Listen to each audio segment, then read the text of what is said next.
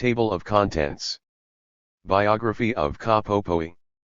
PSR, the semi-feudal alibi for protracted war. PPDR, class line vs. mass line. PPW, a new type revolution of the wrong type. Workers' Manifesto for the New Millennium. References. Biography. Philemon Ka Popoi Lagman. Biography. Philemon Ka Popoi Lagman, 1953–2001. Incumbent Chairman, Bukluran Ng Manggagawang Pilipino, BMP. Advocate of the formation of Partido Ng Manggagawa, a newly established Labour Party to participate in the coming elections. Arrested in 1996 at the height of protests against the Asia-Pacific Economic Cooperation, APEC, Summit. BMP Chairman since 1995. Arrested in 1994 and went above ground after his release. Led the split in the Communist Party of the Philippines, CPP, in 1991 due to differences with CPP Chairman Joma Sison on the question of the strategy of guerrilla war and the analysis of Philippine society as semi-feudal. Advocated the shift to concentrating on the workers' movement, combining parliamentary and extra-parliamentary means of struggle, and a strategy of the workers' uprising towards a socialist revolution. Secretary of the Manila Rizal Party Committee during martial law until his suspension by the Executive Committee Central Committee in 1978 due to differences in the tactics of participation, which he advocated, against the boycott of the interim Batasang Pambanza elections. Student activist since high school and member of the Samahan ng Demokratikong Kabataan, SDK, at UP. Finished only a year of journalism at UP Diliman and went underground after that. Born on March 17, 1953 and is survived by his 3 children. PSR, a semi-feudal alibi for protracted war, 1994. Works of Lagman. Metro Manila, Rizal Regional Committee.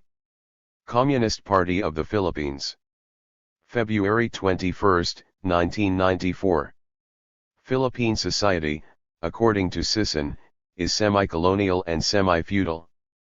But the question arises, what precisely is the prevailing mode of production in Philippine society? Is it capitalist or feudal? Is it a combination of both? Or neither of the two? Meaning, the semi-colonial, semi-feudal characterization itself is the subject of our analysis of the prevailing mode of production in Philippine society. There is no dispute, insofar as this semi-colonial and semi-feudal characterization is but a description, an expression of the peculiar features of the socio-economic evolution of Philippine society. It is an expedient formulation that highlights the immediate political tasks of the people's struggle, the elimination of all feudal remnants and the struggle for national self-determination, all within the bourgeois bounds of the democratic revolution. We can even describe our society as a mongrel economy, for it is a mixture of the worst features of 2 opposing modes of production. Or we can diagnose it as a mongoloid economy, afflicted by an abnormality in its fetal stage of development. But whatever description we make, still, we must classify this semi-colonial, semi-feudal social specimen according to whatever social order it properly belongs, attach its correct scientific name, identify its mode of existence, its mode of production. Political expediency must not in any way become an excuse to obscure or evade the necessity for a theoretically precise definition and understanding of the basic process of our social and economic evolution. Nor must this analysis become simply an alibi for a preconceived strategy of revolution. Although claiming to be a faithful follower of Marxist political economy, Sison prefers, however, to replace the precise and clear Marxist categorization of a mode of production by the vague and diffuse term semi-colonial and semi-feudal, and hence surreptitiously evades and disguises the basic process in the economic development of the Philippines, keeping incognito its real mode of existence. Lenin, more than once, described Russian society as semi-feudal, and even barbaric, because of the widespread survivals of serfdom and the autocratic rule of Tsarism. But these peculiar features of Russian society did not prevent him from going deeper and penetrating into the very core of the question in an attempt to understand the basic process determining the socio-economic evolution of Russian society. And his essential conclusion was, the mode of production of Russian society was basically bourgeois and capitalist, despite, and through all, its medieval features and stages of transition. But for Sisson, he is fully contented, and very proud of himself, with his semi-colonial and semi-feudal sketch of Philippine society, emphasizing every line and feature in bold strokes, and for the past 25 years, has vehemently insisted that this is the only way Philippine society should be drawn. He has given his semi-colonial and semi-feudal analysis of Philippine society a life of its own theoretical rationalization. He makes the impression that he has concatenated it into a distinct mode of production, into an economic category, even raised it to the level of a basic principle of Marxism-Leninism that should be reaffirmed in the decade of the 1990s up to the new century by every Filipino proletarian revolutionary. Ask any comrade faithful to the party line what the prevailing mode of production in the country is, and his ready reply will be, Philippine society is neither feudal nor capitalist but semi-colonial and semi-feudal. This is our prevailing understanding of the mode of production dominant in Philippine society. But is this the official party line? Let us review the party Bible, Sisson's Philippine Society and Revolution, to ascertain what truly is his analysis of the prevailing mode of production. Semi-feudalism, a mode of expression not a mode of production. In the PSR, Sisson completely evades a categorical presentation of the question. However, by an integral analysis of all his theoretical assertions, one can get a clear picture of how Sisson defines the mode of production in Philippine society. Sisson begins with the assertion that Philippine society is semi-colonial and semi-feudal. And this status is determined by U.S. imperialism, feudalism, and bureaucrat capitalism. These are three determining factors of what Sisson calls the status of Philippine society. If by the word status Sisson is referring to the mode of production, he does not clarify. But this word has no status in Marxist terminology unless qualified. He then explains first why Philippine society is semi-colonial and then proceeds to explain why it is semi-feudal. In both explanation, he pinpoints U.S. imperialism as the principal determinant. In discussing Philippine mode of production, we will put aside the semi-colonial characterization. No Marxist in his right mind will insist that this semi-colonial status of the Philippines is a categorization of a mode of production. The semi-colonial question is not a socio-economic category but a political democratic question. It does not refer to relations of production or a mode of production but to a relationship between imperialism and political democracy. Thus if we delete or ignore this semi-colonial aspect, what is left of Sisson's description of the mode of production dominant in Philippine society? The prevailing mode of production in the Philippines is semi-feudal. Hence, Metro Manila, the national industrial center, is semi-feudal. The urban centers of the Philippines where more than 48% of the population reside is semi-feudal. Sisson's fanatics might protest, semi-feudalism refers primarily to the countryside. If that is so, then how do they describe the economy in the cities, semi-colonial?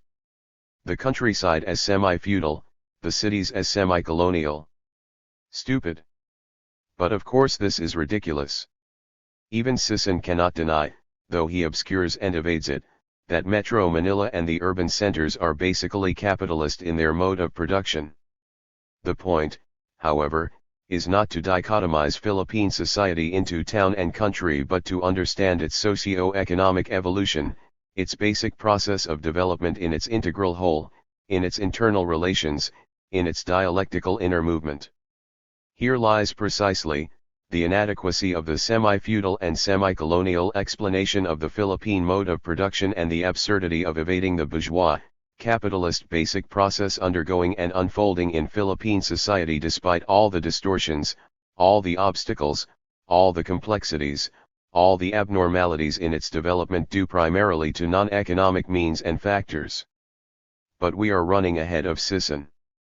Let us see how Sisson defines and explains Philippine society, its mode of production and its basic process vis-a-vis his semi-feudal analysis. According to Sisson, the semi-feudal character of Philippine society is principally determined by the impingement of U.S. monopoly capitalism on the old feudal mode of production and the subordination of the latter to the former. So from feudal, the Philippines becomes semi-feudal through an imperialist impingement. And feudalism becomes a subordinate of monopoly capitalism, a concubine of Uncle Sam.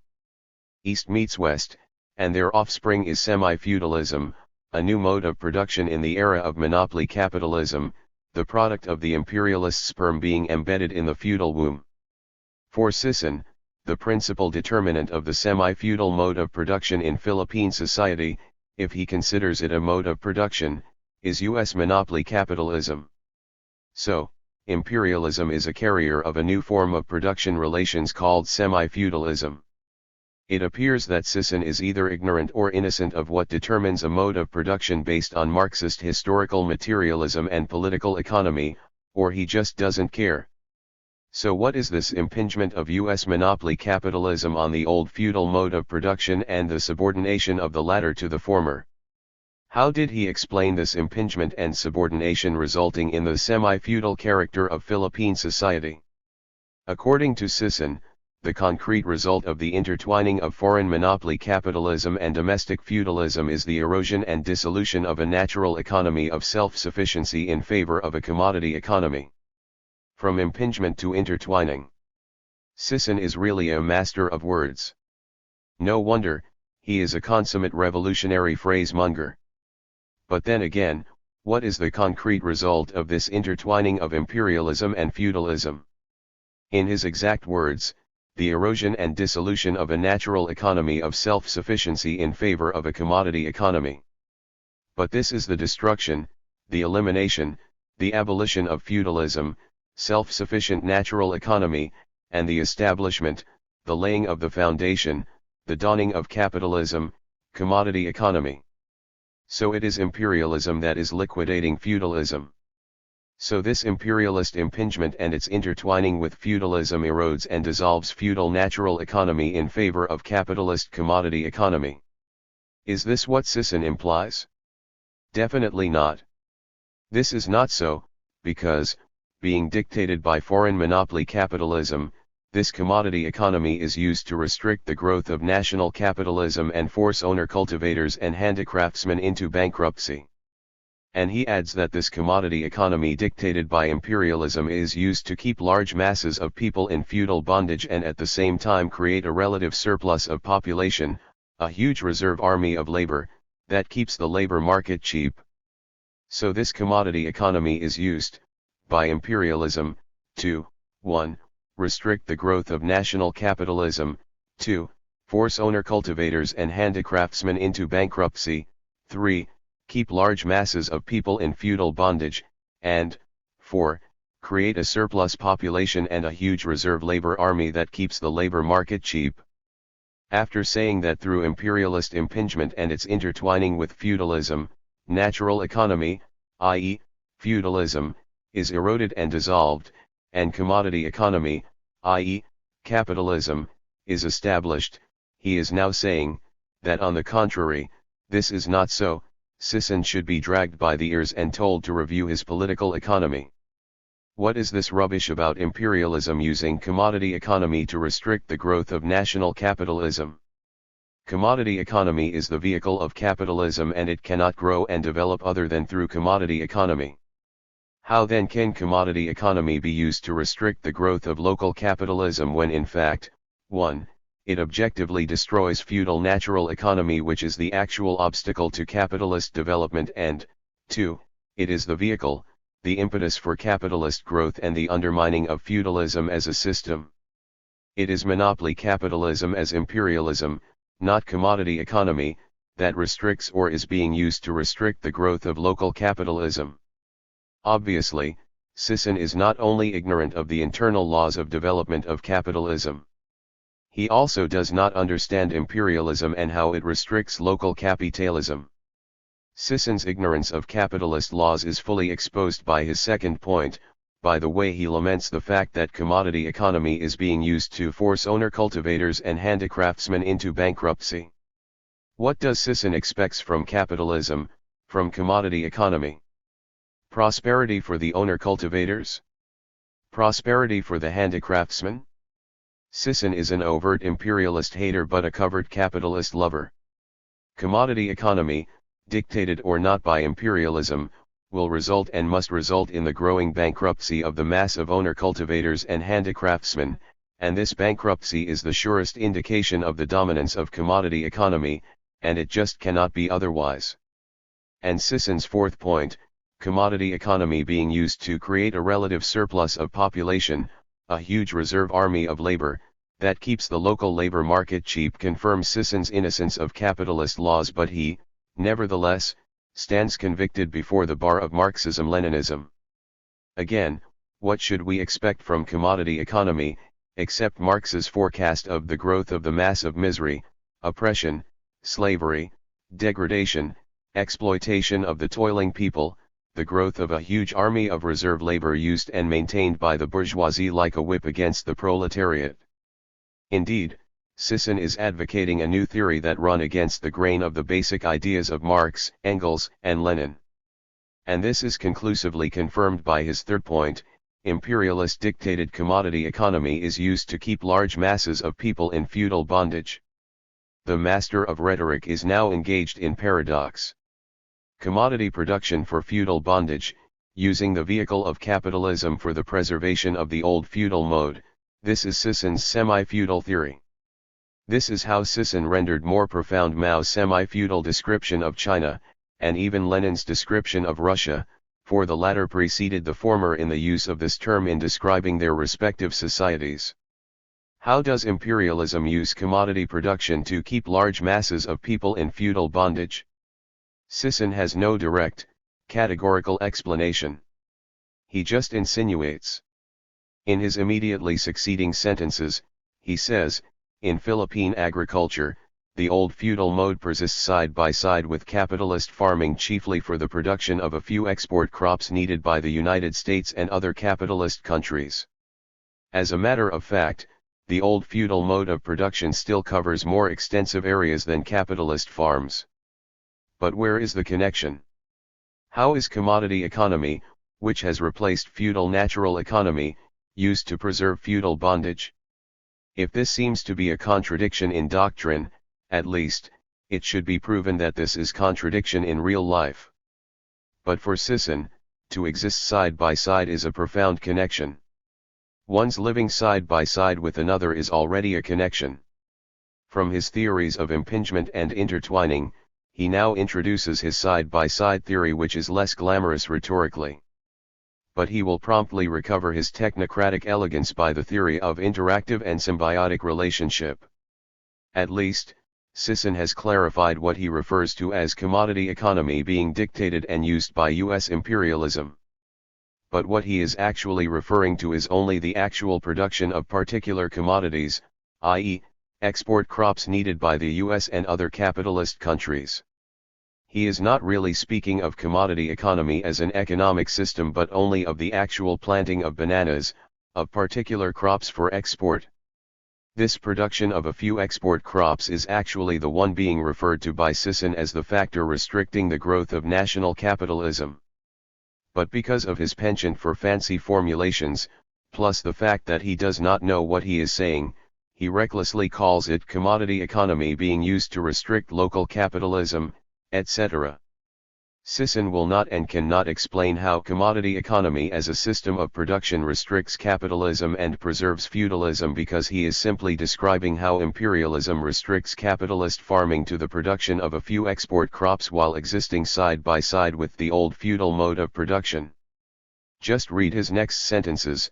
Feudalism has been encouraged and retained by U.S. imperialism to perpetuate the poverty of the broad masses of the people, subjugate the most numerous class, which is the peasantry, and manipulate local backwardness for the purpose of having cheap labor and cheap raw materials from the country. It is in this sense that domestic feudalism is the social base of U.S. imperialism. See, no more commodity economy being used to restrict local capitalism and preserve domestic feudalism. Instead, he just distracts us with his prattle and chatter and surprises us with another profound assertion: feudalism is the social base of US imperialism. But before we tackle this social base theory, let us pause and reflect on all that had been said. What then is semi-feudalism, or where is semi-feudalism? Sisson began his explanation of semi-feudalism with his theories of impingement and intertwining, which resulted in the erosion and dissolution of natural economy in favor of commodity production. From here, one is tempted to interpret Sisson's semi-feudalism as the growth of capitalism in agriculture from the old feudal mode, but an abnormal, artificial growth, not following the usual process, because 1. It is the result of imperialist impingement, hence, a local capitalism dependent on and distorted by the domination of monopoly capital, and 2. This intertwining of imperialism and feudalism will result in the preservation of feudal remnants, hence, the slower, agonizing growth of local capitalism. But when Sisson suddenly unleashed his sensational assertion that this commodity economy that replaced natural economy is being used by imperialism to restrict local capitalism and preserve domestic feudalism, his semi-feudalism decisively assumes a different meaning, or to be more precise, becomes meaningless. This is proven by his subsequent statements, whose crowning glory is his most profound theory of feudalism as the social base of imperialism. He had sown dragon's teeth but harvested fleas. Sisson's semi-feudalism is a negation of the negation, but not of the spiral type. First, feudal natural economy is negated by capitalist commodity economy as a result of Sisson's process of impingement and intertwining. But for Sisson, what is negated is not feudalism but only its natural economy, only its soul but not its body. This is the first negation. Then, this commodity economy is further negated, again by this impingement and intertwining. In this second negation, commodity economy is disowned and castrated as an illegitimate product of the marriage of imperialism and feudalism, and what they consider as their very own is what Sisson has nicknamed, with fondness, as semi-feudalism. Actually, the outcome of this marriage are twins. According to Sisson, the interactive and symbiotic relationship between U.S. imperialism and feudalism has made Philippine society semi-colonial and semi-feudal.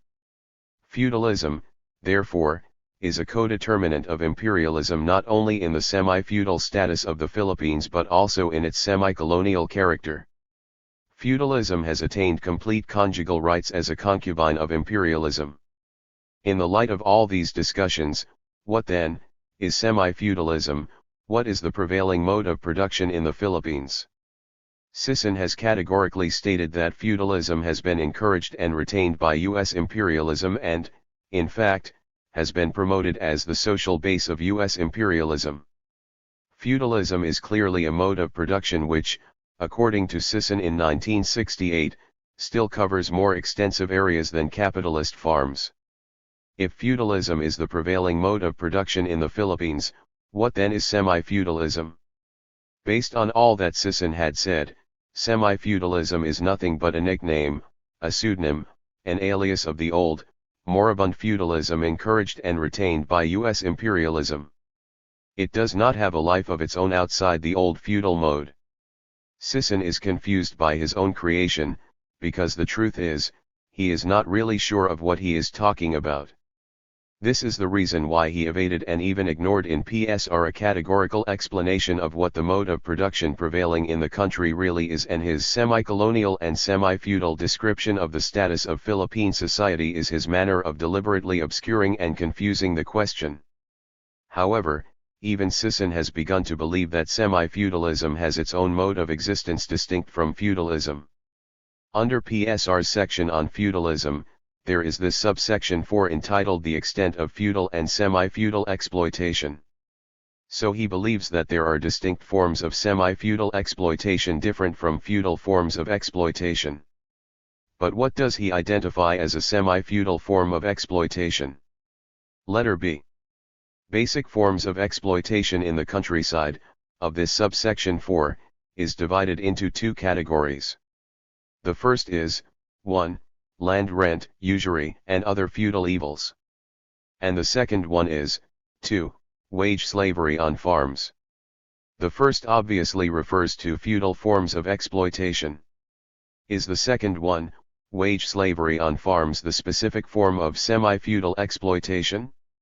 Wage slavery on farms is a capitalist form of exploitation. It is capitalism. But Sisson insinuates that this is semi-feudalism.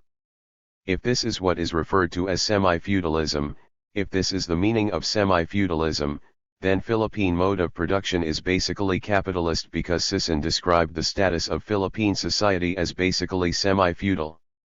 Everything that Sisson has said will burst asunder if this is the meaning of semi-feudalism.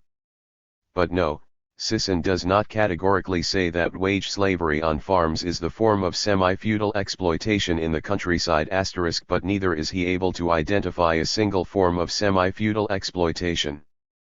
But this proves just how confused Sisson is on his semi-feudalism. Again, according to Sisson, U.S. imperialism enhanced semi-feudalism in the countryside by further encouraging capitalist farming, corporate ownership of land and merchant usury. Here, Sisson speaks of enhancing capitalism in agriculture.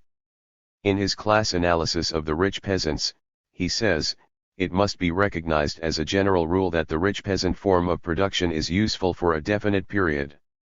A premature policy of liquidating it should strictly be avoided. Now, what is this rich peasant form of production that is useful for a definite period? After describing the rich peasants as the rural bourgeoisie and the rich peasant economy, i.e., hiring farm labor or letting part of their land to poor peasants, although they themselves work, he declares that the rich peasants represent semi-feudalism in the barrios, and his view of the rich peasants is that they can remain neutral in the agrarian revolution against the landlords. This is how confused Sisson is with this mess of contradictory statements. On the one hand, he says that the rich peasants are the rural bourgeoisie, but on the other hand, he says they can remain neutral in the agrarian revolution. What is this? A rural bourgeoisie that is neutral in the anti-feudal struggle? What kind of rural bourgeoisie is this? Yet he says the rich peasants can be of help to the anti-imperialist struggle of the peasants' masses. What is this? A rural bourgeoisie that is more anti-imperialist than anti-feudal. On the one hand, he says that the semi-feudal system in the Philippines should be overthrown because this is the product of imperialist feudal collusion. But on other hand, speaking of the rich peasant form of production, which according to him is semi-feudalism, this semi-feudalism is useful for a definite period, and a premature policy of liquidating it should be strictly avoided. This is what he gets for equating and confusing capitalism with semi-feudalism, for equating and confusing capitalist agriculture with semi-feudalism. The rich peasants as the rural bourgeoisie are the carrier, the harbinger of capitalism, not of semi-feudalism, not only at the barrio level but in the entire countryside. The rich peasantry as the rural bourgeoisie will not only remain neutral but are basically anti-feudal. But they may remain neutral and even reactionary in the armed struggle of the proletarian forces, as they are conservative and suspicious of revolutionary forms of struggle as dictated by their class position in society. The problem is, Sisson also equates the anti-feudal struggle with the armed struggle, and makes the latter the principal criterion. Hence, his view of the rich peasants as basically neutral in the anti-feudal struggle, plus his view that this peasant sector is the carrier of semi-feudalism in the barrio, a semi-feudalism that is useful and should not be liquidated for a definite period. Even on the question of capitalist development, Sisson's formulations are a confused mess of contradictions. On the one hand, he says, U.S. imperialism exports its surplus capital to its colonies and semi-colonies not to raise the economy of these to the level of capitalist development. On the other hand, he says after only a few sentences, although U.S. imperialism has introduced a certain degree of capitalist development, which is which? Sisson will not accept these formulations as contradictory, but will insist that both are correct in the sense that imperialism introduces a certain degree of capitalist development but not to the level of real capitalist development. According to Sisson, U.S. monopoly capital has assimilated the seed of capitalism that is within the womb of domestic feudalism, but at the same time it has prevented the full growth of the seed into a national capitalism. What is this capitalist seed within the womb of feudalism that all-powerful imperialism has assimilated and whose full growth it will prevent with all the means that it can muster? Again, Sisson does not specify. But if we take Sisson's word for it, the growth of local capitalism in the Philippines is hopeless since its seed, the basis of its development, has already been assimilated by the imperialist monster. We will return to this most important assimilation theory of Sisson plus his social base theory. For now, what is important is to understand the implications of all of Sisson's theoretical formulations or obscurantism in defining his view on what really is the prevailing mode of production in the Philippines. One thing though is very clear: Sisson's semi-feudalism is not a mode of production but a mode of description of what is basically to him is a feudal system of economy maintained and preserved through an interactive and symbiotic relationship with imperialism. Even his concept of semi-colonialism is nothing but a pseudonym of what is virtually a colonial status of the Philippines, because, in Sisson's view of imperialism, it is really an omnipotent superpower that puts everything under its will. Feudalism as a mode of production. We have established, despite the maze of semi-feudal obscurantism, eclecticism and sophistry, that in Sisson's view, the Philippines is basically feudal in its mode of production. But, what is his understanding of feudalism as a mode of production and how it persists in the Philippines? Here is how Sisson explains feudalism. Feudalism is a mode of production in which the principal forces of production are the peasants and the land which they till, and the relations of production are basically characterized by landlord oppression and exploitation of the peasantry. The most immediate manifestation of feudalism is the possession of vast areas of cultivable land by a few landlords who themselves do not till the land and who compel a big number of tenants to do the tilling. Feudal relations between the parasitic landlord class and the productive peasantry essentially involve the extortion of exorbitant land rent in cash or kind from the latter by the former. In his definition, Sisson identifies the feudal forces of production, peasants and the land, and relations of production, landlord oppression. He pinpoints its immediate manifestation, the possession of vast areas of land by a few landlords, and its essential relations, extortion of exorbitant land rent. This is how Sisson understands feudalism. This is how he defines a mode of production. No wonder Sisson concludes that Philippine society is basically feudal, because in 1968 this is how the Philippine landscape appears to be, at first glance. You can sketch the countryside just by glancing at the greenery, even from a moving train. But you cannot analyze society just by taking a superficial glance. For Sisson, if you see peasants tilling the land, idle landlords oppressing and exploiting them, this is feudalism. If you see vast areas of land owned by a few landlords who compel a big number of tenants to do the tilling, this is feudalism. If you see parasitic landlords extorting exorbitant rent from the peasants, this is feudalism. Is Sisson's description of feudalism adequate for the purpose of correctly distinguishing it as a mode of production? Is Sisson's conception of a mode of production adequate to correctly analyze the prevailing mode of production in Philippine society? Compare Sisson's definition of feudalism with Marx's description of this particular mode of production. The direct producer is to be found here in the possession of his means of production, the necessary material labor conditions required for the realization of his labor and the production of his means of subsistence. He conducts his agricultural activity and the rural home industries connected with it independently. Under such conditions, the surplus labor for the nominal owners of the land can only be extorted from them by other than economic pressure, whatever the form assumed may be. Thus conditions of personal dependence are requisite, a lack of personal freedom, no matter to what extent, and being tied to the soil as its accessory, bondage in the true sense of the word. This is also how Lenin described the economic system which prevailed in Russia in the epoch of serfdom. According to Lenin, its prevalence obviously presumes the following necessary conditions: firstly, the predominance of natural economy. The feudal estate had to constitute a self-sufficing, self-contained entity, in very slight contact with the outside world. Secondly, such an economy required that the direct producer be allotted the means of production in general, and land in particular, and moreover that he be tied to the land, since otherwise the landlord is not assured of hands. Thirdly, a condition for such a system of economy was the personal dependence of the peasant on the landlord. Hence, other than economic pressure, as Marx says in describing this economic regime, was necessary. Fourthly, and finally, a condition and a consequence of the system of economy described was the extremely low and stagnant condition of technique, for farming was in the hands of small peasants, crushed by poverty and degraded by personal dependence and by ignorance.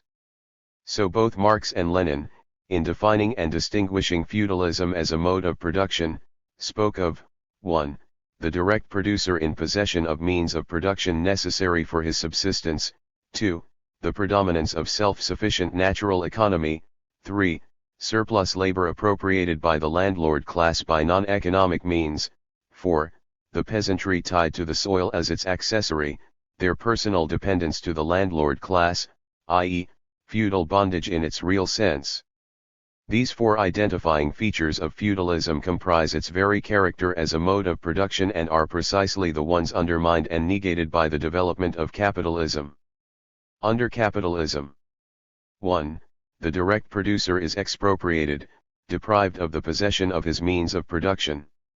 According to Lenin, the methods of obtaining the surplus product under feudal and under capitalist economy are diametrically opposed. The former is based on the producer being provided with land, the latter on the producer being dispossessed of the land. 2. Self-sufficient natural economy is eroded, dissolved, and replaced by commodity, cash, market economy. According to Lenin, the production of grain by the landlords for sale, which developed particularly in the latter period of the existence of serfdom, was already a harbinger of the collapse of the old regime. 3. Surplus labor is appropriated through economic mechanisms, through the exchange of equivalents but resulting in surplus value. According to Lenin, in elaborating Marx's other than economic pressure description of feudal appropriation, if the landlord had not possessed direct power over the person of the peasant, he could not have compelled a man who had a plot of land and ran his own farm to work for him. 4. The peasantry is liberated from the soil, transformed into a free man, becomes a proletariat. According to Lenin, the separation of the direct producer from the means of production, i.e., his expropriation signifies the transition from simple commodity production to capitalist production, and constitutes the necessary condition for this transition. Now, how come Sisson, in his definition of feudalism, mentions not even one of the four basic features of feudalism of which Marx and Lenin are one in describing, basic features which constitute the main foundations of feudalism as a system? Why is Sisson's characterization of feudalism different with that of Marx and Lenin? Has moribund feudalism changed so much from the time of Marx and Lenin that it has survived the 20th century even though it has lost its original, historical nature? This is not a generational but an ideological gap, a deep chasm between the political economy of Maoism and that of Marxism-Leninism. But for Sisson, this is not simply an ideological gap, but a question of intellectual honesty. Sisson failed to mention any of the four basic features and foundations of feudalism as a mode of production because they no longer exist and have already been undermined in Philippine reality. Sisson arbitrarily defines feudalism the way he wants it, minus its essential character as an independent, historical mode of production. 1. Natural economy, the self-contained and the self-sufficient character of the feudal estate, has been eroded, dissolved, and replaced by commodity economy. 2. An economy that required the direct producer be allotted the means of production in general, and land in particular, no longer prevails. 3. A system of economy that requires the personal dependence of the peasant on the landlord so the latter can appropriate the surplus product of the former through non-economic means no longer predominates.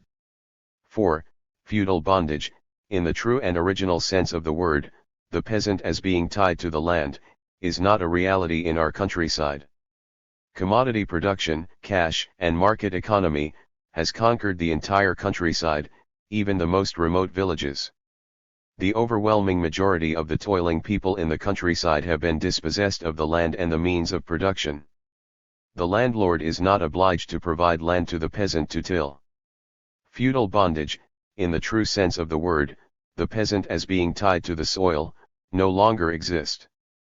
The peasant, if he wants, is free to leave the land that he tills and to venture to other means of livelihood. The overwhelming majority of the tillers have been transformed into free agents, into proletarians and semi-proletarians in the open market of a commodity economy. Even present-day tenancy is no longer feudal bondage in the true sense of the word. The peasant as being tied to the soil, his personal dependence on the landlord, his lack of personal freedom, the landlord's direct power over the person of the peasant, no longer prevails. The peasant's surplus product is no longer appropriated by means other than economic pressure, but precisely through economic pressure, his uprootment from the means of subsistence, his economic dependence on the landlord who controls the means of productions. Personal dependence on the landlord on the basis of natural economy has been replaced by economic dependence on the landlord, the renting of land because of dire need on the basis of commodity production. The main foundations of feudalism as a mode of production have been substantially undermined in the Philippines in its socio-economic evolution. Yet, Sisson insists that feudalism as an economic system persists and predominate in Philippine society because he has reduced feudalism as a mode of production into landlordism and tenancy. But this is not feudalism, as an independent, historical mode of production, but the survivals, the vestiges, the remnants of its forms, i.e., landlordism, tenancy, etc., under present-day society. And no matter how rampant, how prevalent, how pervasive are these feudal forms, they are nevertheless but the survivals of feudalism, not the feudal mode of production itself. The mode of describing this persistence and pervasiveness of old feudal forms under present-day Philippine society, which is essentially bourgeois and capitalistic in character, and in the context of present-day world capitalist system dominated by imperialism, is what should properly be called semi-feudalism. This is semi-feudalism. Meaning, the basic economic process of a bourgeois, capitalist system has taken over and ousted the old feudal process, and is now the underlying economic law beneath all the vestiges, all the survivals, all the remnants of the old feudal mode. There would not be any dispute if Sisson defined semi-feudalism as such, a basically capitalist, bourgeois mode of production hampered and distorted by feudal survivals and imperialist impositions. But instead of bringing into the forefront and emphasizing more strongly this basic economic process, Sisson attempts to insist that the old feudal mode persists, ignores the bourgeois economic process in Philippine society, and even goes to the extent of promoting feudalism as the social base of imperialism. Political economy, according to Engels, is the science of the laws governing the production and exchange of the material means of subsistence in human society. Now, if indeed, feudalism is the prevailing mode in Philippine society, Sisson must prove that production and exchange in our economic system is basically feudal. What is a feudal system of production and exchange? It is essentially and by nature a self-sufficient and self-contained natural economy, and it cannot be otherwise, for feudalism has its own historical specificity. Now, will Sisson ever dare to assert and prove that even in 1968, the prevailing system of production and exchange of the means of subsistence of Philippine society was in the form of a self-sufficient and self-contained natural economy? Of course, he won't, for he admits the fact that this type of production and exchange has already been eroded and dissolved in favor of commodity economy. Why insist, then, that Philippine society is feudal? Sisson so insists because he has reduced feudalism to landlordism and tenancy, which is prevalent in Philippine society. But even assuming that Sisson's definition of feudalism, reducing it to landlordism and tenancy, can stand on these two feudal limbs as a definition, still it cannot pass the simple test of a concrete analysis of concrete conditions of Philippine society. Reducing feudalism to landlordism and tenancy essentially means reducing feudal relations to a question of land rent, whatever its form. Actually, he formulates it as such: feudal relations between the parasitic landlord class and the productive peasantry essentially involve the extortion of exorbitant land rent in cash or kind from the latter by the former.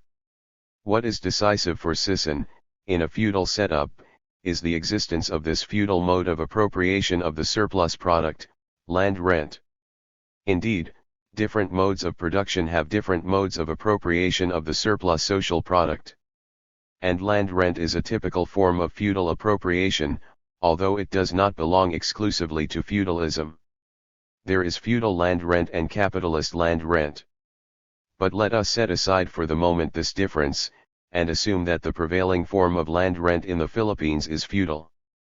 The question is, was the predominant mode of appropriation of the surplus social product in Philippine society, even in 1968, in the form of land rent? Sisson won't dare assert that the principal mode of appropriation in Philippine society in 1968 was in the form of land rent, for hard facts and statistics can easily prove that social wealth and the surplus social product in the Philippines, even then, was the output mainly of wage labor and in the form of capitalist surplus value. If the predominant mode of production, exchange, and appropriation in Philippine society is not feudal, what is left of Sisson's feudalism? Will Sisson, or his fanatics, stoop so low as to argue that Philippine society is feudal in the sense that the majority of our people are peasants oppressed and exploited by landlordism and tenancy? Determining a mode of production is not a numerical question of how many peasants are tenants of the landlord class. This is the task of statistics, not of political economy. According to Lenin, it is not with production that political economy deals, but with the social relations of men in production, with the social system of production. Once these social relations have been ascertained and thoroughly analyzed, the place in production of every class, and, consequently, the share they get of the national consumption, are thereby defined. The only fallback available to Sisson is to retreat to his semi-feudal obscuranticism and eclecticism, deny that Philippine society is feudal, deny that he ever asserted, at least categorically, even in PSR, that the dominant mode is feudal, and insist that what he had categorically stated is Philippine society is semi-colonial and semi-feudal. Indeed, Sisson has never categorically declared or formulated that Philippine mode of production is feudal, and in fact, he evaded and obscured such a categorical posing of the question. But it is clear as daylight, in the entire PSR, that his essential analysis of Philippine society is feudal, although he preferred to characterize it as semi-feudal. But let us grant Sisson his refuge. Let us return to where we started, to his semi-feudalism. If semi-feudalism is not feudalism, what kind of social species is it? There are only two choices left for Sisson. 1. Classify it under the capitalist domain with widespread feudal enclaves. Or obscure it again by classifying it as anonymous, neither capitalist nor feudal but with a sprinkling of both, hence a distinct type of social system. The first is anathema to Sisson, and so we proceed to his anonymous social order, neither feudal nor capitalist but semi-feudal. And we again repeat the basic question, is there such a social system called semi-feudal? Can semi-feudalism independently stand as a distinct mode of production? Lenin speaks of a transitional system of economy. It is a historical situation wherein capitalist economy cannot emerge at once, and feudal economy cannot disappear at once. The only possible system of economy is, accordingly, a transitional one, a system combining the features both of feudal and capitalist systems. These two systems are actually interwoven in the most varied and fantastic fashion. Sometimes the feudal forms pass into the capitalist forms and merge with the latter to such extent that it becomes almost impossible to distinguish one from the other. According to Lenin, life creates forms that unite in themselves with remarkable gradualness, systems of economy whose basic features constitute opposites. It becomes impossible to say where feudalism ends and where capitalism begins. And he adds, it is quite natural that the combination of such dissimilar and even opposite systems of economy leads in practice to a whole number of most profound and complicated conflicts and contradictions, and that the pressure of these contradictions results in a number of farmers going bankrupt, etc. All these are phenomena characteristics of every transitional period. Having established the fact that it is possible that two opposing systems are merged in a historical situation of transition, What then is the task of political economy? The task is not to formulate reality in suspended animation but to capture the dynamism of this transition, for it is precisely a period not of static anonymity but of an intense inner struggle for identity. More specifically, the imperative is to determine which of the two systems is eliminating the other under the influence of the whole course of economic evolution. The task is not just to merely declare it a transitional period, for it is something obvious and apparent, static and meaningless, but to understand its laws of development and its inevitable evolution. Marx, Engels, and Lenin witnessed these transitional periods of history. But never with false pride did they simply announce that the world is in transition. They declared outright how it would transform. Is Sisson's semi-feudalism a transitional system of economy? The way it was presented and formulated by Sisson, it is definitely not a transitional system but a type of economy determined by imperialism in symbiotic, interactive relationship with feudalism. Lenin's transitional system of economy is not something deliberate but objective, arising from historical conditions. Sisson's semi-feudalism is deliberate, predetermined, schematic, an imperialist design in collusion with feudalism. This is Sisson's brand of historical materialism and political economy. Again we quote Sisson's social base theory. As a matter of fact, the old feudal mode of production still covers more extensive areas than capitalist farms. Feudalism has been encouraged and retained by U.S. imperialism to perpetuate the poverty of the broad masses of the people, subjugate the most numerous class which is the peasantry, and manipulate local backwardness for the purpose of having cheap labor and cheap raw materials from the country. It is in this sense that domestic feudalism is the social base of U.S. imperialism. There is nothing transitional in this. Sisson is not saying that capitalism cannot emerge at once or that feudalism cannot disappear at once. Nothing of this sort but the reverse. Feudalism is deliberately encouraged and retained, and capitalism deliberately aborted in its growth, its seed assimilated and prevented from growing. Semi-feudalism, for Sisson, is nothing but a type of feudalism dictated and designed by imperialism, monopoly capitalism impinging on, intertwining and existing side by side with feudalism, in interactive and symbiotic relationship with feudalism as its social base. And this is all there is to it. Feudalism is the instrument of imperialism to perpetuate the poverty of the broad masses of the people. Feudalism is the instrument of imperialism to subjugate the most numerous class which is the peasantry. Feudalism is the instrument of imperialism to manipulate local backwardness for the purpose of having cheap labor and cheap raw materials from the country. Hence, feudalism is the social base of imperialism. And according to Sisson, if landlord power were to be overthrown in the countryside, U.S. imperialism will have nothing to stand on. He should have said, imperialism is nothing without feudalism. This is the meaning of feudalism as the social base of imperialism.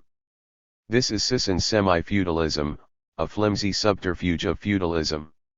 Scratch the surface of this semi-feudalism just a little bit and you will find hidden this hideous, moribund feudal mode. Sisson is like a Narodnik, those Russian muzhik lovers, but inverted inside out.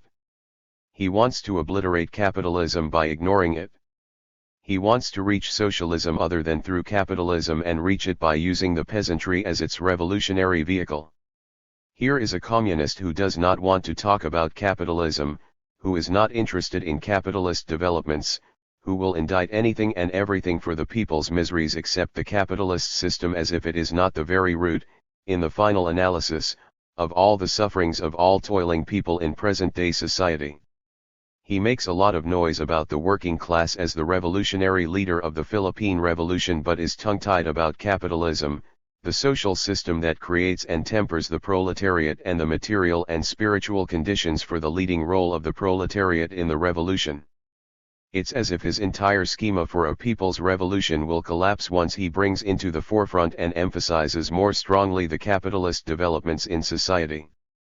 In PSR, capitalist developments in the socio-economic evolution of Philippine society were completely ignored, evaded, obscured, and distorted as if his semi-colonial and semi-feudal characterization will be undermined, annulled and negated once he acknowledged the basic bourgeois economic process underlying the peculiar features of Philippine society. For Sisson, these are not objective realities worth his attention. What is real for him is the imperialist will and consciousness to encourage and retain feudalism in the Philippines as its social base.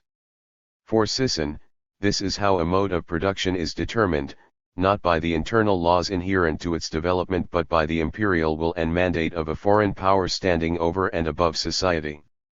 We cannot even praise Sisson for this excessive anti-imperialism, for it does not even hit the class essence of imperialism, its capitalist nature.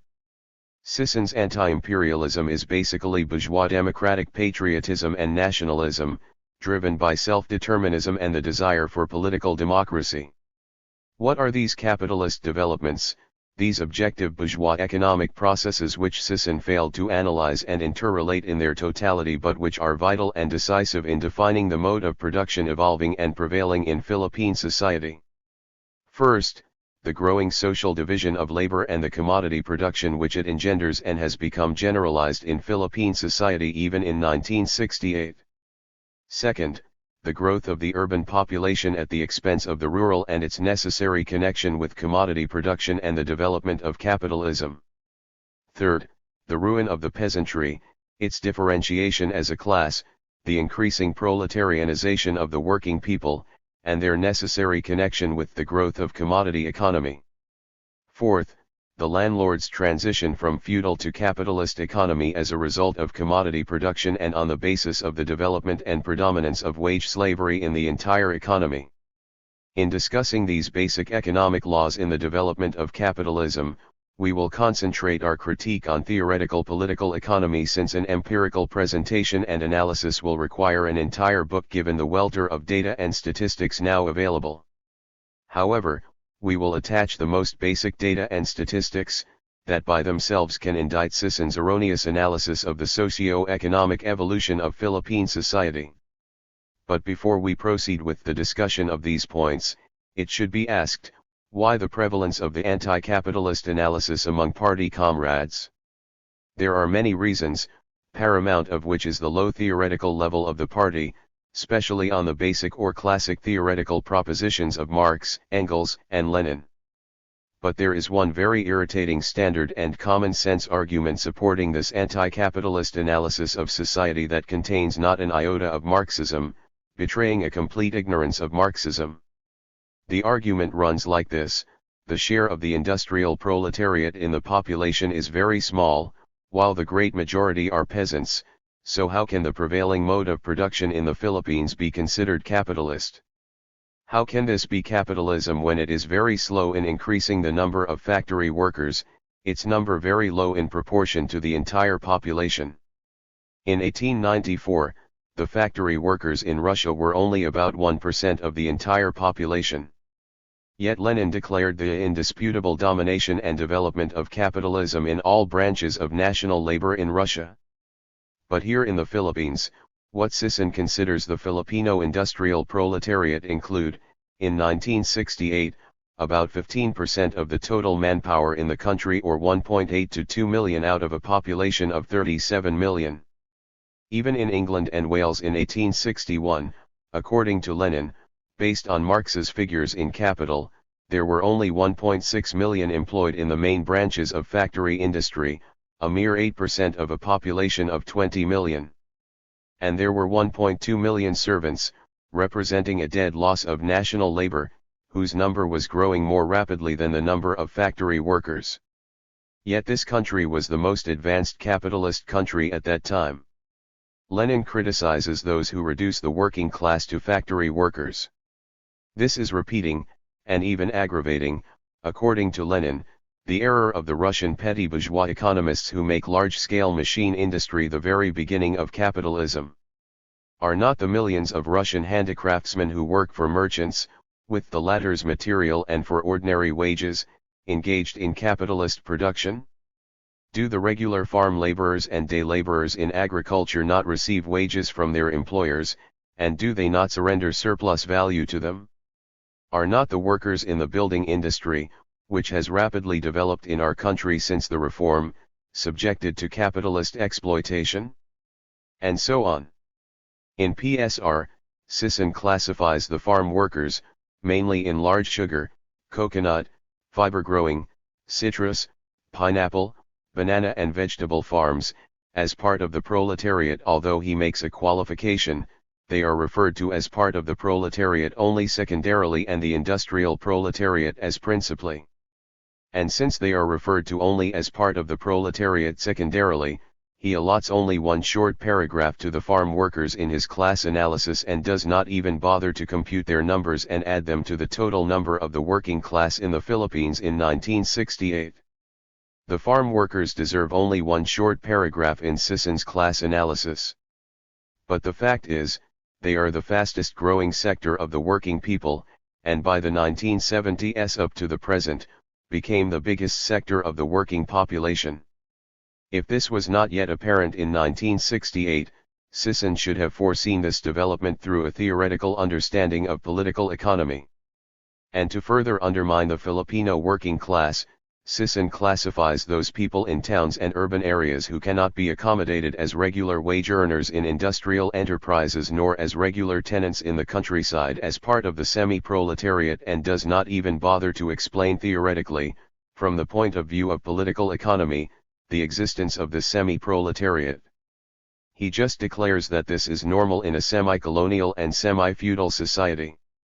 Sisson is obviously committing the error of petty bourgeois economists who make machine industry the beginning of capitalism and this developed stage of capitalism the criterion of its development. The point is, according to Lenin, why judge the mission of capitalism by the number of factory workers, when the mission is fulfilled by the development of capitalism and the socialization of labor in general, by the development of a proletariat in general, in relation to which the factory workers play the role only of front rankers, the vanguard. There is of course, no doubt that the revolutionary movement of the proletariat depends on the number of these workers, on their concentration, on the degree of their development, etc., but all these does not give us the slightest right to equate the unifying significance of capitalism with the number of factory workers. To do so would be to narrow down Marx's idea impossibly. What is this mission of capitalism, this unifying significance of capitalism to which the question of the number of factory workers should not be equated? Lenin is referring to the historic role of capitalism in the socialization of labor and concentration of the means of production, and according to him, these criteria have nothing in common with the number of factory workers. According to Lenin, the socialization of labor by capitalist production does not at all consist in people working under one roof, that is only a small part of the process, but in the concentration of capital being accompanied by the specialization of social labor, by a decrease in the number of capitalists in each given branch of industry and an increase in the number of separate branches of industry, in many separate production processes being merged into one social production process. Lenin made a concrete illustration of this socialization of labor, when in the days of handicraft weaving, for example, the small producers themselves spun the yarn and made it into cloth, we had a few branches of industry, spinning and weaving were merged. But when production becomes socialized by capitalism, the number of separate branches of industry increases, cotton spinning is done separately and so is weaving. This very division and the concentration of production give rise to new branches, machine building, coal mining, and so forth. In each branch of industry, which has now become more specialized, the number of capitalists steadily decreases.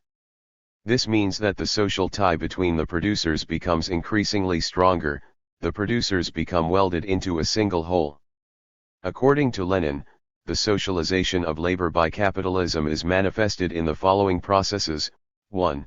The growth of commodity production destroys the scattered condition of small economic units characteristic of natural economy and draws together the small local markets into an enormous market. 2.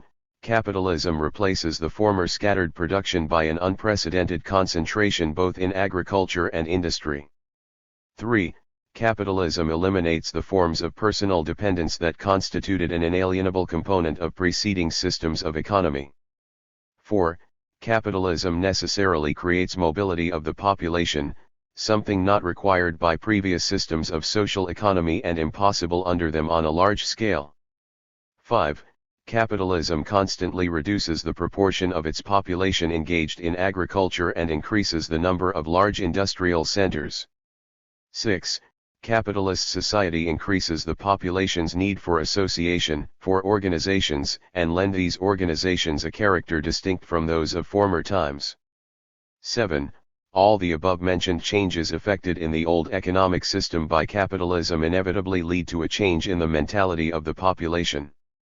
This socialization of labor and concentration of the means of production are the historic roles of capitalism, the hallmarks of capitalism. This is capitalism. The beginning of this economic process is the beginning of capitalism.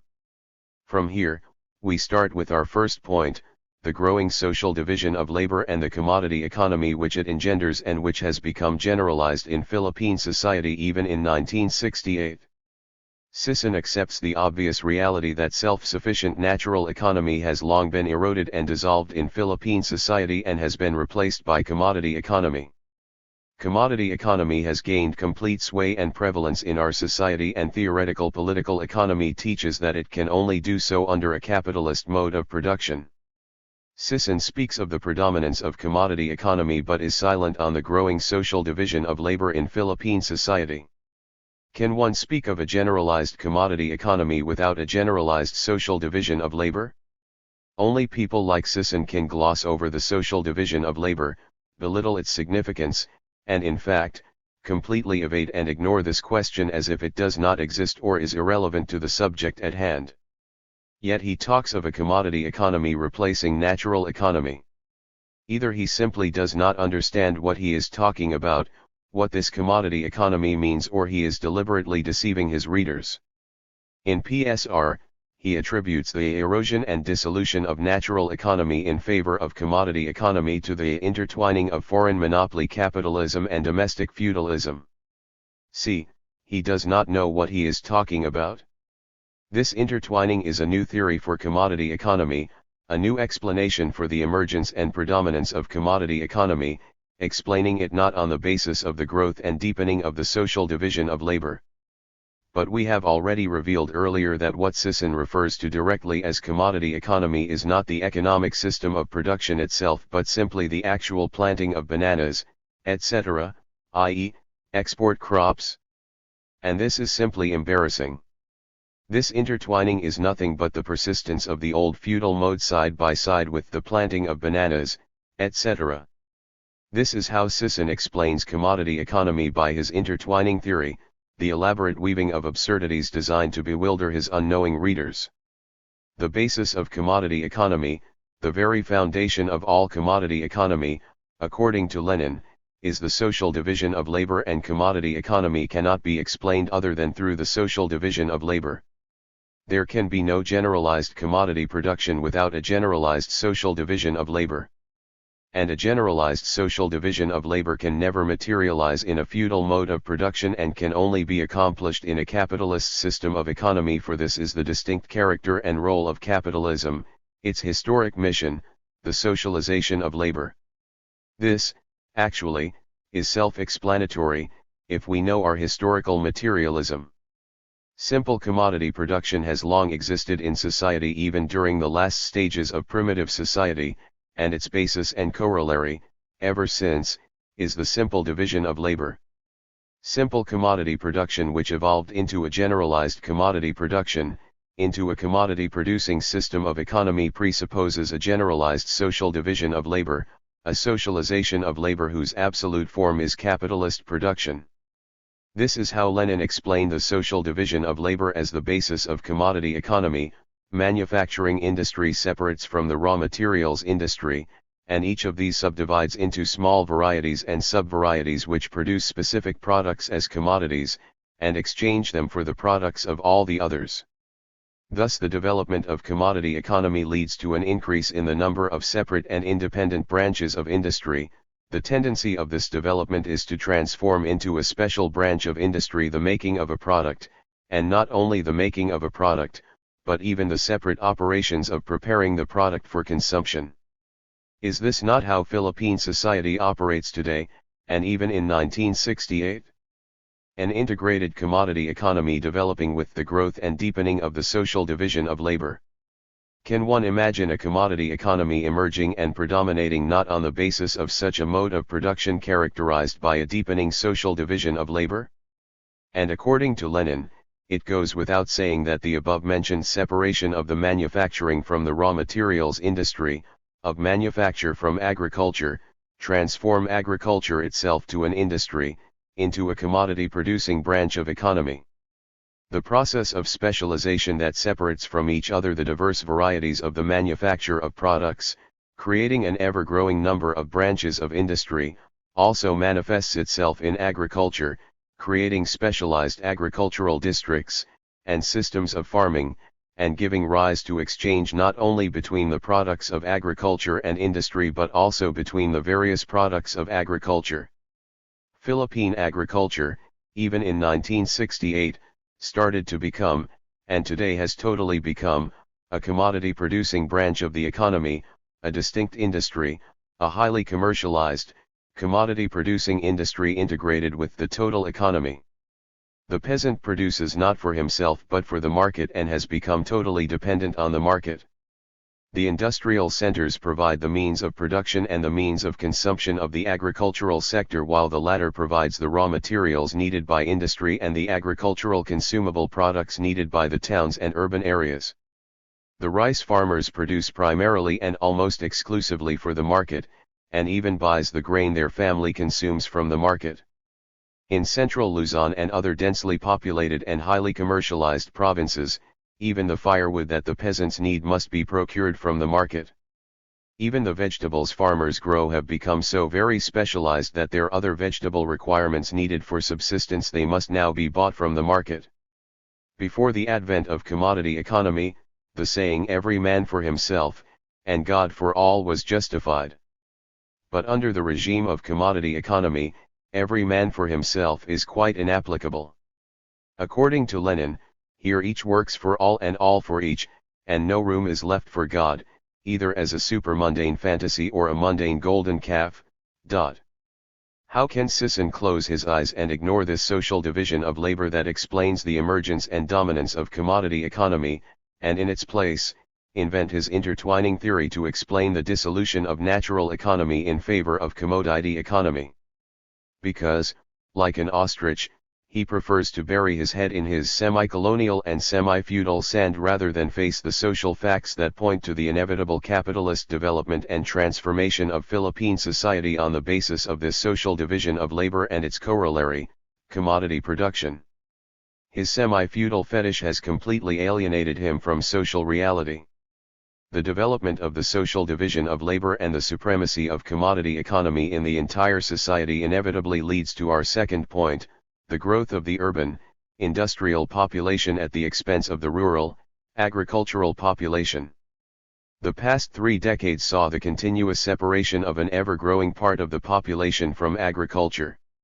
This is a law governing all developing commodity economies, and more so, capitalist economies in which, according to Lenin, the industrial, i.e., non-agricultural, population grows faster than the agricultural and diverts an ever-growing part of the population from agriculture to manufacturing industry. Today, more than 40% of the entire population reside in the urban areas, and this does not include those in what the government classifies as economic zones. If in 1968, this phenomenon was not yet apparent, Sisson should have anticipated this development on the basis of theoretical political economy, specifically, the law of motion of commodity economy. What is the economic explanation and implication of this migration from the countryside to the cities? Can Sisson's feudalism as a mode of production explain such a phenomenon? Under a feudal setup, this could never occur, not only because of feudal bondage, i.e., the tiller tied to the land, but because there is no compelling economic, material condition for an ever-increasing part of the agricultural population to migrate to the towns and cities in a situation of undeveloped commodity production. Only the growing impoverishment of the peasantry and their separation from the means of production due to the growth of commodity economy would create the compelling economic, material conditions for their movement from the countryside to the cities. and this could only mean the breakup of feudal natural economy as a mode of production and the emergence of a capitalist commodity economy gaining complete sway and universal prevalence, though hampered and aggravated by feudal vestiges and imperialist dictations. This is how Marx explained this phenomenon. It is in the nature of capitalist production to continually reduce the agricultural population as compared with the non-agricultural, because in industry, in the strict sense, the increase of constant capital at the expense of variable capital goes hand in hand with an absolute increase in variable capital despite its relative decrease. On the other hand, in agriculture the variable capital required for the exploitation of a certain plot of land decreases absolutely. It can thus only increase to the extent that new land is taken into cultivation, but this again requires as a prerequisite a still greater growth of the non-agricultural population. The ever-growing increase in the commercial and industrial population at the expense of the agricultural population is inconceivable under a feudal mode of production, and conceivable only under a capitalist economic system. According to Lenin, the formation of industrial centers, their numerical growth, and the attraction of the population by them cannot but exert a most profound influence on the whole rural system, and cannot but give rise to a growth of commercial and capitalist agriculture. And just like a Narodnik, Sisson overlooks this development as a mere trifle, this diversion of the population from agriculture to industry, and the influence exerted by this fact on agriculture. The most decisive and most devastating impact in agriculture of this growth, the deepening of the social division of labor, of this prevalence of commodity economy, and the formation and numerical growth of industrial and commercial centers is the ruin of the small producers in the countryside, the peasantry. We now proceed to our third point, the differentiation of the peasantry as a class and the growing proletarianization of the working people in the countryside. In Sisson's class analysis, he differentiates the peasantry into rich, middle, and poor peasants, and even includes them in the basic categories of rural bourgeoisie, rural petty bourgeoisie and semi-proletariat, respectively. But he does not explain the socio-economic phenomenon of the differentiation of the peasantry, its inherent connection with the socio-economic evolution of society, and its significance and direction of development in the transition and transformation of the mode of production. He completely obscures and evades a socio-economic explanation of this phenomenon either because he simply does not understand theoretical political economy or is afraid where this socio-economic analysis will lead to on the basis of theoretical political economy and its implication on his semi-feudal fetish and preconceived notion. The socio-economic situation in which the Filipino peasantry find themselves is that of commodity economy, and Sisson is aware of this reality. Put simply, the Filipino peasant is completely subordinated to the market, on which he is dependent as regards both his personal consumption and his farming. Inherent in every commodity economy are all those contradictions that are now manifesting in the socio-economic relations among the peasantry: competition, the struggle for economic independence, the purchase and renting of land, the concentration of production in the hands of a minority, the forcing of the majority into the ranks of the proletariat, their exploitation by a minority through the medium of merchants' capital and the hiring of farm laborers, the technical progress of farming. Refer to attached data. According to Lenin, there is not a single economic phenomenon among the peasantry that does not bear this contradictory form, one specifically peculiar to the capitalist system, i.e., that does not express a struggle and antagonism of interests, that does not imply advantage for some and disadvantage for others. It is the case with the renting of land, the purchase of land, and with industries in their diametrically opposite types. It is also the case with the technical progress of farming. What is the relevance of all these contradictions with the subject at hand, the differentiation of the peasantry? According to Lenin, the sum total of all the economic contradictions among the peasantry constitutes what we call the differentiation of the peasantry. The peasants themselves very aptly and strikingly characterize this process with the term depeasantizing. This process signifies the utter dissolution of the old, patriarchal peasantry and the creation of new types of rural inhabitants. Who are these new types of rural inhabitants? They are the rural bourgeoisie, the rural petty bourgeoisie, the proletarians and semi-proletarians whom we commonly call the rich peasants, the middle peasants, the poor peasants and the farm workers. They are social forces no longer belonging to the old feudal mode and epoch but existing and operating under a new mode of production. But a new mode of production that has not completely freed itself from the vestiges of the old feudal forms and, instead, has been entrapped in a world imperialist system hampering, distorting, and weighing down its growth. The problem with Sisson is that he copied Mao's equating the rich peasants with the rural bourgeoisie, etc., but he did not understand its socio-economic basis and implications. He did not deal with this question as the historical disintegration of the peasantry as a class but as simple differentiation, not its split and break up as a class as both a basis and a consequence of a developing new mode of production but simply as the emergence of property inequality but still under the old mode of feudal production. According to Lenin, undoubtedly, the emergence of property inequality is the starting point of the whole process, but the process is not at all confined to property differentiation.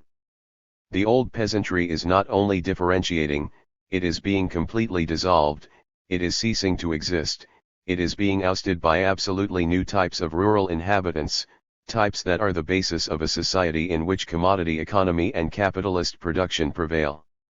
These types are the rural bourgeoisie, chiefly petty bourgeoisie, and the rural proletariat, a class of commodity producers in agriculture and a class of agricultural wage workers. This differentiation and disintegration of the peasantry is an important factor in the process of the formation of agricultural capitalism, and this can be affirmed even by a purely theoretical analysis of this process as Marx did, according to Lenin, in Volume 3 of Capital, Chapter 47, Genesis of Capitalist Ground Rent. According to Lenin, the differentiation of the peasantry, which develops the latter's extreme groups at the expense of the middle peasantry, creates two new types of rural inhabitants. The feature common to both types is the commodity, money character of their economy. The first new type is the rural bourgeoisie or the well-to-do peasantry. These include the independent farmers who carry on commercial agriculture in all its varied forms, then comes the owners of commercial and industrial establishments, the proprietors of commercial enterprises, etc. The other new type is the rural proletariat, the class of allotment-holding wage workers. This covers the poor peasants, including those that are completely landless, but the most typical representative of the Russian rural proletariat is the allotment-holding farm laborer, day laborer, unskilled laborer, building worker, or other allotment-holding worker. The path of capitalist development in Philippine agriculture, indeed, is the old, beaten road described by Lenin in 1897. The polar differentiation of the Filipino peasantry is proceeding as described by Lenin but with a peculiar difference. The rural bourgeoisie cannot seem to take off from the simple reproduction of capital or are stuck at its quantitative development. Many of them cannot decisively leap into the actual accumulation of capital, with not a few going bankrupt. This is due not only to the vestiges of feudalism in the countryside but also to monopoly capitalism, which stunts the growth of national capitalism in the Philippines. But the failure of the rural bourgeoisie to decisively accumulate capital in a continuing way does not mean that they are still within the bounds of a feudal mode or a pre-capitalist stage of development, just as it is ridiculous to conclude that the Philippines is still pre-capitalist or non-capitalist, basically feudal in mode, because it cannot reach the more advanced stage of capitalism, its national industrialization. When Lenin declared Russian society as basically capitalist in 1897, Russian capitalism was still at the stage of capitalist manufacture and its factory system, its large-scale machine industry was still at its rudimentary stage. Philippine capitalism of 1968 was much more developed than Russian capitalism of 1897. The important point is, from among the rich peasants, a class of capitalist farmers has been created, since the renting or buying of land for commercial purposes plays a significant part of the rich peasant economy. The size of a rich peasant's farm and the technology that it requires, in the majority of cases, need a labor force outside of his household. Thus, a necessary condition for the existence of the rich peasant, is the emergence of farm laborers and part-time workers from the poor peasants. According to Lenin, the spare cash obtained by these peasants in the shape of net income is either directed towards commercial operations and usury, which are so excessively developed in our rural districts, or under favorable conditions, is invested in the purchase of land, farm improvements, etc. Is this not how the Filipino rural bourgeoisie operate? In 1968, according to Sisson, the rich peasants comprise only 5% of the rural population, a very small minority of the peasantry. But according to Lenin, but as to their weight in the sum total of peasant farming, in the total quantity of the means of production belonging to the peasantry, in the total amount of produce raised by the peasantry, the peasant bourgeoisie are undoubtedly predominant. Speaking only in terms of the internal system of economic relationships among the peasantry, the rural bourgeoisie are the masters of contemporary countryside. See attached data. Regarding the poor peasants, this is how Lenin described their condition: insignificant farming on a patch of land, with the farm in a state of ruin, particularly evidenced by the leasing out of land, inability to exist without the sale of labor power, equals industries of the indigent peasants, an extremely low standard of living, probably lower than that of the worker without an allotment. Such are the distinguishing feature of this type. We should add, as in our case in the Philippines. See attached data. The most significant point is why Lenin advanced the theoretical proposition that this considerable proportion of the peasantry, the majority of the peasantry, already properly belongs to the rural proletariat. According to Lenin, it should be added that our literature frequently contains too stereotyped an understanding of the theoretical proposition that capitalism requires the free, landless worker. This proposition is quite correct as indicating the main trend, but capitalism penetrates into agriculture particularly slowly and in extremely varied forms. The allotment of land to the rural worker is very often to the interests of the rural employers themselves, and that is why the allotment-holding rural worker is a type to be found in all capitalist countries. This type assumes different forms in different countries. Each of these bears traces of a specific agrarian system, of a specific history of agrarian relations, but this does not prevent the economist from classifying them all as one type of agricultural proletarian.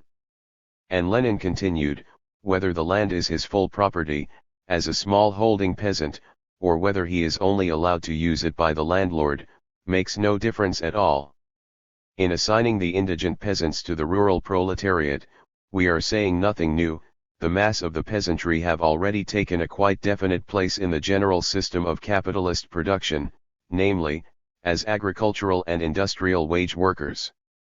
The middle peasants are what Lenin calls the intermediary link between the new types of peasantry, between the new types of rural inhabitants, the rural bourgeoisie and the rural proletariat.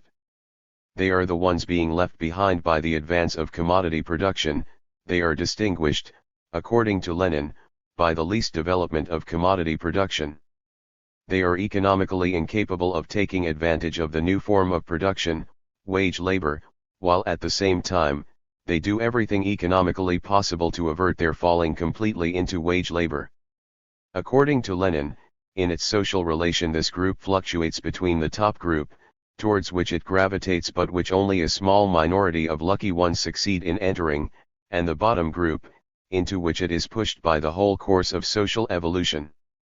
We have seen that the peasant bourgeoisie oust not only the bottom group, but also the middle group, of the peasantry. Thus a process specifically characteristic of capitalist economy takes place. The middle members are swept away and the extremes are reinforced, the process of depeasantizing. See attached data.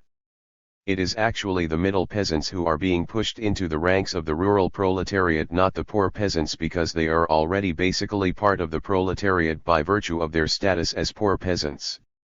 In Lenin's analysis, it was actually the peasants in medium circumstances, i.e., the middle peasants, who are leaving the areas of emigration and mainly the extreme groups who are remaining at home.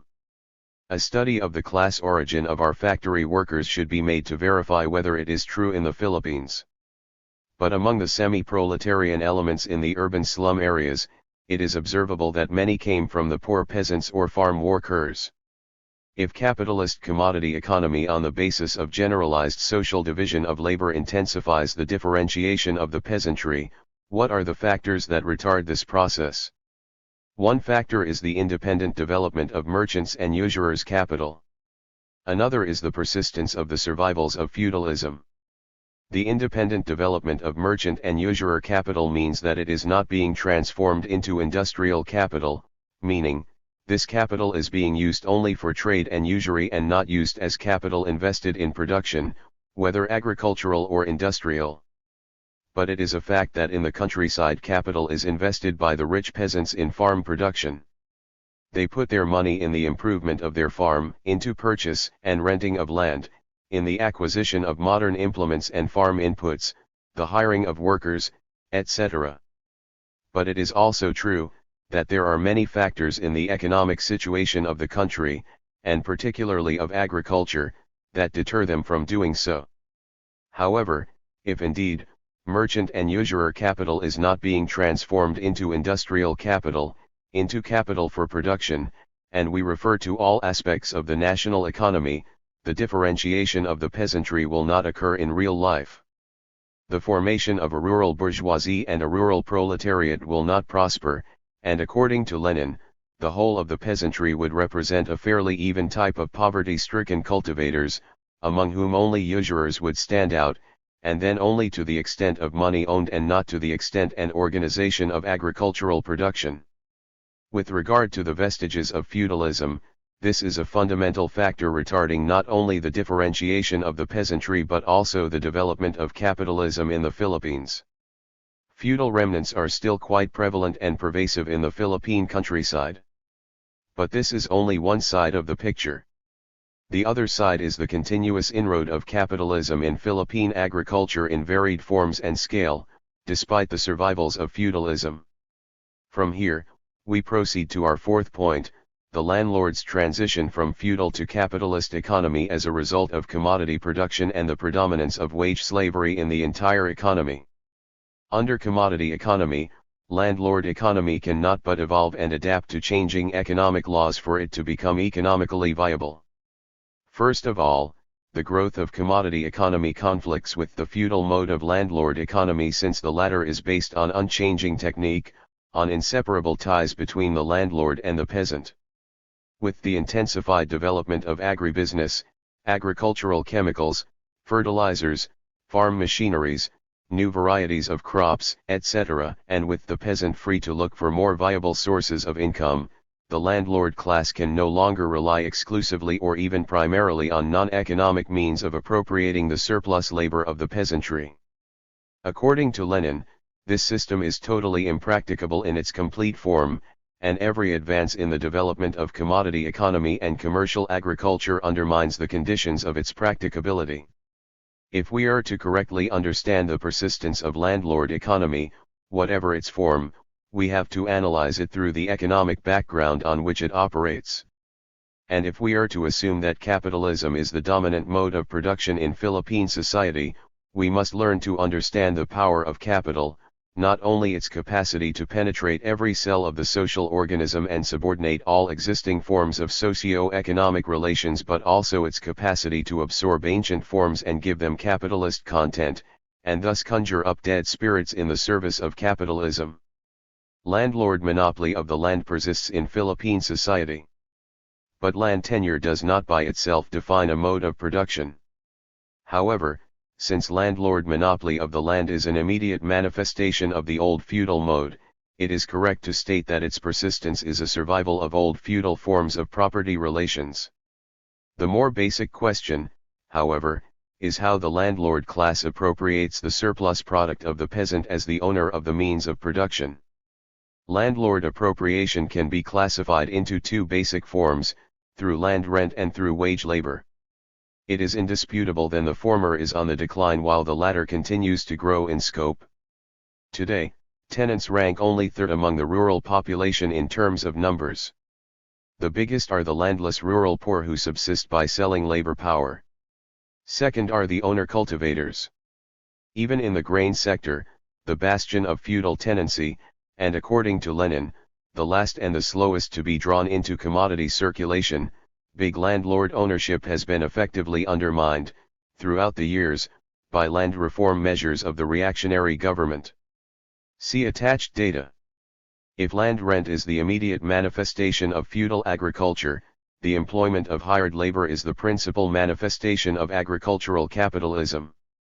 Today, the chief occupation of the biggest sector of our agricultural population is that of wage labor for rich peasants and landlords. And because of the technological improvements in our agricultural economy, even tenanted lands now require a considerable degree of hired labor. We still have to establish reliable data on how many landlords are now employing hired labor on a regular basis and what sectors of the agricultural economy are run mainly along capitalist lines. But one thing is certain, the millions and millions of agricultural laborers in the countryside will definitely starve to death if they cannot find employment even on a daily basis. But the fact that they are still subsisting proves that landlords, rich peasant, and merchant capital are buying up their labor power in various ways. However, despite the widespread emergence and development of wage labor in agriculture, despite the growth of the social division of labor, the supremacy of capitalist commodity economy and the sharp differentiation of the peasantry, still, tenancy persists on a wide scale in the countryside. What is the nature of this landlord-tenant relation, whatever its form, under generalized capitalist commodity production? Under a feudal mode, this landlord-tenant relation is forged and maintained by non-economic pressure. Under present-day Philippine society, it is determined primarily by economic factors. Generally, peasants enter into such a relation or retain such a relation not because of feudal bondage but because of dire economic need, as Lenin puts it. If a peasant can find a more feasible source of income than being a tenant, there is no social force that can prevent him from doing so or compel him to remain a tenant against his will. Likewise, a landlord is not obliged to retain such a relation with his tenant. He abrogates or preserves such a relationship for purely economic consideration. No law can actually bind a landlord to retain a tenant if he believes he can extract more value from his land by other means. Filipino landlords are no longer like their ancestors of classic feudal times. This is now, literally, a new generation of landlords, schooled in bourgeois ways. Commodity economy has broken their feudal habits and they are now extremely bourgeoisified by their luxurious lives in the cities. In fact, aside from extracting land rent, almost all big landlords have other businesses which are generally capitalist in form. They are now astute businessmen who make decisions with a view to maximizing profit or what they perceive as good business sense. Hence, if they decide to retain tenancy relations, it is not out of any sense of feudal tradition but of purely economic, bourgeois calculation. According to one progressive writer, what therefore appears to be feudal relations of production is actually a profit-maximizing response of landlords drawn into a distinctive type of backward capitalism that is subordinated to imperialism. However, this does not mean that landlordism and tenancy are not vestiges of feudalism. They are survivals of feudalism expropriated by capital to further intensify the exploitation of the working people. According to Lenin, the relics of medieval, semi-feudal institutions, are such an oppressive yoke upon the proletariat and the people. And he further declared, undoubtedly, they must definitely be abolished, and the quicker and more radically, the better, in order, by ridding bourgeois society of its inherited semi-feudal fetters, to untie the hands of the working class, to facilitate the struggle against the bourgeoisie. In studying the development of capitalism, the greatest importance should be attached to the extent to which wage labor is employed by a given society. For capitalism is that stage of development of commodity production in which labor power itself has become a commodity. All those macro-micro twaddle of assorted armchair political economists of the left cannot obscure the fact that this is the touchstone of capitalist development. For a party engaged in revolution, what is needed is not a textbook analysis of society for the consumption of intellectuals engaged in incessant academic debates but to bring into the forefront and emphasize more strongly the material and spiritual conditions for the class struggle of the proletariat.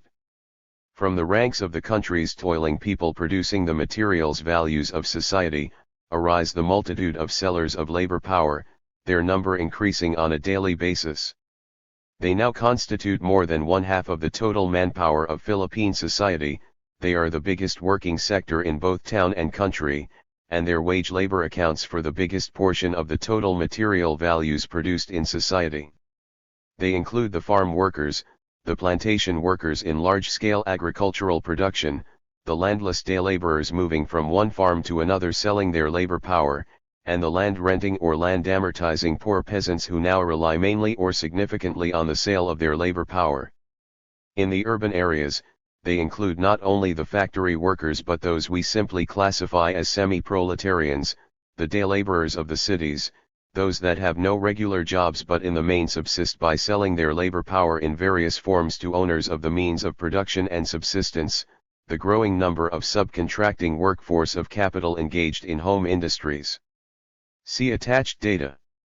It is important to note the significance of Lenin's conclusion regarding the relative surplus population or the huge reserve army of unemployed which Sisson ascribes to the deliberate design of imperialist feudal intertwining rather than to the objective laws of development of capitalism.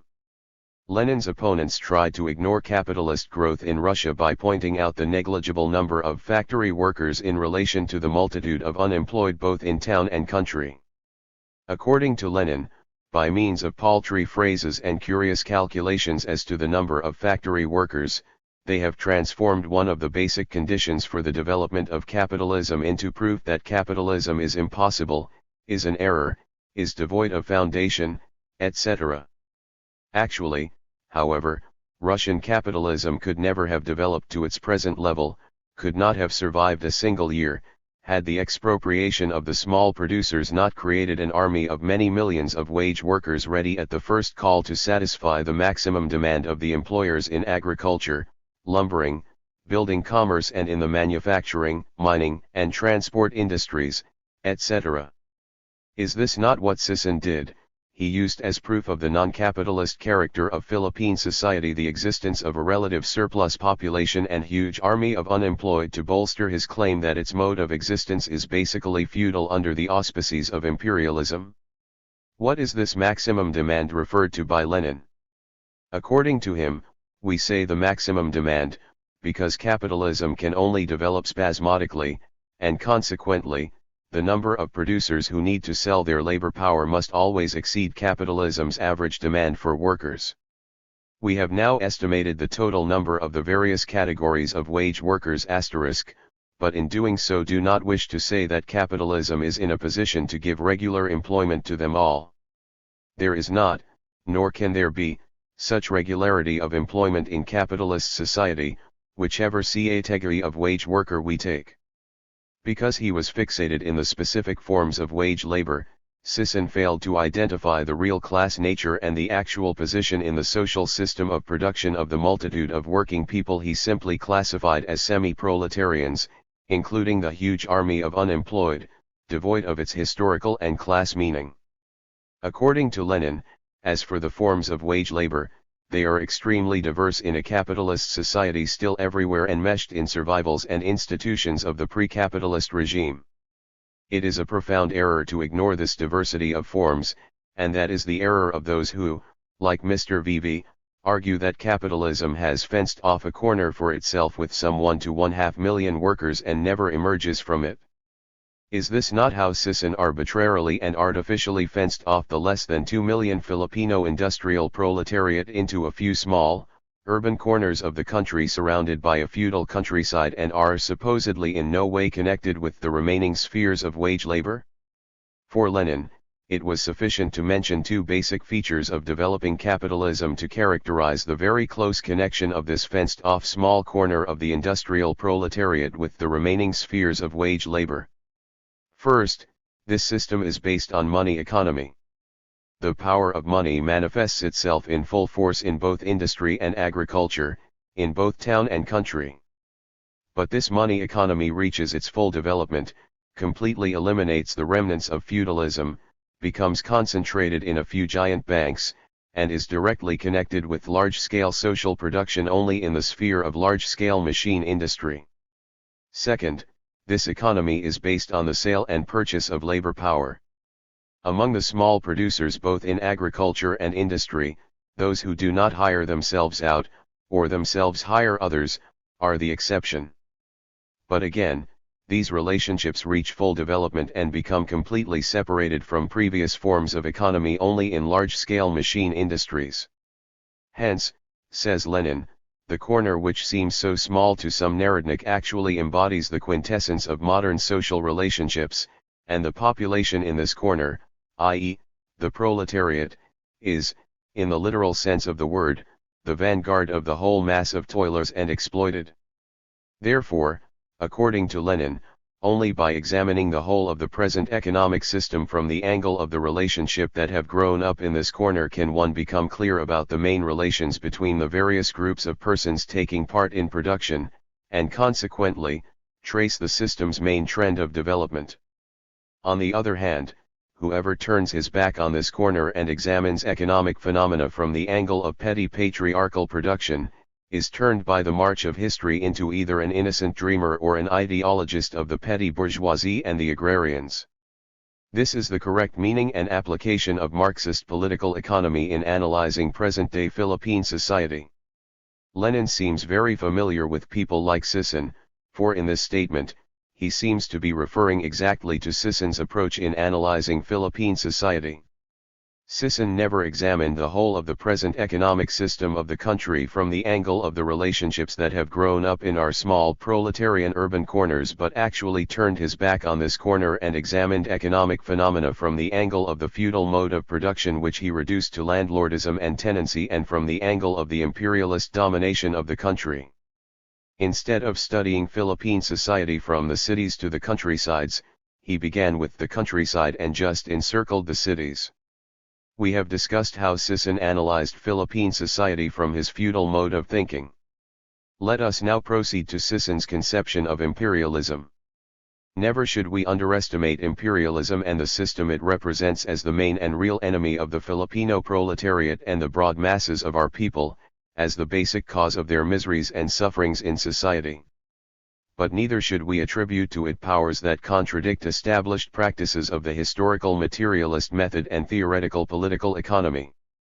It is not imperialism that precisely determines the Philippine mode of production, however it is indeed imperialism that determines its mode of development, or to be exact, its underdevelopment, its semi-colonial and semi-feudal underdevelopment, its semi-colonial and semi-feudal peculiar features.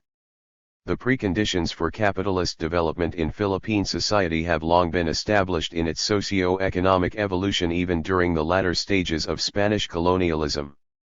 If this was not the case, how come there was a Philippine Revolution in 1896 which was bourgeois democratic in nature? It was a defeated, uncompleted revolution due primarily to U.S. imperialism. Nevertheless, the country cannot but continue to evolve because the new productive forces and the relations of productions are already embedded in society. Political revolutions do not by themselves create new social relations. It is the growth of these new social relations embodied in the character of its productive forces conflicting with the old mode of production that gives rise to revolutions. The basic bourgeois, capitalist economic process has emerged and has gained ascendancy in almost a century of socio-economic evolution since the unfinished revolution of 1896. But capitalism in the Philippines remains extremely undeveloped, backward, deformed, stagnant, etc. We do not have any illusions that if it develops, advances and gets rid of its deformities and stagnancy, the sufferings of the proletariat and the toiling masses will be solved. But it is precisely because of its backwardness, underdevelopment, deformities, stagnancy, incompleteness, that these sufferings are aggravated and prolonged, and the real nature of capitalism muddled and deflected, obscured and concealed from the proletariat and from the semi-proletarian and petty bourgeois elements of society who entertain illusions of prosperity other than through socialism. Imperialist domination not only in the country but in the entire world economy, and the persistence of feudal survivals not only in the economic but in the political life of society are the causes of this underdevelopment. It is in this sense, and only in this sense, that the semi-colonial and semi-feudal status of the Philippines should be understood. Imperialist domination in the country and the persistence of feudal survivals in society are the impediments to social and bourgeois progress and the development of the class struggle in the Philippines towards socialism. After bringing into the forefront and emphasizing more strongly the bourgeois, capitalist basic economic process in the socio-economic evolution of Philippine society, does it mean that the necessity for a people's democratic revolution is henceforth undermined, bypassed, and sublimated, and a socialist revolution proposed as the immediate historical task? Nothing of this sort. Lenin analyzed Russian society as basically capitalist in its mode of production. But did he push into the forefront and emphasize more strongly that the immediate political task is a socialist revolution? Never. It was Lenin, based on his analysis of Russian society and application of the fundamental theories of Marxism, who insisted that the immediate task of the proletariat is the completion of the bourgeois revolution, and who first formulated a democratic revolution of a new type, a democratic revolution with the proletariat assuming the leading role. What then is the significance of a correct analysis of Philippine society? It is not only a question of consistency in theory but a question of correct tactics. We will come to this when we discuss the war revolution strategy of Sisson. Suffice it to say, up to this point, that this dogmatic and absolute fixation on his semi-colonial and semi-feudal analysis is but an alibi of Sisson to justify his protracted war strategy of revolution. PPDR, Class Line vs. Mass Line, 1994. Works of Lagman. Metro Manila Rizal Regional Committee. Communist Party of the Philippines. February 22, 1994. The program for a People's Democratic Revolution drafted by Sisson in 1968 is the best proof of his abandonment or ignorance of the most basic principles of Marxism-Leninism, the class struggle and scientific socialism. In the party program, he substituted the Maoist mass line for the Marxist-Leninist class line. He completely obscured and glossed over the struggle for socialism in his obsession for national democracy. Sisson's failure to grasp the Marxist-Leninist class struggle and his fanatical adherence to Maoism, which distorts this theory, explain his vulgarized concept of revolution. The essential defect of PPDR is its basic character, which makes it totally unacceptable as a class program of the party of the class-conscious Filipino proletariat. It does not even pretend to be a class program but proclaims itself to be a people's program. It is a party program without the struggle for socialism and without a separate section on workers' demands in the period of the democratic revolution. It characterized Philippine society as semi-colonial and semi-feudal without bringing into the foreground and emphasizing more strongly its bourgeois, capitalist basic process. It failed to present the real meaning and substance of proletarian class leadership in the democratic revolution. It elaborated a vulgarized, totally non-Marxist, non-Leninist concept of a people's revolution that departs fundamentally from the theory of class struggle. And lastly, it presented a peasant not a proletarian stand on the agrarian question and a patriotic not a proletarian stand on the colonial question. A party program without the class struggle for socialism and a section on working class demands. What is a party program? It must principally be a statement and a formulation of the most basic views of the party of the proletariat, which serves as a fundamental premise of all the remaining parts of the program, its political and practical tasks, including its minimum program. What should be the essence of the program of a proletarian revolutionary party? It cannot have any other essence but to organize the class struggle of the proletariat and to lead the struggle, the ultimate aim of which is the conquest of political power by the proletariat and the establishment of a socialist society. This class struggle of the proletariat, this emancipation of the workers must be the act of the working class itself. Hence, the need for an independent class party of the proletariat, the need for an independent class program of the proletariat. It should become the bone of our bone, the flesh of our flesh, in the continuing revolution from the democratic to the socialist stage of the working class movement. In the introductory part, in what should be its theoretical section, what statement or formulation of the most basic views of the party of the class-conscious proletariat did Sisson's PPDR make? Nothing. No indictment of capitalism. No proclamation of the proletariat as the only revolutionary class. No statement of the class struggle of the proletariat, its struggle for class emancipation. And worst, it forgot to draft the socialist maximum program as a basis of its minimum democratic program. And to add insult to injury, it even forgot to draft a separate section of working class demands in its democratic program. The entire introductory section of PPDR, the basic condition of the Philippines today, is but a statement, or an exposition, of Sisson's national democratic views, though, he calls it, of a new type. The party program, to say the least, is filled with superfluous verbosity. It talks of everything but says nothing about what it should be saying in a program of the proletariat, the basic class views and platform of the proletariat in the continuing revolution from the democratic to the socialist stage. By its very title, this is not a party program for the Philippine Revolution, but only for its first stage, the democratic stage. It even had the maximum minimum format for a program but both only for the People's Democratic Revolution.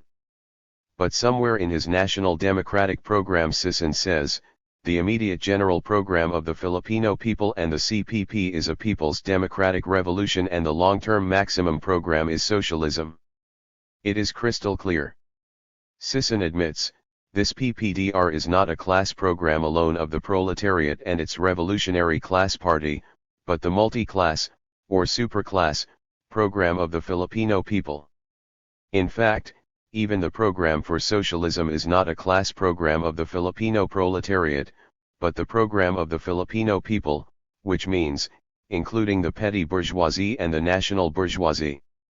This is Sisson's Maoist understanding of the Marxist-Leninist concept of the proletariat providing representation of the broad masses of the people, of the proletariat's class leadership of the revolution merging the proletariat's class struggle with the struggle of the entire people. True, the character of the democratic revolution is, that it is a struggle of the whole people. Meaning, there is a singleness of will precisely in so far as this revolution meets the needs and requirements of the entire Filipino people. But beyond the bounds of democratism there can be no question of the proletariat and the peasant bourgeoisie or the whole people having a single will for socialism. Class struggle among them is inevitable. In fact, even during the struggle for democracy, despite of the singleness of will in this people's revolution, class differences, class conflicts, and class treacheries will persist and arise among the people. Hence, the necessity for an independent class party of the proletariat and an independent class program. Hence, the temporariness and instability of this singleness of will and the tactics of striking a joint blow against imperialism and feudalism with the petty bourgeoisie and national bourgeoisie, and the duty of keeping a strict watch over our ally, as over an enemy. And Sisson even hastened to add, it is dishonest, demagogic, and utopian to insist that socialism is the immediate goal under conditions that the people are still dominated and exploited by U.S. imperialism and domestic feudalism. But who is insisting? The point is not socialism as the immediate aim but Lenin's warning that we should never for a moment lose sight of our ultimate aim in the struggle to complete the democratic revolution. And Sisson not only lost sight of socialism, but completely forgot about it in drafting the party program. Perhaps this is due to his eagerness and excitement to begin the people's democratic revolution. If this is a simple case of forgetfulness, of overexcitement, this can easily be forgiven by the Filipino proletariat. The problem is, it isn't. What is the significance of not losing sight of our socialist aim? Is it not just a formal declaration of what we intend to achieve in the future, after the completion of the democratic revolution? Indeed, in his petty understanding, this is just formalism. So it is enough for him to simply state that our long-range program is socialism, period. It is enough for him to just declare that ours is a democratic people's revolution with a socialist perspective, and by perspective, he means the future. Anyway, We are still in the first stage of this two-stage revolution. We'll have enough of socialism when we cross the bridge of national democracy. But this is the party program of the proletariat. How can it talk about the people's revolution without talking first of the workers' revolution? How can it talk of the proletariat joining and leading this people's revolution without explaining first its connection, its relevance, its necessity to a workers' revolution? But how we intend to proceed to the socialist revolution, to the real and ultimate aim of the proletariat, Sisson has nothing to say in his PPDR. For Sisson, socialism is literally just a question of perspective, a question of time and space, a second step after the first step. Not a question of the real dimension of the democratic revolution in relation to the socialist aim of the proletariat, of the real starting point and framework of the proletariat in actively participating and taking the leading role in the democratic movement. How does Sisson intend to arouse the working class, not only to join the people's revolution but to play a leading role, when he does not even talk about the workers' own revolution, the socialist revolution, and all he talks about is the people's revolution? And can the working class really understand this democratic revolution, grasp its real meaning for the working class, define its tasks without understanding it from the perspective, i.e., from the viewpoint of socialism? Here lies the fundamental error of Sisson's presentation of the necessity for a people's democratic revolution. He presented it from a national democratic viewpoint, not from the socialist viewpoint, from the class struggle of the revolutionary proletariat. The Filipino proletariat stands for a national democratic revolution, which is bourgeois in character whether it is of the old or new type, not precisely because the proletariat is pro-peasant, as a class, and pro-people, beyond class, not because the proletariat is a democrat and a patriot, in the bourgeois democratic sense.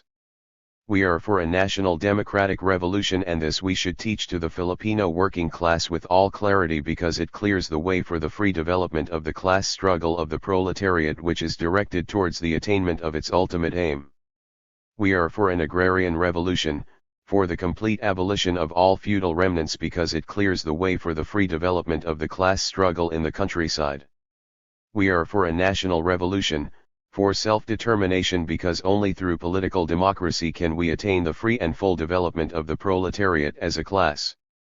The national democratic revolution should be properly understood by the party from the properly understood interest of the proletariat and social progress, and nothing more. The essential problem with Sisson's PPDR is that what it understands and presents is a democratic revolution with a socialist perspective, meaning, a socialist future. Not a democratic revolution from a socialist perspective, meaning, a socialist starting point, a socialist framework, a socialist viewpoint. In short, from the class position of the revolutionary proletariat. The basic defect of PPDR, which makes it unacceptable as party program, is the entire character of the program itself. It is a people's program for a national democratic revolution, not a class program of the revolutionary proletariat in the historical era of the transition from the democratic to the socialist revolution. And Sisson openly admits that it is such a program, a people's program. In fact, for Sisson, even the long-range maximum program for socialism is a people's program. A joint popular program of the Filipino people and the CPP. This program does not have the class stamp of the proletariat. It is not presented from the class point of view, from the class struggle of the proletariat. The party program of the proletariat was presented and formulated from the national and democratic interest of the broad masses of the Filipino people. He should have written it for the National Democratic Front, but not for the Communist Party of the Philippines. Very democratic, very patriotic for Sisson, but very unproletarian. PPDR, class line vs. mass line, characterizing Philippine society without its bourgeois, capitalist features. What should be a cardinal point in a party program? It should be a statement, from a consistent proletarian class viewpoint, of the basic character of the economic development of society. To paraphrase Lenin, This should bring into the foreground and emphasize more strongly the process of economic development that is engendering the material and spiritual conditions for the socialist working class movement, and the class struggle of the proletariat which the party sets itself the aim of organizing. Now, what characterization of the economic development of Philippine society did Sison formulate in the party program? What process of economic development did he bring into the foreground and emphasize more strongly? What is this process of economic development that engenders the material and spiritual conditions for the class struggle of the proletariat? This process of economic development is none other than capitalism. Did Sison make any characterization of this process in Philippine society in our party program? No, nothing of this sort. What he characterized in the first two paragraphs of the party program was the semi-colonial and semi-feudal basic condition, or more precisely, particular features of the Philippines, and nothing more. This is what he brought into the foreground and emphasized more strongly the colonial and the agrarian questions of the party program, not the material and spiritual conditions for the class struggle of the proletariat. No small wonder, Sison forgot the socialist maximum program of the party. No small wonder, Sison forgot even a workers' section in the minimum program of the party. Imagine, a working class program without a separate section for the workers' demands in the democratic revolution. Obviously, his concern is not the workers' class struggle but the peasants' agrarian struggle and the people's national struggle. He speaks not for the proletariat, but for the peasantry, for the Filipino people. In fact, in the first two paragraphs of the program that characterized the present conditions of the Philippines, its semi-colonial and semi-feudal character, Sison did not even give particular distinction to the plight, to the impoverishment, to the struggle of the Filipino working class. According to Sison, these vested interests mercilessly exploit the broad masses of the people, referring to U.S. imperialism, the comprador bourgeoisie, the landlords, and the bureaucrat capitalists. And his second paragraph, it is U.S. imperialism and domestic feudalism that are the main problems afflicting the whole nation and from which the masses of the people aspire to be liberated. The party program, the program of the working class party, talks about the ruthless exploitation of the masses of the people. But not a word about the ruthless exploitation of the masses of workers. It talks about the impoverishment of the entire country. But not a word about the impoverishment, the growth of the mass of misery, oppression, slavery, degradation, exploitation of the working class. Perhaps, since the workers are part of the masses of people, and they reside in the country, there is no need to make a distinction. And in the first place, PPDR is a program not of the working class alone or even principally, but of the entire Filipino people, and mainly, of the peasantry, for this is primarily a peasant revolution. The party program, the program of the working class party, writes about U.S. imperialism and domestic feudalism are the main problems afflicting the whole nation. But not a word in this proletarian program about wage slavery, about the affliction, the impoverishment of the masses of wage workers under the yoke of capital, as if capitalism is not a basic problem of the working class.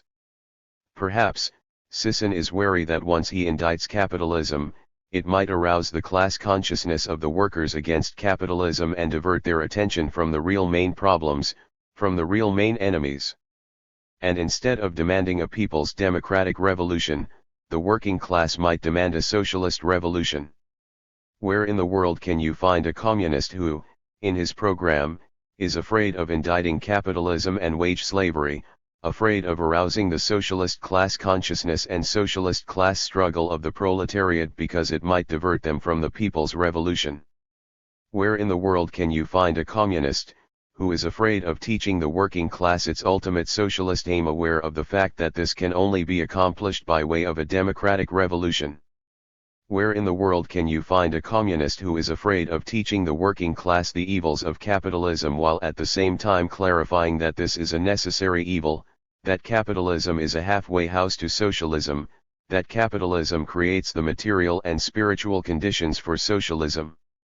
Must the proletariat be so utterly unselfish, so self-sacrificing that even in what should be its class program, Its party must give first place to the interest of the nation, to the interest of the peasants, and obscure its own class interest, its own class struggle, and submerge it in the people's struggle, in the peasants' struggle?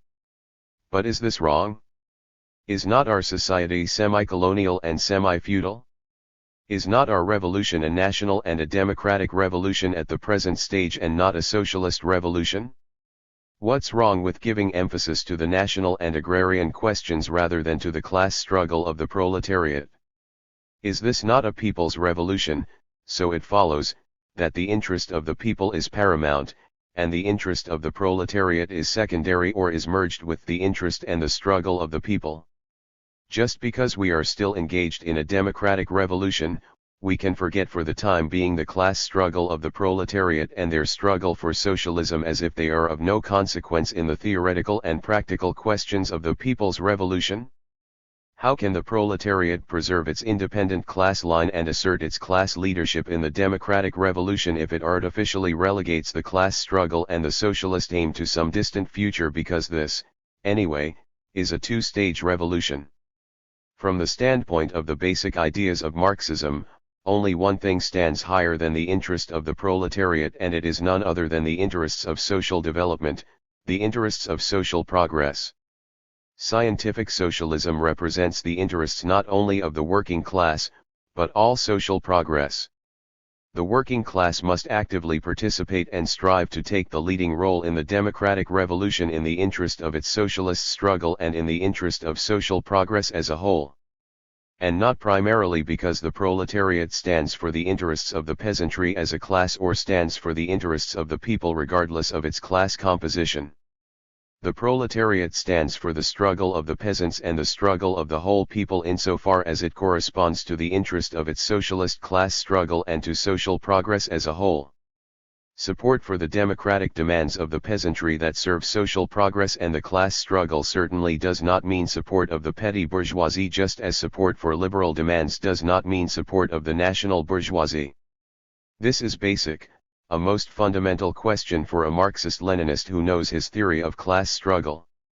Now, how can the Filipino working class correctly understand this people's democratic revolution when, instead of presenting it from the strict class view of the proletariat, from its socialist perspective, it is presented exclusively from the national and democratic interest of the people? Is the working class supposed to participate and take a leading role in such a revolution, and put aside its own class struggle, because it understands the democratic and national interest of the people? Must we be reminded that the daily oppression and exploitation of the proletariat by the bourgeoisie under capitalism in the Philippines and throughout the world is being committed under the slogan of freedom and democracy, which are bourgeois slogans? The class-conscious Filipino proletariat will be a vanguard fighter for freedom and democracy, not primarily because of a deep sense of patriotism and democratism, of which they have plenty, but mainly because only through political liberty can its class and its class struggle develop to the full and advance more freely towards socialism. It is for this reason that the analysis and characterization of the economic developments in Philippine society in a party program should bring to the foreground and emphasize more strongly the material and spiritual conditions for the development of the class struggle of the Filipino proletariat. Our program should begin with an understanding and definition of capitalism in the Philippines, and if Sisson subscribes to Marxist political economy, he must accept capitalism as the basic process in the socio-economic evolution of Philippine society unless he still ridiculously believes that it is feudalism. He must scientifically define it as capitalism while describing its specific features as semi-colonial and semi-feudal. Beneath the semi-colonial and semi-feudal peculiarity of Philippine society is the basic process of capitalism. The process of development of capitalism in the Philippines has semi-colonial and semi-feudal features, just like the development of capitalism in Russia was characterized by autocratic rule and the widespread survivals of serfdom. In its program, the Revolutionary Party of the Proletariat is expected to formulate in the most unambiguous manner its indictment of Philippine capitalism and the world capitalist system. To dispense with this question by simply describing Philippine society as semi-colonial and semi-feudal and obscuring its capitalist basic process of socio-economic evolution is to evade a cardinal question in a working class program. The suspicious thing with Sisson, he obscures and evades this question, this capitalism, this wage slavery, like the plague. Even if he believes that his semi-colonial and semi-feudal characterization of Philippine society, in itself, defines the prevailing mode of production, if nevertheless, he still has the proletarian interest and not just the proletarian label in his heart, he should have brought into the foreground and emphasized more strongly the capitalist factors engendering the development of the Filipino working class both in the cities and the countryside, and outline the fundamental tendency of capitalism, the splitting of the people into a bourgeoisie and a proletariat in the cities and the countryside, the growth of the mass of misery, oppression, slavery, depredation, exploitation in the cities and countryside, creating the material and spiritual conditions for the class struggle of the proletariat for socialism. Sisson conceded only one paragraph in the program pertinent to this question, and it was not to highlight economic developments positive to the development of the working class. It was just a part of his standard operating procedure of enumerating the situation of every class composing the people. Although, he presented it in a very negative light, to say the least, it is extremely enlightening with regards to Sisson's understanding of Marxism. According to Sisson, the Filipino working class has significantly grown in number and experience since the latter period of Spanish colonial rule. But its further growth was stunted because of the limitations on local industrialization and emphasis on raw material production, and lately, on mere assembly plants, new plantations, and businesses in the grip of foreign monopoly capitalism. The Filipino working class has suffered lack of opportunity and the remittance of super profits from the Philippines by foreign monopolies and loan payments to imperialist banks. See how Sisson avoids the issue of capitalism. The working class has suffered because of everything except capitalism. See how this communist talks like a national democrat in analyzing why the working class is impoverished. Imagine a communist declaring in a party program that the working class is suffering because of the lack of opportunities, the remittance of super profits and loan payments, and not because of wage slavery, not because of the oppression of labor by capital. The elimination of these aggravating problems of the working class, which are problems of the whole people, will not in least solve the essential problem of impoverishment due to wage slavery, due to capitalism, an essential problem not only of the working class but all the working people. But Sisson's fanatics will protest, imperialism is capitalism, the worst kind of capitalism, so if you indict imperialism you indict capitalism. Wrong. Even our bourgeois nationalist senators and congressmen can indict to high heavens U.S. imperialism, but on the basis of national oppression, not class exploitation. They indict U.S. imperialism to advance the struggle for self-determination, not for the struggle for social emancipation.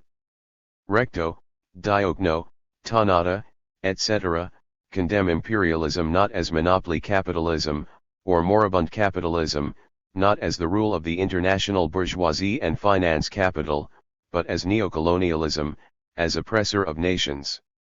A proletarian party program, even in a semi-colonial and semi-feudal society, should have pinpointed and highlighted the meaning of the domination of commodity production in the countryside and the destruction of feudal natural economy, the developments in the social division of labor and the transformation of agriculture itself into an industry, into a commodity-producing branch of economy, the continuing growth of the industrial population at the expense of the agricultural, the ousting of small-scale production by large-scale production, the continuing differentiation and disintegration of the peasantry as a feudal class, the ruin of the small producers, the increasing number of farm workers, the growth of a huge reserve army of labor, the influx of monopoly capital, etc., and interpreted the meaning, in terms of theory and practical tasks, of all these economic developments for the class struggle of the proletariat, which the party set itself the aim of organizing.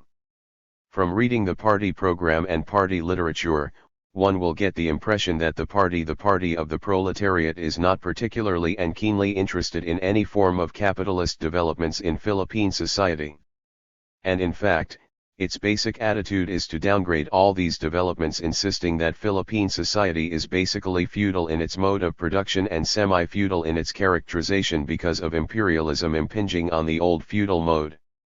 It is as if, for Sisson, the basis for a national democratic revolution will be undermined once we affirm the basic bourgeois nature of Philippine society beneath its semi-colonial and semi-feudal features, once we affirm that capitalism is the basic process in our country's social and economic evolution, and, in world reality, it cannot actually be otherwise. Need we remind Sisson that it is basic in Marxist thought, maybe not in Mao Zedong thought, that the process of the development of capitalism, the ousting of small-scale production, the concentration of property, etc., will proceed and will continue, despite all the resistance of feudalism and the interference of imperialism, and through all these feudal remnants and imperialist interventions, as what is happening gradually, not in a revolutionary way in Philippine society. What is the programmatic significance of this insistence on the correct characterization of the economic developments in the country from the point of view of the proletariat?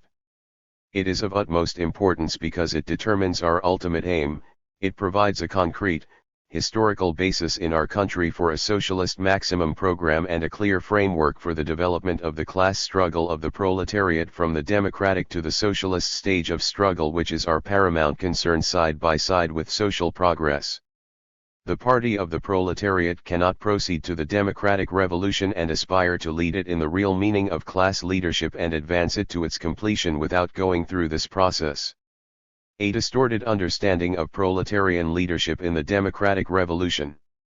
In the party program, it is stated that this national democratic revolution is of a new type due to its proletarian class leadership. Is this not enough to satisfy this obsession, this fidelity, this orthodoxy to proletarian class struggle? What class leadership are they talking about? What is clear is the leadership of the CPP headed by Sisson. But whether this leadership is proletarian is a different question. How did the program explain this proletarian leadership?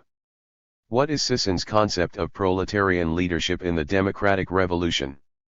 According to Sisson, a proletarian revolutionary leadership, guided by Marxism-Leninism, is what makes the People's Democratic Revolution a new type of national democratic revolution.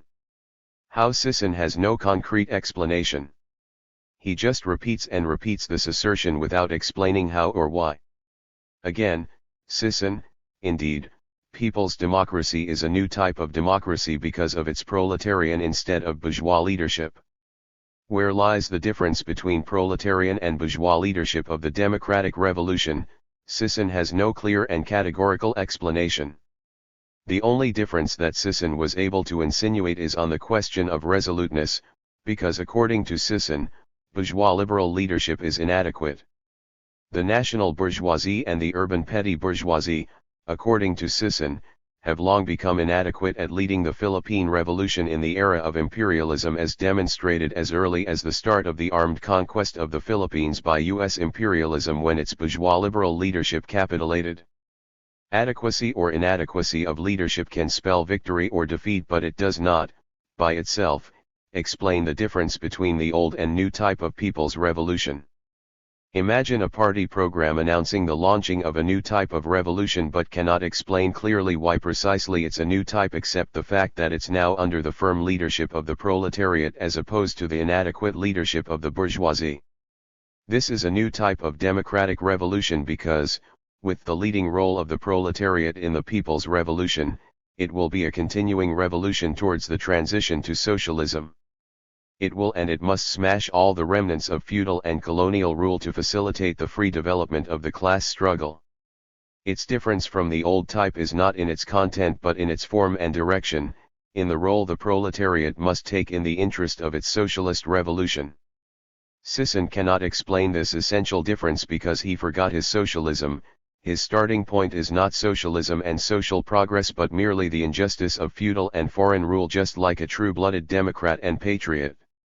In the first place, the party program should not only declare that it will be the proletariat that will lead this people's revolution. It should announce with unequivocal clarity that the proletariat alone is a truly revolutionary class and all the rest are conditional in their revolutionariness. In Sisson's party program, instead of extolling this absolute revolutionariness of the proletariat, it filled the party program with excessive indulgence to the revolutionariness of the other classes that composed the broad masses of the Filipino people. This statement is not a formalistic declaration of fidelity to a most fundamental Marxist-Leninist tenet. This is of utmost theoretical and practical significance in our concept of a proletarian-led people's revolution and its transition to a socialist revolution. Integral with the concept that the proletariat alone is a truly revolutionary class is the basic Marxist principle that the emancipation of the workers must be the act of the working class itself. Failure to understand these two Marxist concepts in their integral whole, and in their theoretical and practical significance, will definitely result in a distorted conception of revolution. We cannot talk of proletarian class leadership of the democratic revolution and call this revolution a new type without an integral understanding of these Marxist-Leninist concepts. Sisson not only failed to understand these Marxist-Leninist concepts but completely ignored them and adhered instead to his Maoist brand of Marxism-Leninism, to his metaphysical, petty bourgeois romanticist mass line, hence, the completely distorted concept of revolution as expounded in the party program. What is meant by the leading role of the proletariat? First, this is a completely scientific concept that has a material, economic basis in society that should have been explained concisely in the party program instead of just being asserted demagogically. The problem is how can Sisson explain the economic basis of the leading role of the proletariat and its strength in the process of history which is immeasurably greater than its share in the total population, when he refuses to confront capitalism in the Philippines? What sense is there in explaining the revolutionary role of the proletariat, if here in the Philippines, the exploitation of the working class is explained in the party program not by the bourgeois organization of social economy, not by wage slavery, but by the lack of economic opportunities, etc.? How can one accept Marxist economic theory and its corollary the revolutionary role of the proletariat if communists like Sisson try to find ways to communism other than through the medium of capitalism and the proletariat it creates, a proletariat which they refuse to single out from the rest of the people as the only revolutionary class in present-day society? Second, leadership implies representation, and the industrial proletariat is the natural representative of the entire working and exploited population. Natural because the exploitation of the working people in the Philippines is everywhere capitalist in nature, if we leave out of account the moribund remnants of feudal economy. The exploitation of the mass of producers and farmhands is on a small scale, scattered and undeveloped, while the exploitation of the factory proletariat is on a large scale, socialized and concentrated. And in order for the proletariat to fulfill its function of representative in an organized, sustained struggle, all that is needed is to make it understand its position, the political and economic structure of the present system that oppresses it, and the necessity and inevitability of class antagonisms under the system. But, again, how can the Filipino proletariat fulfill its function when Sisson, in writing the party program, evades and obscures the exposition of capitalism and instead typecasts the economic characterization of Philippine society to his semi-colonial and semi-feudal paradigm? Third, the leading role of the proletariat presupposes a correct relationship with other classes in society, what attitude it takes towards other elements of society in the struggle for democracy. The attitude of the working class, as vanguard fighter for democracy, towards other social classes is precisely determined in the Communist Manifesto. The class-conscious proletariat supports the progressive social classes against the reactionary classes. But this support does not presuppose, nor does it call for any compromise with non-socialist programs and principles. It is support given to an ally against a particular enemy. The proletariat render this support in order to expedite the fall of the common enemy, but expect nothing for himself from these temporary allies, and concede nothing to them. The emancipation of the workers will be the act of the working class itself. While pointing out the solidarity with other progressive elements, We must always single out the workers from the rest as the only truly revolutionary class, point out that these alliances are temporary and conditional, and emphasize the independent class identity of the proletariat who tomorrow may find themselves in opposition to their allies of today. This vanguardism, this stressing of the conditional revolutionariness of the other democratic classes, will not weaken but strengthen the other fighters for democracy. In fact, according to Lenin, the merging of the democratic activities of the working class with the democratic aspirations of other classes and groups would weaken the democratic movement, would weaken the political struggle, would make it less determined, less consistent, more likely to compromise. On the other hand, if the working class stands out as the vanguard fighter for democratic institutions, this will strengthen the democratic movement, will strengthen the struggle for political liberty, because the working class will spur on all the other democratic and political opposition elements, will push the liberals toward the political radicals, will push the radicals toward an irrevocable rupture with the whole of the political and social structure of present society. On this third point, Sisson has committed a most grievous sin. In his PPDR, the democratic struggle of the proletariat was completely merged with the democratic struggle of the whole people, its independent class character completely obliterated, the revolutionariness of the peasantry excessively extolled while failing to single out the proletariat as the only truly revolutionary class and the only consistent fighter for democracy. Fourth, this leading role of the proletariat in the democratic revolution must be assumed by the working class themselves and not only by their vanguard. It is the task of the party vanguard to make sure that working class will rise to this role as the leading class. Here is what Lenin said on this point: accordingly, it is on the working class that the Social Democrats concentrate all their attention and all their activities. When its advanced representatives have mastered the ideas of scientific socialism, the idea of the historic role of the Russian worker, when these ideas become widespread, and when stable organizations are formed among the workers to transform the workers' present sporadic economic war into conscious class struggle, then the Russian worker, rising at the head of all the democratic elements, will overthrow absolutism and lead the Russian proletariat, side by side with the proletariat of all countries, along the straight road of open political struggle to the victorious communist revolution. How can the Filipino working class assume their historic role, when its vanguard, the CPP, instead of concentrating its attention and activities upon them, opted to concentrate its attention and activities on the peasantry as the main force of the revolution, opted to concentrate its forces in the countryside, building its peasant base areas, calling upon urban forces to continuously shift to the countryside, and branding those who stress urban work as reformists and insurrectionists? How can the Filipino working class assume their historic role, when its vanguard, the CPP, instead of teaching them socialism and the class struggle, instill on them the bourgeois spirit of national democracy and insist that their working class movement is national democratic in orientation and not socialist, and those that teach them otherwise are deviationists from the party line? For Sisson, and this is categorically clear in PPDR, and also by virtue of his sins of theoretical omission, proletarian class leadership is reduced and equated to the party leadership of the supposed proletarian vanguard, the CPP. For Sisson, it is the party assuming the role of the class, and that's all there is to it. This is Sisson's Stalinist and Maoist reductionism in all its vulgarity on the question of class leadership.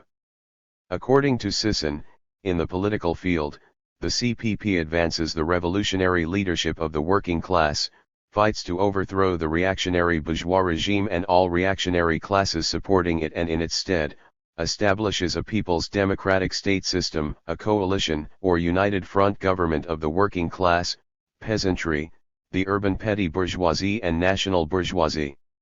It is very clear, it is the CPP that shall establish the new state system, not the coalition of political forces of the successful revolution. Here, it's not only the party acting for the class but for the entire people. In the economic, educational, cultural, and military fields, it's all the same, it is the party acting for the class and also for the whole people, not only in leadership but in the actual conduct of revolution and reconstruction. Not a word in the program regarding the role of the class itself. In all aspects, it is the party representing the class and the people, and this representation is absolutized as class leadership, as if the party has been given the blanket authority to represent the class and the Filipino people. In the countryside, since it is the party that is organizing the peasantry, hence, it's the worker-peasant alliance whose concrete expression is the People's Army. This basic alliance is therefore firmly established with the firm leadership of the party over the peasantry. The peasant army is proletarian-led because it is party-led. All these are proletarian-led just because of the leadership of the party, despite the fact that the overwhelming majority of the party members are peasants, are not truly socialist educated and socialist oriented, and most of all, the party program does not contain the independent class line of the proletariat. This concept of proletarian class leadership through the party vanguard will be revealed in all its real content when we analyze Sisson's concept of a democratic people's revolution. A vulgarized, totally non-Marxist, non-Leninist concept of a people's democratic revolution. We have discussed above how Sisson obscured in the party program the class struggle of the proletariat in his people's democratic revolution, submerging it in the purely national democratic struggle of the whole people. After detaching the independent class struggle of the Filipino working class from the democratic revolution, he proceeded to present a totally distorted concept of revolution alien to the basic tenets of Marxism-Leninism. Here is Sisson's concept of revolution as expounded in the party program. There is only one road which the working class under the leadership of the CPP must take. It is the road of armed revolution to smash the armed counter-revolution that preserves foreign and feudal oppression in the Philippines. In waging armed revolution, the working class must rely mainly on the mass support of its closest ally, the peasantry. The peasantry is the main force of the people's democratic revolution.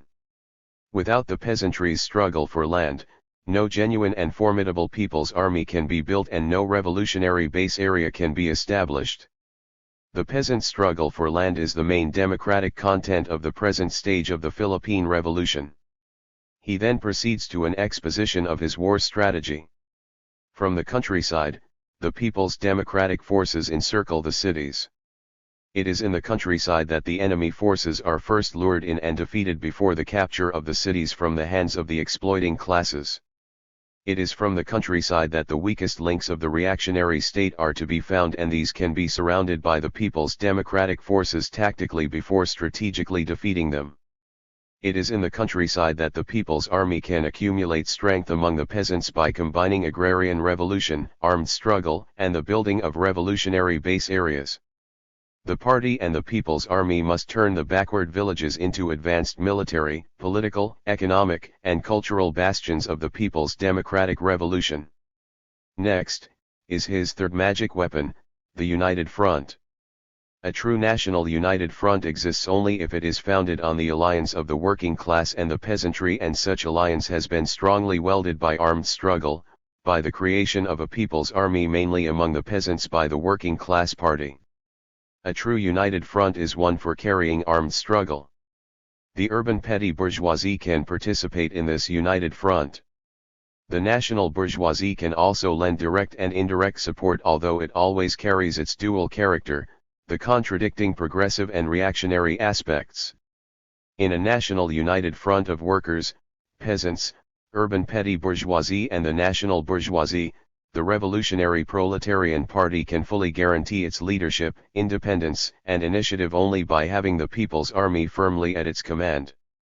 Criticism on the war revolution of Sisson up to this point will be concentrated or limited to its programmatic context and will be dealt with more thoroughly on the particular section on protracted people's war. From these statements, the following major conclusions can be drawn that define Sisson's concept of revolution. 1. Absolute reliance on armed struggle, which have been transformed into a war strategy, transforming the people's revolution into people's war. 2. Absolute reliance on the peasantry as the main force of the democratic revolution, as the vehicle of the revolutionary movement. 3. Absolute fixation on a strategy of seizure in the democratic revolution by absolutizing war revolution. 4. Absolute fixation of the path of development, from the countryside to the cities, based on its war strategy.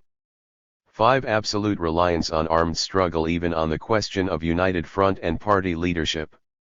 Approaching it first from the theoretical aspect, the most basic question that should be asked of Sisson's concept of revolution is, are these absolutes consistent with the basic principles of Marxism-Leninism, or are they purely Maoist dogma completely alien to the ideas of Marx, Engels, and Lenin? What is Sisson's theoretical explanation for his absolutes?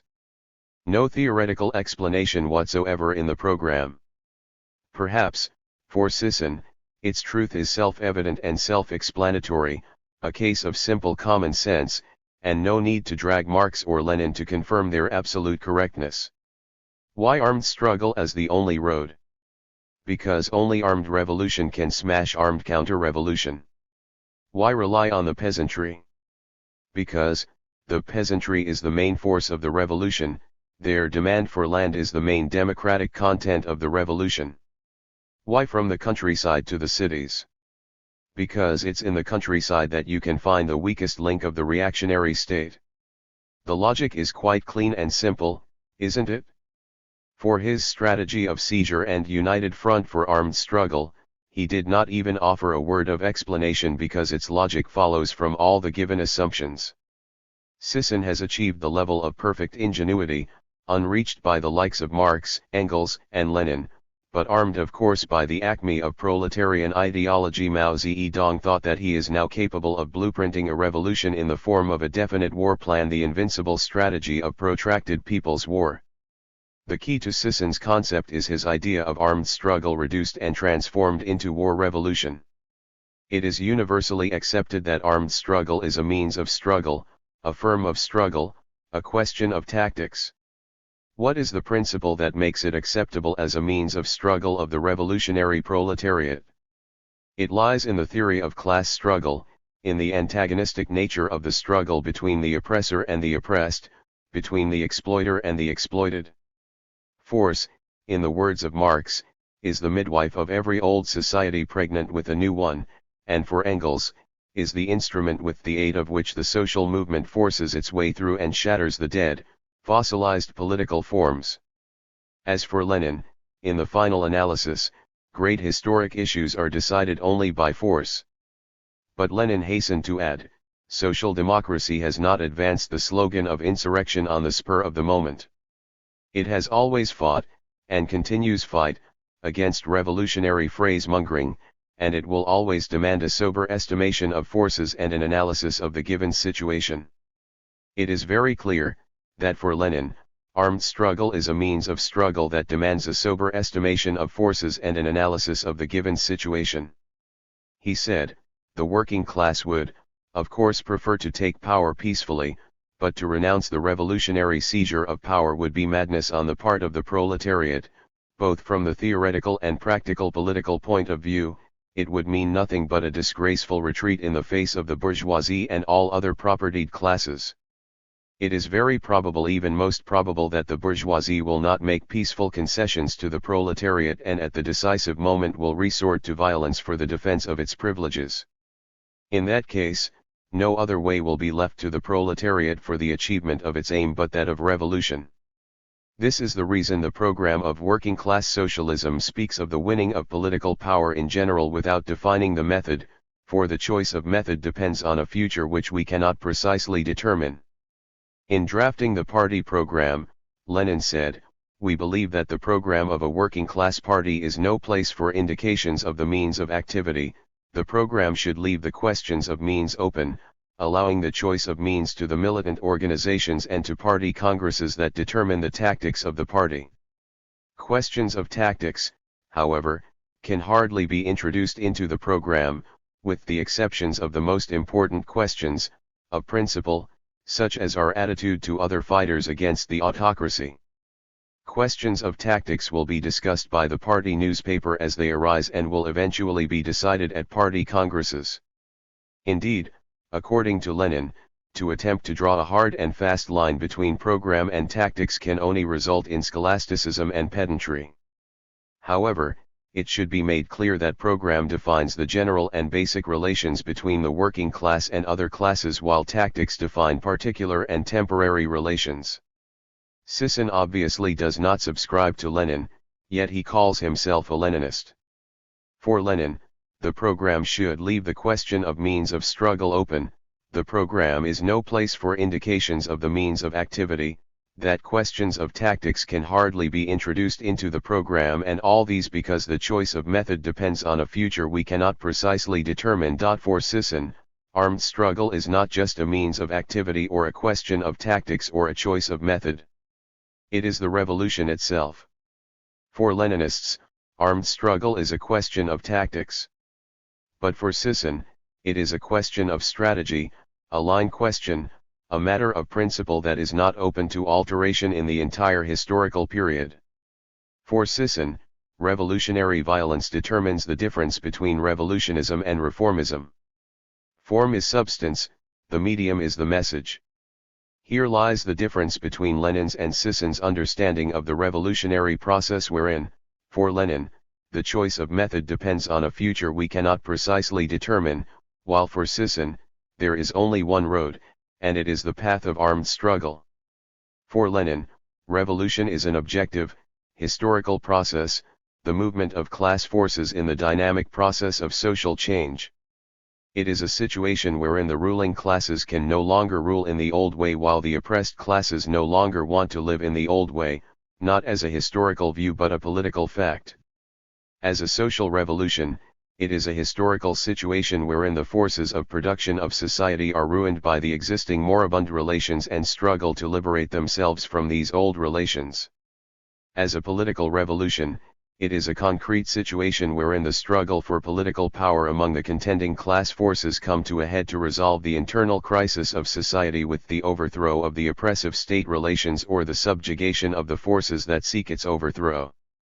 In short, it is a dynamic, creative process following closely the continuing alignment and antagonism of class forces in society, its concrete and exact forms and means of struggle forged and manufactured by the masses themselves in the process of their revolutionary awakening, and not only by their conscious, vanguard elements in their plenary meetings.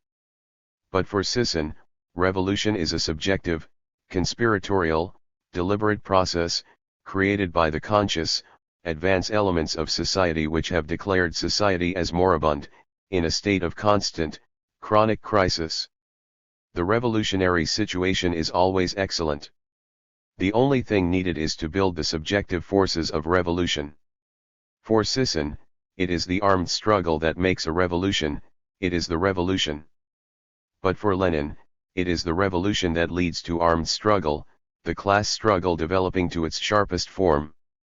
How come in drafting his party program, Lenin, with all his dialectical genius, his treasury of knowledge, his mastery of theory, his tactical brilliance, his materialist foresight, cannot decide beforehand his choice of methods, his means of struggle, saying simply that it depends on a future which he cannot precisely determine? But here comes Sisson with his program, with all his superfluous verbosity, unfolding his blueprint for a people's democratic revolution, announcing with absolute certainty that there can only be one road, the road of armed struggle, one hope, the revolutionary peasantry and a peasant army, one line of advance from the countryside to the cities, and he calls this the invincible strategy of protracted people's war, the body and soul of his people's democratic revolution. Shame on Lenin's admonitions against predetermined tactics, shame on Lenin's reliance on the dynamics of the class struggle.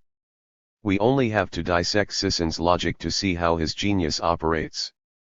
He begins with his thesis that armed counter-revolution can only be smashed by armed revolution. How do we launch an armed revolution? By building a people's army.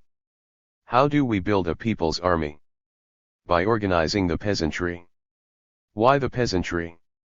Because the countryside is the weakest link of the enemy. How do we win over the peasantry? By upholding the peasant demand for land as the main content of the revolution.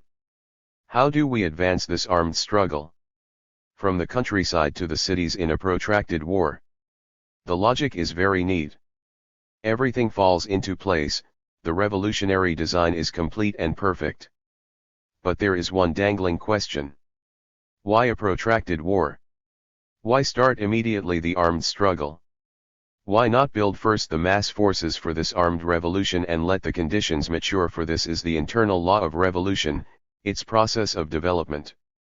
If such will be the case, this will no longer be a protracted war, but the tactics of insurrection, the tactics of armed uprising. Back to the first question. Why protracted war? Why not use Lenin's materialist approach to revolution, relying mainly on the development of the objective conditions, of the class struggle? Again, Sisson did not answer this in the party program. He just makes his assertions and he expects everybody to just take his word for it. Why protracted war? Because Philippine society is semi-colonial and semi-feudal? This determines the class nature of the revolution, its national democratic character. But not the means of revolution, its protracted war form of development. Because of the armed counter-revolution? This determines the armed nature of the revolution. But, again, not the definite form of this violent revolution, which could take the form of armed uprisings or a protracted war. There can be only one explanation for this grotesque type of revolution. Based on the concrete conditions of the Philippines, we cannot proceed with the revolution, engage in revolution, gradually build revolutionary strength except by immediately launching armed struggle. And if such is the case, this armed struggle cannot but take the form of protracted war. But the fundamental point is, did such conditions exist in the Philippines in 1968 so that we cannot proceed with the revolution except through armed struggle? Meaning, can we not advance the workers' movement except through armed struggle? Can we not advance the student movement except through armed struggle? Can we not advance a nationalist movement of the national bourgeoisie except through armed struggle? Can we not advance broad democratic movements and united front work except through armed struggle? But most of all, can we not advance the peasant movement except through armed struggle? For Sisson, armed struggle pertains principally to the peasant movement. In PSR, he declared, there is no solution to the peasant problem but to wage armed struggle, conduct agrarian revolution and build revolutionary base areas. This statement may be historically correct, but is definitely theoretically unsound. Even Lenin did not make such an absolute formulation on the peasant question of the Russian Revolution, although the survivals of serfdom were more prevalent in Russia even after its formal abolition by Tsarism, and considering that it is a more brutal form of feudal oppression than what persisted in the Philippines in 1968. We may and we must incite the peasantry to rebellion in our practical calls, using historical experience and social injustice as our material for agitation. This is principled. But theoretical demagoguery and trickery is unacceptable in a Marxist-Leninist party. It has been proven in the experience of many countries under imperialist domination or intervention that the reactionary bourgeois state can make decisive political decisions regarding land reform and resolving their peasant problem, at least, to the level that the armed option in agrarian struggle becomes unviable. Moreover, even assuming that in a given situation, armed struggle is the only viable option for the peasantry due to the extreme reactionariness and conservatism of the ruling class on the question of land reform, it does not automatically follow that this must take the form of a protracted war.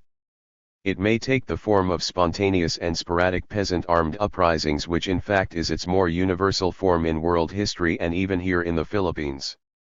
Under what conditions, then, can we correctly say that the revolution cannot proceed and advance, at the outset, except through the path of immediate armed struggle, which inevitably must take the form of protracted war? This can occur if the prevailing political conditions in a country is a total military situation, when class struggle objectively is transformed into a generalized armed conflict as in colonial occupations or wars of aggression, and in extreme cases, fascist rule. But even conditions of open terrorist rule like the Marcos fascist dictatorship do not necessarily mean a protracted war type of revolution, though the positive factors for the armed struggle is extremely intensified by such conditions. Tsarist absolutism, a political system more ruthless and barbaric than Marcos fascism, was not reason enough for Lenin to design his revolution in the mold of a protracted war struggle. Conditions in Lenin's Russia in 1900 were perfect for a protracted war, much better for a protracted war than Sissin's Philippines in 1968. The overwhelming majority of Russia were peasants engaged in sporadic, spontaneous armed uprisings. The remnants of the old serf-owning system were still extremely numerous in Russia's countryside. Corvée and bondage, the peasants' inequality as a social estate and as citizens, their subjection to the privileged landowners who still have the right to flog them, and their degrading living conditions which virtually turn the peasants into barbarians, all this, according to Lenin, is not the exception but the rule in Russian countryside.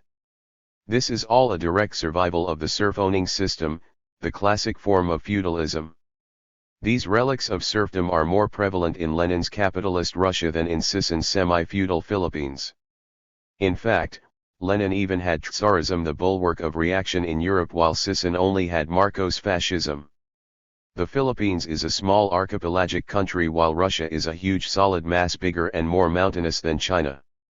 What prevented Lenin from opting for a protracted war strategy, for calling at the very outset for armed struggle in the party's program instead of concentrating all the party's energy on organization and the regular delivery of literature almost exclusively among the Russian working class? The answer is simple, and it is not because Russia is capitalist as Sissin's fanatics have been trained to answer. It is because Lenin did not share Sissin's grotesque notion of revolution. Lenin insisted in organizing and directing the revolution through a party vanguard against the tailists and economists who worship spontaneity. Not in the sense of undermining, disregarding, distorting the objective laws of development of revolution and the dynamics of the class struggle, but by grasping its internal motion, never imposing his will and wishes based on preconceived plans and venerated dogmas, never hesitating to discard old ideas that no longer fit to fast-changing conditions. Lenin's brilliance and success he owes to his strict and incisive materialist approach to revolution, integrating creatively his profound grasp of Marxist theory and the dynamics of the revolutionary struggle. To Lenin, the revolution is a living organism in a state of constant development corresponding to the development of the internal contradictions in society, and not as something mechanically concatenated, not as something artificially advancing along a preconceived, pre-designed, prefabricated strategic line and therefore permitting all sorts of arbitrary impositions by some vanguard spiritual force. Sissin's protracted war type of revolution is the exact opposite of Lenin's approach to revolution. His ideological stock in trade is pure voluntarism and reductionism. To a protracted war type of revolutionist, the advance of the revolution is determined by the armed struggle, its power source is the armed struggle. An armed struggle launched by the vanguard and its army, advancing independent of socio-economic developments, for it is something given and constant, chronic crisis theory, advancing on the basis of the laws of war, strategy and tactics of protracted war, and not the laws of class struggle, and as the center of gravity, all revolutionary work must conform to and serve its needs. Hence, the stress in peasant work, the fixed line of advance from countryside to the cities, first in the hinterlands, next to the foothills and then down to plains, advancing wave upon wave on the basis of the requirements and limitations of guerrilla warfare and not on the dynamism of class warfare, the advance of the struggle dictated by the tempo of the war, comforted by the belief that, anyway, this is a people's war, this is for our people. The problem with this type of revolution is not only its un-Marxist approach to revolution. It also taught us to become un-Marxist. We accepted the given premises laid down by Sissin as absolute truths, primarily his armed counter-revolution thesis, as if there's something profound in such a formulation. From here, we easily swallowed hook, line, and sinker his concept of armed revolution, the principality of the armed struggle, his distinction of revolutionism and reformism, etc. And then we embraced lock, stock and barrel his invincible strategy of protracted people's war. Actually, to the question of why start the war immediately, Sissin had an answer in his specific characteristics of our people's war. According to Sissin, the more time we have for developing our armed strength from practically nothing, the better for us in the future. This is the convoluted logic of Sissin's grotesque concept of revolution in its most vulgar form. The CPP's agrarian policy from whose class viewpoint? What is an agrarian program of a communist party? It is a definition of the guiding principles of the policy of the party of the class-conscious proletariat on the agrarian question, i.e., policy in relation to agriculture and the various classes, sections, and groups of the rural population. Big landowners, agricultural wage workers, and peasants, these are the three main components of our rural population. But since ours is a peasant country, the party's agrarian program is chiefly a proletarian program defining our attitude towards the peasant question, a proletarian program in a peasant revolution that is directed against the survivals of feudalism, against all that is feudal in our agrarian system. According to Sisson, our people's democratic revolution, in the main, is a peasant revolution, a peasant war. Although the leading force is the proletariat, the main force of this revolution is the peasantry. Peasant demand for land is the main democratic content of our people's revolution. This is how important, how crucial the peasant question is to our revolution. Many revolutions met their Waterloo on this question. Hence, the need for an agrarian party program that is consistent in principle and politically expedient. Here lies the biggest challenge to the party of the revolutionary proletariat, drafting a proletarian program that is consistent with the fundamentals of Marxism-Leninism and at the same time expedient in developing the countryside as a bulwark of the revolution. Contrary to what Sisson would like us to believe, as he obviously believed, the peasant question is a most difficult and most complicated question. It has no simple formulations and simple solutions that address an agrarian situation warped in a three-dimensional development of history, its feudal, capitalist and socialist elements interwoven in a complex web of relations. But first, on questions of principles, mainly on the attitude of the proletariat toward the peasantry, which again will push into the forefront the class viewpoint of the party in drafting its agrarian program, the class position of the party on the peasant question. It should be made clear at the outset that not because we are presenting a peasant program we will formulate it from the class position of the peasantry instead of from the class viewpoint of the proletariat. PPDR made categorical theoretical formulations on its attitude towards the peasantry. It considers the peasantry as the closest ally of the proletariat, as the main force of the people's democratic revolution. According to Sisson, the peasants' struggle for land is the main content of the people's democratic revolution. In launching the armed revolution, the working class, according to Sisson, should principally rely on the mass support of its closest ally, the peasantry. But in building the revolutionary anti-feudal united front, the working class must rely mainly on the poor peasants and farm workers, then win over and unite with the middle peasants and neutralize the rich peasants. As formulated in PPDR, the relationship of the working class with the farm workers is one of alliance, in its close alliance with the poor peasants and farm workers. Let us analyze the meaning of all these formulations in their consistency in principle, i.e., in relation to Marxism-Leninism. What is the Marxist-Leninist attitude, in terms of theory with regards to the peasantry? In present-day society, the peasantry no longer constitutes an integral class. The differentiation within the peasantry is relentlessly sharpened, its ruin as a class of small-scale producers is intensified as a result of the continuing inroads of capitalism in agriculture, specifically, the dominance of commodity production, and the continuing decay of the old feudal mode.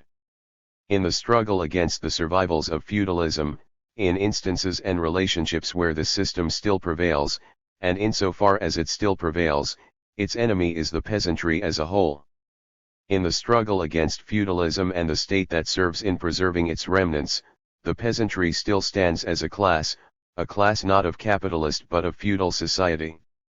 According to Lenin, inasmuch as this class antagonism between the peasantry and the landlords, so characteristic of feudal society, still survives in our countryside, insomuch a working class party must undoubtedly be on the side of the peasantry, support its struggle and urge it on to fight against all remnants of feudalism. But he adds that, inasmuch as feudalism is being eliminated by present-day, bourgeois, society, insomuch the peasantry ceases to be a class and becomes divided into the rural proletariat and the rural bourgeoisie, big, middle, petty, and very small. Inasmuch as feudal relationships still exist, insomuch the peasantry still continues to be a class of feudal society rather than of bourgeois society. To Lenin, this insomuch exists in real life in the form of an extremely complex web of serf-owning and bourgeois relationships in the Russian countryside today. To use Marx terminology, labor rent, in-kind, money rent, and capitalist rent are almost fantastically interlinked in our country. This is the reason why Lenin sometimes put the word peasantry in quotation marks in order to emphasize the existence of an absolutely indubitable contradiction with regards to the status of the peasantry as a class. This, according to Lenin, is not a contradiction in a doctrine but a contradiction in life itself. Hence, the inevitability of a complex solution of the agrarian question, and the task is not to look for a simple solution to such tangled problems. It is our duty to fight against all remnants of feudal relations, that is beyond doubt, but since these are intricately interwoven with bourgeois relations, we are obliged to penetrate into the very core, undeterred by the complexity of the task. Sisson, obviously, did not heed Lenin's advice. He simplified the party's agrarian problem with a simple solution: land to the landless. But before we tackle Sisson's fighting slogan, we must first clarify the Marxist-Leninist guiding principles on how the proletariat should support peasant demands, on how the party defines the nature of the proletariat's peasant demands. The class-conscious party of the proletariat should make two highly circumscribed conditions in the inclusion of the peasant demands in its program. According to Lenin, we make the legitimacy of peasant demands in a social democratic program dependent, firstly, on the condition that they lead to the eradication of remnants of the serf-owning system, and secondly, that they facilitate the free development of the class struggle in the countryside. Why these two highly circumscribed conditions? Because, for Lenin, the fundamental criterion of what we can and must demand, in the minimum program, for the wage workers and for the peasants is absolutely different. According to Lenin, for the workers, we demand such reforms as would safeguard them from physical and moral degeneration and raise their fighting capacity. For the peasants, however, we seek only such changes as would help to eradicate the remnants of the old serf-owning system and facilitate the free development of the class struggle in the countryside. Hence, it follows that our demands in favor of the peasants are far more restricted, that their terms are much more moderate and presented in a smaller framework. Why this class difference? Why this class bias? Here is Lenin's explanation: with regard to the wage workers, we undertake to defend their interests as a class in present-day society. We do this because we consider their class movement as the only truly revolutionary movement, and strive to organize this particular movement, to direct it, and bring the light of socialist consciousness into it. How about the peasantry? Do we defend them as a class? According to Lenin, no, we do not by any means undertake to defend its interest as a class of small landowners and farmers in present-day society. Nothing of the kind. The emancipation of the workers must be the act of the working class itself, and for this reason, Lenin insists that social democracy represents directly and wholly the interest of the proletariat alone, and seeks indissoluble organic unity with its class movement alone. For Lenin, all the other classes of present-day society stand for the preservation of the foundations of the existing economic system, and that is why social democracy can undertake to defend the interests of those classes only under certain circumstances and on concrete and strictly defined conditions. This is how Lenin views the peasantry and other class forces from his unswerving proletarian standpoint. He fully subscribes to the entire spirit of Marx's teachings. The Communist Manifesto declares outright that of all the classes that stand face to face with the bourgeoisie, the proletariat alone is a really revolutionary class. The small manufacturer, the artisan, the peasant, are not revolutionary, but conservative. Nay more, they are reactionary. If by chance they are revolutionary, they are so only in view of their impending transfer into the proletariat. They desert their own standpoint to place themselves at that of the proletariat. Lenin insisted that in a party program, we must point in positive form to the conservatism of the petty bourgeoisie, referring to the peasantry. And only in conditional form should we point to its revolutionary spirit. Only such a formulation will coincide in full with the entire spirit of Marx's teachings. Sisson and his cabal of fanatics must not be allowed again to swindle Filipino communists with their stock-in-trade theoretical trickery that Marx's declaration in the Communist Manifesto and Lenin's teachings do not apply to the Philippines because we are semi-feudal. Lenin's Russia is more semi-feudal, and he described Russia as such semi-feudal. Mao was not the originator of such term. In fact, Lenin's Russian countryside of 1902 was more backward than Sisson's semi-feudal countryside of 1968.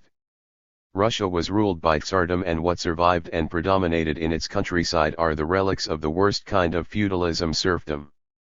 But more important than this comparative argument is the fact that Marx and Lenin analysis of the peasantry as a differentiated and disintegrating class conforms to the concrete realities of Philippine countryside.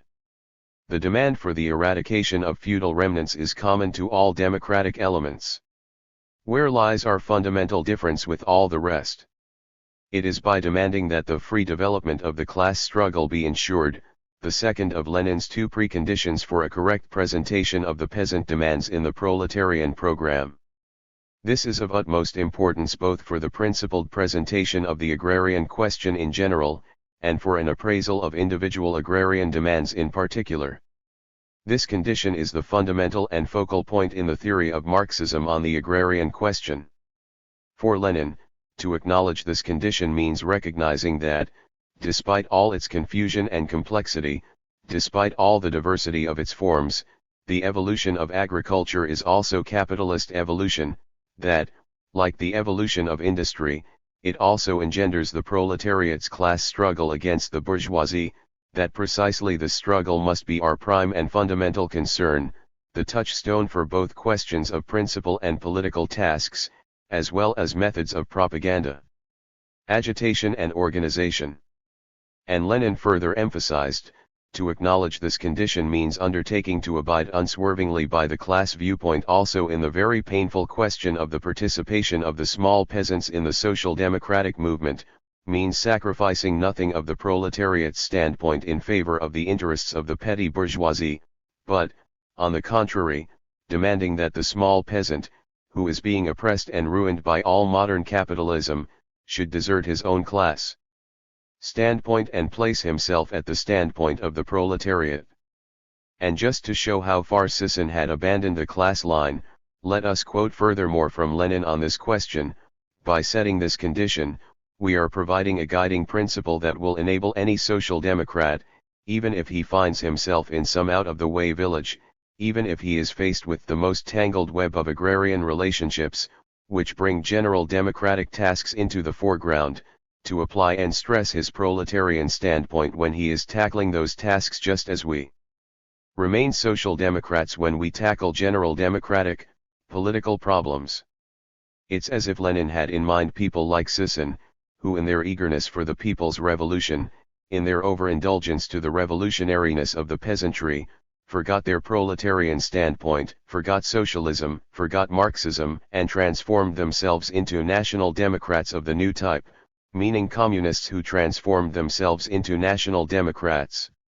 Lenin even affixed the following point as a footnote: the more indulgence we show, in the practical part of our program, towards the small producer, example to the peasant, the more strictly must we treat these unreliable and double-faced social elements in the theoretical part of the program, without sacrificing one iota of our standpoint.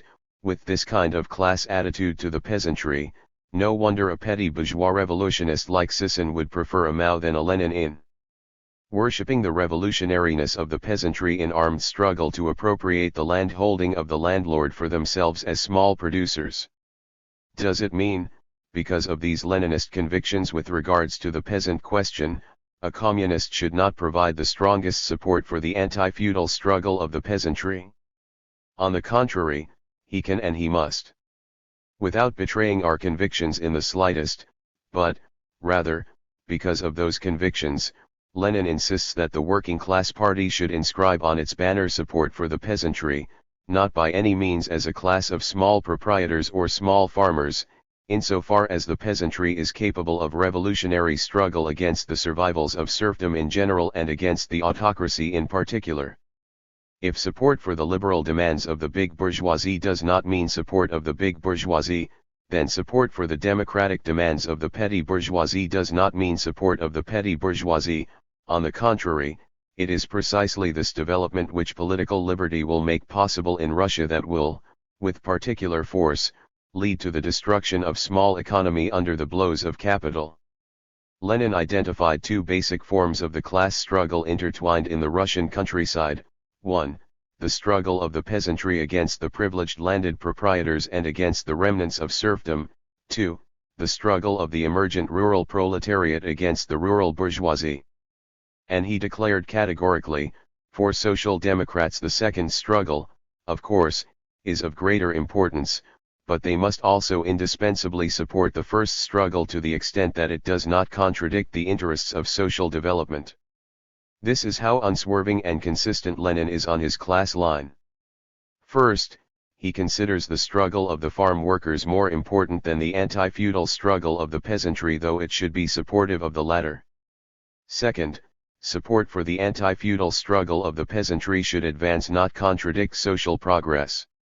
Meaning, as he always insists, support for the anti-feudal struggle is not because the proletariat is supportive of the peasantry as a class, but, rather, because this peasant anti-feudal struggle conforms to the interest of social progress and the class struggle of the proletariat. By social progress in agrarian struggle, Lenin is primarily referring to the development of the productive forces, to the economic basis of the proletarian agrarian program.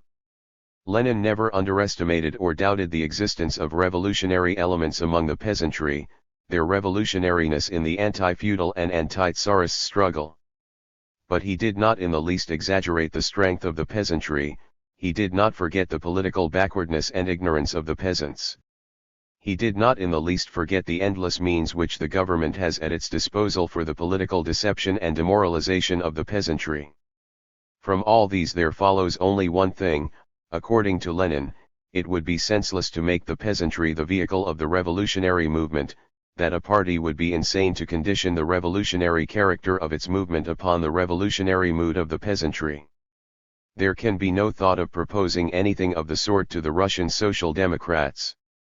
We say only that a working-class party cannot, without violating the basic tenets of Marxism and without committing a tremendous political mistake, overlook the revolutionary elements that exist among the peasantry and not afford those elements support.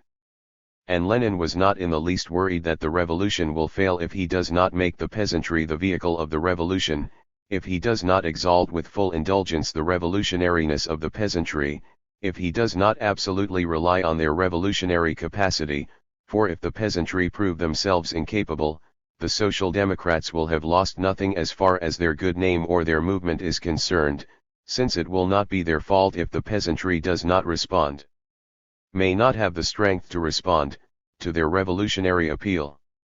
The working class movement is going its own way and will continue to do so, despite all the betrayals of the big bourgeoisie or the petty bourgeoisie. In the light of all these guiding principles of Marxism-Leninism, and most specially the last point cited from Lenin, how should we now evaluate Sissin's platform on the peasant question? How should we now understand in terms of consistency in principle and political expediency Sissin's formulation that the peasantry is the main force of the people's democratic revolution, the peasant struggle for land is the main content of the people's democratic revolution, and his preaching, his advocacy, and not only support, of the land to the landless peasant slogan in our program? The peasantry as the main force? What peasantry is Sissin talking about? The peasantry no longer stands as an integral class, it is differentiated into poor, middle, and rich peasants, each developing its own class tendencies. A main force, therefore, that is not an integral whole. What kind of strategy is this? A divided main force, each section having its own distinct tendencies. Maybe, Sissin is referring to the peasantry standing as a class in the anti-feudal struggle. Still, its duality, this objective weakness, remains as described in Lenin's inasmuch scenario. This split character of the peasantry is a simultaneous situation, an indubitable contradiction that is not imaginary but exists in real life. Maybe, Sisson is referring not to the entire peasantry but to a particular section of it. But he should be reminded that in strict Marxist usage, the word peasantry pertains principally to the middle peasant. Among the three strata of the peasantry, by its objective position, it is the genuine carrier of peasant class interest. But its conditional revolutionariness is very conditional. Its basic interest is its stability as a middle peasant. But on the one hand, it aspires to become a rich peasant, while on the other hand, it resists the stronger pull of bankruptcy and falling into the ranks of the poor peasants. Actually, when Lenin talks of the peasantry as the closest ally of the working class in the democratic revolution, he is referring to the rural petty bourgeoisie, which are principally the middle peasants. But Lenin will never consider the middle peasants, meaning the rural petty bourgeoisie, as the main force of the democratic revolution in the absolute revolutionary sense given by Sisson. Definitely Sisson is not referring to the rich peasant, which he himself identified as a force that should be neutralized. Note, Sisson never mentioned a policy of expose and oppose against the rich peasants inasmuch as they exploit the farm workers and poor peasants. If Sisson is referring to the poor peasants, alone, as the main force, then it is ridiculous. First, the working class, meaning the factory and farm workers, are much bigger than the poor peasants in terms of share in the population and definitely are a much better fighting force of the people's democratic revolution.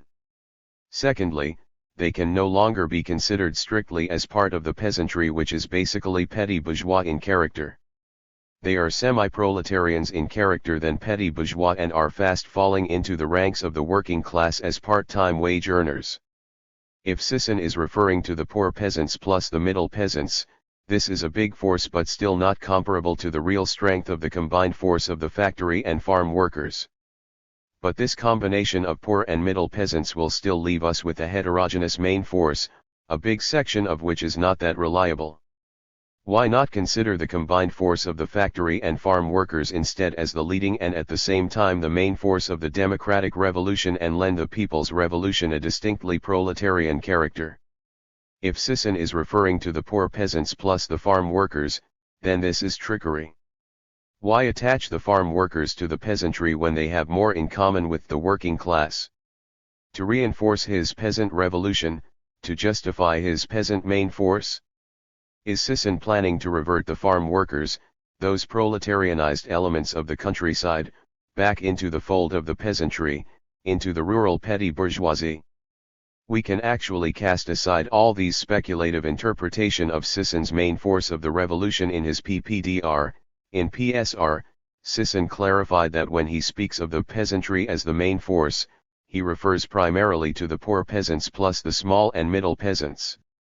The fundamental point, however, is this. Is it consistent in principle for Sisson to make the peasantry the vehicle of the revolutionary movement since he considers it as the main force of the revolution? Lenin has a word for this: senseless. Is it politically expedient for Sisson to condition the revolutionary character of its movement upon the revolutionary mood of the peasantry, since for Sisson, this revolution absolutely relies on the revolutionariness of the peasantry? This revolution is a peasant revolution and its victory hinges on the success of his peasant army and peasant war? Lenin has a word for this: insane. How about Sisson's formulation that the main content of the people's democratic revolution is the peasant struggle for land? Again, what is the meaning of this very profound formulation, typically Maoist in its simplicity? It is theoretically correct to state that the anti-feudal struggle is the main element or main content of the democratic aspect of the people's revolution. But to reduce it further, reduce the anti-feudal movement into a struggle for land and then exaggerate this struggle out of proportion as the main content, not only of the democratic aspect, but of the entire people's revolution, is nothing but revolutionary sensationalism. Such a formulation implies that between the anti-imperialist and the anti-feudal aspects of the people's revolution, between the struggle against imperialist oppression and the struggle against feudal exploitation, the latter is more important and more decisive as the main content of the revolution.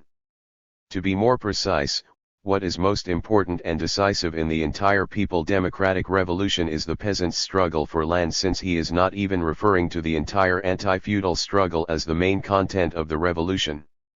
As a testimony to what kind of a Marxist theoretician Sisson is, it should be emphasized that he presented this main content formulation in a programmatic, orientational, and theoretical way, and not as tactical proposition expressing a particular, temporary and concrete situation in the entire historical process of the democratic revolution. Again, Sisson has theorized and absolutized his view, or what he plagiarized from Mao, that the pivot of the People's Revolution, and not only of the Agrarian Revolution for the entire historical stage of the democratic revolution, is the peasant's struggle for land, for this is the meaning of the main content proposition. But Sisson's logic is this: the main content of the anti-feudal struggle is the struggle for land. Since we agree that the anti-feudal movement is the main element of the democratic aspect of the People's Revolution, therefore, the struggle for land is the main democratic content of the People's Revolution. Wrong. Theoretically, the struggle for land is not the main content of the anti-feudal struggle. The struggle to overthrow the landlord class economically and politically is its main content, although the struggle to overthrow the landlord class expresses itself generally in the struggle for land. What is the class nature of this struggle for land, whose practical expression in PPDR is the slogan "Land to the Landless"? What is the economic and political basis of this slogan, which was formulated and presented by Sisson as a programmatic position and a declaration of principle in the democratic revolution, and not merely as a tactical proposition? How does Sisson justify the consistency of this slogan to the basic theoretical principles of Marxism-Leninism? To all these fundamental questions of utmost programmatic and tactical importance, Sisson has no answer in his PPDR, and even in all his subsequent writings, and failing in this, he cannot but be accused of revolutionary demagoguery. This is how Sisson formulated in PPDR his simple resolution of the agrarian question, and we quote in full the section entitled "The Land Problem." The main content of the People's Democratic Revolution is the struggle for land among the peasants. The People's Democratic Revolution must satisfy the basic demand of the peasants and farm workers for land. The agrarian revolution is the necessary requirement for the vigorous conduct of the armed struggle and the creation and consolidation of revolutionary base areas. Land shall be distributed free to the landless. Usury and all other feudal evils shall be wiped out. Plantations and estates already efficiently operated on a mechanized basis shall be converted into state farms, where the agricultural workers shall establish proletarian power and provide themselves with better working and living conditions. In the whole countryside, mutual aid teams and mutual labor exchange systems shall be created as the initial step toward higher forms of agricultural cooperation. Through agricultural cooperation, production shall be raised and well planned. The sale of produce shall be assured at the best price possible and welfare services guaranteed. The higher purchasing power of the peasantry shall enable the ceaseless expansion of industrial production. The basis of the national economy shall be agriculture, because it fulfills the food and raw materials requirement of expanding industrialization, and mainly the peasantry absorbs the products of industrialization. Sisson titled this section as "The Land Problem," but the range of his elaboration extended to his vision of the new agrarian system. But, anyway, what did he say about the land problem? 3 points. First, the People's Democratic Revolution must satisfy the basic demand of the poor peasants and farm workers for land. Second, land shall be distributed free to the landless. And third, plantations and estates already efficiently operated on a mechanized basis shall be converted into state farms.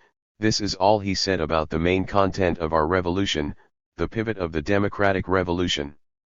What do we get from this? First, according to Sisson, land is not only a basic demand of the poor peasants but a basic demand also of the farm workers. Must Sisson be reminded that the poor peasants are the semi-proletarians? Lenin even goes to the extent of considering them as rural proletarians, and the farm workers are the proletarians in the countryside. Is this what Sisson means of the peasant struggle for land, the demand for land of the landless semi-proletarians and proletarians in the countryside? Since they are the only ones mentioned as demanding land and the revolution must meet this demand, the party of the class-conscious proletariat, the party that is fighting for the abolition of private property in its agrarian program, in its declaration of principles, deliberately intends and commits itself to transform the proletariat and semi-proletariat in the countryside, the propertyless masses of the countryside, into middle peasants, into petty bourgeois small property owners, into petty bourgeois small commodity producers. So, this is Sisson's agrarian revolution, reverting the rural propertyless masses into property owners. The party of the class-conscious proletariat is concentrating its forces and attention in the countryside, abandoning the industrial proletariat in the cities, enduring extreme sacrifices in a bloody protracted war to advance a struggle for land as the main content of the revolution that seeks to revert the propertyless semi-proletarian and proletarian masses in the countryside into petty bourgeois property owners and commodity producers. So, this is Sisson's idea of social progress, of developing the productive forces in the countryside and developing the class struggle of the proletariat in the democratic revolution, the bourgeoisification of the countryside. Sisson specifically cited the farm workers as demanding land but did not mention the middle peasants and the rich peasants. Are they not also basically demanding land or more land for their small-scale agricultural economy so as to become more viable, productive, and competitive in a commodity economy? Are they not economically affected to a considerable degree by landlordism, by the land monopoly of the landlord class? Are they not also after the vast land holdings of the landlords in the countryside? Are they not the real beneficiaries, in the economic sense, of a bourgeois agrarian revolution in the countryside? But since they are not the landless masses in the countryside, and since they are not mentioned as demanding land, they shall not benefit from Sisson's land to the landless slogan. They shall not receive free land from Sisson because they are not landless and are not demanding land. But the problem is, they are the real peasants and farmers in the countryside, and in the economic sense, they are the real class forces that are after the landlord's vast land holdings for their individualist class interests. Second, Sisson began discussing all sorts of things in the section regarding the land problem but forgot to clarify where he will get the land that he will distribute free to all the landless and the principles that shall guide the redistribution of land. He clarified this in his Revolutionary Guide to Land Reform. But as it is, Sisson's program, with all its superfluous verbosity, declaring that the struggle for land is the main content of the people's revolution but failing to clarify the target of this struggle in its section regarding the land problem, cannot pass as a party program. But since Sisson said that even plantations and estates already efficiently operated on a mechanized basis shall be converted into state farms, it is implied that all vast land holdings will be confiscated. Even this confiscatory policy is not mentioned, which is a most crucial question in any agrarian program. The question is, what types of confiscated lands will be redistributed free to the landless and what types will be exempted from this redistribution? Since Sisson mentioned only one type, those already efficiently operated on a mechanized basis that shall be converted into state farms, again it is implied that all the rest will be redistributed, even those that are mechanized but are not efficiently operated, or those that are efficiently operated along capitalist lines but are not mechanized, for what is the sense of affixing this qualification? If this efficiently operated on a mechanized basis qualification is merely superfluous verbosity, then Sisson must admit that he does not even know how to write a program. We cannot but take at face value what Sisson wrote in our program, for in reality it is nothing but phrase-mongering and pedantry. So if we take Sisson seriously, his agrarian program aims to redistribute and subdivide into small parcels all vast holdings in the countryside, including those big farms operating along capitalist lines and even those that are mechanized but are not efficiently operated. This is consistent to his idea of transforming even those landless farm workers, the rural proletariat, into middle peasants, into petty bourgeois small property owners, because their basic problem is the demand for land. This is the meaning of the slogan "Land to the landless." All those that do not have land and wish to till the land will be provided with land. If this is not petty bourgeois revolutionism, anarchism, and utopianism, what shall we call this mess that Sisson intend to do via a bloody protracted war? Third, Sisson's land to the landless slogan falls into the category of a general redistribution policy, or what Lenin calls as a divisionist line. In principle, a proletarian party does not reject the admissibility of such an agrarian policy which in form, seems to deviate from the demands of social progress and class struggle because it promotes small-scale production rather than large-scale production and private ownership rather than public ownership of the land. But for a proletarian party to support, and not only support but preach such a policy, and moreover, to include it in its proletarian party program, its consistency in theory and expediency in practice must be clearly justified, and its economic and political basis expounded. On this account, Sisson miserably failed. He provided not a grain of thought, not an ounce of wisdom on why he opted for a general redistribution policy rather than, for example, a nationalization of the land for the agrarian revolution in our country. He presented it in our program as something given and apparent, indisputable and indubitable, something self-explanatory and self-evident in its absolute correctness for all times in a democratic revolution.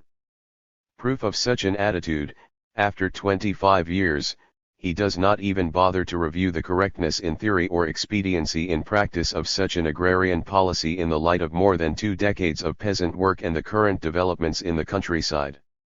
Like his protracted war strategy, his semi-feudal theory, and all his other absolutes, Sisson's agrarian program is for all seasons.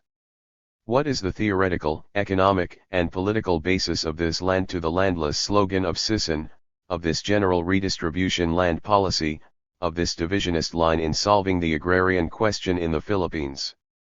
To answer this question, we must first clarify the character, the class nature of the agrarian revolution in the Philippines, of which Sisson again failed to clarify categorically and theoretically in PPDR and even in all his subsequent writings. All are agreed that the peasants' struggle for land is an anti-feudal struggle, a struggle to eradicate the feudal survivals in our agricultural system. What is the character of this struggle? Undoubtedly and obviously, this is a bourgeois democratic struggle, a bourgeois agrarian revolution. Meaning, its aim is to accelerate bourgeois development in our agricultural system by eradicating the survivals of feudalism in the countryside. Sisson cannot argue that he is taking a non-capitalist path in the agricultural development of the country because his divisionist agrarian line promotes an out-and-out private ownership of the land and an extreme program of small-scale commodity production in the countryside. Again, Sisson tries to evade and obscure the capitalist path of development by keeping mum on the character of his agrarian program, hiding it behind his non-capitalist, non-socialist national democratic slogans. Sisson's land to the landless slogan and Lenin's nationalization of the land slogan are both bourgeois slogans which cannot go beyond the bounds of bourgeois progress and will establish nothing more than a bourgeois agricultural system in the countryside. Ever since they founded their party, the Russian Social Democrats, according to Lenin, have maintained the following 3 propositions. First, the agrarian revolution will necessarily be a part of the democratic revolution in Russia.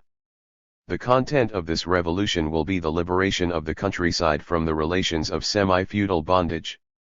Second, in its social and economic aspect, the impending agrarian revolution will be a bourgeois democratic revolution. It will not weaken but stimulate the development of capitalism and capitalist class contradictions. Third, the Social Democrats have every reason to support this revolution most resolutely, setting themselves immediate task, but not tying their hands by assuming commitments, and by no means refusing to support even a general redistribution. According to Lenin, the agrarian question is the basis of the bourgeois revolution in Russia and determines the specific national character of this revolution. The essence of this question is the struggle of the peasantry to abolish landlordism and the survivals of serfdom in the agricultural system of Russia, and consequently, also in her social and political institutions. For Lenin, the pivot of the struggle is the feudal latifundia, which are the most conspicuous embodiment and the strongest mainstay of the survivals of serfdom in Russia. 10.5 million peasant households in European Russia own 75 million desiatins of land. 30,000 landlords each own over 500 desiatins, altogether 70 million desiatins. For the information of cis and semi-feudal fanatics, this is Lenin's capitalist Russia. This is the main background of the arena on which the peasants' struggle for land was developing in Russia at that time. This is the main reason for the predominance of feudal landlords in the agricultural system in Russia and, consequently, in the Russian state generally, and in the whole of Russian life. Lest cis and semi-feudal fanatics will again question this reference to Lenin's Russia on the agrarian question, let us quote Lenin's definition of landlordism: the owners of the latifundia are feudal landlords in the economic sense of the term. The basis of the land ownership was created by the history of serfdom, by the history of land grabbing by the nobility through the centuries. The basis of their present methods of farming is the labor service system, i.e., a direct survival of the corvée, cultivation of the land with the implements of the peasants and the virtual enslavement of the small tillers, in an endless variety of ways: winter hiring, annual leases, half-share metage, leases based on labor rent, bondage for debt, bondage for cut-off lands, for the use of forests, meadows, water, and so on and so forth, ad infinitum. Now, which is more feudal, Lenin's Russia or Sissin's Philippines?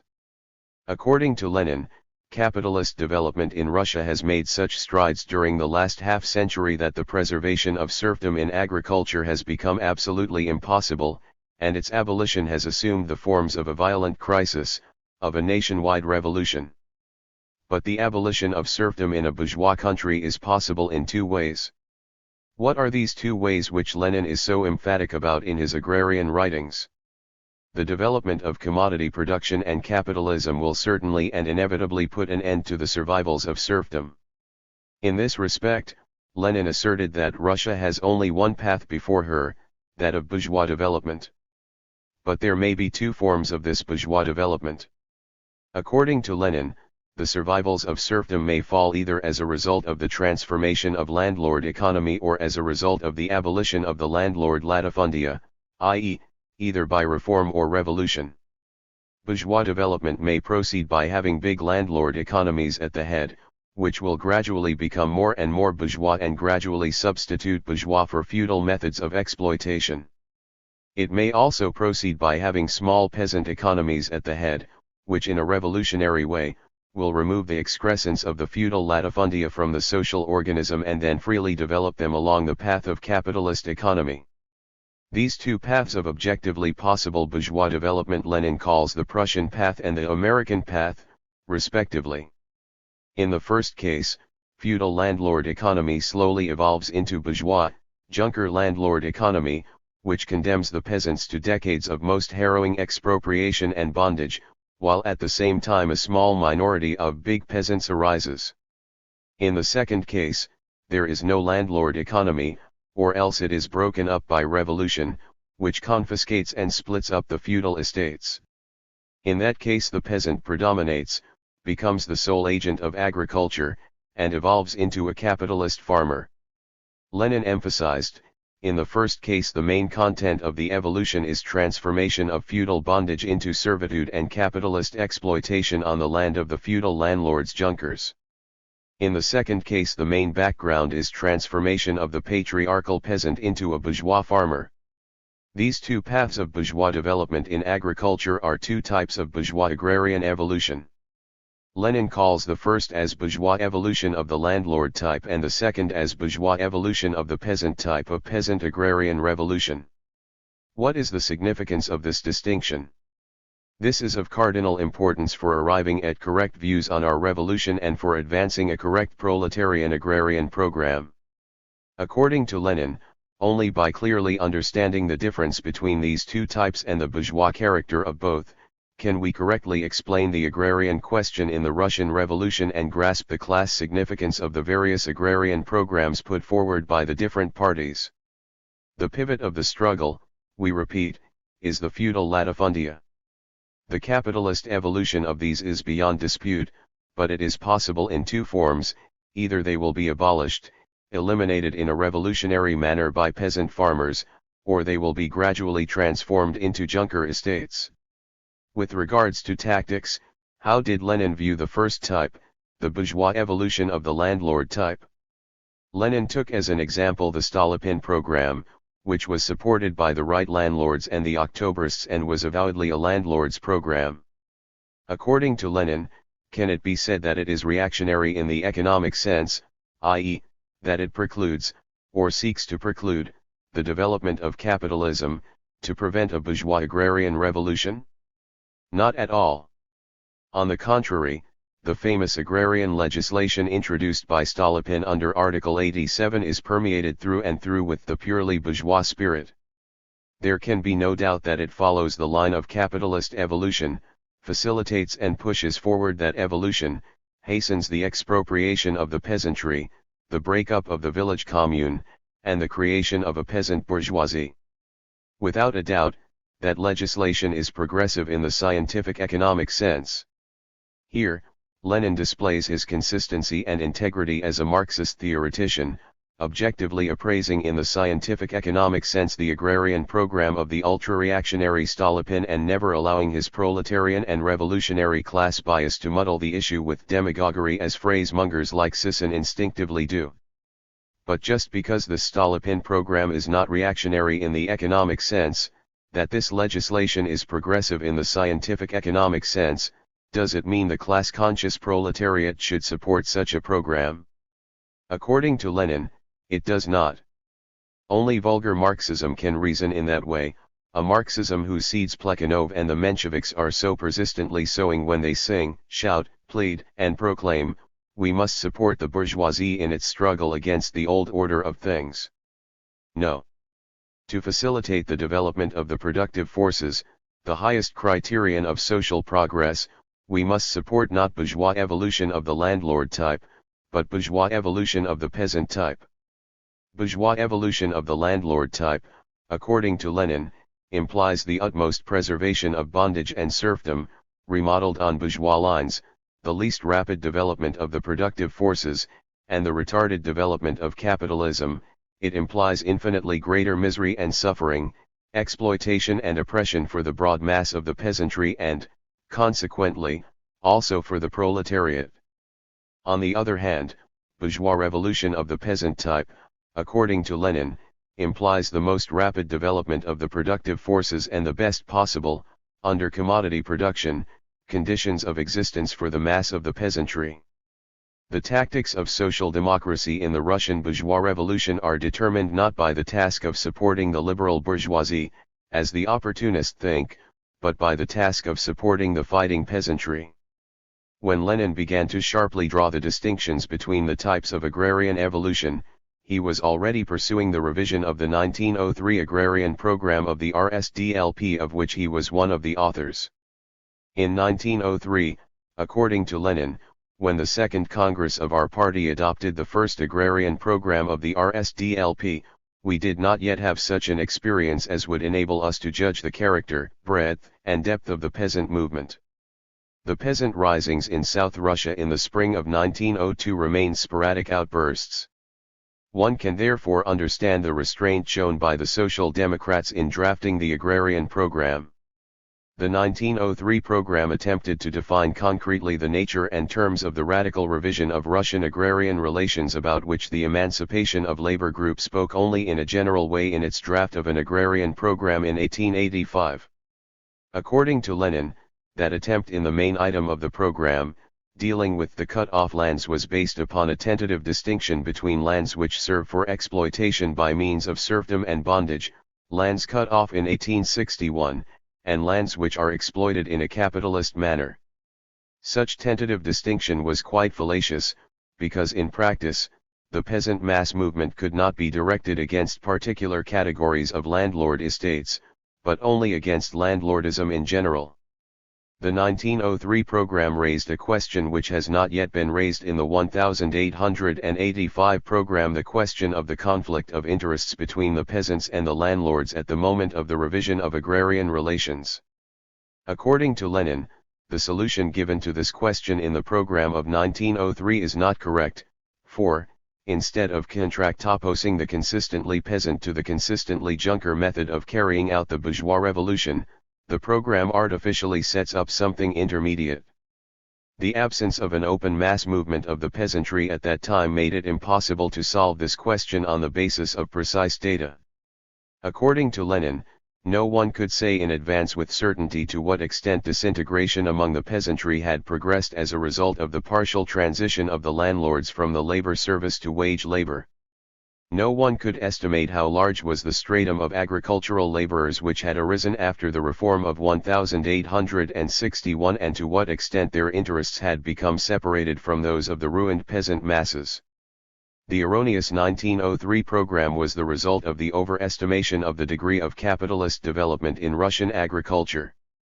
The survivals of serfdom appeared then to the Social Democrats, including Lenin, to be a minor detail, whereas capitalist agriculture on the peasant allotments and on the landlord's estates seemed to be quite mature and well established.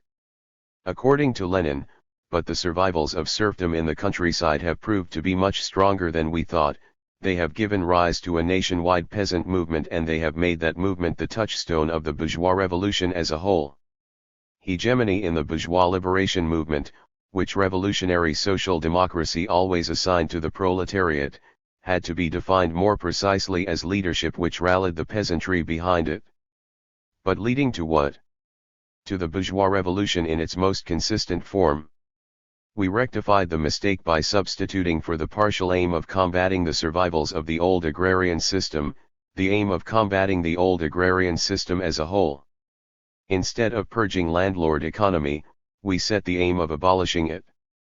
Theoretically, the 1903 program should have been developed, according to Lenin, by clarifying the economic basis of our program, the facts upon which the demand for a radical revision, as distinct from a non-radical, reformist revision can and should be based, and finally by concretely defining the nature of this revision from the standpoint of the proletariat, which differs essentially from the general radical standpoint. Practically, it should have been developed by taking into account the experience of the peasant movement.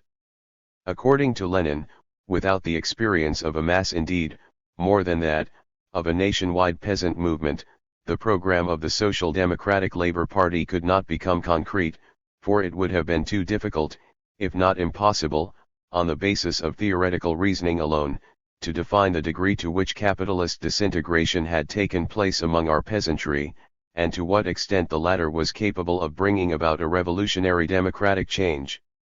Here, Lenin teaches us the materialist style of work which is alien to Sisson. First, to admit what is erroneous in one's work. Second, to amend one's position on the basis of facts. Third, to adapt to changing conditions. Fourth, to appreciate the lessons of experience. After only 3 years, Lenin vigorously initiated the revision of the 1903 agrarian program of which he was a principal author, admitting its erroneous content, meticulously compiling and studying voluminous data with the aim of clarifying the economic basis of his agrarian position, and above all, giving paramount importance to the concrete experience in peasant struggle. How about Sisson? All his basic propositions he considers as gospel truth, and after 25 years, he wants them all reaffirmed. After 25 years, no clarification of the theoretical basis of his agrarian program, no evaluation of new economic facts on which it should stand, no appraisal of the peasant movement that should validate his agrarian tactics and slogans. After 25 years, his agrarian program stands as is, as if the Philippine countryside stood still for the past 2.5 decades. Perhaps, the economic evolution in the Philippines can be held in abeyance for Sisson's agrarian revolution whose dynamics depend on protracted war, and not on a nationwide, genuine peasant mass movement. The correction of Lenin's 1903 agrarian program, made under the impact of the imposing course of events, did not make many of the Social Democrats to think out, to its logical conclusion, their new evaluation of the degree of capitalist development in Russian agriculture. Lenin clarified, if the demand for the confiscation of all the landlord estates proved to be historically correct, and that undoubtedly was the case, it meant that the wide development of capitalism calls for new agrarian relationships, that the beginning of capitalism in landlord economy can and must be sacrificed to the wide and free development of capitalism on the basis of renovated small farming. To accept the demand for the confiscation of the landlord estates means admitting the possibility and the necessity of the renovation of small farming under capitalism. Is support for small-scale farming instead of large-scale farming admissible in principle?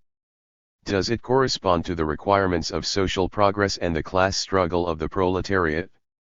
Is it not a gamble to support small farming under capitalism? Is it not a demagogic trap for the peasants? In the polemics regarding the restitution of the cut-off lands, the central clause of the 1903 agrarian program, Lenin already clarified this question of admissibility in principle. According to Lenin, generally speaking, it is reactionary to support small property because such support is directed against large-scale capitalist economy and, consequently, retards social development, and obscures and glosses over the class struggle. In this case, however, we want to support small property not against capitalism but against serf ownership. In this case, by supporting the small peasantry, we give a powerful impulse to the development of the class struggle.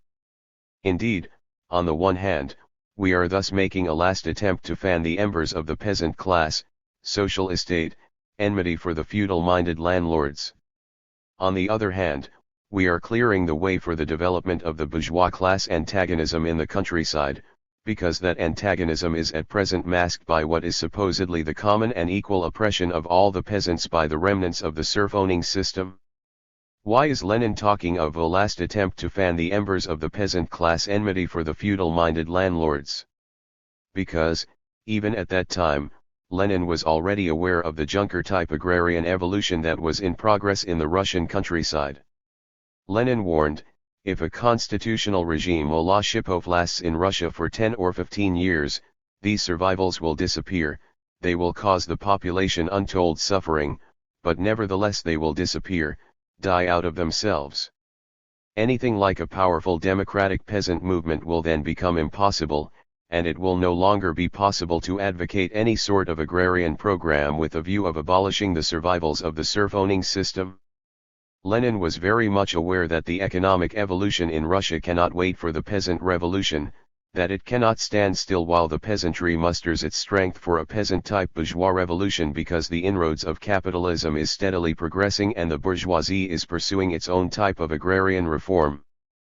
But for Sisson, the agrarian revolution can take its time, keep pace with the protracted war, because anyway, imperialism will not liquidate feudalism, imperialism will not liquidate its social base. As long there is imperialism in the Philippines, there will be feudalism. Hence, we can take our own sweet time in protracted or even in perpetual struggle.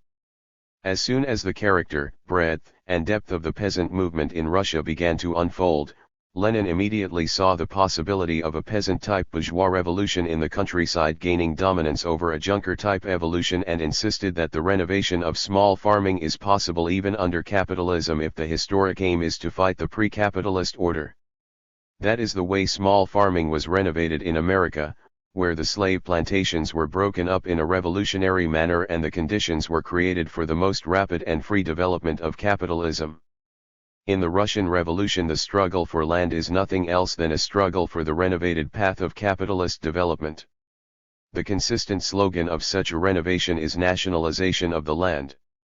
From the limited restitution of the cut-off lands, Lenin shifted to the slogan of nationalization of the land on the basis of the thesis that the feudal latifundia is the pivot of the peasants' struggle for land, a thesis validated in the concrete experience of a nationwide peasant mass movement.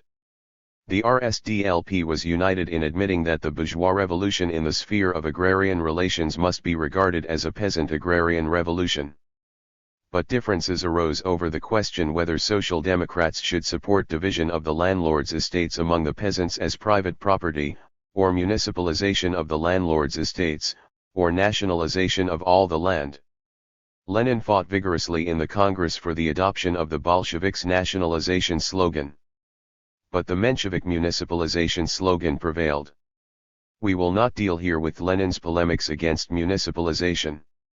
We will instead expound the theoretical, economic, and political basis of Lenin's nationalization slogan and his polemics against the divisionist slogan, which is very relevant to an understanding of Sissin's agrarian program and his land to the landless slogan.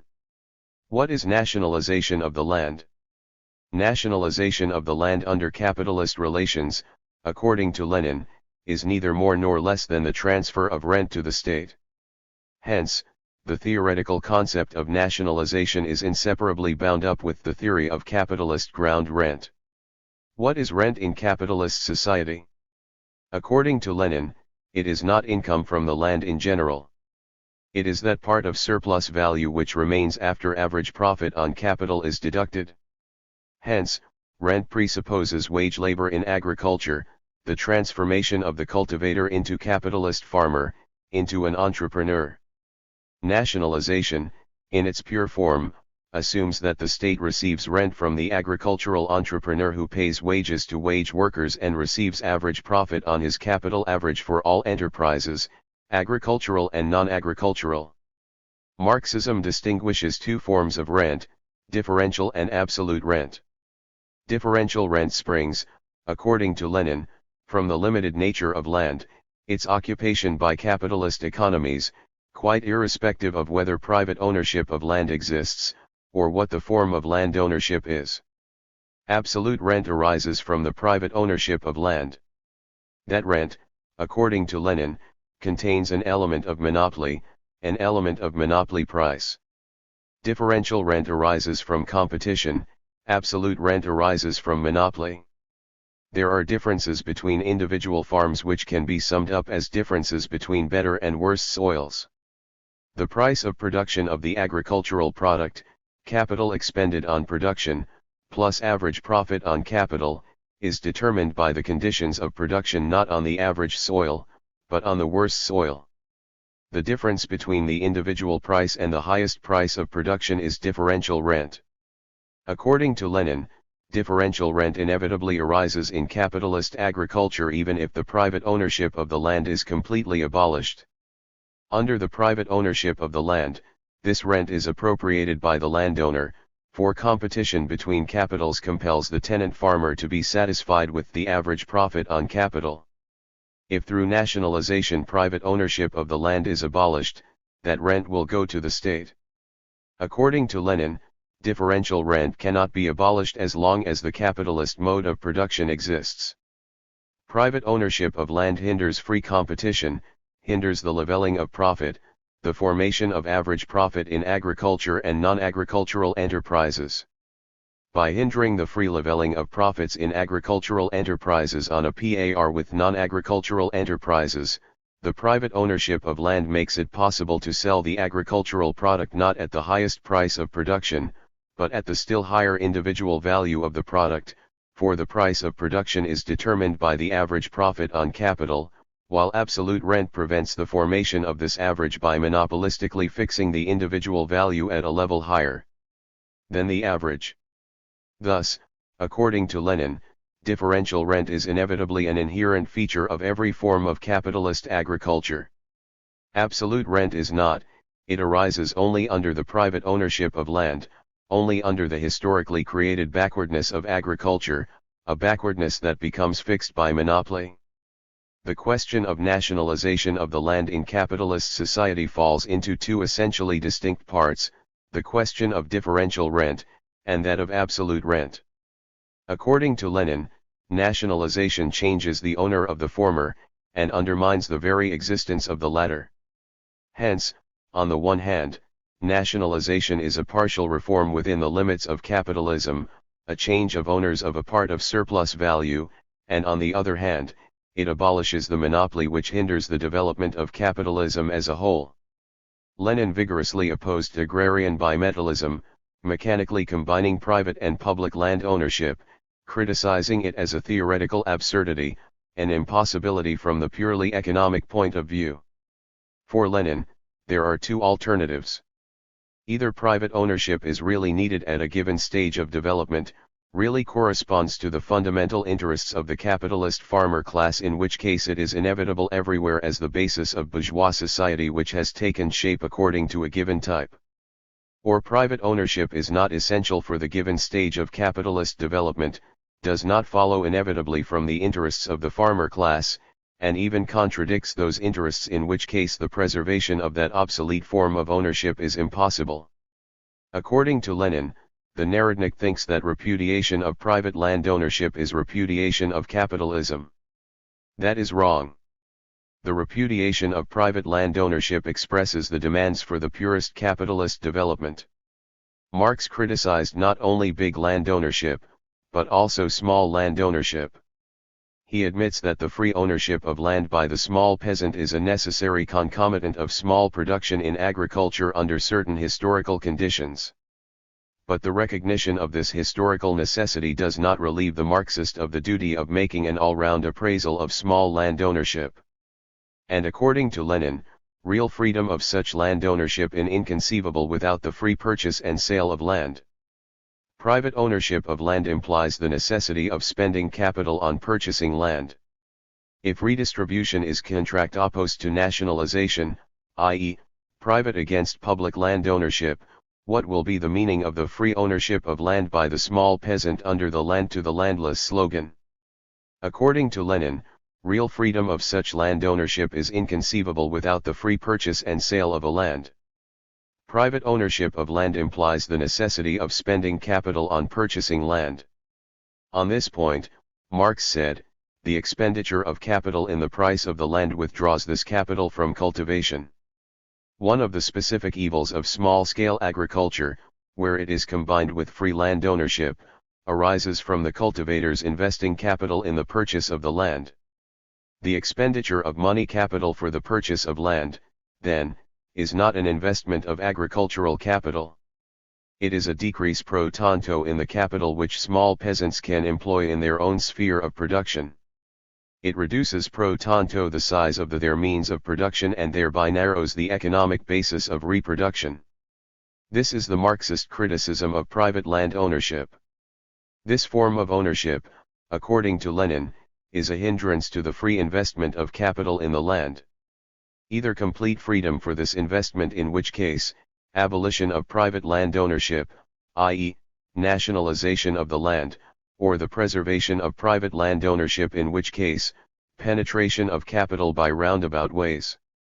The abolition of private land ownership, according to Lenin, is the maximum that can be done in bourgeois society for the removal of all obstacles to the free investment of capital in agriculture and to the free flow of capital from one branch of production to another. The free, wide, and rapid development of capitalism, complete freedom for the class struggle, the disappearance of all superfluous intermediaries who make agriculture something like the sweated industries, that is what nationalization of the land implies under the capitalist system of production. Under what conditions of the development of capitalism in agriculture can nationalization be brought about? In Lenin's time, most Marxists were of the opinion that nationalization is feasible only at a high stage of development of capitalism, when it will have fully prepared the conditions for the public ownership of the land. To bring about nationalization, it was assumed that large-scale capitalist farming must first be established. Lenin pointed out the incorrectness of this view. Theoretically, it cannot be substantiated. It cannot be supported by direct references to Marx. The facts of experience speaks against it. According to Lenin, nationalization is the ideally pure development of capitalism in agriculture. Nationalization is not only an effect of, but also a condition for the rapid development of capitalism, a measure of bourgeois progress. According to Lenin, to associate nationalization with the epoch of highly developed capitalism means repudiating it as a measure of bourgeois progress, and such a repudiation directly contradicts economic theory. Lenin based his assertion directly on Marx. After pointing out that the landowner is an absolutely superfluous figure in capitalist production, that the purpose of the latter is fully answered if the land belongs to the state, Marx said, that is why in theory the radical bourgeoisie arrives at the repudiation of private landed property. In practice, however, since the attack on one form of property, private property in relations to the conditions of labor, would be very dangerous for the other form. Moreover, the bourgeoisie has territorialized himself. According to Lenin, Marx does not mention the undeveloped stage of capitalism in agriculture as an obstacle to the achievement of nationalization. What he mentions are two obstacles which speak much more strongly in favor of the idea of achieving nationalization in the epoch of bourgeois revolution. Lenin interpreted Marx's two obstacles to nationalization. First obstacle, the radical bourgeoisie lacks the courage to attack private landed property owing to the danger of a socialist attack on all private property. Second obstacle, by the bourgeoisie having territorialized himself, what Marx has in mind is that the bourgeois mode of production has already entrenched itself in private landed property. According to Lenin, when the bourgeoisie, as a class, has already become bound up with landed property on a broad, predominating scale, has already territorialized itself, settled on the land, fully subordinated landed property to itself, then a genuine social movement of the bourgeoisie in favor of nationalization is impossible. It is impossible for the simple reason that no class ever goes against itself. These two obstacles are removable only, according to Lenin, in the epoch of rising and not of declining capitalism, in the epoch of the bourgeois revolution, and not on the eve of the socialist revolution. The view that nationalization is feasible only at a high stage of development of capitalism cannot be called Marxist. The radical bourgeoisie cannot be courageous in the epoch of strongly developed capitalism. In the epoch of bourgeois revolution, however, the objective conditions compel the radical bourgeoisie to be courageous, for, in solving historical problems of the given period, the bourgeoisie, as a class cannot yet fear the proletarian revolution. In the epoch of bourgeois revolution the bourgeoisie has not yet territorialized itself, land ownership is still too much steeped in feudalism in such an epoch. The phenomenon of the mass of the bourgeois farmers fighting against the principal forms of land ownership and therefore arriving at the practical achievement of the complete bourgeois liberation of the land, i.e., nationalization, becomes possible. If nationalization is regarded as a measure most likely to be achieved in the epoch of bourgeois revolution, does it mean that nationalization will probably be a transition to division of the land as private property? Lenin admits that nationalization may turn out to be a mere transition to division. The farmers who have adapted themselves, who have renovated the whole system of land ownership, may demand that the new agrarian system be consolidated, i.e., that the holdings they have rented from the state be converted into their property. The circumstances under which the new farmers demand for division of the land cannot be predicted with accuracy. But capitalist developments after the bourgeois revolution will inevitably give rise to such circumstances. In the light of this possible development, the fundamental question is, how will this affect the proletarian agrarian program? What will be the attitude of the Workers' Party towards the possible demand of the new farmers for the division of the land? To this question, Lenin gave a very definite reply: the proletariat can and must support the militant bourgeoisie when the latter wages a really revolutionary struggle against feudalism. But it is not for the proletariat to support the bourgeoisie when the latter is becoming quiescent.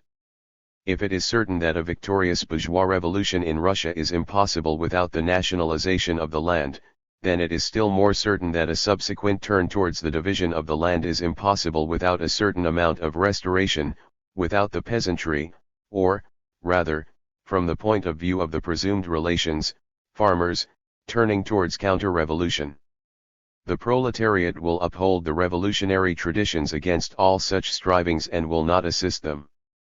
In the event of the new farmer class turning towards division of the land, Lenin insisted that it would be a great mistake to think that nationalization would be a transient phenomenon of no serious significance. In any case, it would have tremendous material and moral significance. Material significance, in that nothing is capable of so thoroughly sweeping away the survivals of medievalism in Russia, of so thoroughly renovating the rural districts, of so rapidly promoting agricultural progress, as nationalization.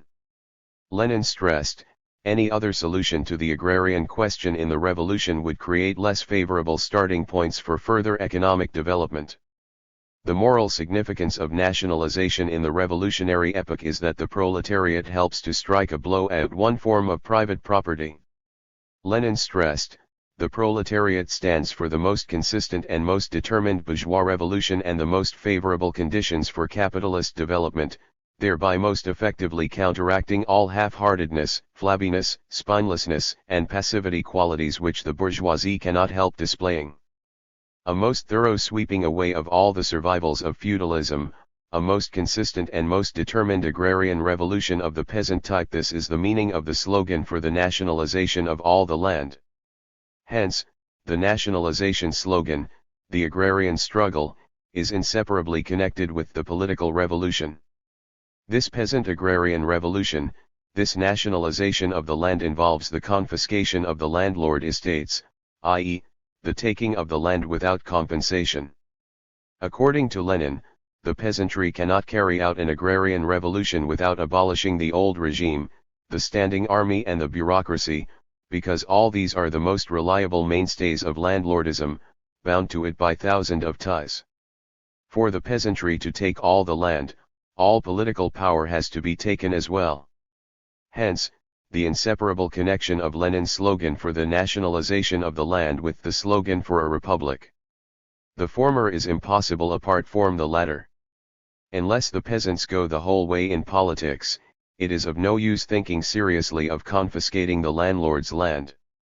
According to Lenin, the party explains that the best method of taking possession of the land in bourgeois society is by abolishing private ownership of land, nationalizing the land, and transferring to the state, and that such a measure can neither be carried out nor bear real fruit without complete democratization not only of local institutions, but of the whole structure of the state, including the establishment of a republic, the abolition of the standing army, election of officials by the people, etc. The nationalization of the land, the victory of the peasant revolution can only come about with the conquest of power of the peasantry, and this conquest of power of the peasantry can only come about under the leadership of the proletariat. Why is it that a peasant revolution in a bourgeois country is possible only and can only be victorious under the leadership of the proletariat? According to Lenin, since commodity production does not unite or centralize the peasants, but disintegrates and disunites them, a peasant revolution in a bourgeois country is possible only under the leadership of the proletariat. Hence, Lenin defines the victory of the peasant revolution, the victory of the bourgeois democratic revolution in Russia, as the revolutionary democratic dictatorship of the proletariat and the peasantry. According to Lenin, the Bolsheviks from the outset defined the general and the basic class conditions for the victory of this revolution as the democratic dictatorship of the proletariat and the peasantry. This is what is meant by Lenin by the decisive victory of the democratic revolution.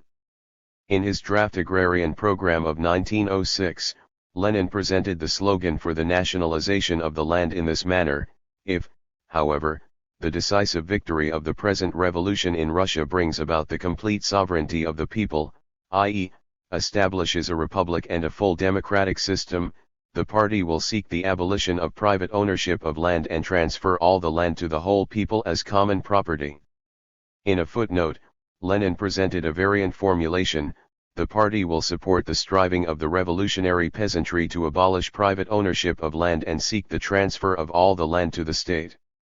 Hence, Lenin's nationalization slogan is an agrarian policy in the event of a decisive victory of the revolution, in the revolution resulting in the establishment of a revolutionary democratic of the proletariat and the peasantry. Lenin considered two possible outcomes of the bourgeois revolution, and he considered the nationalization slogan as possible only in the event of the favorable outcome of the revolution, of the peasant conquering power with the proletariat in the democratic revolution. The other possible outcome is bourgeois agricultural development of the Junker type. Lenin admitted the possibility of an unfavorable outcome of the revolution due to a fundamental economic difficulty in advancing the peasant struggle, declaring that the real difficulty lies in securing the victory of the peasant agrarian revolution in a country which, at least since 1861, has been developing along Junker bourgeois lines. He insisted that Marxism must reckon with the two possibilities in the capitalist evolution of agriculture in Russia and clearly show the people the conditions and significance of each possibility, and that Marxism must resolutely combat the view that a radical agrarian revolution is possible in Russia without a radical political revolution. And above all, Lenin insisted that Marxism cannot link the destiny of socialism in Russia with the outcome of the bourgeois democratic revolution. According to Lenin, social democracy, the party of the proletariat, does not in any way link the destiny of socialism with either of the two possible outcomes of the bourgeois revolution. Either outcome implies the development of capitalism and the oppression of the proletariat, whether under a landlord monarchy with private ownership of land, or under a farmers' republic, even with the nationalization of the land. Therefore, only an absolutely independent and purely proletarian party is able to defend the cause of socialism whatever the situation of democratic agrarian reforms may be, as the concluding part of my agrarian program declares. We quote the concluding part of Lenin's draft agrarian program if only to show the meaning of Leninist consistency in principle in a proletarian program.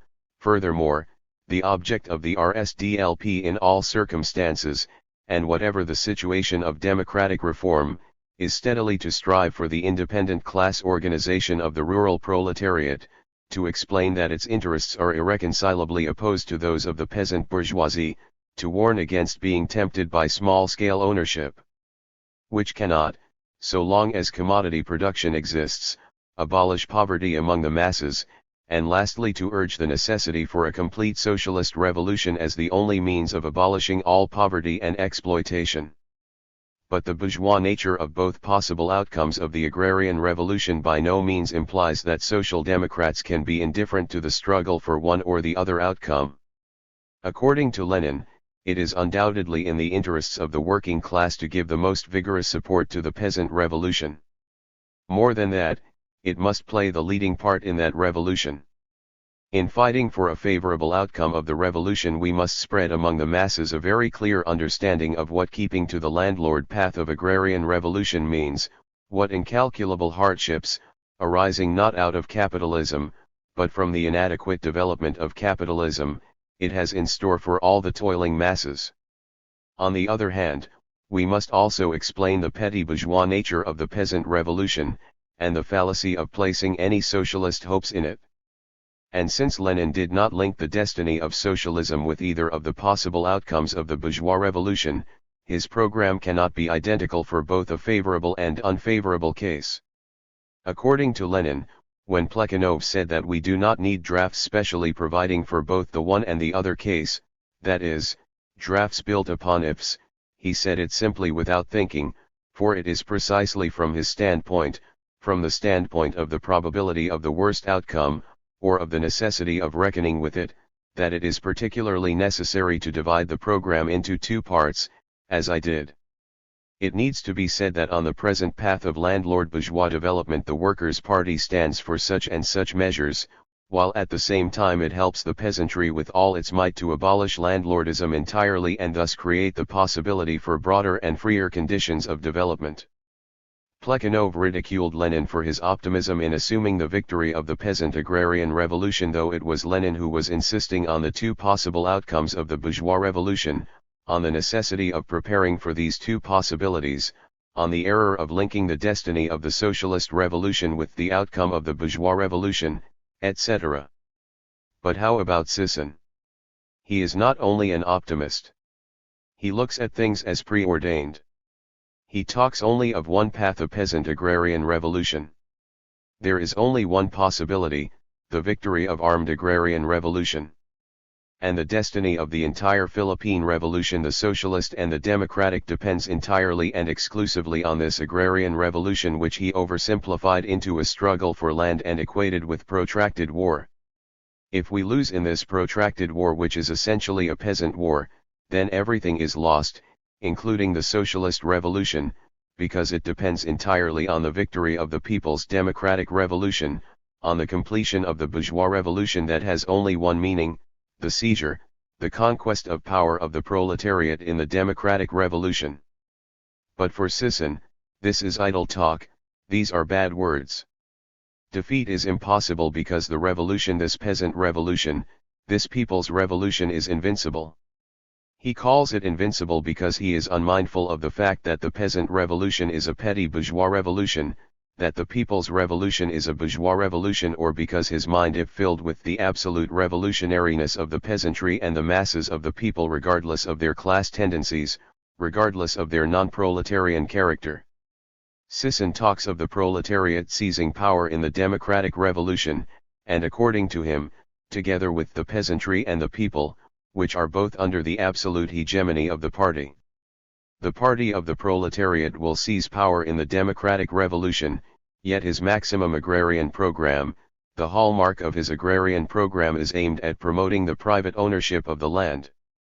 And not only private ownership of the land, but small land ownership of the middle peasant type, small-scale commodity production. Furthermore, not only small private land ownership and small-scale commodity production, but the conversion of the propertyless proletarian and semi-proletarian masses in the countryside into petty bourgeois small property owners and small-scale commodity producers.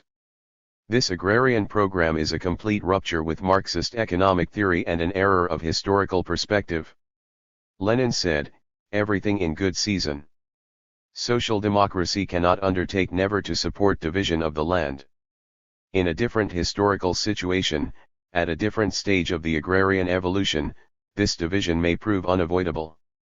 But division of the land is an entirely wrong expression of the aims of the bourgeois democratic revolution in Russia in 1907.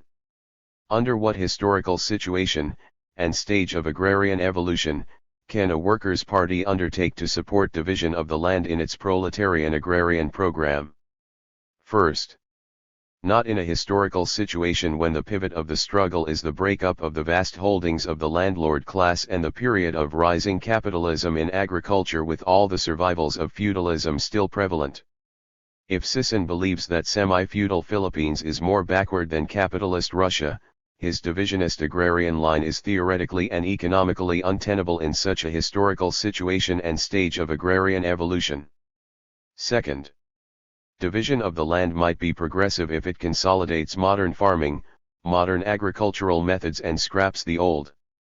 It might be progressive if the real conditions of life of the small cultivator, of the small farmer in the village, confront him with economic problems that require the consolidation of the new agriculture, which has already taken shape, by means of dividing the land as private property. But if the economic problem is not of consolidating the new agriculture but of clearing the ground for the creation of a new agriculture, out of the existing elements, Lenin insists that this new agriculture be built on free, i.e., nationalized, land. For the Workers' Party to preach the division of the land under this condition is glaring historical tactlessness and reveals the inability to take stock of the concrete historical situation. The divisionists, according to Lenin, are skipping the historical task of the present revolution. They assume that the objectives of the peasant mass struggle have already been achieved, whereas the struggle has only just begun. Instead of stimulating the process of renovation, instead of explaining to the peasantry the conditions for consistent renovation, they are already designing a dressing gown for the appeased, renovated farmer. Sisson obviously does not know the correct economic theory and correct historical context of a divisionist agrarian program because, while preaching the private ownership of the land, in all his analysis and assertions never did he assume that the objectives of the peasant mass struggle against feudalism have already been achieved, and until now, he believes that the Filipino peasantry is a feudal class and not a renovated farmer. If a new system of agriculture must first develop sufficiently to have the division of the land adapted to it, the question is, what will be the character of this agricultural development? It will probably develop as a junker type, a landlord bourgeois type of agrarian evolution. Under this condition, Lenin's fundamental economic difficulty of advancing a powerful peasant revolution will come to the fore, and there is no certainty that a land to the landless slogan can really incite the mass of the peasantry to a nationwide revolt. As the mass of proletarian and semi-proletarian elements in the countryside increases, the revolutionary appeal of such a slogan decreases and its theoretical and economic soundness put in question. According to Lenin, by what criterion are we to determine whether the new system of agriculture has already developed sufficiently to have the division of the land adapted to it, and not to have the division of the land that will perpetuate the old obstacles to the new farming? There can be but one criterion, that of practice. No statistics in the world can assess whether the elements of a peasant bourgeoisie in a given country have hardened sufficiently to enable the system of land ownership to be adapted to the system of farming. This can be assessed by the mass of the farmers themselves. What is meant by Lenin by the peasant bourgeoisie sufficiently hardened? Lenin is referring to the fanaticism of the private property owner which, in due time, will assert itself as a demand of the newly hatched free farmer for the assured possession of his farm.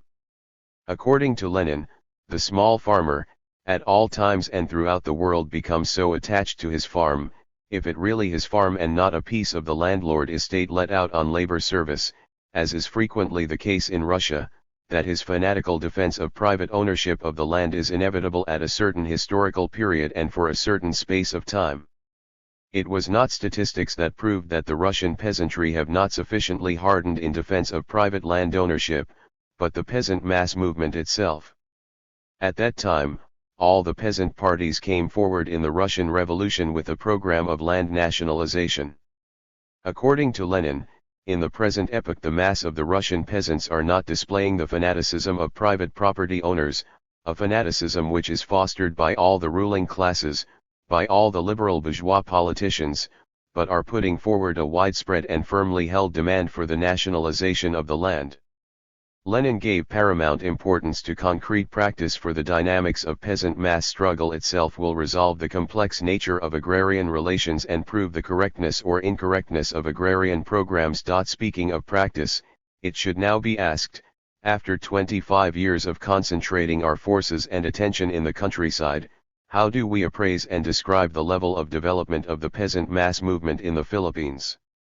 How do we explain the fact that despite our stress and effort on peasant work, there is still no trend towards a genuine spontaneous mass movement of the peasantry, not a single experience of a peasant mass uprising or even a peasant mass upsurge for the past several decades? Is there really a genuine peasant agrarian revolution in the Philippines that is mustering its strength nationwide, or what we have is a declining protracted war supported by a dwindling organized peasant base? Is peasant support for Sisson's protracted war to be interpreted as the peasant mass movement, as the peasant revolution, as the peasant agrarian revolution? Has the land to the landless slogan really inspired and incited the peasantry towards a real mass, historic struggle for such a demand? Criticism against the divisionist line of Sisson's agrarian program does not necessarily mean that we are now advocating a nationalization slogan. We will push for a nationalization of the land if Philippine economic conditions today correspond to what Lenin defined as historical conditions for this form of agrarian policy, namely, 1. Philippine agriculture is still in the period of developing capitalism, 2. The pivot of the agrarian struggle is the breakup of feudal land holdings, and 3. If the democratic revolution in the Philippines brings about a worker-peasant coalition government. But one thing is definite: if Philippine agriculture is what Sisson describes as feudal and semi-feudal, and if the peasant struggle culminates in a revolutionary seizure of power in a national democratic revolution, then the policy of general redistribution is a totally wrong agrarian policy. The correct slogan under this condition is the nationalization of the land on the basis of Marxist economic theory and the confluence of economic and political conditions for a victorious agrarian revolution of the peasant type. This paper, what we are presenting, is not an alternative agrarian platform but a critique on the theoretical, economic, political, and tactical basis of Sisson's agrarian program, particularly its divisionist line, which Sisson did not bother to clarify for the past 25 years. This is actually a critique against Sisson's petty bourgeois demagoguery and cretinism. It has never been the concern of Sisson to clarify the theoretical, economic, political, and tactical basis of his agrarian program, because his agrarian revolution is nothing but revolutionary demagoguery and cretinism. He talks of agrarian revolution not because he seriously wants to solve the peasant question in the Philippines from the standpoint of the proletariat and of social progress, or even from the real standpoint of the peasantry. He talks of agrarian revolution because he simply wants to mobilize the mass of the peasantry for his protracted war in the countryside and his strategy of seizure. He will preach, like the rabble-rousing politician that he is, the most demagogic, the most populist agrarian slogan devoid of any principles and coherence merely to induce and incite the peasantry to support his protracted war. Sison's agrarian revolution is a grand and brutal deception of the Filipino peasantry and a complete betrayal of the principled revolutionary standpoint of the proletariat on the peasant question. His agrarian program and his agrarian revolution arose not from a clear, scientific analysis and understanding of agrarian political economy from the theoretical framework of Marxism-Leninism. It arose from his preconceived, prefabricated, and predetermined strategy of people's war, from his desire and obsession for a Chinese-type protracted war. Sison vulgarized not only the Philippine Revolution but the agrarian revolution and the peasant mass movement as well, all in the interest of his protracted war. He completely subsumed the agrarian revolution to his protracted war, substituted the armed struggle for the peasant mass movement, and subordinated the dynamics of the mass struggle to the strategy and tactics of military struggle. Sison's struggle for a minimum agrarian program, rent reduction, and maximum agrarian program, land confiscation, is premised not on the actual development of the mass struggle of the peasantry and the proletariat, on the real dynamics of the peasant mass movement as a historic class movement, but on the strategy and tactics of protracted war. He arbitrarily and stupidly imposes a limit to the peasant struggle, restricting it to rent reduction not because this is the maximum development that the peasant mass struggle is capable of achieving in an entire historic situation. In the first place, who is Sison, to predetermine the limits of, and impose his will on the peasant mass struggle which is supposed to be a historic struggle against the old, feudal order? This arbitrary and stupid imposition of a limit to the peasant struggle, to the agrarian revolution, restricting it to rent reduction for a long period time, this suspension has now taken 25 years, is based not on the anticipated growth of the strength of the peasant movement to go farther, to push to a greater distance, to a more advanced point, but on the limits of the armed struggle, on strength of the people's army, on the stage of development of the protracted war. He imposes such a limit because this is only what the people's army is capable of defending and not because this is only what the peasant movement is capable of achieving. Sison will only push for the maximum demand of the peasantry, for land confiscation, as soon as the people's army attains the strength to defend such a gain in the higher stages of the war. This is virtually saying to the peasantry, hold in abeyance your revolutionary energy, your economic necessity, your class struggle, and to wait for your people's army to accumulate more strength, wait for the reactionary army to weaken in military capability through protracted war, and meanwhile, rest content for a long period of time in rent reduction.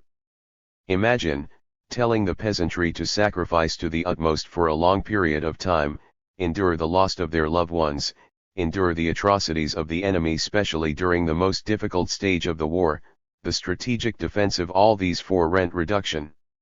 For the past 2.5 decades, the party of the proletariat and the mass of the peasantry have sacrificed so much in a most ruthless war, and yet we have not really achieved so much even in rent reduction, and we dare call this rent reduction through armed struggle our agrarian revolution, a 25-year peasant revolution for rent reduction.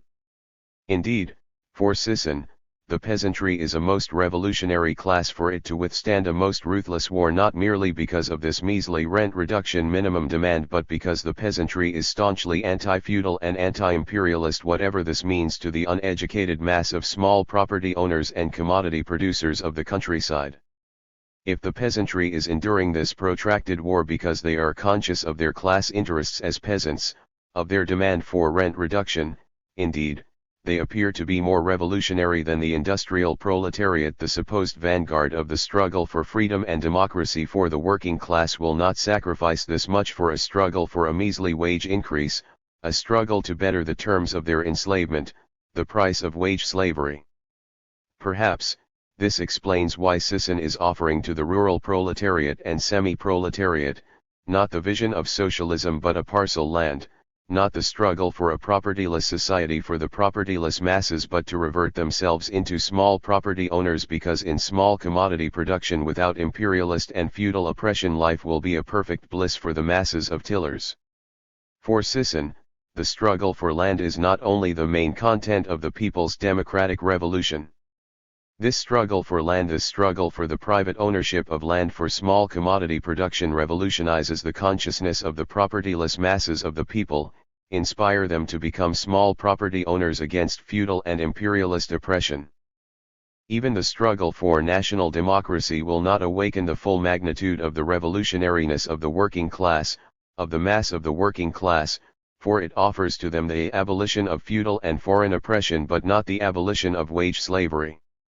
The working class, the mass of the working class and not only its party, will readily assume the vanguard role in the struggle for national freedom and democracy, if they correctly understand this historic struggle from the class point of view, from the point of view of the struggle for socialism, from the point of view of the abolition of wage slavery, the abolition of private property, the abolition of classes in society through the class struggle of the proletariat.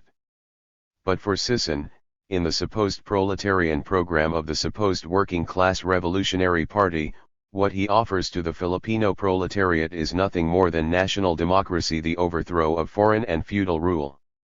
To the industrial working class, he offers them national industrialization. To the agricultural working class, he offers them a parcel of land which they can call their very own, a promise to revert them from miserable propertyless masses into aspiring property owners in a generalized system of small commodity production.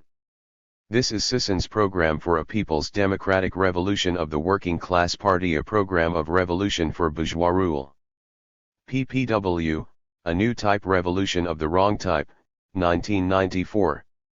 Works of Lagman. Metro Manila, Rizal Regional Committee.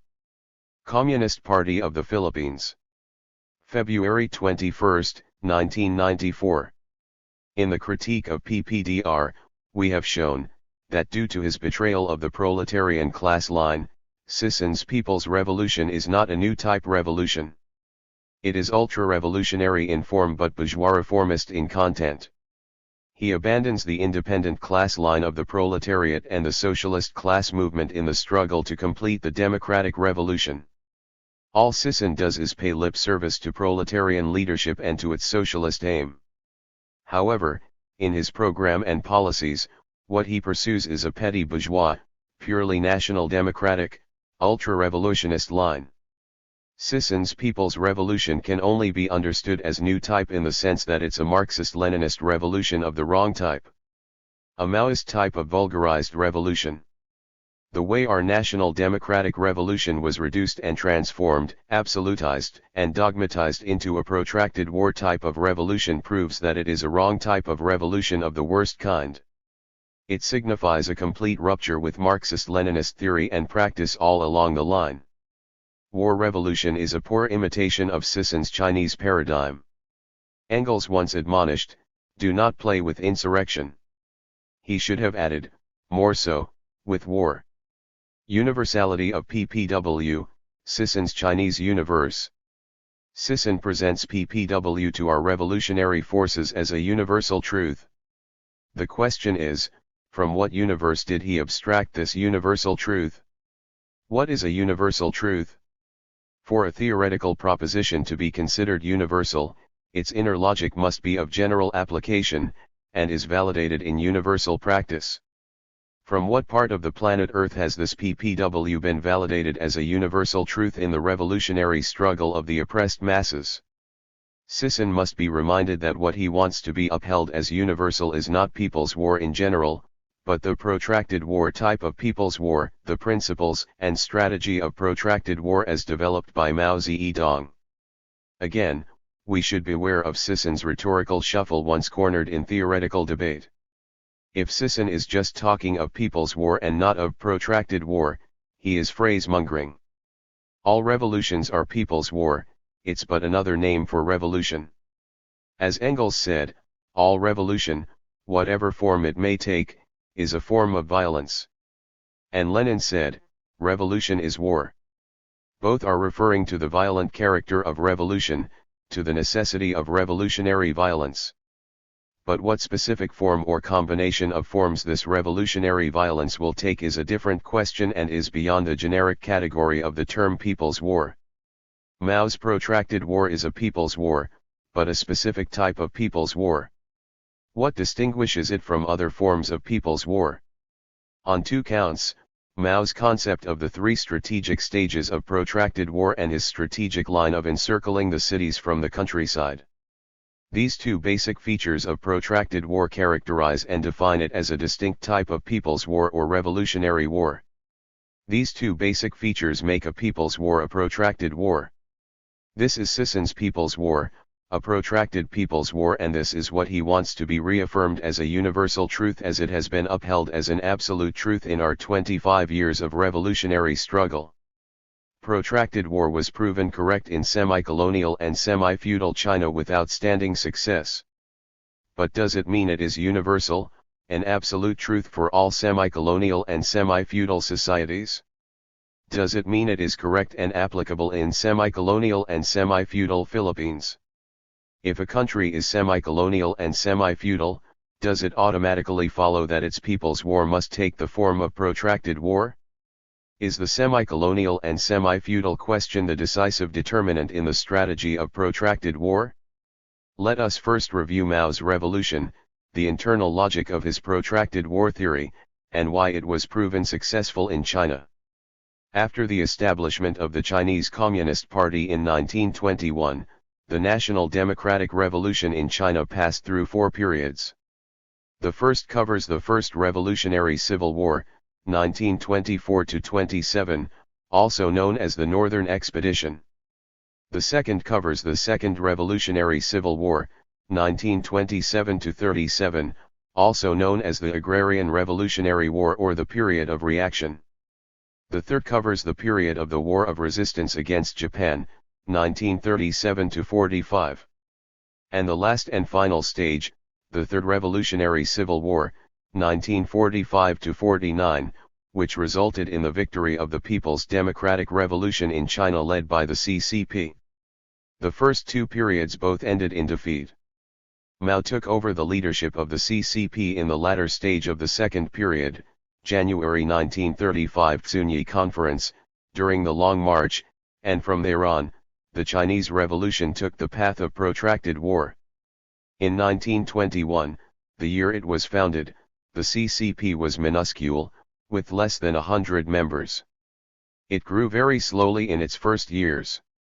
At the time of the Second Congress, 1922, there were only 123 members, and 432 by the Third Congress, 1923.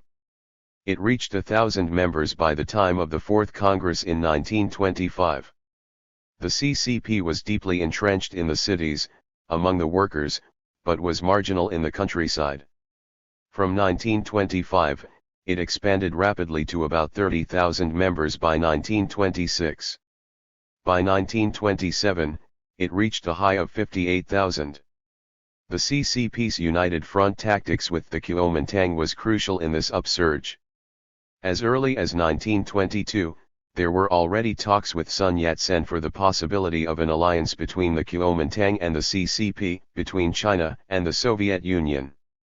By 1923, the Kuomintang approved a proclamation affirming a united front struggle with the CCP against the northern warlords and against the unequal treaties imposed by the imperialist countries on China. A delegate from the Communist International Mering, a Dutchman who was very familiar with the Far East and attended the founding Congress of the CCP, played an important personal role in forging this united front with Sun Yat-sen. By August 1923, Sun sent a mission to Moscow led by Chiang Kai-shek. In return, a Soviet mission led by Mikhail Borodin arrived in Canton in September. Borodin participated actively in the movement to reorganize the Kuomintang, serving as its political advisor. A provisional executive committee of the Kuomintang was formed in October, which included a CCP member. A congress for reorganizing the Kuomintang was planned for January 1924. During this time, the gap between Sun Yat-sen and the imperialist countries continued to widen. Sun declared publicly that he had lost all faith in the Western powers and no longer trusted anyone but the USSR. The National Congress of the Kuomintang of January 1924 in Canton deepened the content of Sun Yat-sen's Three People's Principles. The principle of nationalism was equated with anti-imperialist struggle, the the principle of democracy underscored the power of the people, and the principle of the well-being of the people meant socialism. These three principles were extended into three new policies: cooperation with the Soviet Union, alliance with the Chinese Communists, and support of the worker and peasant movements. The Kuomintang apparatus was reorganized and some key positions were given to CCP members, particularly in the organization and propaganda departments. Most of the effort was concentrated on the army. A military academy was founded in Whampoa in May 1924. Head of the academy was Chiang Kai-shek, who was integrated by Stalin into the Comintern. Advisor was Soviet General Vasily Blucher, better known as Galen, and its political commissar was Zhou Enlai. The army itself was reorganized and given political commissars. This united front created extremely favorable conditions for the advance of the Chinese Revolution and the rapid growth of the CCP. By 1925, broad popular movements suddenly exploded, participated in by millions of people across China. All preparations were already underway for the Northern Expedition against the warlords and the struggle to unify China under a central government when Sun Yat-sen died of cancer in March 1925. His sudden death triggered intense struggle within the Kuomintang, between its left and right wings, which ultimately led to the collapse of the United Front and the defeat of the revolution. In an attempt to stop the splintering of the Kuomintang after Sun's death, the left wing, with the support of the CCP, convened the Second Congress of the Kuomintang in January 1926. The left consolidated its positions. Out of 36 members of the Central Committee, 13 were from the left and 7 from the center. But the victory of the left wing in the Second Congress was short-lived. Chiang Kai-shek organized a probing attack in March 1926 against the Soviet advisors and the CCP. By May, the Communists were ousted from the leadership of the departments of organization and propaganda, and measures were taken in Canton to restrict the activity of the unions. Chiang officially took control of the government army by June 1926. The CCP preferred to bide its time and not provoke a confrontation. It hoped that the Northern Expedition, which was now imminent, would allow it to re-establish its influence. But the expedition, though it was successful militarily in defeating most of the northern warlords, became instead an opportunity for Chiang to consolidate his position with the support of these warlords plus their colonial patrons. By 1927, the right wing of the Kuomintang decided on a total realignment of political forces in China, entered into agreements with the imperialist powers while breaking up relations with the revolutionaries who had now become a threat. Since the North has been weakened due to the Northern Expedition and many of its armies have defected to the South, this became increasingly possible. Chiang set up headquarters in Nanchang, the capital of Jiangxi, while the official nationalist government moved to Wuhan. The Wuhan-based government was dominated by the left wing of the Kuomintang, especially by Su Qian, Sun Yat-sen's widow. Borodin and the Soviet advisors exerted quite an influence, and the communists were very active, as were the mass organizations they influenced, the peasant associations, the student organizations, and specially the General Pan-Chinese Union, which had 3 million members. The struggle between Wuhan and Nanchang reached a crucial stage in the struggle for Shanghai. This was China's largest city, the center of the workers' movement after 1919 and the base of Chinese financial groups and their imperialist cohorts. Twice, in November 1926 and February 1927, the Shanghai Communists with the workers' unions attempted armed uprisings in the city but failed. On their third attempt, on March 18, 1927, the General Union of Shanghai, led by the CCP, unleashed an insurrection involving 800,000 workers. In 4 days the Union militia succeeded in defeating and routing the northern troops of the warlords and took control of the city. Chiang Kai-shek's troops did not arrive until March 23, when the fighting was over. The victory of the General Union of Shanghai precipitated the open crisis within the Kuomintang. Chiang Kai-shek did not immediately make his decisive move. Political authority was held by a provisional popular government which included communists. but Jiang's army occupied the city. Though it refused to dissolve the armed militias of the unions, the CCP however, left them and the whole working class politically unprepared for Jiang's offensive. In this volatile condition, the CCP continued to pursue the conciliatory and capitulationist line established by the Comintern. They agreed not to threaten the status of the imperialist concessions. They also agreed to confine union activities to economic action. They continued to treat Chiang Kai-shek like a trustworthy revolutionary leader. Early morning of April 12, Chiang Kai-shek made his decisive move. The buildings of the Union militias were attacked and the people inside were massacred. Zhou Enlai just managed to escape, but other communist leaders were killed. Unarmed, the workers' movement was virtually defenseless. The unions were banned and the communists were defeated. The repression of the unions, other mass organizations and the communists spread to all the provinces controlled by Chiang Kai-shek's army. In the areas held by the northern warlords, anti-communist repression intensified, for they no longer feared reprisals from the nationalist army now firmly controlled by Chiang Kai-shek.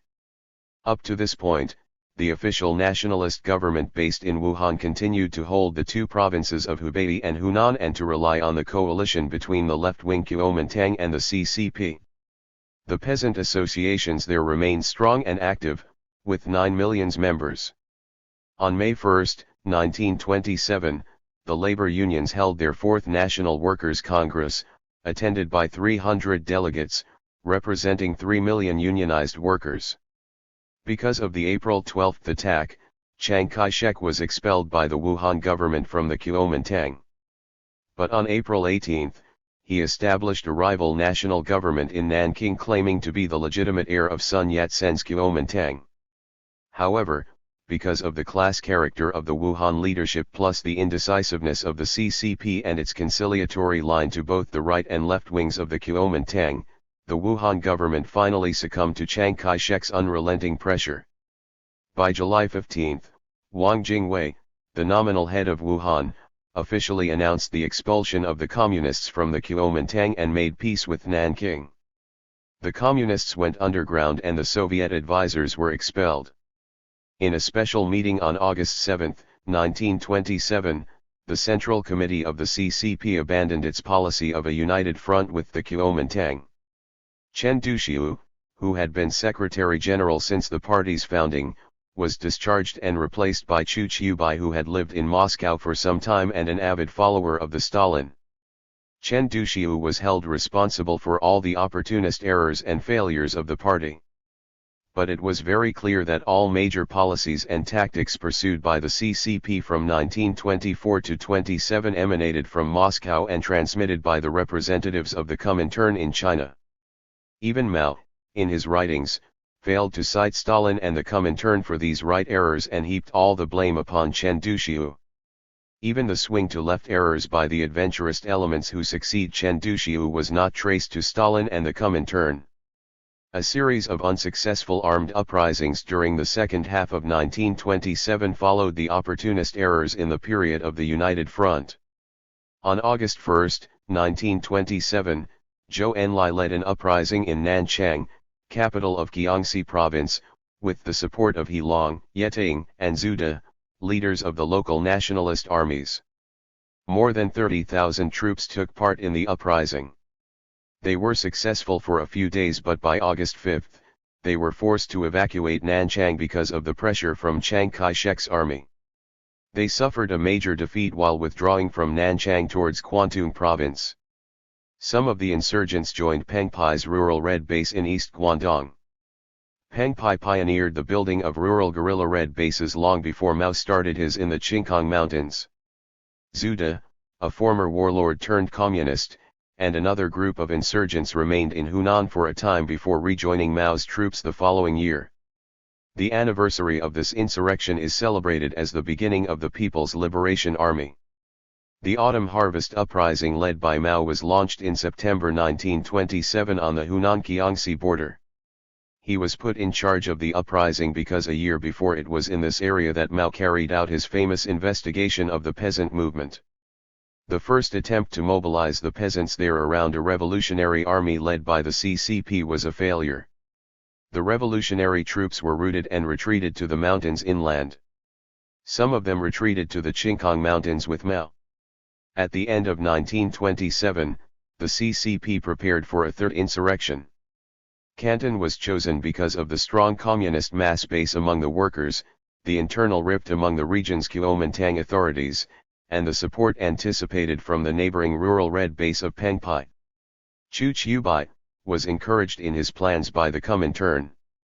The Comintern delegates in China pushed for this insurrection, and this in turn was related to the struggle between Stalin and Trotsky, which was reaching a critical point at that time, with the Chinese Revolution as one of the major disputes. On December 11, the Communists occupied the city and proclaimed a revolutionary government. Property was confiscated and nationalized.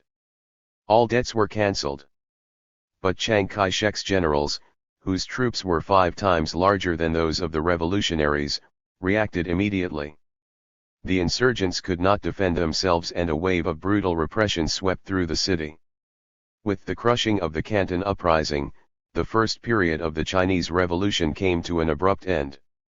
The retreat to the Qingkang Mountains signaled the beginning of the second period. What is the decisive significance of this detailed narration and clarification of the first period of the Chinese National Democratic Revolution immediately after the founding of the CCP? It belies the universality and absoluteness of the protracted war strategy even in China, and stresses the historical context and particular conditions from which it arose in the development of the Chinese Revolution. At that time, China was already semi-colonial and semi-feudal. There is no unified reactionary rule.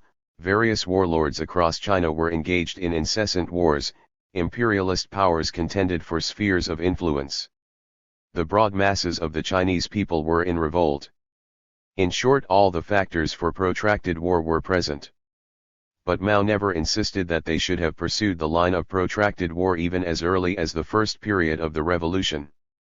Mao, in all his writings, never condemned this first period and the tactics pursued as left adventurism, or in the words of Sisson, as urban insurrectionism. He even hailed the 3 armed uprisings in the latter period of 1927 as glorious revolutionary struggles of the Chinese working class. What Mao condemned as erroneous were the right opportunist errors, principally in the United Front, and criticized the failure to give proper emphasis and correct policies on the peasant question. Never did Mao insist or insinuate, in retrospect, that the CCP should have pursued, at the very outset, the strategy of protracted war upon the establishment of the Chinese Party in 1921. Mao affirmed the basic correctness of pursuing a united front policy during this period, determined by the peculiar objective and subjective conditions prevailing in China from 1921 to 27. He never thought of imposing the strategy of protracted war under these conditions, although China, even at that time, was semi-colonial and semi-feudal, and autonomous warlord regimes predominated the very objective conditions for his strategy of revolution. According to Mao, the Revolutionary War of 1924-27 was waged, basically speaking, in conditions in which the international proletariat and the Chinese proletariat and their parties exercised political influence on the Chinese national bourgeoisie and its parties and entered into political cooperation with them.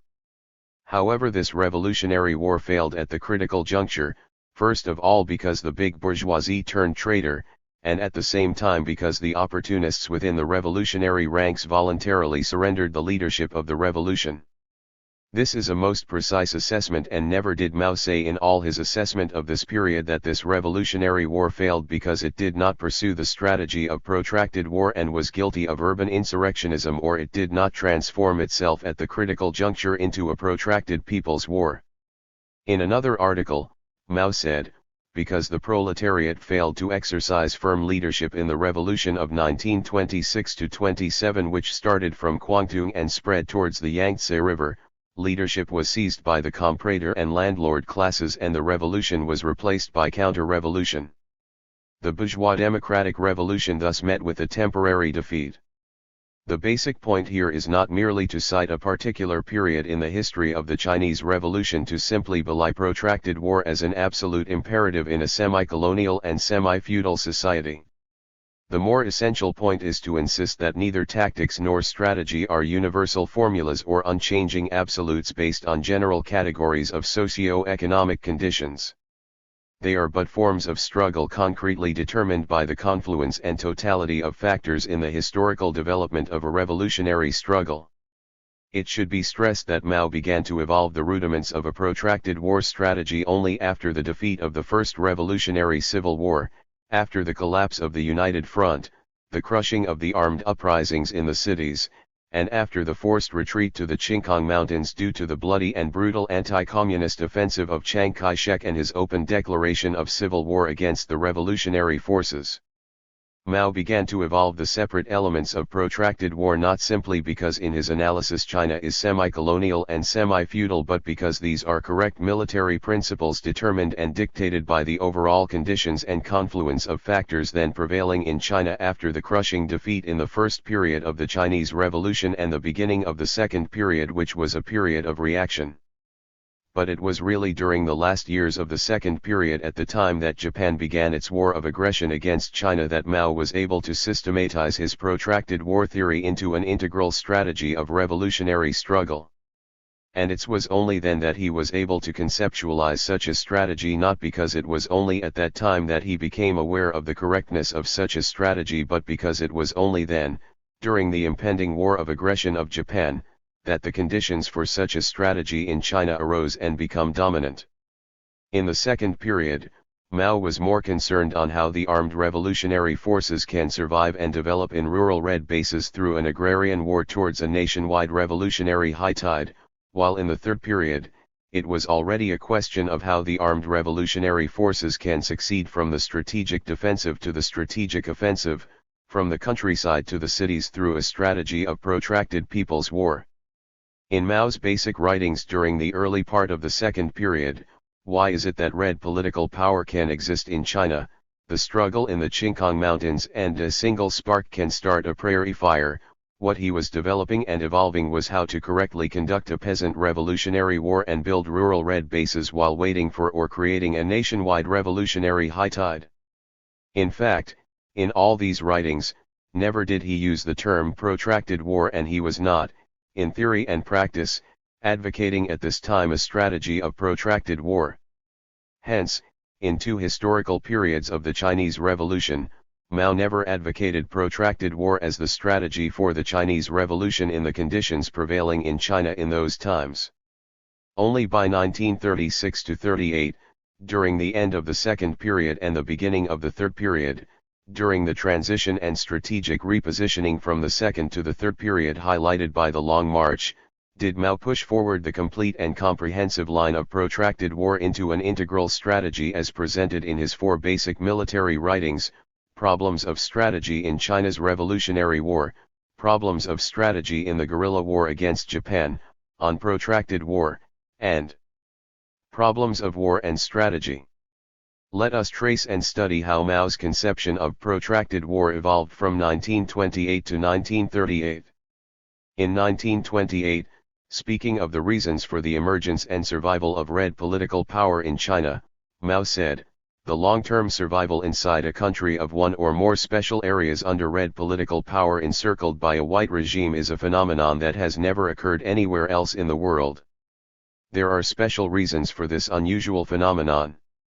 It can exist and develop only under certain conditions." By red political power encircled by a white regime, Mao was principally referring not to guerrilla zones or guerrilla bases like we have here in Philippines, but a Qingkang-type armed independent regime. And for Mao, as he wrote it in 1928, the long-term survival of this red political power is an unusual phenomenon that has never occurred anywhere else in the world and can exist and develop only under certain conditions. Mao cited 5 conditions which he calls special reasons for this unusual phenomenon. First, it cannot occur in any imperialist country or in any colony under direct imperialist rule, but can only occur in China, which is economically backward, and which is semi-colonial and under indirect imperialist rule. So Mao, at this time, believed that red political power can only emerge and exist in a backward semi-colony and not in a colonial country directly ruled by imperialism. How did Mao explain the significance of this semi-colonial status to the emergence and survival of red political power? Unlike Sisson, who automatically concluded that just because a country is backward, semi-feudal, and semi-colonial protracted war is correct, Mao on his part attempted to elaborate the concrete connection and meaning of this semi-colonial status of China to his view of the long-term survival of red political power surrounded by a white regime. Mao explains why this red political power, this unusual phenomenon, can only occur in semi-colonial China. This unusual phenomenon can only occur in conjunction with another unusual phenomenon, namely war within the white regime. It is a feature of semi-colonial China that, since the first year of the Republic, 1912, the various cliques of old and new warlords have waged incessant wars against one another, supported by imperialism abroad and by the comprador and landlord classes at home. Such phenomenon is to be found in none of the imperialist countries, nor for that matter in any colony under direct imperialist rule, but only in a country like China which is under indirect imperialist rule. Therefore, for Mao, in elaborating the significance of the semi-colonial character of China, he asserted that this unusual phenomenon of red political power can only occur in conjunction with another unusual phenomenon, which is war within the white regime that is encircling the armed independent regime of red political power. At this point, Mao was interconnecting 3 points: the backward and semi-colonial character of China, the unusual phenomenon of war within the white regime, and the unusual phenomenon of long-term survival of red political power.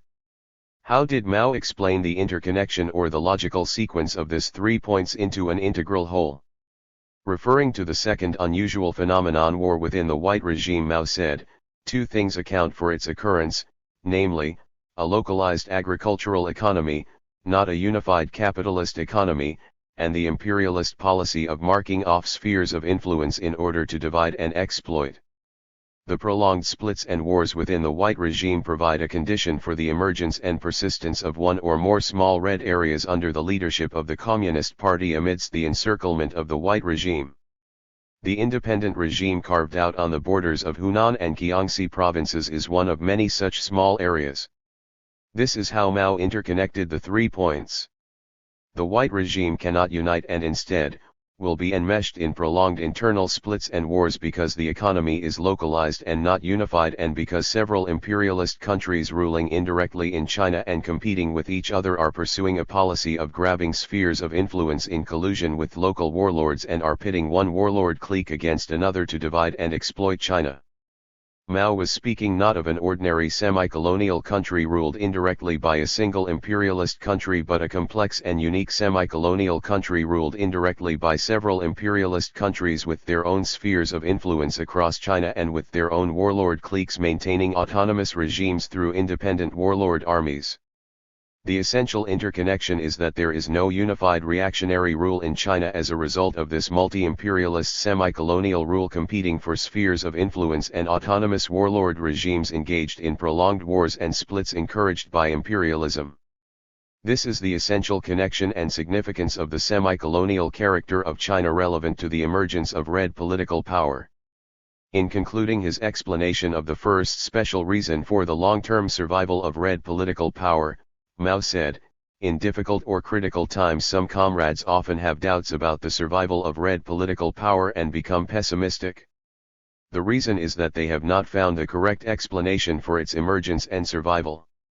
If only we realize that splits and wars will never cease within the white regime in China, we shall have no doubts about the emergence, survival, and daily growth of red political power."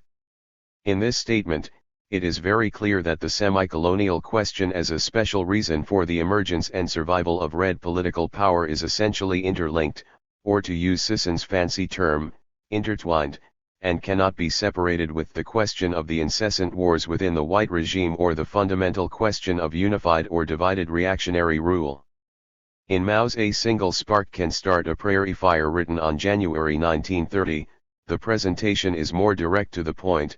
China is a semi-colonial country for which many imperialist powers are contending.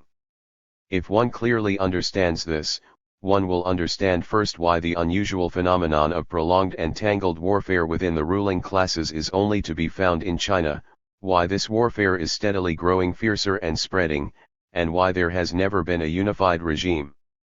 Mao's second special reason was the regions where China's red political power has first emerged and is able to last for a long time have not been those unaffected by the democratic revolution, such as Sichuan, Quechua, Yunnan, and the northern provinces, but regions such as the provinces of Hunan, Guangdong, Hebei, and Jiangxi, where the masses of workers, peasants, and soldiers rose in great numbers in the course of the bourgeois democratic revolution of 1926-27.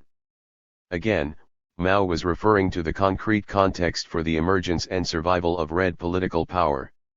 For him, the living political experience and tempering of the masses in revolutionary struggle, a people that have gone through the revolution of 1924-27 is a vital factor. The armed independent regime and armed struggle in the provinces of Hunan, Guangdong, Hebei, and Jiangxi was a direct and immediate continuation of the revolutionary struggles of the first period of the Chinese Revolution. The Red Army that was built in the red areas during the Second Revolutionary War, according to Mao, was a split off from the National Revolutionary Army which underwent democratic political training and came under the influence of the masses of workers and peasants. It was the same army that fought in the three great uprisings in the latter half of 1927 and a part of which retreated and converged at the Qingkang Mountains. It should be noted with great emphasis, that like Vietnam, China had a history of uninterrupted wars, and its Revolutionary War was a direct and immediate continuation of the preceding wars that has put the country in constant turmoil. China, since the Opium War of the 1840s, was virtually in a permanent state of war. Mao's third point is quite revealing. According to Mao, whether it is possible for the people's political power in small areas to last depends on whether the nationwide revolutionary situation continues to develop. If it does, then the small red areas will undoubtedly last for a long time, and will, moreover, inevitably become one of the many forces for winning nationwide political power. If the nationwide revolutionary situation does not continue to develop but stagnates for a fairly long time, then it will be impossible for the small red areas to last long. Here, Mao hinged the long-term survival of the red areas and the growth of its armed struggle on the development of the nationwide revolutionary situation. If nationwide revolutionary situation stagnates for a fairly long time, then the long-term survival of the small red areas was impossible. Mao was categorical in asserting the decisive significance of a nationwide revolutionary situation in determining the prospect of the growth or decline of the red areas.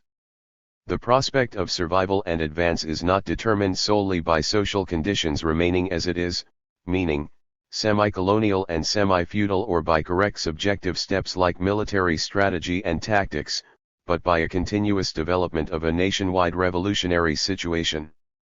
When Mao wrote his article, his evaluation was that the revolutionary situation is continuing to develop with the continuous splits and wars within the ranks of the comprador and landlord classes and of the international bourgeoisie. Therefore, the small red areas will undoubtedly last for a long time, and will continue to expand and gradually approach the goal of seizing political power throughout the country. Mao's fourth point was the existence of a regular Red Army of adequate strength is a necessary condition for the existence of red political power. According to Mao, even when the masses of workers and peasants are active, it is definitely impossible to create an independent regime, let alone an independent regime which is durable and grows daily, unless we have regular forces of adequate strength. What is this regular Red Army that Mao is referring to? The Red Army in the red areas were organized into divisions and regiments down to the squad level. Mao's Fourth Army of Workers and Peasants numbered about 40,000 men concentrated in the Qingkang Mountains in 1928 when Mao's troops were reinforced by those of Zhu De, Lin Biao and Chen Yi. The Qingkang military base, at the border of Hunan and Jiangxi, was an isolated region of hills covered with forests. The territory, 250 kilometers in circumference, was almost unpopulated. It included only 5 villages, where 2,500 people lived in almost total isolation and where social relations were still based on the clan system? At the end of 1928, this red base was further strengthened by the defection of a large nationalist unit whose leader, Peng Dehuai, would later become one of the principal leaders of the Red Army. In 1930, there were about 15 small red areas scattered in south and central China. In that same year, the 10th Army was organized by Fang Zhimin in northeast Jiangxi.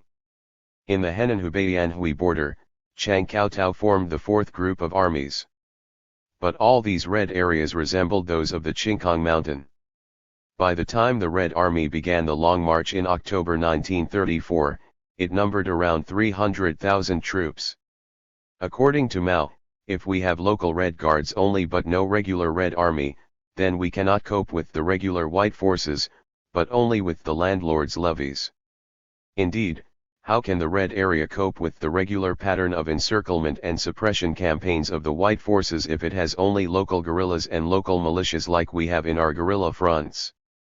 In our case, we cannot even cope with the landlords' levies or the struggle for rent reduction after 25 years of protracted war.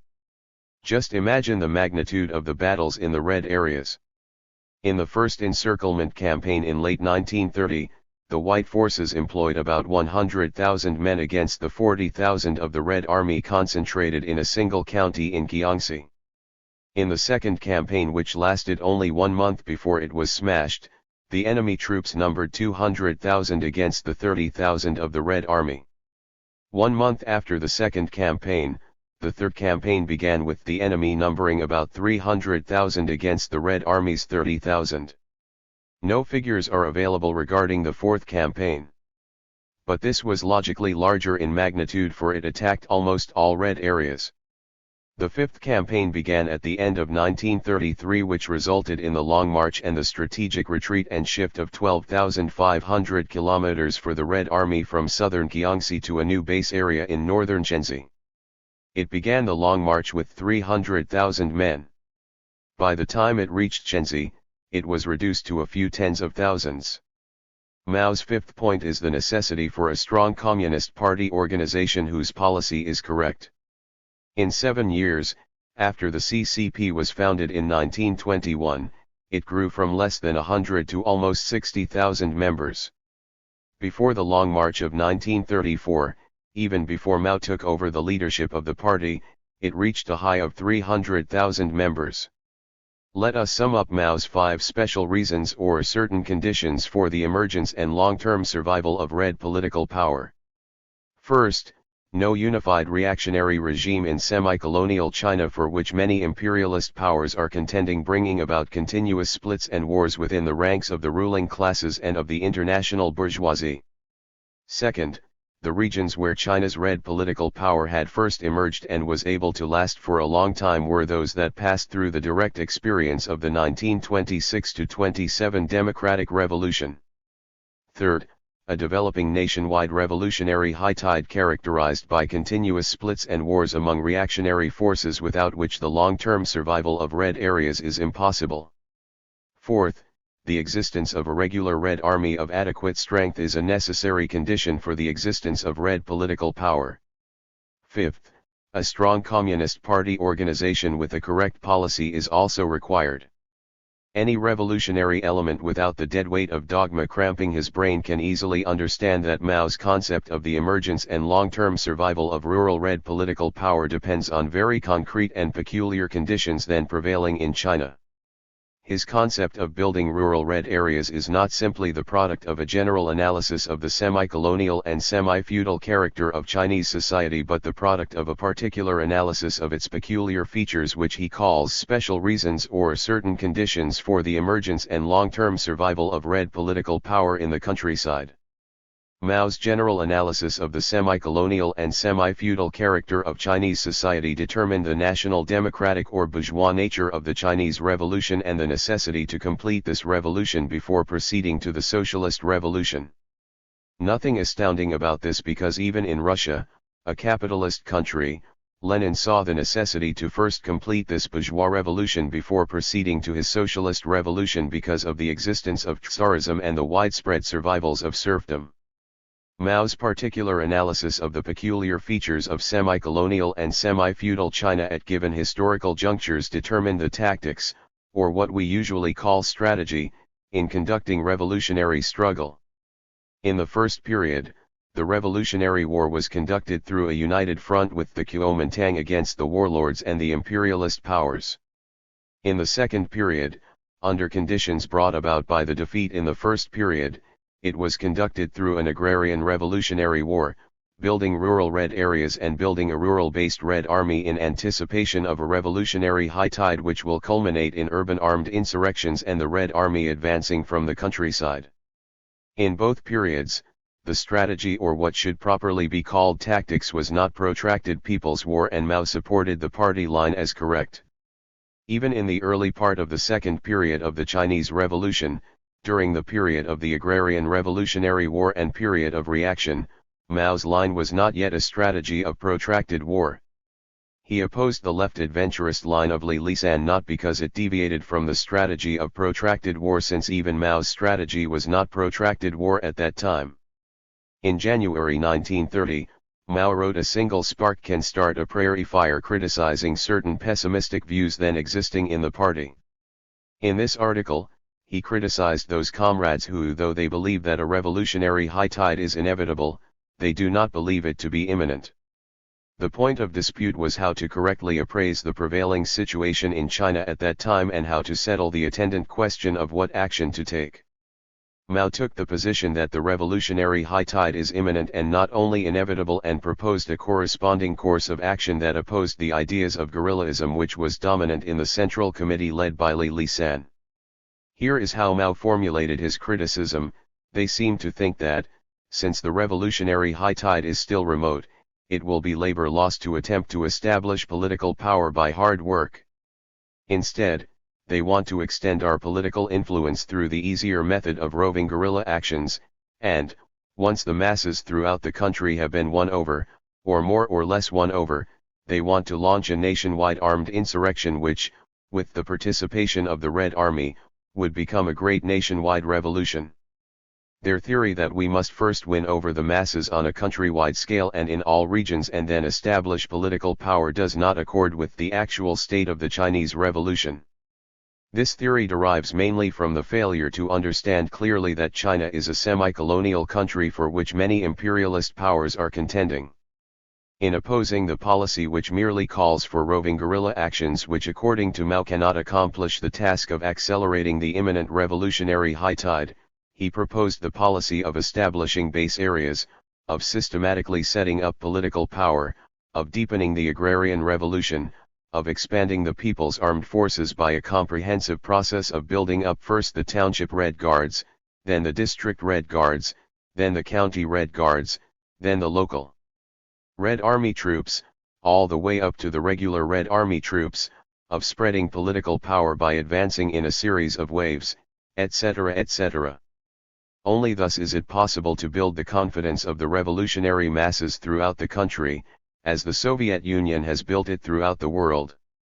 Only thus is it possible to create tremendous difficulties for the reactionary classes, shake their foundations and hasten their internal disintegration. Only thus is it possible to create a Red Army which will become the chief weapon for the great revolution of the future. In short, only thus is it possible to hasten the revolutionary high tide. The policies proposed by Mao are elements of protracted war as we understand them in our own revolutionary practice. But by themselves, do they constitute the strategy of protracted war? Was Mao, by enumerating these policies, actually proposing a strategy of protracted war in seizing political power without calling it protracted war? If we abstract Mao's proposals from his analysis of the political situation at that time, we might really get the impression that Mao is already proposing a strategy of protracted war. But this was how Mao appraised the political situation in China, or the balance of forces at that time. Although the subjective forces of the revolution in China are now weak, so also are all organizations, organs of political power, armed forces, political parties, etc., of the reactionary ruling classes, resting as they do on the backward and fragile social and economic structure of China. This helps to explain why revolution cannot break out at once in the countries of Western Europe where, although the subjective forces of revolution are now perhaps somewhat stronger than in China, the forces of the reactionary ruling class are many times stronger. In China the revolution will undoubtedly move towards a high tide more rapidly, for although the subjective forces of the revolution at present are weak, the forces of the counter-revolution are relatively weak too. Will this appraisal lead to a protracted war strategy of revolution? Compare this to Mao's appraisal of the balance in December 1936 when he wrote Problems of Strategy in China's Revolutionary War. Here, Mao elaborated his strategy and tactics ensuing from four basic characteristics of China's Revolutionary War at that period. The second characteristic was that the enemy was big and powerful, and the third characteristic was that the Red Army was small and weak. According to Mao, from this sharp contrast have arisen the strategy and tactics of the Red Army. It follows from the second and third characteristics that it is impossible for the Chinese Red Army to grow very rapidly or defeat its enemy quickly. In other words, the war will be protracted and may even be lost if mishandled. How did Mao appraise the enemy in December 1936? Mao said, "How do matters stand with the Kuomintang, the enemy of the Red Army? It is a party that has seized political power and has more or less stabilized its power. It has gained the support of the world's principal imperialist states. It has remodeled its army, which has thus become different from any other army in Chinese history and on the whole similar to the armies of modern states. This army is much better supplied with weapons and material than the Red Army and is larger than any army in Chinese history, or for that matter than the standing army of any other country. There is a world of difference between the Kuomintang army and the Red Army. The Kuomintang controls the key positions or lifelines in the politics, economy, communications, and culture of China. Its political power is nationwide." How did Mao appraise the Red Army in December 1936? Our political power exists in scattered and isolated mountainous or remote regions and receives no outside help whatsoever. Economic and cultural conditions in the revolutionary base areas are backward compared to those in the Kuomintang areas. The revolutionary base areas embrace only rural districts and small towns. These areas were extremely small in the beginning and have not grown much larger since. Moreover, they are fluid and not stationary, and the Red Army has no really consolidated bases. The Red Army is numerically small, its arms are poor, and it has great difficulty in obtaining supplies such as food, bedding, and clothing. Not to mention the fact, that after the Long March, according to Mao, the revolutionary bases were lost, the Red Army was reduced from 300,000 to a few tens of thousands, the membership of the CCP fell from 300,000 to a few tens of thousands, and the party organizations in the Kuomintang areas were almost all destroyed. With the sharp contrast of Mao's appraisal of the political situation or balance of forces in January 1930 with that of December 1936, how can we speak of Mao advocating protracted war in the former? The truth is, during the second period of the Chinese Revolution, Mao's strategy was not protracted war, and it was very apparent in his writings at that time. According to Mao, the subjective forces of the revolution have indeed been greatly weakened since the defeat of the revolution of 1927. The remaining forces are very small, and those comrades who judge by appearances alone naturally feel pessimistic.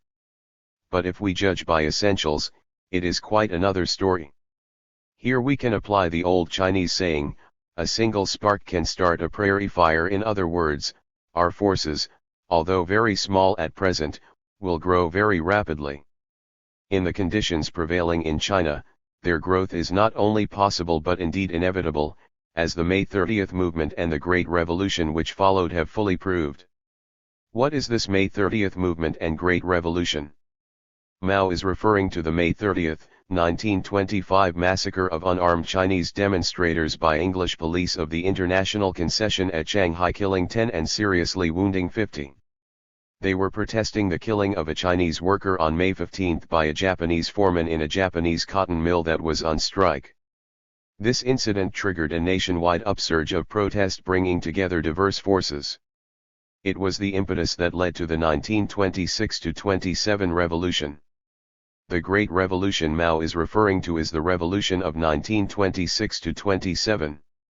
Now, by using the May 30th movement and the revolution of 1926-27 as his reference point in proving not only the inevitability but the imminence of a revolutionary high tide, Mao is speaking not of a protracted war type of revolution but a revolution similar to that of 1927 which was insurrectionary in character. Mao, in Sisson's standard, is guilty of urban insurrectionism. This single spark concept of Mao is not protracted war but an insurrectional strategy that gives premium to an objective revolutionary situation, to a revolutionary high tide, not to the balance of military forces, not to the stage-by-stage development of the military struggle from the strategic defensive to the strategic stalemate and finally towards the strategic offensive from the countryside to the cities. Listen to how Mao asserted his point. We need only look at the strikes by the workers, the uprisings by the peasants, the mutinies of the soldiers and the strikes of the students which are developing in many places to see that it cannot be long before a spark kindles a prairie fire. The fire of insurrectionism is raging in Mao's appraisal of the situation. What was the official strategy of the CCP at that time as approved by the 6th Congress of 1928 in Moscow? It was still basically the launching of armed uprisings led by the working class in the cities and the peasantry as its main reserve. Did Mao oppose such a strategy? Mao did not oppose but supported the strategy of the 6th Congress. According to Mao, the political line and the organizational line laid down by the party's 6th National Congress are correct, i.e., the revolution at the present stage is democratic and not socialist, and the present task of the party, here the words in the big cities should have been added, Mao, is to win over the masses and not to stage immediate insurrections. Nevertheless, the revolution will develop swiftly, and we should take a positive attitude in our propaganda and preparations for insurrections. Mao never proposed a protracted war strategy as opposed to the insurrectional line of the 6th Congress. What Mao tried to stress in his polemics with the Central Committee of Lisan was this: building a proletarian foundation for the party and setting up party branches in industrial enterprises in key districts are important organizational tasks for the party at present, but at the same time the major prerequisites for helping the struggle in the cities and hastening the rise of the revolutionary tide are specifically the development of the struggle in the countryside, the establishment of Red political power in small areas, and the creation and expansion of the Red Army. Therefore it would be wrong to abandon the struggle in the cities, but in our opinion it would also be wrong for any of our party members to fear the growth of peasant strength lest it should outstrip the workers' strength and harm the revolution. For the revolution in semi-colonial China, the peasant struggle must always fail if it does not have the leadership of the workers, but the revolution is never harmed if the peasant struggle outstrip the forces of the workers.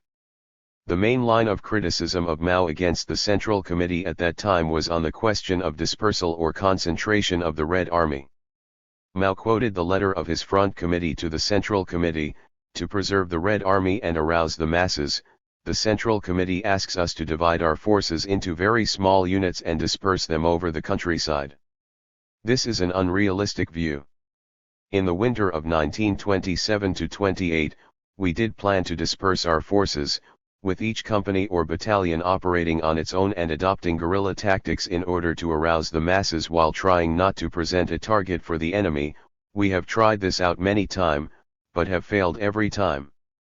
The letter cited the reasons why the Red Army failed every time it tried to disperse its forces. But Mao was dissatisfied with the reasons cited because they were negatively presented and far from adequate. According to Mao, the positive reason for concentrating our forces is that only concentration will enable us to wipe out comparatively large enemy units and occupy towns. Only after we have wiped out comparatively large enemy units and occupied towns can we arouse the masses on a broad scale and set up political power extending over a number of adjoining counties.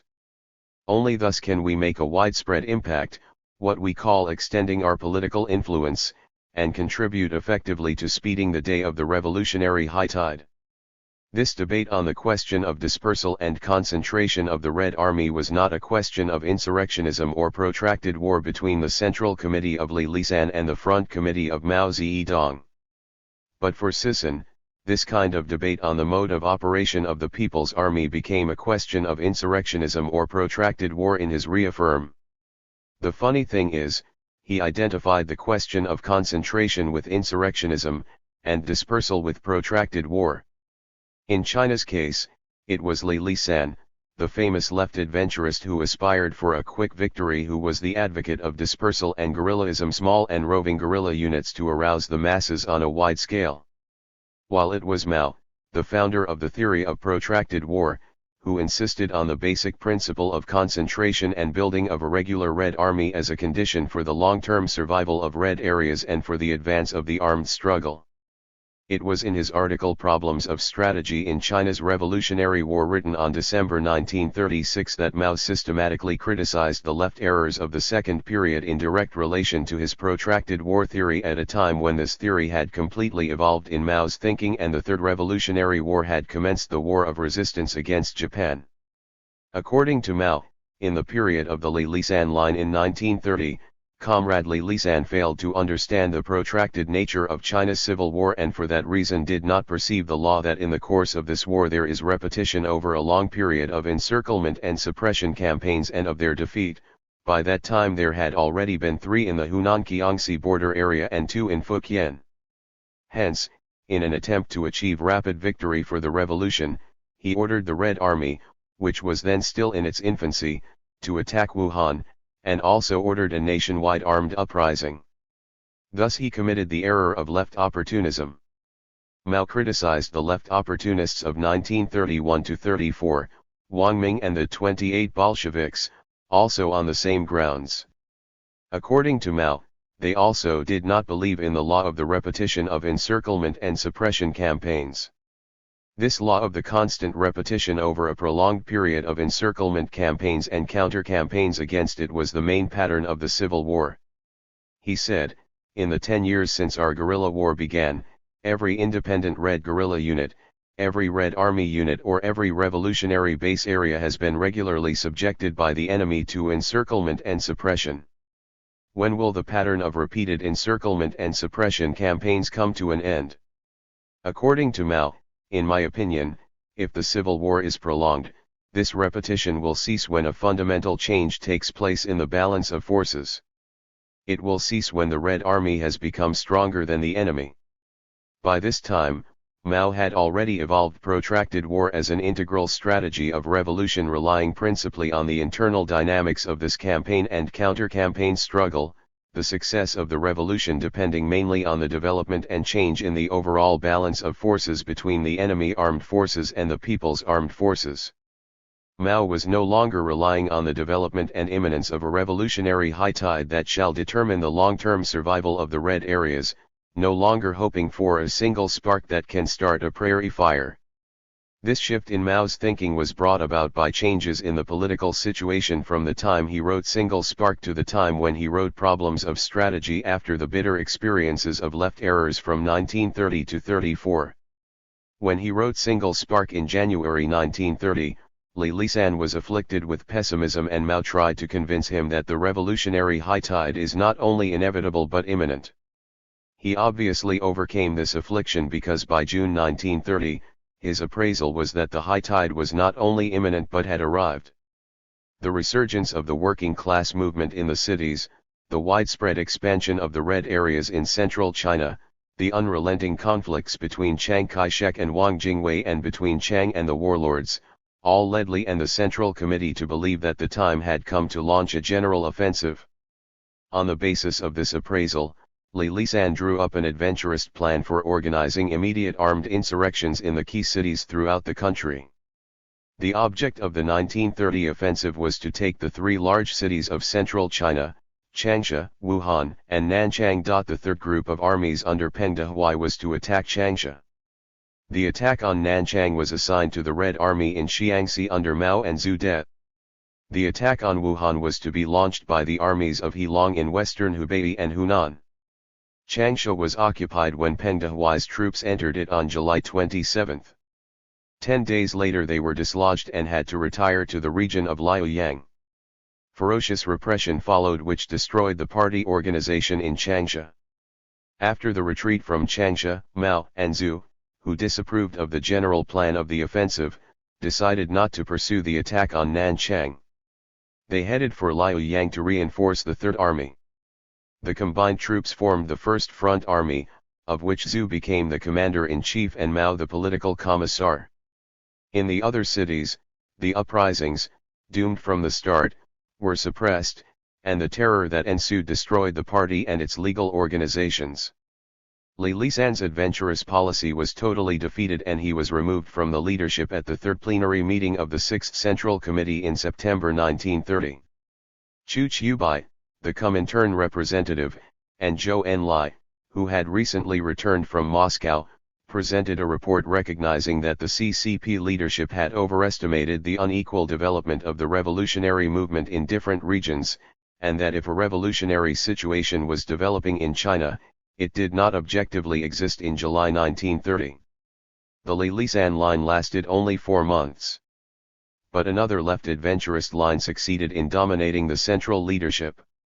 It was represented by the so-called 28 Bolsheviks led by Wang Ming and Poku, newly arrived from the Chinese Revolutionary University of Moscow with their professor Pavel Mif. It was mainly to criticize the military mistakes of the Wang Ming line that Mao wrote the article Problems of Strategy. This line was dominant in the CCP from the 4th plenary meeting of the 6th Central Committee in January 1931 to the meeting of the Political Bureau at Xunyi in January 1935. This was what Mao called the left opportunism of 1931-34, which resulted in serious losses in the agrarian revolutionary war, so that, instead of our defeating the enemy's 5th campaign of encirclement and suppression, we lost our base areas and the Red Army was weakened. How did Mao characterize the military error of the Wang Ming line?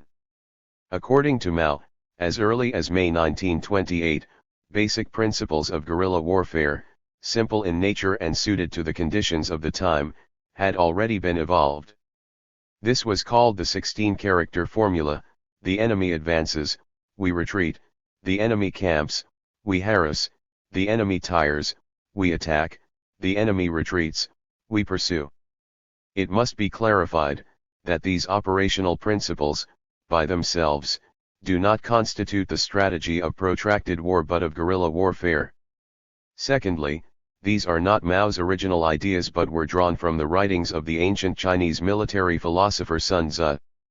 At the time of the first counter-campaign against encirclement and suppression, late 1930, in the Jiangxi base area, these operational principles were developed a step further to include the principle of luring the enemy in deep.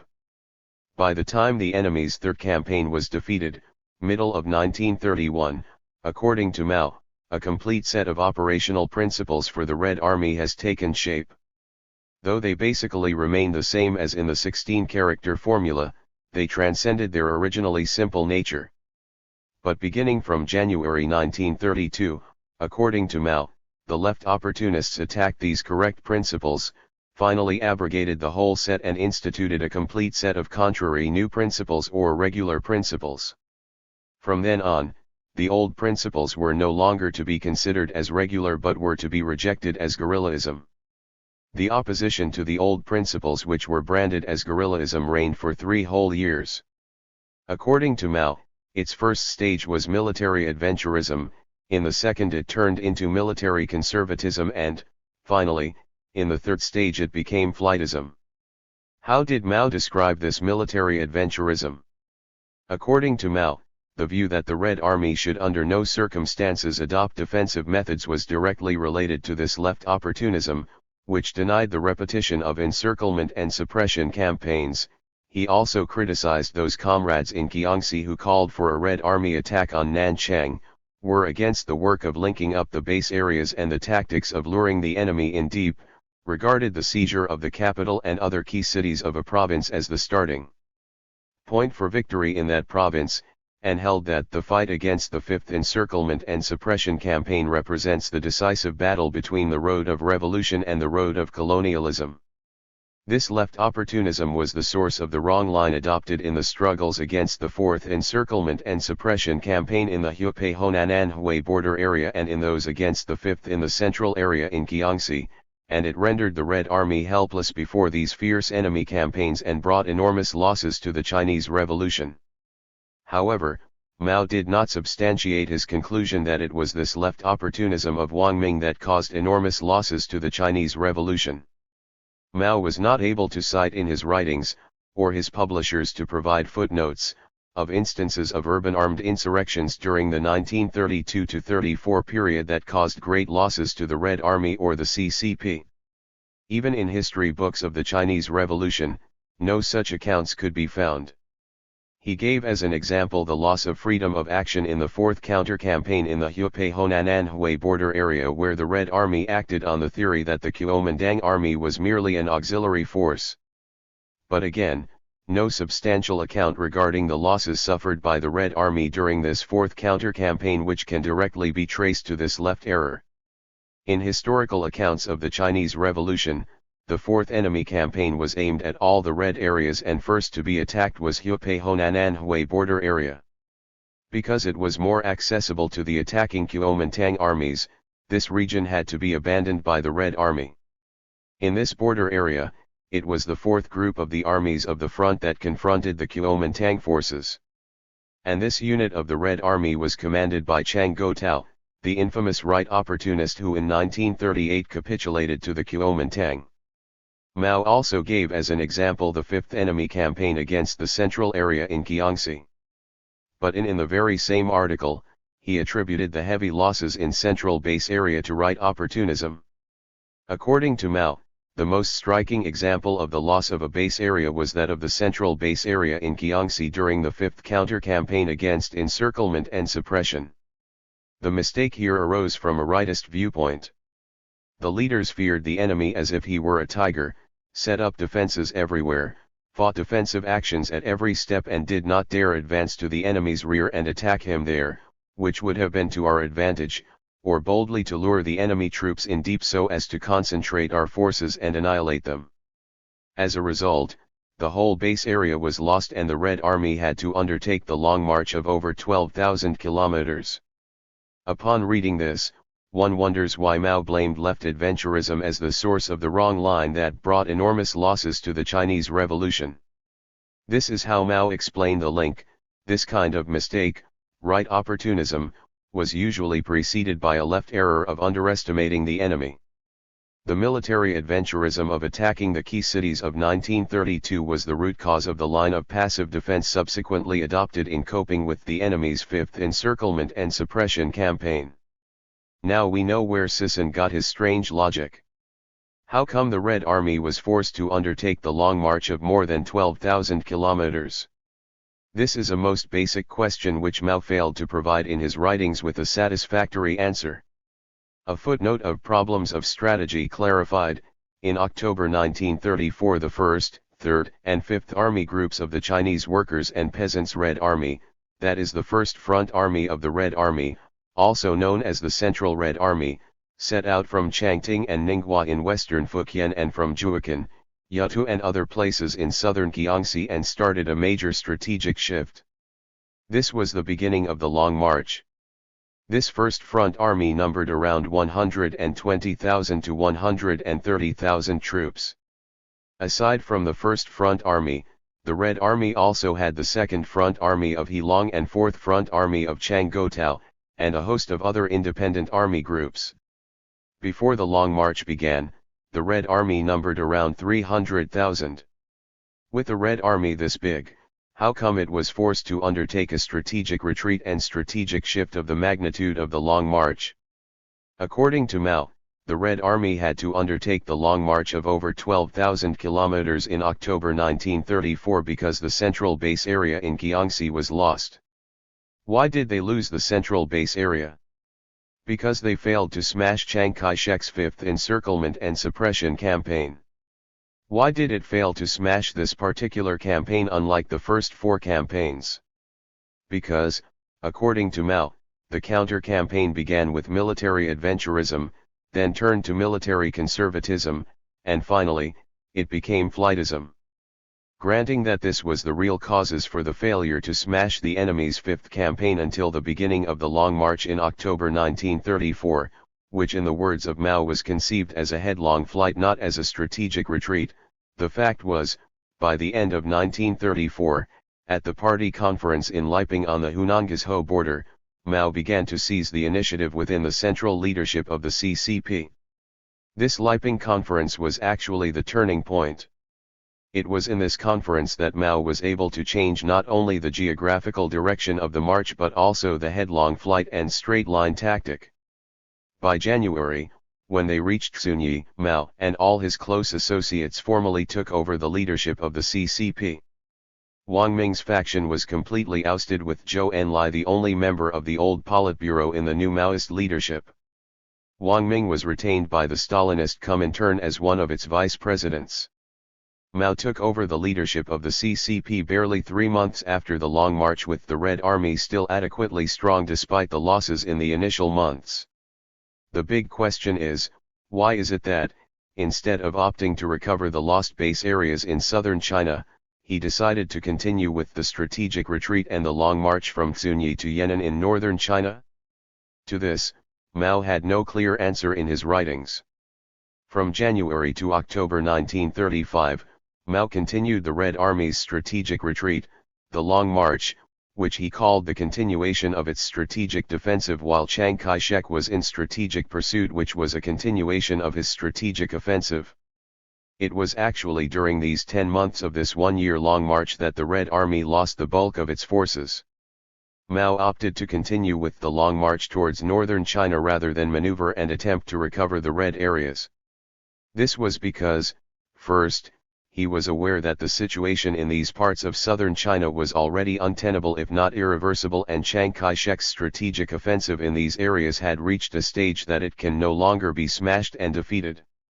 Second, since the situation in southern China is already lost, the only option was to make a strategic shift to northern China, where Chiang Kai-shek was relatively weak and will be weakened by his strategic pursuit of the Long March, and reposition the Red Army for the war of resistance against Japan, the northern part of China were the areas threatened by Japan. By the end of the Long March, 90% of the party membership, of the armed forces and of the base areas were lost. The second period of the Chinese Revolution ended in defeat, although Mao preferred to call it a temporary and partial defeat. To sum up, Mao began the second period of the Chinese Revolution still adhering to the insurrectionist line of the Sixth Party Congress of 1928. But at the latter part of this second period, he shifted to a protracted war strategy in advancing China's revolutionary civil war. We now return to our main point: the universality and absoluteness of protracted war in a semi-colonial and semi-feudal country. What caused the defeat of China's Second Revolutionary Civil War is beside the point and highly debatable, as Mao's account and the available materials regarding the Fifth Encirclement and Suppression Campaign are quite inadequate. The essential point is this: there is no positive revolutionary practice that proves that an agrarian civil war can succeed along the path of protracted war even in China, for the Second Revolutionary War ended in defeat. But the Maoists will argue, the Chinese National Democratic Revolution or Mao's protracted People's War succeeded in the fourth period, which was a revolutionary civil war. The basic point, however, is this: could it have succeeded without the victorious National War of Liberation, the heroic war of resistance against Japan? The fourth period of the Chinese Revolution, or the Third Revolutionary Civil War, began with Mao already in command of more than 1 million revolutionary troops against Jiang's 4 million. The Kuomintang began its offensive in the middle of 1946. By late 1947, the Red Army, which had grown into 2 million troops, launched its counter-offensive. By 1948, Chiang Kai-shek began his strategic retreat, and by October 1, 1949, Mao announced the establishment of the People's Republic of China. This civil war in the fourth period took only 3 years to achieve total victory. Is this the historical proof that an agrarian war can succeed through a protracted war strategy, a revolutionary civil war that took only 3 years to achieve complete victory? A revolutionary civil war that started with 1 million revolutionary troops and tens of millions of revolutionary masses in liberated areas. The real and essential historical practice of protracted People's War was the war of resistance against Japan in the third period of the Chinese Revolution, 1937–45. It must be stressed that this was a national war and not a civil war. The total victory achieved by the 3 years of civil war in the fourth period, 1945–49, cannot be detached and cannot be understood apart from the victorious 8 years of national war in the third period. The historical validity of protracted war based on the Chinese experience is essentially a question of national war. If we are to consider the Vietnamese experience as a validation of a protracted war strategy, it is also essentially a national war of liberation. These two revolutions are the only historical experiences in protracted war strategy, and both succeed on the basis of successful national wars of liberation.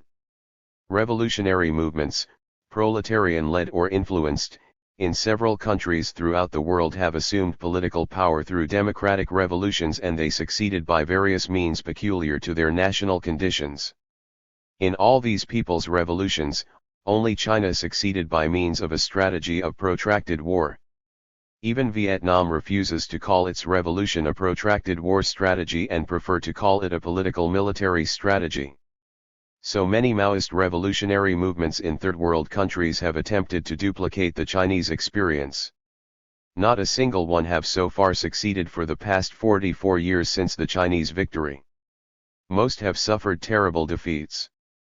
Only 3 major Maoist parties are persevering in protracted war: the Shining Path in Peru, the Khmer Rouge in Kampuchea, and our very own the New People's Army.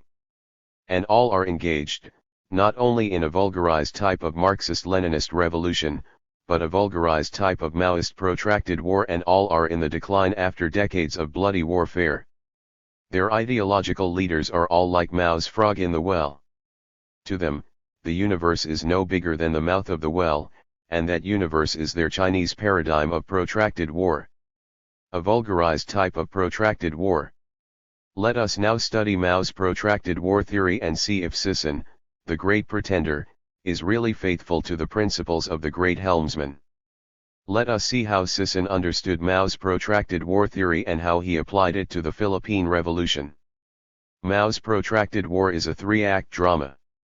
It consists of 3 successive strategic stages, with the war advancing from the countryside to the cities. The first stage is the strategic defensive. The second stage is the strategic stalemate. The third stage is the strategic offensive, strategic counteroffensive, to be more exact, according to Mao. These 3 stages are essentially a question of balance of forces. The revolutionary forces will move from inferiority to parity and then to superiority, and the enemy will move from superiority to parity and then to inferiority. The revolutionary forces will move from the defensive to the stalemate and then to the counteroffensive. The enemy will move from the offensive to the stalemate, in a national war, to the safeguarding of his gains, and then to retreat. Such will be the course of the war and its inevitable trend. According to Mao, by strategic defensive we mean our strategic situation and policy when the enemy is on the offensive and we are on the defensive. By strategic offensive we mean our strategic situation and policy when the enemy is on the defensive and we are on the offensive. This applies to the war situation as a whole as well as to its parts. The basic question is, how will this strategic changes in relative strength and position be achieved?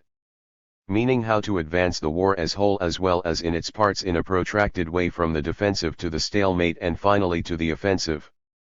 Here, Mao is quite clear and categorical in his basic operational principles. The only thing that Sisson copied from Mao is to assert that our people's war will be a protracted war encircling the cities from the countryside, passing through 3 strategic stages.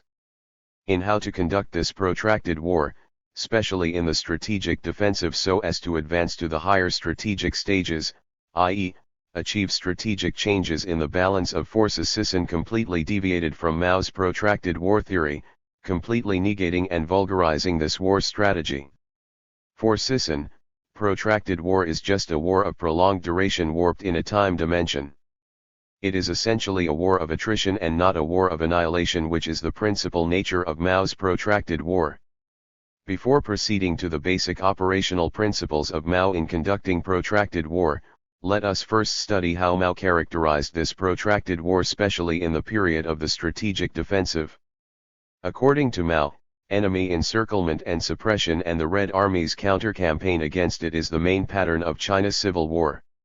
He said, "For 10 years this pattern of warfare has not changed, and unless the civil war gives place to a national war, the pattern will remain the same till the day the enemy becomes the weaker contestant and the Red Army the stronger." When will this pattern of repeated encirclement and suppression campaigns come to an end? Mao is very clear in this regard. First, when a fundamental change takes place in the balance of forces, i.e. the Red Army has passed through the stage of the strategic defensive, or second, the civil war gives place to a national war. In a national war, it will be a war of jigsaw pattern, which according to Mao, is a marvelous spectacle in the annals of war, a heroic undertaking of the Chinese nation, a magnificent and earth-shaking feat. This jigsaw pattern manifests itself, interior and exterior line operations, possession and non-possession of a rear area, encirclement and counter-encirclement, big areas and small areas for both the enemy and the Red Army. Since our protracted war is a civil war, the main pattern, theoretically, will be the repeated campaign and counter-campaign cycle or spiral, which Mao considered a law of a protracted civil war in his Problems of Strategy. In elaborating Mao's basic operational principles in such a protracted war, we will use as reference this article, although it should be stressed that these were not validated in a consummated revolutionary practice and were superseded by the principles developed by Mao during the more successful national war against Japan. In fact, the chapters on the strategic offensive, political work, and other problems were left undone, and only 5 chapters of this Problems of Strategy were completed. It should be noted that there were major differences in Mao's ideas of the warfare in the 3 strategic stages of a national war compared to a civil war, particularly, on guerrilla warfare and on the strategic stalemate, and these ideas were the ones consummated and validated in revolutionary practice and proven brilliantly correct in a national war. Our main thrust here is how Mao envisioned the development of protracted war strategy in a civil war through this repeated pattern of campaign and counter-campaign in the period of the strategic defensive until a fundamental change in the balance of forces is achieved and the war advances to a higher strategic stage. In short, the operational principles of Mao in defeating the enemy in the strategic defensive so as to advance to the strategic offensive. In Problems of Strategy, Mao does not talk of a strategic stalemate. In the enemy's campaign and the Red Army's counter-campaign, the 2 forms of fighting, offensive and defensive, are both employed, and here, according to Mao, there is no difference from any other war, ancient or modern, in China or elsewhere. The special characteristic of China's civil war, however, is the repeated alternation of the 2 forms over a long period of time. By repeated alternation over a long period, Mao meant the repetition of this pattern of warfare and these forms of fighting, and this is what constitutes protracted war and not the simple prolongation of the war. According to Mao, in each campaign, the alternation in the forms of fighting consists of the first stage in which the enemy employs the offensive against our defensive and we meet his offensive with our defensive, and of the second stage in which the enemy employs the defensive against our offensive and we meet his defensive with our offensive. As for the content of a campaign or a battle, it does not consist of mere repetition but is different each time. As a rule, with each campaign and counter-campaign, the scale becomes larger, the situation more complicated and the fighting more intense. But this does not mean that there are no ups and downs. The basic question here is how to conduct the defensive when the enemy is on the offensive, the first stage of the campaign and counter-campaign, and how to conduct the offensive when the enemy is already in the defensive, the second stage of the campaign and counter-campaign, both in the period of the strategic defensive in the war situation as a whole. This question resolves itself into how to advance the protracted war through this repeated pattern of campaign and counter-campaign, the enemy getting weaker and the people's army getting stronger.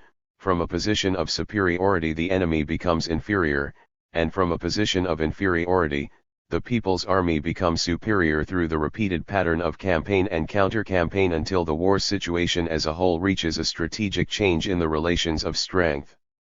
This question of how to conduct the defensive and the offensive in the period of the strategic defensive characterized by the repeated pattern of campaign and counter-campaign is what Mao tried to resolve in his problems of strategy, with the main objective of how to put an end to this pattern and reach a higher strategic stage of warfare. This is where Sisson deviated completely from Mao's theory of protracted war and developed his contraband theory of protracted guerrillism, smuggling it as Maoist protracted war and using the Maoist stamp to pass it off as genuine. First, on the question of defense. In Problems of Strategy, regarding this question, Mao tackled the problems of 1. Active and passive defense, 2. Preparations for combating encirclement and suppression campaigns, and 3. Strategic retreat. According to Mao, the defensive continues until an encirclement and suppression campaign is broken, whereupon the offensive begins, these being but two stages of the same thing, and one such enemy campaign is closely followed by another. Of the two stages, the defensive is more complicated and the more important. It involves numerous problems of how to break the encirclement and suppression. The basic principle here is to stand for active defense and oppose passive defense. What is active defense in protracted war and why is it the only correct form of defense? What is passive defense and why should we absolutely reject it? Active defense is inseparable to the concept of strategic retreat, which in Jiangxi was called luring the enemy in deep and in Sichuan contracting the front. According to Mao, no previous theorist or practitioner of war has ever denied that this is the policy a weak army fighting a strong army must adopt in the initial stage of a war. The object of strategic retreat is to conserve military strength and prepare for the counteroffensive. Retreat is necessary because not to retreat a step before the onset of a strong enemy inevitably means to jeopardize the preservation of one's own forces. But what makes a strategic retreat a form of active and not passive defense? A strategic retreat, according to Mao, is a planned strategic step by an inferior force for the purpose of conserving strength and biding its time to defeat the enemy, when it finds itself confronted with a superior force whose offensive it is unable to smash quickly. What distinguishes it from a headlong flight and passive defense is that, first, it's a well-planned withdrawal with all the elements of a trap, hence, it is essentially a policy of luring the enemy in deep. Second, it is a policy of withdrawing in order to attack, in order to defeat the enemy's offensive. According to Mao, strategic retreat is aimed solely at switching over to the counter-offensive and is merely the first stage of the strategic defensive. The decisive link in the entire strategy is whether victory can be won in the stage of the counter-offensive which follows. Therefore, the aim of the Red Army in a particular defensive campaign is to defeat this offensive. To defeat this offensive, the Red Army relies on the situation created during the retreat. It takes many elements to make up such a situation.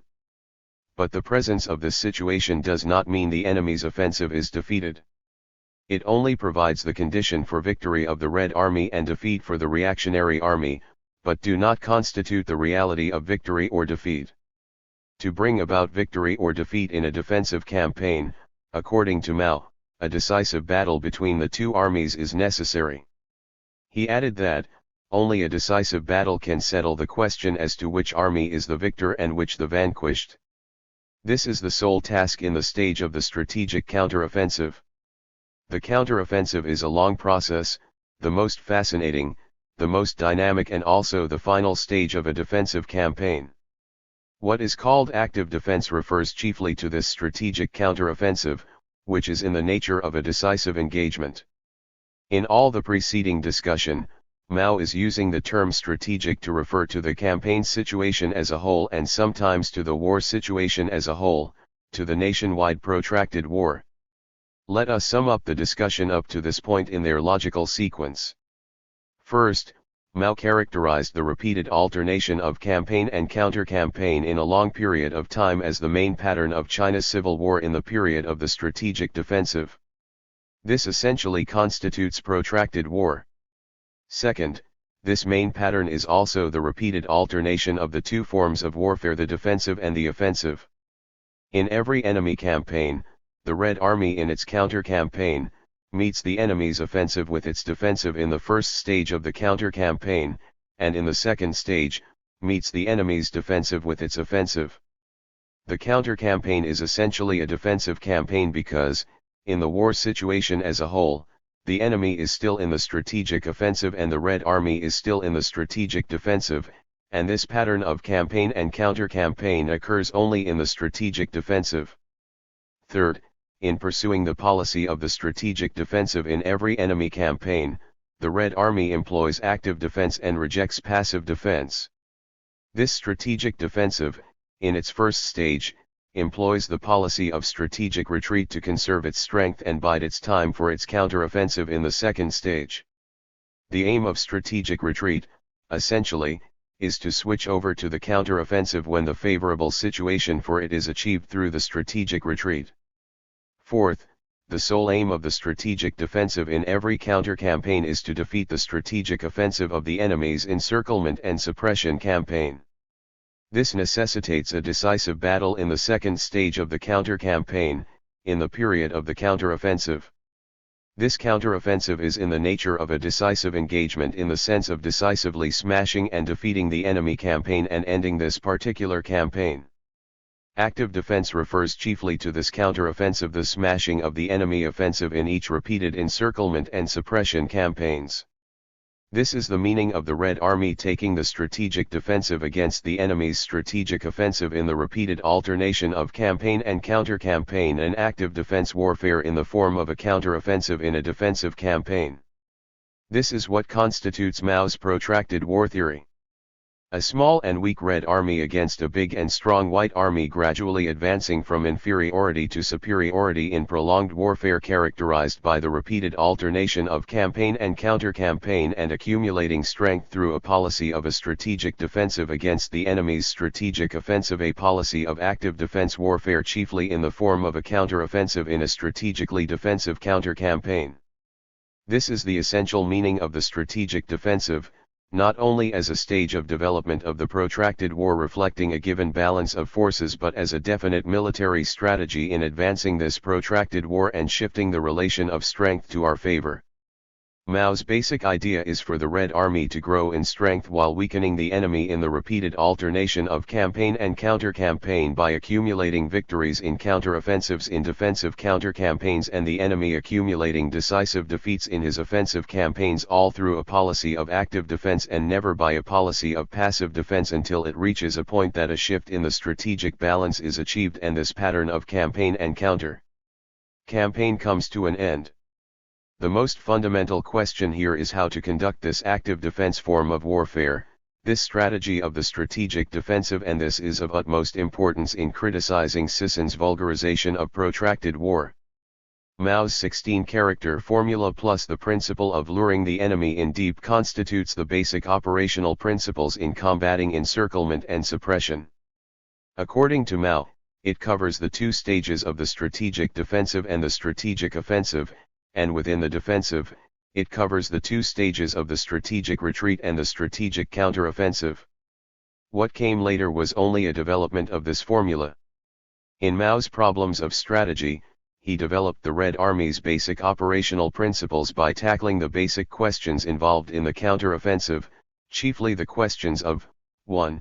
Starting the counteroffensive, 2. The concentration of troops, 3. Mobile warfare, 4. War of quick decision, and 5. War of annihilation. Mao's ideas on these questions are of fundamental importance because they basically answer and clarify how the protracted war will advance through the strategic defensive towards the strategic offensive, and these questions expose Sisson's ignorance and distortion of Mao's protracted war theory, and confirm the impossibility of our people's war advancing from the strategic defensive towards the strategic offensive guided by Sisson's vulgarized ideas on military strategy. We will not deal much with the first point because although it is of utmost importance to the question of winning the counteroffensive, it has no direct relevance on the subject at hand, i.e., comparing Mao's protracted war with Sisson's protracted guerrillaism. This first point of Mao deals directly with the problem of the initial battle or prelude, how to select this first battle which has a tremendous effect upon the entire situation, all the way to the final engagement. We proceed directly to Mao's second point, the question of concentration of troops, which is of decisive importance in conducting the strategic defensive, in the question of gaining the initiative in defensive warfare and developing active defense. The strategic defensive is defensive warfare, and according to Mao, it is easy to fall into a passive position because of its defensive character, which gives it far less scope for the full exercise of initiative than does offensive warfare. However, Mao stresses that defensive warfare, which is passive in form, can be active in content, and can be switched from the stage in which it is passive in form to the stage in which it is active in form and content. Mao added, in appearance a fully planned strategic retreat is made under compulsion, but in reality it is effected in order to conserve our strength and bide our time to defeat the enemy, to lure him in deep and prepare our counter-offensive. Here at this stage, defensive warfare is passive in form but active in content. In the stage of the counter-offensive, defensive warfare is active both in form and content. According to Mao, not only is a strategic counter-offensive active in content, but in form, too, it discards the passive posture in the period of retreat. In relation to the enemy, our counter-offensive represents our effort to make him relinquish the initiative and put him in a passive position. Hence, if the enemy attacks or is in the offensive, and we just retreat and engage in evasion or flight to avoid the enemy's blows and do not have any definite plan to defeat the offensive by a counter-offensive and rest content in frustrating the enemy by just exhausting him by punching the air, this defensive warfare is not only passive in form but also in content.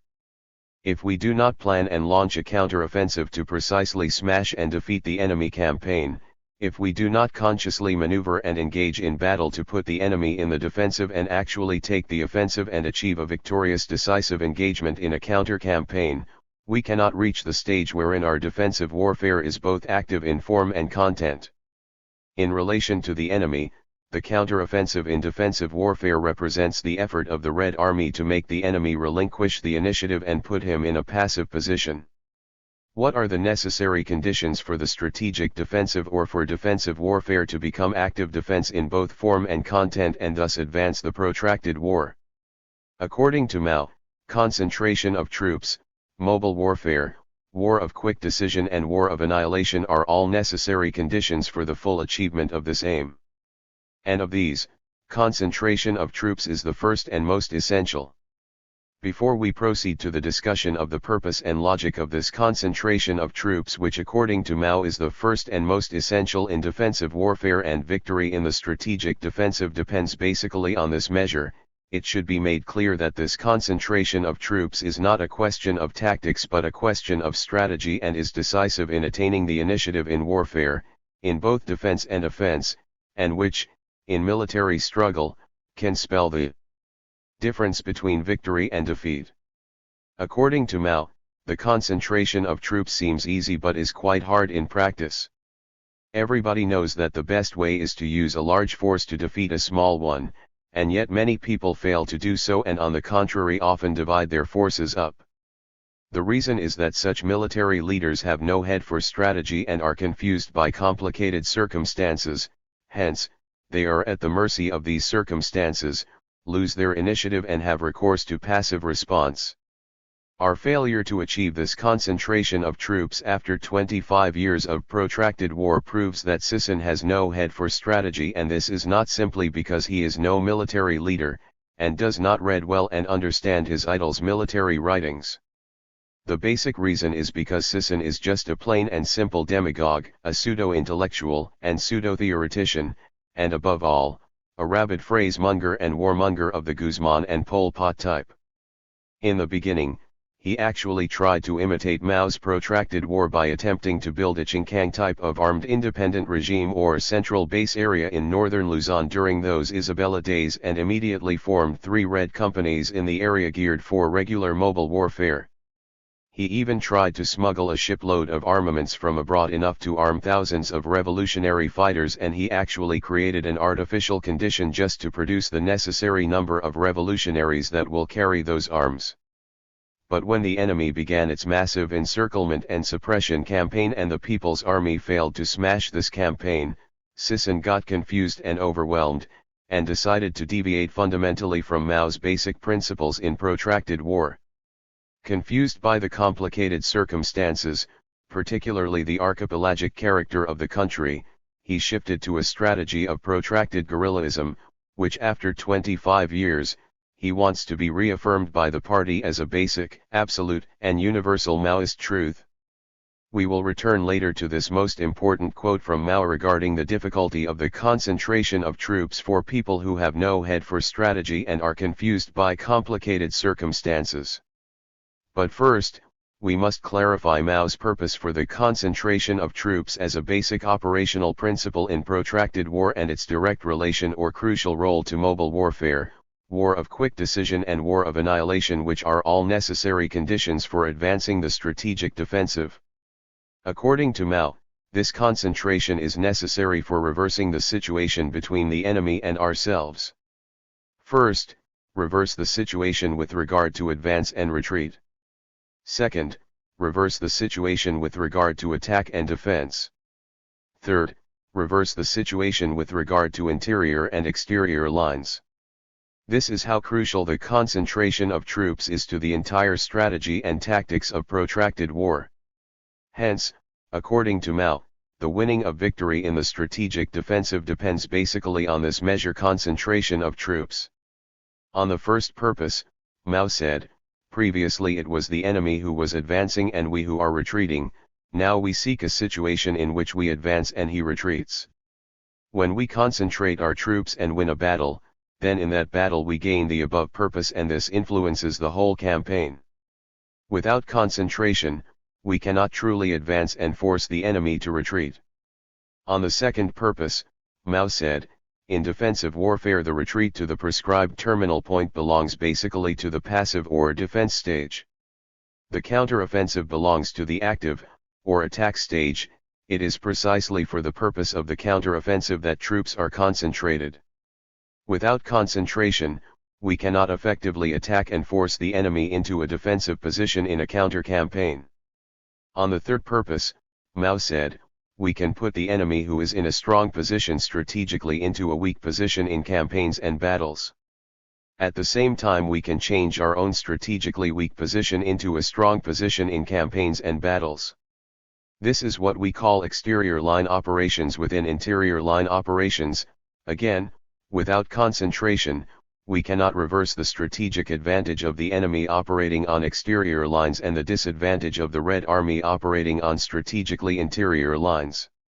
The principle of concentration is opposed to military equalitarian. In China, this equalitarian occurred under the slogan of attacking on all fronts or striking with two fists. According to Mao, the Chinese Red Army, which entered the arena of civil war as a small and weak force, has since repeatedly defeated its powerful antagonist and won victories that have astonished the world, and it has done so by relying largely on the employment of concentrated strength. Any one of its great victories can prove this point. Whether in counter-offensives or offensives, we should always concentrate a big force to strike at one part of the enemy forces. We suffered every time we did not concentrate our troops. Our strategy is pit 1 against 10 and our tactics are pit 10 against 1. This is one of our fundamental principles for gaining mastery over the enemy. Military equalitarian reached its extreme point in the 5th counter-campaign in 1934. It was thought that the Red Army could beat the enemy by dividing the forces into 6 routes and resisting on all fronts, but instead they were beaten and the reason was fear of losing territory. According to Mao, naturally one can scarcely avoid loss of territory when concentrating the main forces in one direction while leaving only containing forces in others. But this loss is temporary and partial and is compensated by victory in the place where the assault is made. After such a victory is won, territory lost in the area of the containing forces can be recovered. The enemy's 1st, 2nd, third and fourth campaigns of encirclement and suppression all entailed the loss of territory, particularly the third campaign, in which the Kiangsi base area of the Red Army was almost completely lost, but in the end we not only recovered but extended our territory. Debunking the idea that it is impossible to operate with concentrated forces against blockhouse warfare, and all the Red Army can do is to divide up its forces for defense and for short swift thrusts, Mao said. The enemy's tactics of pushing forward 3, 5, 8, or 10 li at a time and building blockhouses at each halt were entirely the result of the Red Army's practice of fighting defensive actions at every successive point. The situation would certainly have been different if our army had abandoned the tactics of point-by-point defense on interior lines and, when possible and necessary, had turned and driven into the enemy's interior lines. The principle of concentration of troops is precisely the means for defeating the enemy's blockhouse warfare. Obviously, Sisson did not review Mao's problems of strategy when he wrote Reaffirm. He said that the AFP's gradual constriction strategy is basically blockhouse warfare. But this rabid Maoist prescribed the dispersal of the NPA units into small formations against this blockhouse warfare, while in Mao's protracted war, the concentration of forces is precisely the means for defeating the enemy's blockhouse warfare. What he wants us to reaffirm is not Mao's strategy and tactics in protracted war, but Li Lisan's and Wang Ming's line of military equalitarian and guerrillaism. Concentration of forces does not mean the abandonment of guerrilla warfare. According to Mao, considering the Revolutionary War as a whole, the operations of the People's Guerrillas and those of the main forces of the Red Army complement each other like a man's right arm and left arm, and if we have only the main forces of the Red Army without the People's Guerrillas, we would be like a warrior with only one arm. In concrete terms, and specially with regard to military operations, when we talk of the people in the base area as a factor, we mean that we have an armed people. This is the main reason why the enemy is afraid to approach our base area.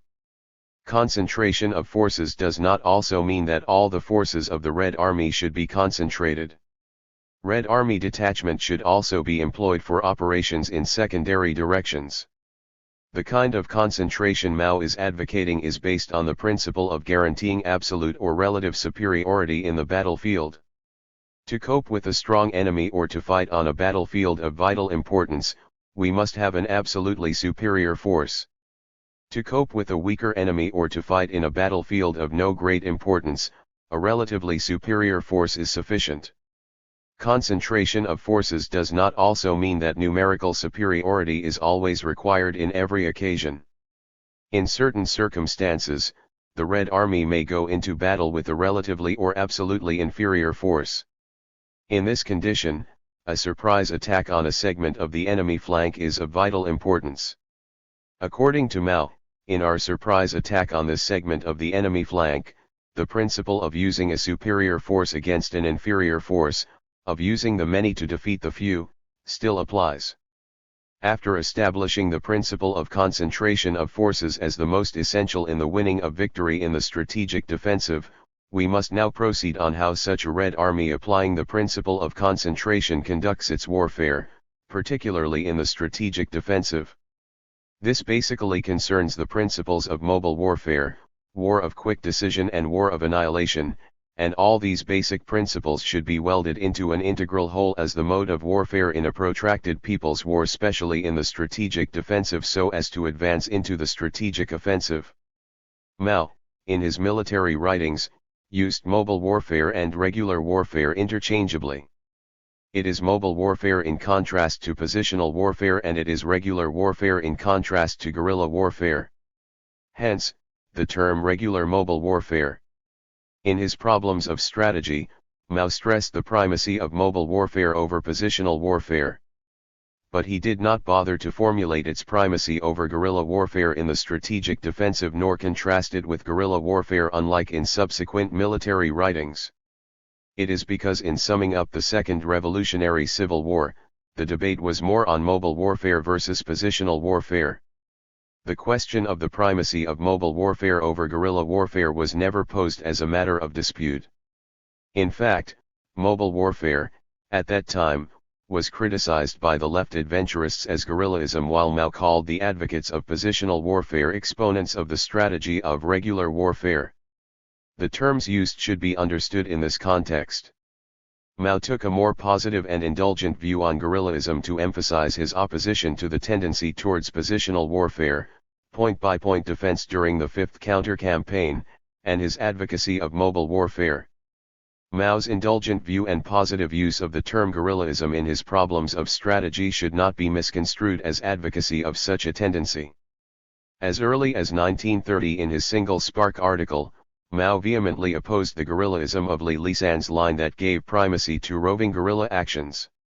In Li Lisan's view, to preserve the Red Army and arouse the masses, it should divide its forces into very small units, disperse them over the countryside, and engage in the easier method of roving guerrilla actions. According to Mao, in the winter of 1927-28, we did plan to disperse our forces over the countryside, with each company or battalion operating on its own and adopting guerrilla tactics in order to arouse the masses while trying not to present a target for the enemy. We have tried this out many times, but have failed every time. This dispersal is precisely what Sisson is advocating, but in a more extreme form, companies and battalions to be dispersed into squads and platoons, in his reaffirm. This is for also the very same reason as that of Li Lisan's, to arouse the masses while trying not to present a target for the enemy, which Mao had already criticized as early as 1930. For Mao, when faced by a strong enemy offensive or campaign, the correct policy and principle is to concentrate to be able to defend and counter-attack effectively and successfully. For Sisson, his principle and policy is to divide and disperse into small units and merely frustrate the enemy by letting them punch air. When Mao speaks of the Red Army, he always refers to the concentrated regular troops. When he talks of the Red Guards, he refers to the local guerrillas and militias in the locality dispersed and operating independently in wide areas. For Mao, the principle for the Red Army is concentration, and that for the Red Guards dispersion. No wonder Sisson advocates dispersal and knows nothing but dispersal and vehemently resists concentration, because, after 25 years, we have failed to build a regular army conducting regular mobile warfare. What we were able to build in 2.5 decades of ruthless war are small roving guerrilla units engaged solely in roving guerrilla actions inside and outside extremely fluid guerrilla zones and bases. Even our companies and battalion which Sisson wants dispersed are basically guerrilla in character and operations. Since Mao's Red Army was a regular army from the very beginning, its mode of operation was regular mobile warfare, and Mao opposed any tendency to transform it mainly into guerrilla warfare or positional warfare. Why mobile warfare and not positional warfare? According to Mao, one of the outstanding characteristics of the Red Army's operations, which follows from the fact that the enemy is powerful while the Red Army is deficient in technical equipment, is the absence of fixed battle line. The Red Army's battle lines are determined by the direction in which it is operating. As its operational direction often shifts, its battle lines are fluid. In a revolutionary civil war, there cannot be fixed battle lines. Fluidity of battle lines leads to fluidity in the size of our base areas. This fluidity of territory is entirely the result of the fluidity of the war. This absence of fixed battle lines, this fluidity of the war, determines the mobile character of the Red Army's basically regular warfare. This mobile nature of the Red Army's regular warfare lends it a guerrilla character. According to Mao, we should not repudiate guerrillism in general terms but should honestly admit the guerrilla character of the Red Army. It is no use being ashamed of this. On the contrary, this guerrilla character is precisely our distinguishing feature, our strong point, and our means of defeating the enemy. We should be prepared to discard it, but we cannot do so today. In the future this guerrilla character will definitely become something to be ashamed of and to be discarded, but today it is invaluable and we must stick to it. What is this guerrilla character of the Red Army that does not negate the regular character of the Red Army and its operations? A guerrillism that is its distinguishing feature yet does not reduce the Red Army into a guerrilla army. The guerrilla character of the Red Army is its mobility determined by the fluidity of the war. According to Mao, fight when you can win, move away when you can't win. This is the popular way of describing our mobile warfare today. All our moving is for the purpose of fighting, and all our strategy and tactics are built on fighting. This fighting nature of the Red Army constitutes its regular character as an army. Mao then cited 4 situations when it is inadvisable for the Red Army to fight, and he said, in any one of these situations, we are prepared to move away. Such moving away is both permissible and necessary. For our recognition of the necessity of moving away is based on our recognition of the necessity of fighting. Herein lies the fundamental characteristic of the Red Army's mobile warfare. In the 10 years Civil War, the guerrilla character of the Red Army and the fluidity of the war underwent great changes. The period from the days of the Qingkang Mountains to the first counter-campaign in Jiangxi was the first stage in which the guerrilla character and fluidity were very pronounced, the Red Army being in its infancy and the base areas still being guerrilla zones. In the second stage, comprising the period from the first to the third counter-campaign, both the guerrilla character and fluidity were considerably reduced. The first front army of the Red Army was formed and base areas with a population of several millions established. In the third stage, which comprised the period from the end of the third to the fifth counter-campaign, the guerrilla character and the fluidity were further reduced, and a central government and a revolutionary military commission had already been set up. The fourth stage was the Long March. The mistaken rejection of guerrilla warfare and fluidity had led to guerrilla warfare and fluidity on a great scale. The period after the Long March was the fifth stage. It took only 10 years for the Red Army to develop and undergo such changes in its guerrilla character and mobile warfare, and considering that the central leadership of the CCP was then dominated by people like Li Lisan, Wang Ming, Chiang Kai-tao, etc. In the Philippines, with Sison and his fanatics in command all the time, we have already consumed 25 years of protracted war, and still not a single, little sign of our guerrilla warfare developing into regular mobile warfare, and in fact, we are being pushed back to the early sub-stage of dispersed roving guerrilla units and operations. Guerrillism, according to Mao, has 2 aspects. One is irregularity, that is decentralization, lack of uniformity, absence of strict discipline, and simple methods of work. These features stemmed from the Red Army's infancy, and some of them were just what was needed at the time. As the Red Army reaches a higher stage, according to Mao, we must gradually and consciously eliminate them so as to make the Red Army more centralized, more unified, more disciplined, and more thorough in its work. In short, more regular in character. In the directing of operations we should also gradually and consciously reduce such guerrilla characteristics as are no longer required at a higher stage. Refusal to make progress in this respect and obstinate adherence to the old stage are impermissible and harmful, and are detrimental to large-scale operations.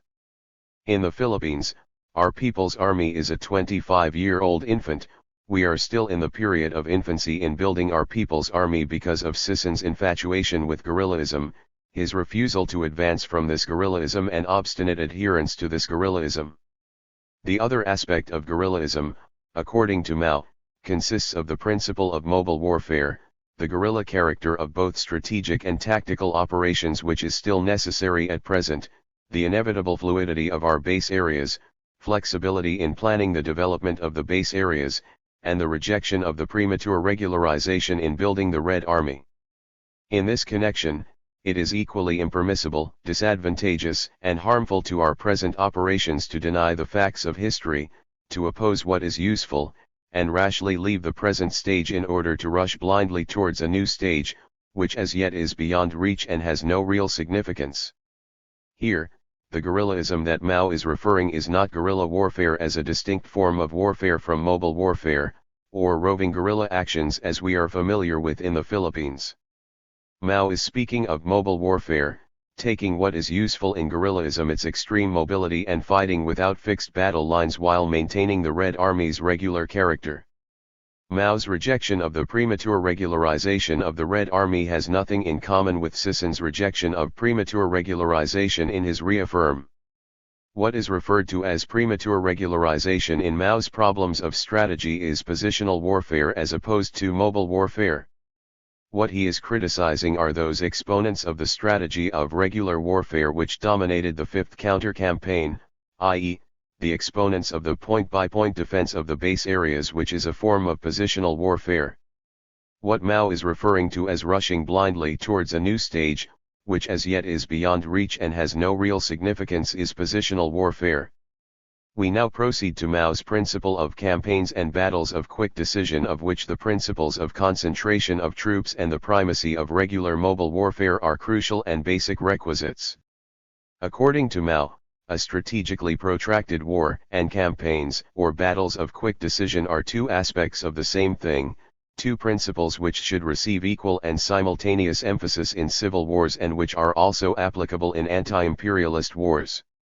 Here, Mao had synthesized two contradictory aspects into one integral whole: the elements of a long drawn-out war and the series of short-term battles, the elements of gradual strategic advance and quick tactical victories, into his protracted war theory.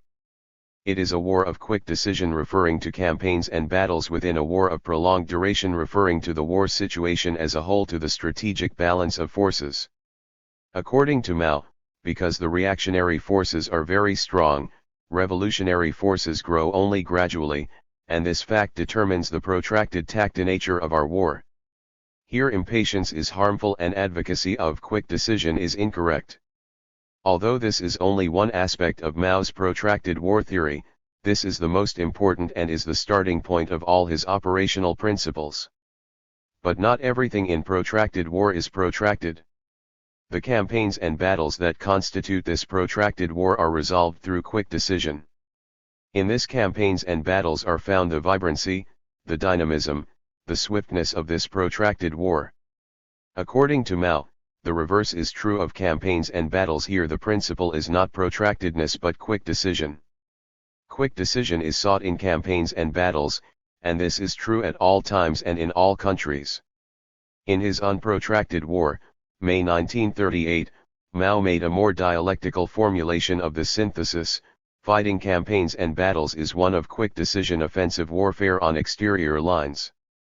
It is the opposite of our strategic principle of protracted defensive warfare on interior lines, and yet it is the indispensable principle for carrying out this strategy.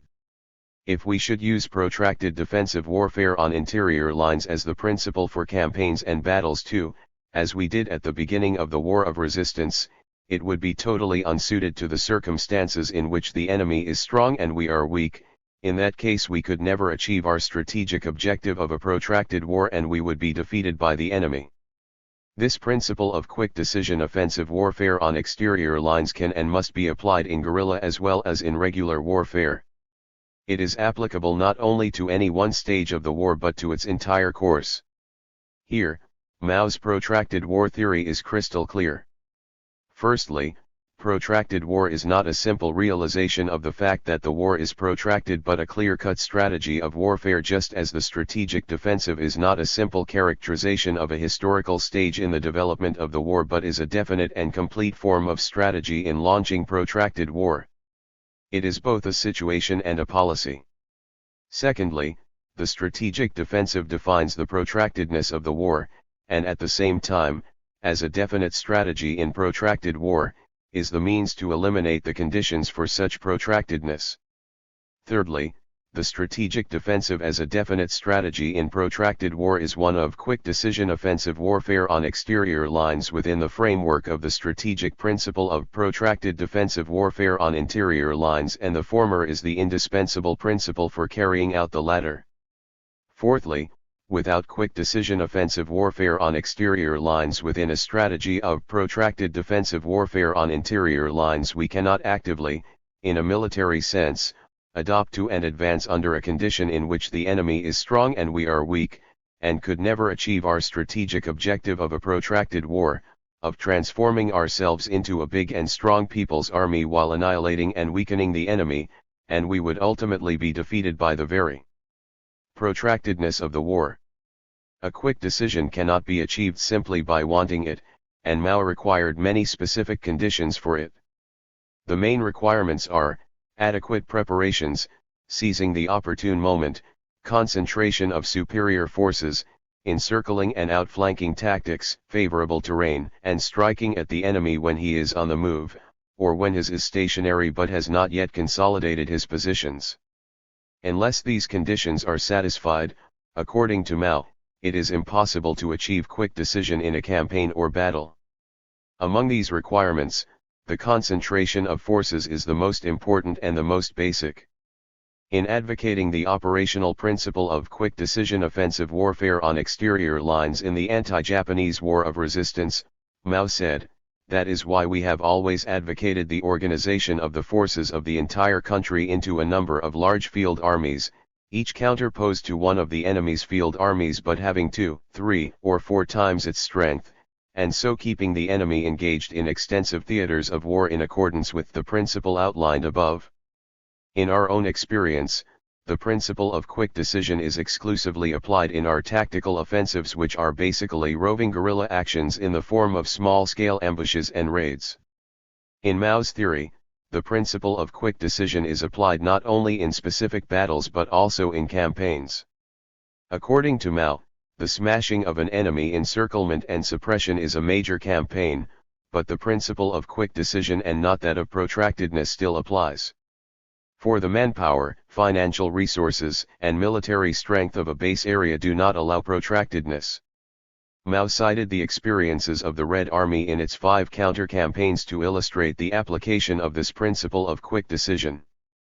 According to Mao, the smashing of the first enemy encirclement and suppression campaign in Jiangxi province took only 1 week from the first battle to the last, the second was smashed in barely a fortnight, the third dragged on for 3 months before it was smashed, the fourth took 3 weeks, and the fifth taxed our endurance for a whole year. When we were compelled to break through the enemy's encirclement after the failure to smash his 5th campaign, we showed an unjustifiable haste. In all these campaigns and counter-campaigns, it should be noted that the central leadership of the CCP was in the hands of assorted left and right opportunists, yet the Red Army was able to smash in quick decision the 4 enemy campaigns.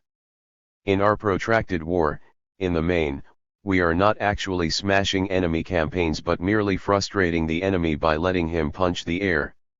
Despite the failure of the 5th counter-campaign, Mao insisted on the principle of shortening the duration of a campaign by every possible means, and according to him, campaign and battle plans should call for our maximum effort in concentration of troops, mobile warfare, and so on, so as to ensure the destruction of the enemy's effective strength on the interior lines, that is, in the base area, and the quick defeat of his encirclement and suppression campaign, but where it is evident that the campaign cannot be terminated on our interior lines, we should employ the main Red Army force to break through the enemy's encirclement and switch to our exterior lines, that is, the enemy's interior lines, in order to defeat him there.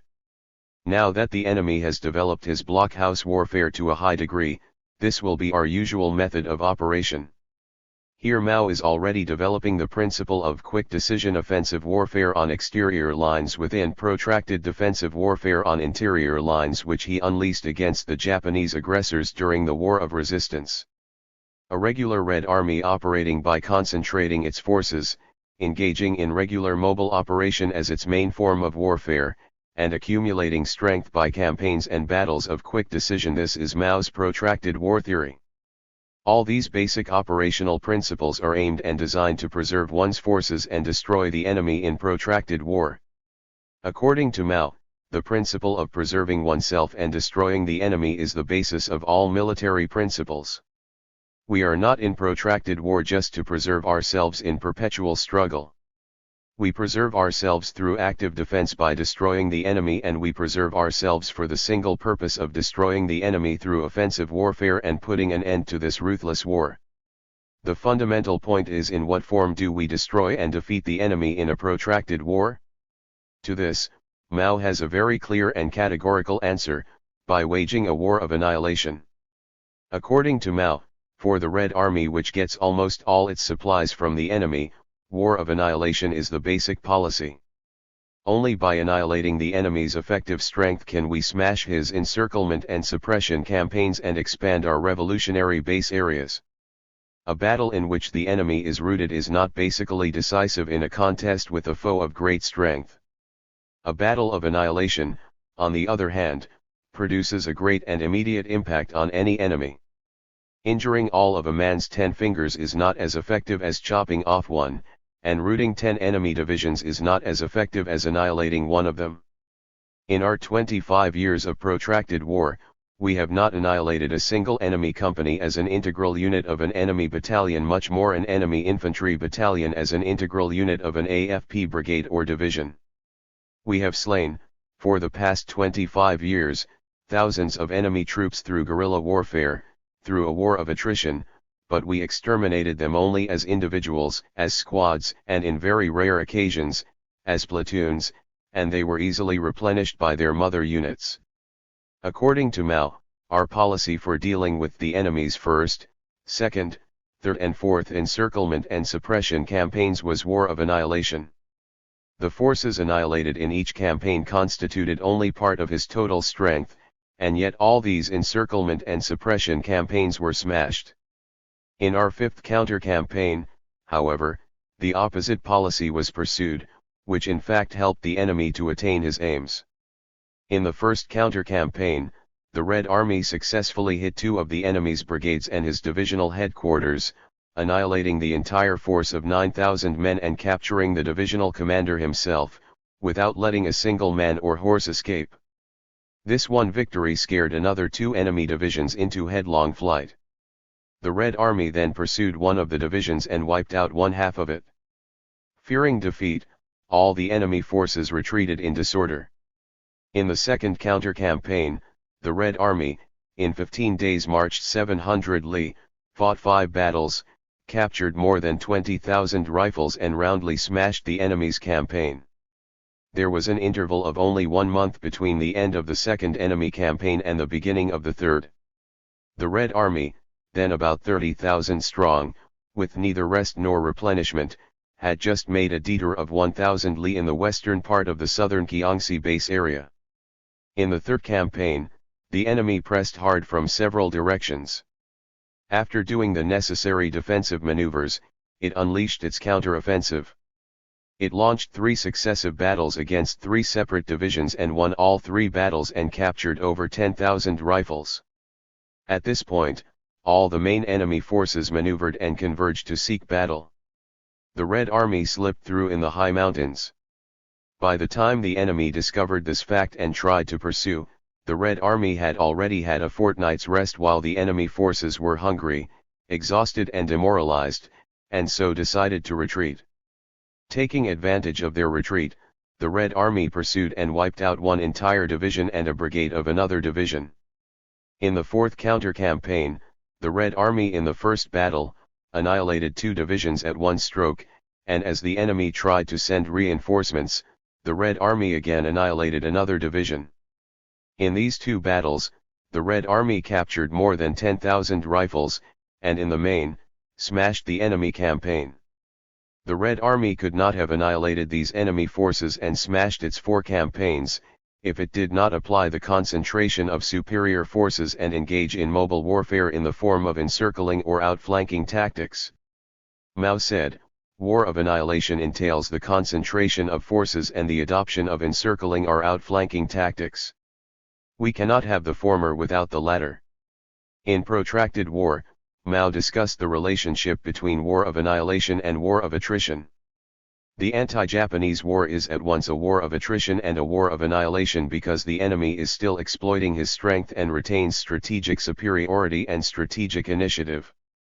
According to Mao, unless we fight campaigns and battles of annihilation, we cannot effectively and speedily reduce his strength and break his superiority and initiative. Hence, campaigns of annihilation are the means of attaining the objective of strategic attrition. It is chiefly by using the method of attrition through annihilation that China can wage protracted war. Mao then proceeded to a general differentiation of the 3 basic forms of warfare and their role on this question of annihilation and attrition. Generally speaking, mobile warfare performs the task of annihilation, positional warfare performs the tasks of attrition, and guerrilla warfare performs both simultaneously. The 3 forms are thus distinguished from one another. In this sense, war of annihilation is different from war of attrition. Campaigns of attrition are supplementary but necessary in protracted war.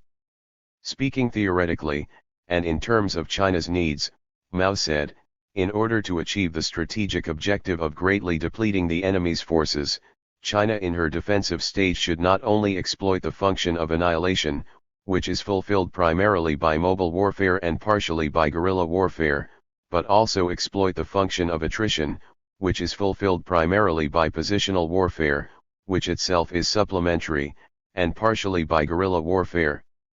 To sum up all that were discussed above, a regular people's army operating by concentrating its forces, engaging in regular mobile warfare as its main form of warfare, accumulating strength by campaigns and battles of quick decision, and preserving itself and destroying the enemy by a war of annihilation in a strategic defensive characterized by campaigns and counter-campaigns. This is Mao's protracted war theory in a revolutionary civil war. All these basic principles can only be applied if we have armed independent regimes or relatively stable revolutionary base areas. The simple, basic question is, does our protracted war for the past 25 years, have anything in common with China's protracted war?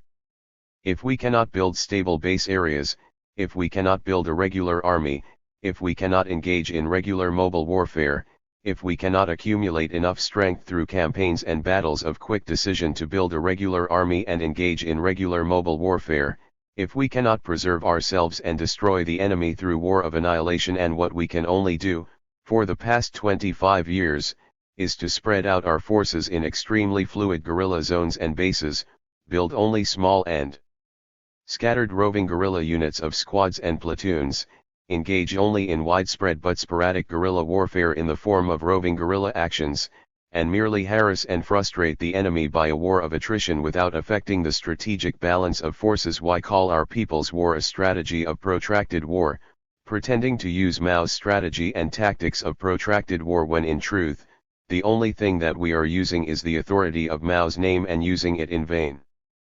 Starting out with a small and weak people's army against a big and strong reactionary army, does not by itself make our war a protracted one in a scientific and military sense. This is only a statement of the duration of the war, a description of its situation, a characterization of the strategic balance. Mao's protracted war is not a simple situational description but a definite war strategy. The essence of Mao's protracted war is not in its protractedness in terms of duration but in its strategic and tactical content that deliberately protracts the war by using the strategic defensive as a strategy of warfare and takes advantage of this protracted defensive warfare by using quick decision offensive warfare. Mao's theory of protracted war cannot be detached from its strategy and tactics, cannot be separated from its basic operational principles. To do so is to vulgarize it in theory and practice. In theory and practice, ours is not a strategy of protracted war but a strategy of prolonged and perpetual guerrilla warfare which had already consumed 25 years. And Sisson wants this vulgarized strategy reaffirmed as Mao's basic principle and reaffirmed up to the year 2000 and beyond. Our protracted war will be a prolonged and perpetual guerrilla warfare because Sisson is afflicted with a terminal disease of guerrillism and has absolutely no idea or is mired in wishful thinking on how this protracted guerrilla warfare can develop to a higher stage and change the strategic balance. We only have to read Sisson's specific characteristics of our People's War of 1976 and his reaffirm of 1992 to see that Sisson's version of protracted war completely deviates from Mao's strategy of protracted war, and worst, he does not really have a clear idea, after 25 years, of how to go about with this People's War. Except for specific, Sisson had no other major military writing regarding our armed struggle. This is also the case with the agrarian question. Except for Guide for Revolutionary Land Reform, 1974, which we assume was written by Sisson, he has written no other major article that deals exclusively on the peasant question. Yet, he has always insisted that armed struggle is the main form and the agrarian struggle the main content of our revolution. In fact, even specific cannot really be categorized as a military writing and cannot be compared with Mao's military writings. Out of 36 pages, only 12 pages dealt with military questions, and here we insist that it should be treated in quotation marks. In 3 short sections of specific, protracted war in the countryside, fighting in a small mountainous archipelago, and from small and weak to big and strong, Sisson tried to develop his military ideas. In the first section, how did he explain why it is possible to wage a protracted war in the Philippines? This is what Sisson said: in our country, it is possible to wage a protracted people's war because we have a relatively wide backward countryside where the bulk of the population is. There are many parts which are relatively far from the enemy's center and main lines of communication and where the people live basically on their diversified agricultural produce. This situation is completely different from that obtaining in a capitalist country. So for Sisson, if a country has a relatively wide backward countryside where the bulk of the population is, protracted war is possible. Simple. This is all he had to say in the first section entitled Protracted War in the Countryside on why protracted war is possible in the Philippines, in an article hailed as our guide in waging protracted people's war. How does Sisson compare this backward countryside to China where this protracted war theory originated? According to Sisson, this backward countryside of our small country is not as large as that of China but is certainly large in comparison to our cities. This is the basic setting for our people's war. The bulk of our population is here. With regards to the bulk of our population, Sisson should explain the implication to our protracted war of the growing number of our urban population. In 1990, our urban population has grown to 48% of the total population and it is still growing. The fact that our countryside does not have the vastness of China's countryside is irrelevant to Sisson. What is important is that this countryside is certainly larger in comparison to our cities, as if comparing the territorial size of the countryside with the cities has any military sense in protracted war. What is of military value is the size of the countryside in relation to the requirements of mobile and guerrilla warfare, and not whether it is large in comparison to our cities. Mao once said, given a big country, guerrilla warfare is possible. It can be victorious only in modern times and only in big countries, and he also said, referring to the vastness of China's territory, this is an important, even primary condition, as far as the possibility of waging guerrilla warfare is concerned. However, Mao's editors, followers of Lin Biao and the Gang of Four, corrected Mao, it is presumed, as approved by Mao, by affixing a footnote in their attempt to universalize Mao's protracted war. Ever since the end of World War II, in the new historical circumstances, the conditions under which the people of various countries conduct guerrilla warfare today need not be quite the same as those which were necessary in the days of the guerrilla warfare waged by the Chinese people against Japan. In other words, guerrilla war can be victoriously waged in a country which is not large in territory, as for instance in Cuba, Algeria, Laos, and southern Vietnam. If by guerrilla warfare they mean armed struggle, this is not a world phenomenon peculiar to historical conditions after World War II. If by guerrilla warfare they mean Mao's protracted war, they are wrong. The leaders of countries they cited as concrete examples will readily deny that their revolutions were of the protracted war type. The new historical circumstances, the world era of the total collapse of imperialism and total victory of socialism, was also proven wrong by concrete historical developments. They also did this footnoting to Mao's statement that read political power cannot occur in any imperialist country or in any colony under direct imperialist rule, but can only occur in China. According to these editors, it has become possible for the peoples of all, or at least some, of the colonial countries in the East to maintain big and small revolutionary areas and revolutionary regimes over a long period of time, and to carry on long-term revolutionary wars in which to surround the cities from the countryside, and then gradually advance to take the cities and win nationwide victory.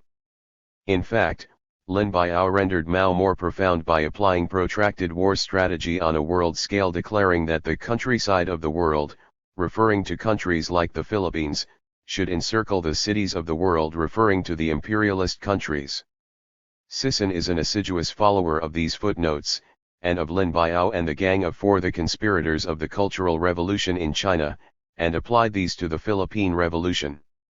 How did Sisson explain why it is necessary to wage protracted war in the Philippines? This is what Sisson said: in the Philippines, it is as necessary as it is possible to wage a protracted people's war. It is only through a long period of time that we can develop our forces step by defeating the enemy forces piece by piece. We are in no position to put our small and weak forces into strategically decisive engagements with militarily superior enemy forces. In the first place, we have just started from scratch. Neither could we have postponed the start of our people's war. The more time we have for developing our armed strength from practically nothing, the better for us in the future. It is our firm policy to fight only those battles that we are capable of winning. Otherwise, we circle around at an enemy that we cannot defeat and look for the opportunity to strike at an enemy force that we can defeat. Actually, he did not explain why it is necessary, but why it is possible. As Sisson implies, it is necessary to wage protracted war because we have no other choice without bothering to explore and explain the other choices. Waging people's war is already assumed, and whoever questions this is playing a fool's game. Sisson: to have a few seats in a reactionary parliament and to have no army in our country is to play a fool's game. The only thing left that must be explained is why it must be protracted. And the answer is also simple and logical. We are starting from scratch, we are small and weak against a militarily superior enemy force. Only through a long period of time can we develop our forces step by defeating the enemy forces step by step. Why start immediately our people's war? To this Sisson answers: the more time we have for developing our armed strength from practically nothing, the better for us in the future. What convoluted logic! It's just like asking, why marry early? And Sisson will answer, the more time you have for developing your marriage from practically nothing, the better for you in the future. How did Sisson envision the development of this protracted war? According to Sisson, in carrying out protracted people's war, we apply the strategic line of encircling the cities from the countryside. We steadfastly develop guerrilla bases and zones at various strategic points in the country. In a subsequent stage, these areas shall be linked by regular mobile forces which shall be in a position to defend larger and more stable revolutionary bases in the countryside. From such stable revolutionary bases, we shall be able ultimately to seize the cities and advance to nationwide victory. This one paragraph was all Sisson said on how he envisions the development of our protracted war, at least in the first section. So Sisson is also speaking of regular mobile forces and stable base areas in a subsequent stage, after we steadfastly develop guerrilla bases and zones at various strategic points in the country. What is the role of these regular mobile forces? According to Sisson, it shall link the guerrilla bases and zones at various strategic points of the country and defend larger and more stable base areas in the countryside, and from such stable revolutionary bases, we shall be able ultimately to seize and advance to nationwide victory. After talking of linking and defending, he suddenly shifts to seizing and advancing to nationwide victory without mentioning the offensive fighting and annihilating role of the regular mobile forces.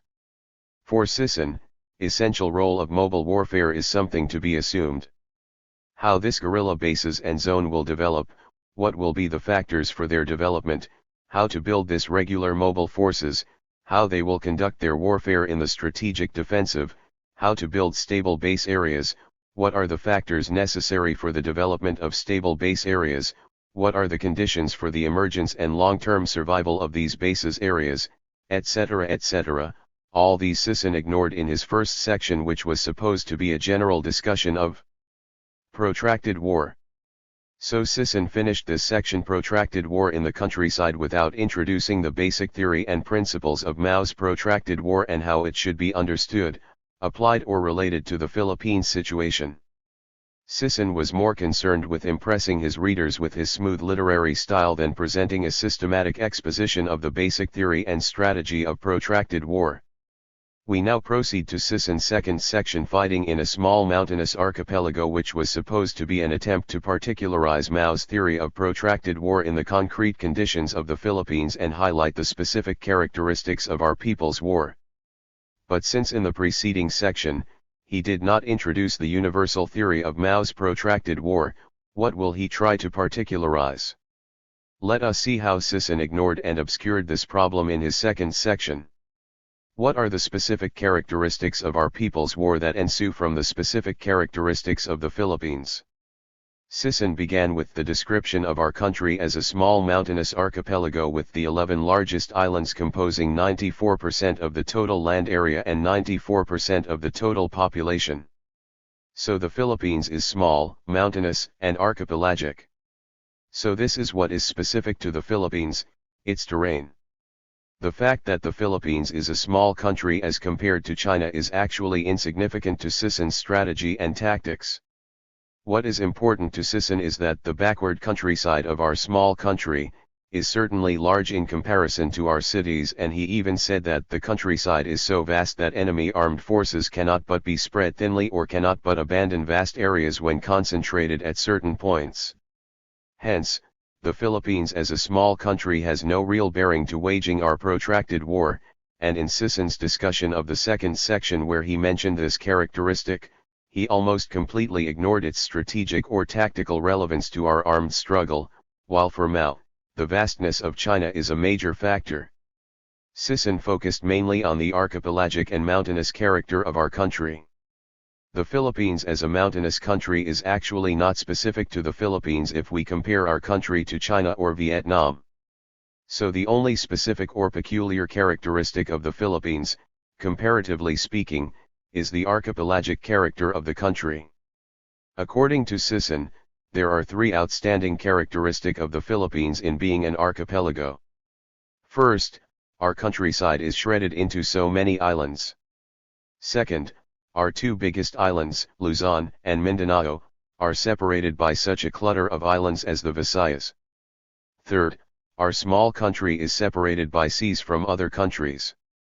From such characteristics arise problems that are very peculiar to our people's war. What are these very peculiar problems ensuing from our being an archipelago? Sisson explains, on the one hand, it is true that our countryside is wide in relation to the cities. On the other hand, it is also true that we have to fight within narrow fronts because the entire country is small and its countryside is shredded. The war between us and the enemy easily assumes the characteristics of being intensive, ruthless, and exceedingly fluid. This is Sisson's first peculiar problem: an intensive, ruthless and exceedingly fluid war because we have to fight within narrow fronts. The war becoming intensive, ruthless, and exceedingly fluid is not something specific or peculiar to our people's war. These are fundamental characteristics of a protracted war, whether it is waged within narrow or broad fronts. These characteristics ensue from the fact that this is a protracted war between a weak revolutionary armed force and a strong reactionary armed force. We have to fight within narrow fronts, according to Sisson, because the entire country is small and its countryside is shredded. Sisson had just stated, a few pages before, that the countryside is so vast that the enemy armed forces cannot but spread thinly or cannot but abandon vast areas when concentrated at certain points, but now he is saying that we have to fight in narrow fronts because the entire country is small and its countryside is shredded. What do we believe? By the way he discussed his second section, the real problem is not this shredded countryside, the real problem is Sisson's shredded thinking. According to Sisson, while we have the widest possible space for the development of regular mobile forces in Luzon and Mindanao, these two islands are separated by hundreds of kilometers and by far smaller islands where the space immediately appears to be suitable only for guerrilla forces throughout the course of the People's War. The optimum condition for the emergence of regular mobile forces in the major Visayan Islands will be provided by the prior development of regular mobile forces in Luzon and Mindanao. So Sisson accepts that the territorial area of Luzon and Mindanao provide the widest possible space for the development of regular mobile forces. If so, why does he insist that we are fighting in narrow fronts because the country is small and the countryside is shredded? Of course, since ours is a protracted war, we have to fight within narrow fronts in the beginning and extend it step by step through the strategic defensive. So again, what is Sisson's peculiar problem? Actually, when speaking of a shredded countryside, What should be referred to are the Visayas, and this shredded countryside separates the countryside of Luzon and Mindanao. So what is the peculiar problem in waging protracted war in a situation wherein the big islands of Luzon and Mindanao, where we have the widest possible space for the development of regular mobile forces, are separated by the shredded Visayan countryside, where the space immediately appears to be suitable only for guerrilla warfare? In short, what is the implication of this fact, of this shredded Visayan countryside in waging guerrilla warfare and developing regular mobile warfare in Luzon and Mindanao? Sison is like a boy twisting his hands and contorting his body, but cannot seem to confess what the problem is. Up to this point, Sison had not identified the problems very peculiar to our protracted war ensuing from the archipelagic character of the country. He made the impression that he is on the threshold but cannot seem to penetrate, and finally decided to withdraw from the effort. In his immediately succeeding paragraph, Sison said, "Waging a people's war in an archipelagic country like ours is definitely an exceedingly difficult and complex problem for us. Indeed, and our 25 years of protracted war testify to this fact." But again, what is this exceedingly difficult and complex problem? This is Sison's answer: at this stage that we are still trying to develop guerrilla warfare on a nationwide scale, the central leadership has had to shift from one organizational arrangement to another so as to give ample attention to the regional party and army organizations. This is only one manifestation of the problem. Armed propaganda teams and initial guerrilla units scattered in far-flung areas are susceptible to being crushed by the enemy. This is another manifestation of the problem. So these are the peculiar problems of our protracted war ensuing from the archipelagic character of the country. First, the central leadership has had to shift from one organizational arrangement to another. So this is the peculiar problem, the specific characteristic of our protracted war: how Sison and what was left of the central leadership at that time will exercise leadership, what organizational arrangement they will institute. He is not even talking of shifting from one guerrilla base to another, but shifting from one organizational arrangement to another. What a big peculiar problem for our military strategist arising from the archipelagic character of the country. It seemed, by 1986, upon release from prison, he was able to finally solve this peculiar problem of our protracted war. He shifted from Manila to Utrecht, and for Sison this is the best organizational arrangement for leading our people's war. For Sison's second manifestation of the problem, the susceptibility of our APTs and initial guerrilla units in far-flung areas being crushed by the enemy, well, this confirms what kind of a military leader Sison is. Imagine the chairman, the architect of our protracted war, worrying that our small scattered units in far-flung areas might be crushed by the enemy because ours is an archipelagic country. How thoughtful of Sison to worry. But is this warmonger really decided in waging war? Every unit, small or large, is always in danger of being crushed by the enemy because of subjective mistakes, and casualties are inevitable in war. So what is Sison's problem? Was he really thinking when he attributed this susceptibility to the archipelagic character of the country, and is this the peculiar problem of our protracted war arising from this archipelagic character? Obviously, these are not acceptable peculiar problems of our protracted war arising from the fact that our country is an archipelago. So again, what is the peculiar or specific characteristic of our people's war, according to Sison? Sison continues, "There is no doubt that fighting in an archipelagic country like ours is initially a big disadvantage for us." So Sison believes that this is an initial disadvantage. But, concretely, in what form?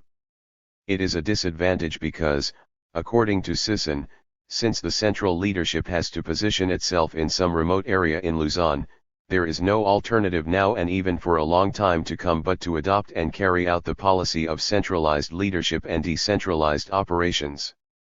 We must distribute and develop throughout the country cadres who are of sufficiently high quality to find their own bearing and maintain initiative not only within periods as short as 1 or 2 months, period of regular reporting, but also within periods as long as 2 or more years.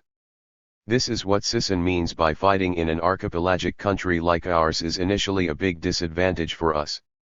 Again, a question of how to exercise leadership. Sisson is really so self-centered that all he thinks is how he can exercise his leadership, as if it's the single biggest problem of the revolution, of the war. The archipelagic character of the country has no bearing on the question of centralized leadership and decentralized operations. Even in China, this was a basic principle in protracted war. Distributing and developing cadres throughout the country who can find their own bearing and work by themselves for long periods of time is not something peculiar to an archipelagic country. In fact, this is a Maoist principle. In his subsequent paragraph, Sisson said, "The development of the central base area somewhere in Luzon will decisively favor and be favored by the development of many smaller bases in Luzon, Visayas, and Mindanao. Thus, we have paid attention to the deployment of cadres for nationwide guerrilla warfare. In a small country like the Philippines, or more precisely in an island like Luzon, it would have been foolhardy for the central leadership to ensconce itself in one limited area, concentrate all the limited party personnel and all efforts there, and consequently invite the enemy to concentrate his own forces there. It would have been foolhardy to underestimate the enemy's ability to rapidly move and concentrate his forces in an island where communications are most developed."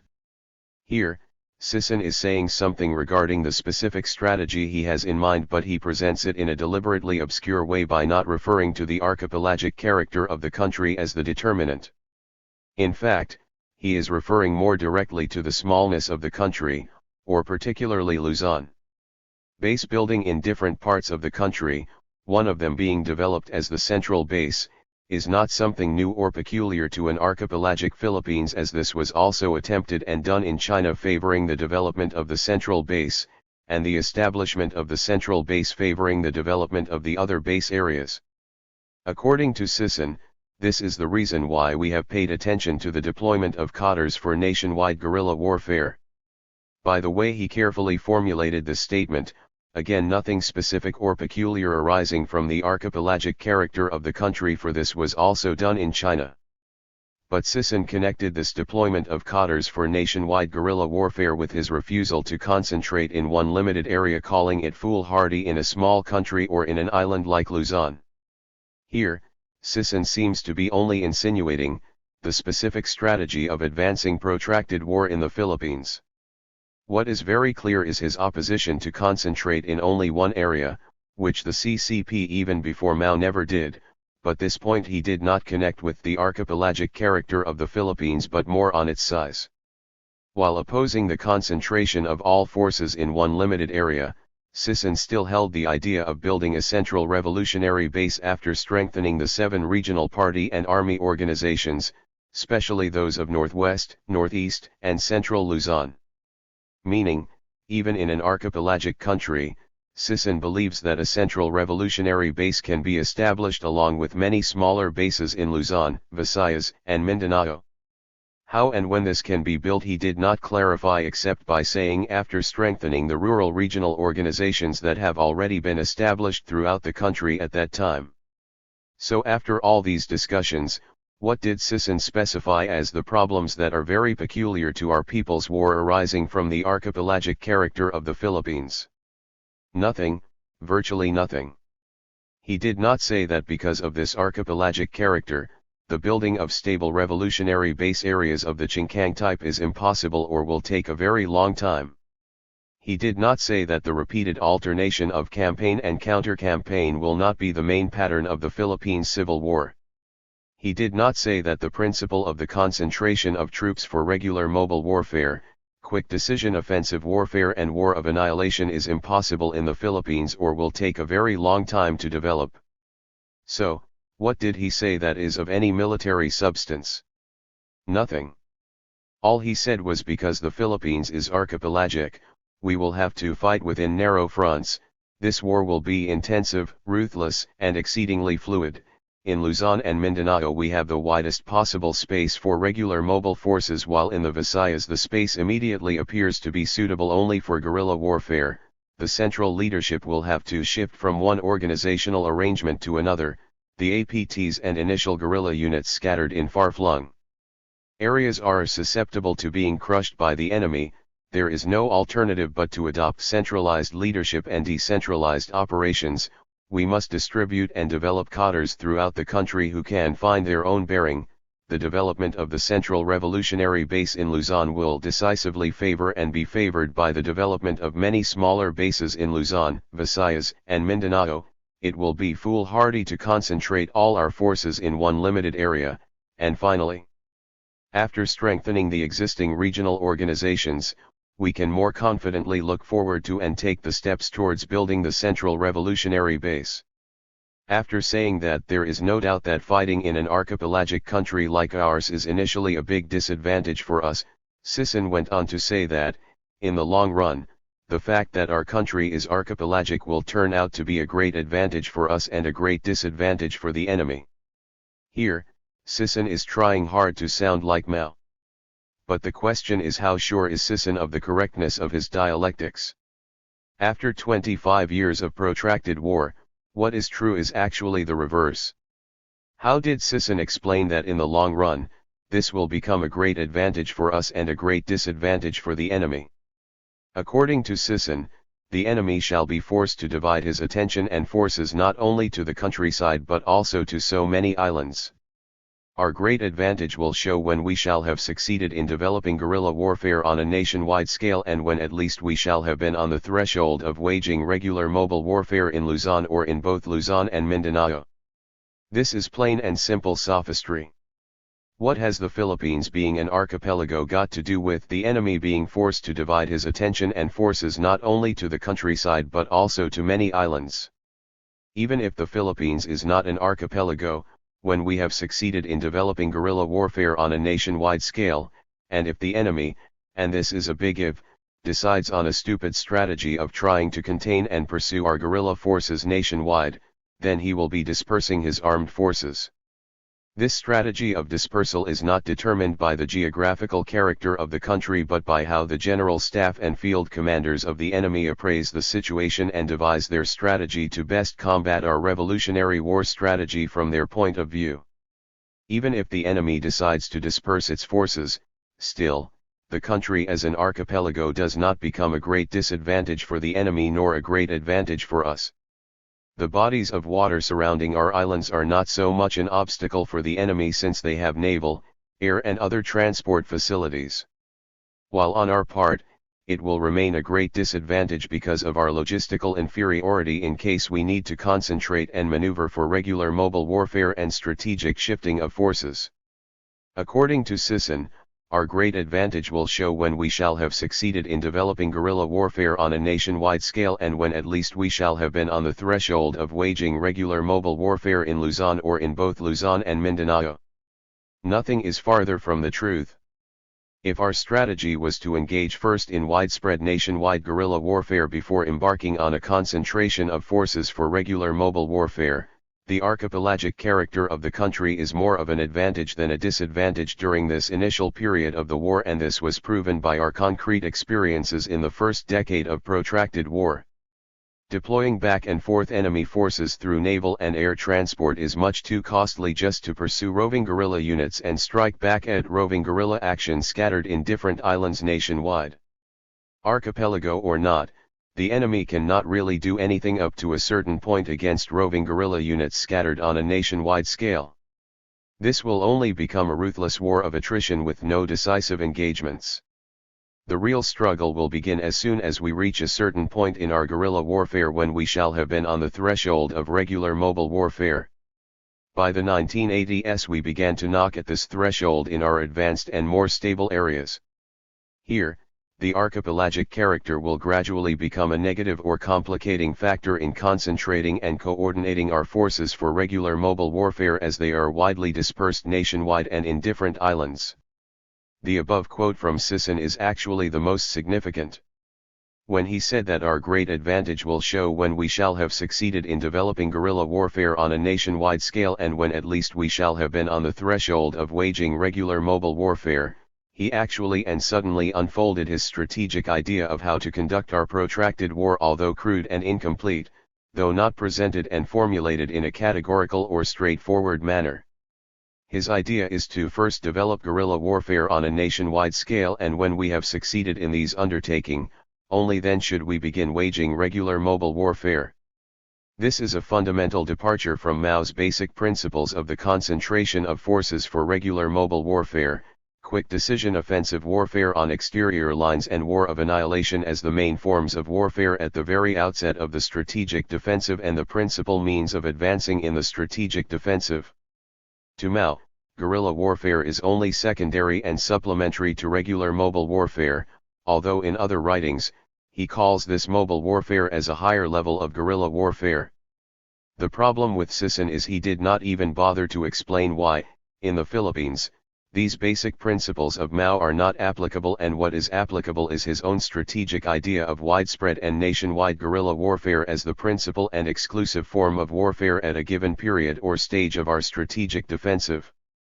In fact, he did not even bother to explain Mao's basic theory and principles of protracted war and try to relate his own ideas to the Chinese experience, given the fact that all of us were made to believe that we are following Mao's basic ideas in protracted war.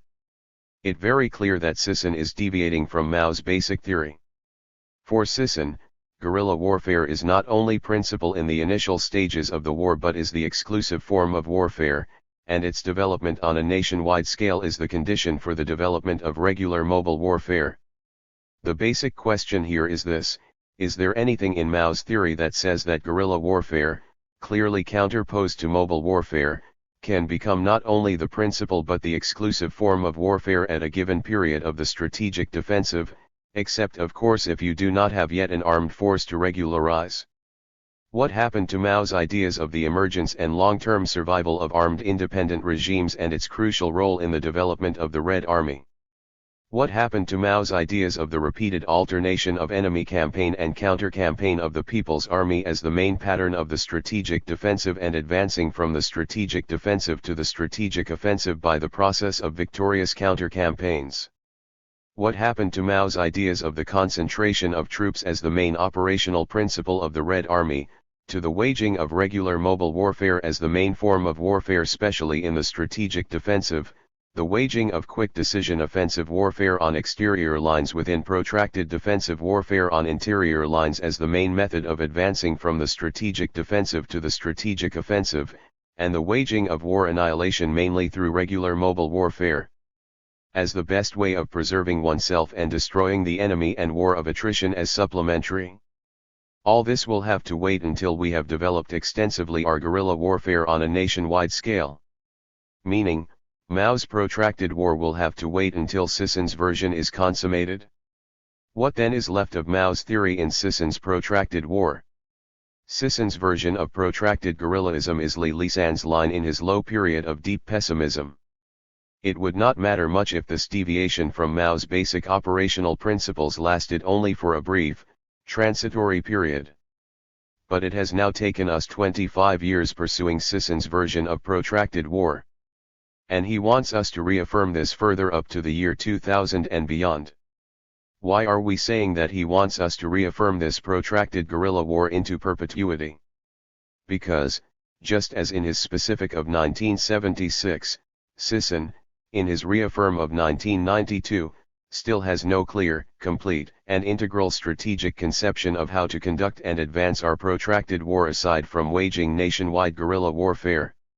He does not even have the vaguest idea of how and when to conduct regular mobile warfare in an archipelagic Philippines, and the farthest he got on this question in his specific is reach the threshold of waging regular mobile warfare. In his reaffirm, his main concern is to push back the armed struggle to the early forms of our guerrilla warfare, to the level of the 1970s, and reaffirm his specific as the Bible of the protracted war in the Philippines. From the archipelagic character, Sisson shifted to the mountainous character of the Philippines, pursuing further his terrain theory of protracted war. According to Sisson, the mountainous character of the country countervails its archipelagic character from the very start. If on the one hand the archipelagic character of the country has a narrowing effect on our fighting front, its mountainous character has both a broadening and deepening effect. Again, vintage Sisson, with his penchant for fancy formulations. Can the mountainous character of the country really countervail its archipelagic character? But since, according to Sisson, the archipelagic character is a great advantage for us in the long run, the necessity for countervailing it is only in the initial stages of the war when it is still a big disadvantage for us. The question is, how is this archipelagic character countervailed in the initial period of the war? What should be countervailed? According to Sisson, what should be countervailed is the narrowing effect on our fighting fronts by this archipelagic character. How is it countervailed? By the broadening and deepening effect of the mountainous character of the country. Can we get any military sense in these narrowing, broadening and deepening terminologies of Sisson? Again, this is nothing but rhetorical sophistry devoid of any military sense. Sisson is hiding behind fancy non-military terms to conceal his ignorance of military theory. How can a mountain broaden and deepen the narrowing effect of an island? Terrain provides physical limitations and advantages for warring armies. How to adapt to these limitations and take advantage of opportunities provided by terrain is a question of strategy and tactics. We will achieve nothing by indulging in fancy formulations. The point is to concretize in military strategy and tactics the effect of terrain in varying circumstances. The more basic question is, how do we concretely make use of this mountainous character in the conduct of our war? According to Sisson, the fact that we have given the highest priority to creating guerrilla bases and zones in mountainous areas has helped us in a big way to preserve our guerrilla forces in the face of so many small and big campaigns of encirclement and suppression launched against us. Without the use of the Sierra Madre, our small forces in Cagayan Valley with only 3 companies as main force could not have preserved themselves against 7,000 enemy troops. Without the use of the mountainous areas of Sorsogon, our small initial forces there could not have expanded to their peak of 1 platoon-size main force and 8 squads and could have been more easily reduced upon the coming of 1,000 enemy troops. Is this what Sisson means, in terms of strategy and tactics, of the broadening and deepening effect of the mountainous character of the country? Make use of it to preserve our forces but not in destroying the enemy? Because he talks only of preserving ourselves, thanks to the mountains, but says nothing of destroying the enemy. In citing the many small and big campaigns launched against us, Sisson only speaks of how we preserved our forces by giving priority to the mountainous areas but does not say anything of how to use this mountainous areas to destroy the enemy and smash its many small and big campaigns. One will get the impression that the use of the mountainous character of the country is only as a sanctuary for our guerrilla forces, as a cover to hide from the enemy so as to preserve our forces, and not as terrain extremely favorable for fighting and annihilating the enemy. Sisson wrapped up this second section without discussing the basic principles of Mao's protracted war and how they are applied or modified in the particular conditions of the Philippines so as to show the specific characteristics of our people's war. And up to the third section, from small and weak to big and strong, Sisson failed in this task of theoretically clarifying our protracted war in the light of Mao's basic principles. From its title, one will expect from Sisson an exposition on how he envisions the development and advance of our protracted war from the strategic defensive to the strategic stalemate and finally to the strategic offensive, how the new People's Army will grow from small and weak to big and strong, and how the big and strong AFP will be weakened, annihilated, and finally defeated. Again, this section could have been an opportunity for Sisson to clarify Mao's basic principles. Here, Sisson begins to talk of enemy campaigns of encirclement, concentration of forces, regular mobile warfare, battles of quick decision, policy of annihilation, etc., but again, without saying anything. Sisson began with the existing balance of forces at that time. According to Sisson, we must recognize the existing balance of forces between us and the enemy. This is the first requirement in waging either an entire war or a campaign or a single battle. As matters now stand, we are small and weak while the enemy is big and strong. There is no doubt that he is extremely superior to us militarily in such specific terms as number of troops, formations, equipment, technique, training, foreign assistance, and supplies in general. It will take a protracted period of time for us to change this balance of forces in our favor. Thus protractedness is a basic characteristic of our people's war. Sisson is talking only of duration, of the protracted duration of the war as a basic characteristic of our people's war, and not of the protracted strategy of Mao's people's war. Let us cross our fingers as to where this emphasis of Sisson on the protracted duration of the war will lead in his strategy and tactics, whether he will rely more on the attritive not on the annihilative character of this protracted war in changing the balance of forces. Sisson then proceeded to giving a detailed description of the balance of forces and a narration of how we started from scratch. Then he goes to describe the enemy campaigns of encirclement and how the NPA confronts these campaigns. According to Sisson, it remains a gross disadvantage and weakness for the NPA to have so few rifles and small concentrable forces to face an enemy who launches campaigns of encirclement and suppression by deploying so many units no smaller than a half company for outpost work and oversized platoons, rallying to a full regular company or even a full battalion, for seeking encounters with us within an area of encirclement.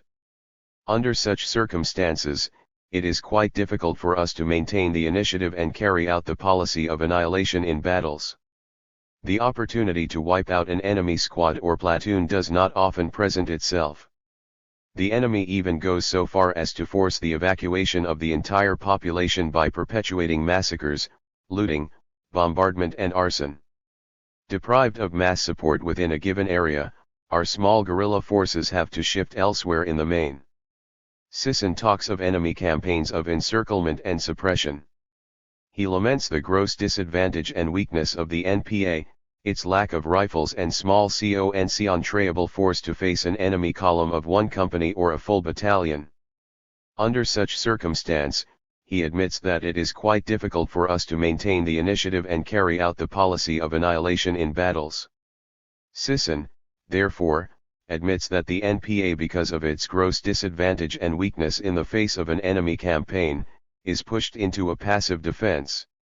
In fact, our small guerrilla forces, if deprived of mass support, is forced to shift elsewhere in the main. Given the gross disadvantage and weakness of our guerrilla forces, what does Sisson prescribe? Sisson fails to pinpoint what the main pattern of the war will be. Will it be like the Chinese experience of campaign and counter-campaign, or will it take a different course? In Mao's theory, this was his starting point in defining the strategic defensive and formulated his strategy and tactics on the basis of the recognition of this pattern, or what he calls a law of protracted war, in a civil war. All his principles of concentration of troops, regular mobile warfare, quick decision offensive warfare on exterior lines, war of annihilation, etc. ensued from the recognition of this main pattern in China's civil war. Sisson completely ignored this basic question and starting point in formulating his strategy and tactics and in discussing the strategic defensive. Instead of clarifying correct strategy and tactics or the basic principles of Mao if he believes they are applicable, or modifying them if they are not applicable, Sisson prescribed patch-up solutions and hazy formulations. Read Sisson's first prescription. At the moment, the only way to amplify our armed strength and fighting effectiveness is to give full play to the popular support that we enjoy. What he means by this is combine the bolos, spears, crossbows, traps and other indigenous weapons of the masses with homemade explosives and the few rifles of the guerrilla units. Of course, we must mobilize the people for the war. This is basic. But does this solve the question of strategy and tactics, or of military theory? The problem is what our military theory and principle, our strategy and tactics in developing the fighting capacity of the NPA in confronting, smashing and defeating the encirclement and suppression campaigns of the enemy are. Mobilizing the people for the war is a basic precondition since this is a people's war, but it does not answer the basic question of what kind of fighting force must we build and what are its operational principles. Sisson followed this up with some words of caution, especially because of our smallness and weakness. There are two opposite dangers that we have to avoid and counteract. One is trying to cover an area that is actually wider than we can sufficiently cover. This usually involves over-dispersing our guerrilla squads. The other is concentrating on so small an area that at one whiff of the enemy we do not know how to shift. Again, Sisson is evading the question. Of course, what he is saying are important practical tips summed up from our practice. But why does he continuously avoid giving a clear exposition of what is required in terms of strategy and tactics to preserve our forces and destroy the enemy in campaigns and counter-campaigns, or whatever is the main pattern in our civil war? Sisson actually tried to tackle this question, though in a very hazy manner. Guerrilla forces in relation to regular mobile forces operate according to the principle of dispersal. But since all that we have are small guerrilla forces, with absolutely no regular mobile forces yet to serve as main force on any occasion, then we have to have some relative concentration and some relative dispersal according to the scale of our guerrilla warfare. We have to have main guerrilla units as well as secondary guerrilla units, guerrilla bases as well as guerrilla zones. Sisson's first point is, since we do not have any regular mobile forces yet, we have to make do with what we have. Again, he is not clarifying a military theory or principle, defining strategy and tactics, but simply improvising and solving practical problems of the moment. He does not clarify on a theoretical plane the role of regular mobile forces and regular mobile warfare in advancing our protracted war and how it can be developed. He simply accepts the fact that we still do not have such forces and we are still not ready for such warfare. With this kind of strategist, should we still wonder why, after 25 years, we still have to reach the level of regular mobile warfare? Instead of clarifying the principle of concentration and dispersal, he just content himself in simply and safely saying that we have to have some relative concentration and some relative dispersal according to the scale of our guerrilla war. He follows this up with these statements: our action takes the form of either concentration, shifting, or dispersion.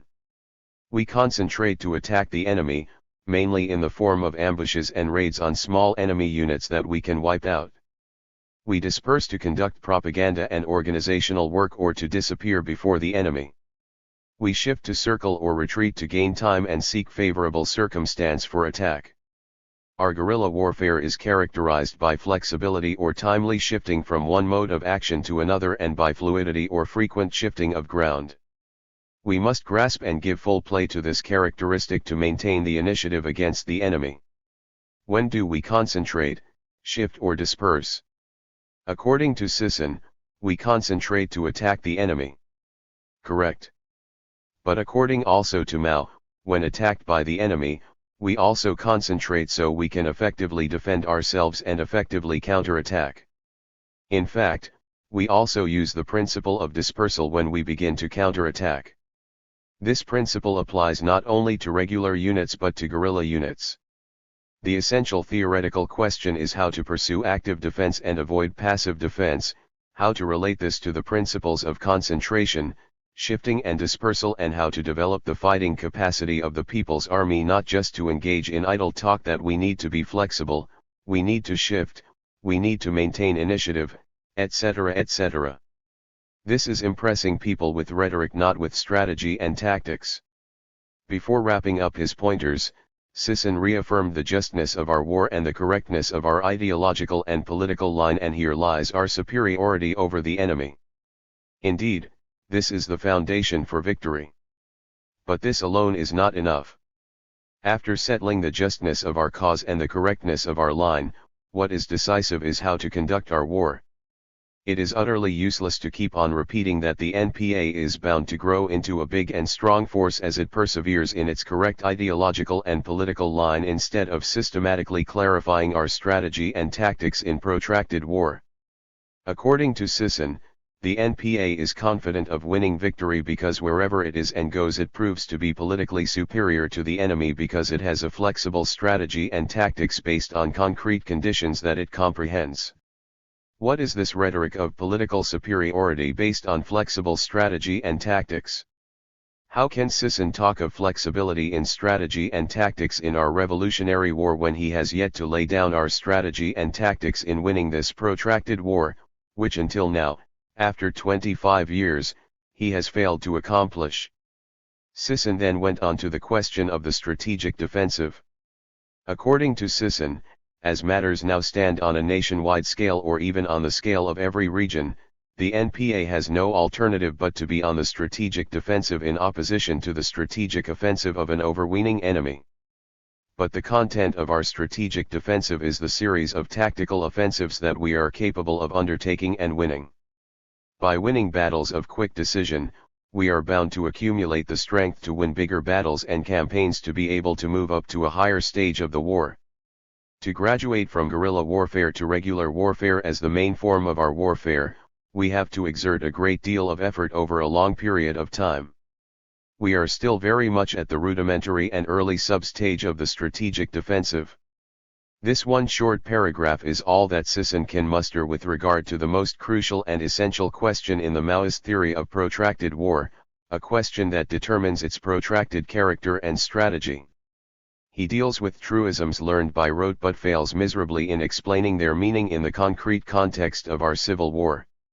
He declares that we are on the strategic defensive against the strategic offensive of the enemy, but understands it only as a situational characterization of the existing balance, as the given situation between us and the enemy, not as a definite policy or a definite strategy in confronting and defeating the strategic offensive of the enemy. Hence, he does not clarify the entire dimension of this strategy on the basis of Mao's basic principles and its application or applicability to the specific character of our revolutionary war. He does not talk of the main pattern of this strategic defensive and how the NPA will conduct this strategic defensive on the basis of this pattern or law of development of the protracted war. He talks about the tactical offensives as the content of our strategic defensive, but does not clarify the nature, aim, requisites, context, features, progress and dimension of this tactical offensives, which Mao calls the counter-campaign to the enemy's encirclement campaign or quick decision offensive warfare on exterior lines within protracted defensive warfare on interior lines. He just asserts that the content of our strategic defensive is the series of tactical offensives that we are capable of undertaking and winning, period. This is not a statement of strategy and tactics, but just a statement of fact. The strategic concept behind the question of engaging in offensive warfare within defensive warfare, or what Mao calls active defense, is not a question of what we are capable of undertaking and winning. It is a question of developing the optimum capability of the People's Army to undertake effective and successful offensive warfare within the defensive, to preserve itself and destroy the enemy and thus advance the strategic defensive. What we are capable of undertaking at a given time is a tactical question, a question of selecting the battle that we are capable of winning. He talks of winning battles of quick decision to be able to accumulate the strength to win bigger battles and campaigns and thus move to a higher stage of the war. He talks of graduating from guerrilla warfare to regular mobile warfare as the main form of our warfare, but for this we have to exert a great deal of effort over a long period of time. It seems that Sisson is just impressing comrades that he knows these military terms: battles of quick decisions, regular mobile warfare, etc., but he does not even bother to give to it any military sense. He does not clarify the strategic role of this battles of quick decisions and regular mobile warfare, and their connections to the question of winning counter-campaigns, concentration of troops and war of annihilation, and most important of all, how we can develop to be able to make these principles operational in our protracted war, if we believe in their validity. Just to amplify this point, what does Sisson prescribe for us to be able to graduate from guerrilla warfare to regular mobile warfare as the main form of our warfare? On this most important question, developing regular mobile warfare as the main form of warfare, what did Sisson say? He just said, we have to exert a great deal of effort over a long period of time. It's just like asking, how can we advance the revolution? And Sisson answers, well, simple, we have to exert a great deal of effort over a long period of time. No wonder, we have been exerting a great deal of effort for 25 years now in guerrilla warfare, and we still have to see the dawning of our regular mobile warfare. Imagine, 25 years is consumed, and according to Sisson we need several years more, just to develop the supplementary or secondary form of warfare, guerrilla warfare, and not yet the main form, regular mobile warfare. By the time we graduate from guerrilla warfare, how many years again must it take for this regular mobile warfare to advance the strategic defensive to the strategic stalemate and finally to the strategic offensive? Obviously, it will take much more time because we are still in the preparatory or introductory stage of this three-act drama. We still have to develop the main form of warfare, we still have to start the real war. It is now a confirmed fact that what Sisson understands in Mao's People's War is its protractedness in terms of duration, not the actual strategy of protracted war. We should now remind ourselves of what Sisson said on why we could not have postponed the start of our People's War. The more time we have for developing our armed strength from practically nothing, the better for us in the future. Indeed, Sisson's People's War is a vulgarized version of Mao's protracted war with a convoluted logic. So, how does Sisson envision our growth from small and weak to big and strong? According to Sisson, we may state that in the long process of its growing from small and weak to big and strong, our people's army we will have to undergo certain stages and substages. How profound! In our growth, we have to pass through not only through stages but through substages. What are these stages?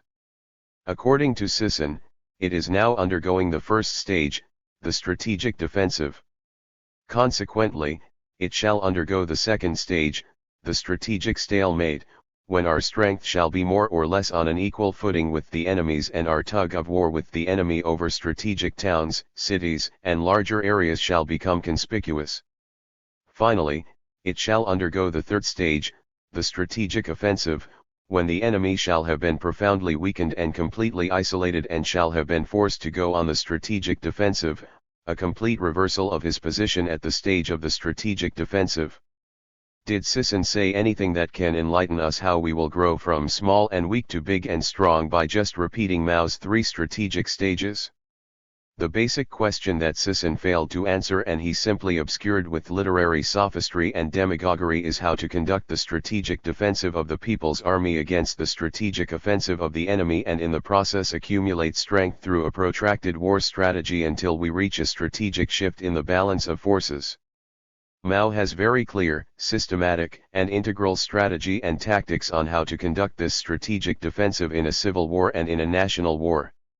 He laid down the most basic principles in a most integral way in conducting this strategy of protracted war, especially in the strategic defensive, building armed independent regimes and revolutionary base areas in strategic points and guerrilla zones and bases in wide areas, preserving oneself and destroying the enemy in victorious counter-campaigns against the repeated encirclement campaigns of the enemy, concentrating one's troops in active defense and in offensive warfare, engaging in regular mobile warfare as the main form and guerrilla warfare and positional warfare as supplementary forms, engaging in quick decision offensive warfare on exterior lines within the framework of protracted defensive warfare on interior lines, engaging in war of annihilation as the main form of destroying the enemy with war of attrition as secondary.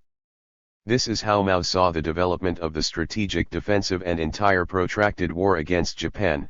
If we take the war of resistance as a whole, we can attain the aim of our strategic defensive and finally defeat Japanese imperialism only through the cumulative effect of many offensive campaigns and battles in both regular and guerrilla warfare, namely through the cumulative effect of many victories in offensive actions.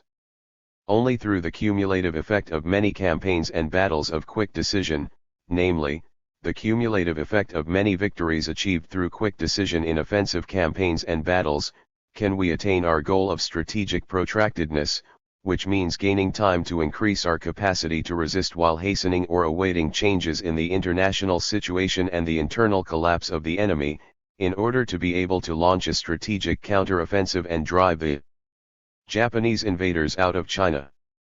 We must concentrate superior forces and fight exterior line operations in every campaign or battle, whether in the stage of strategic defensive or in that of strategic counter-offensive, in order to encircle and destroy the enemy forces, encircling part if not all of them, destroying part if not all of the forces we have encircled, and inflicting heavy casualties on the encircled forces if we cannot capture them in large numbers.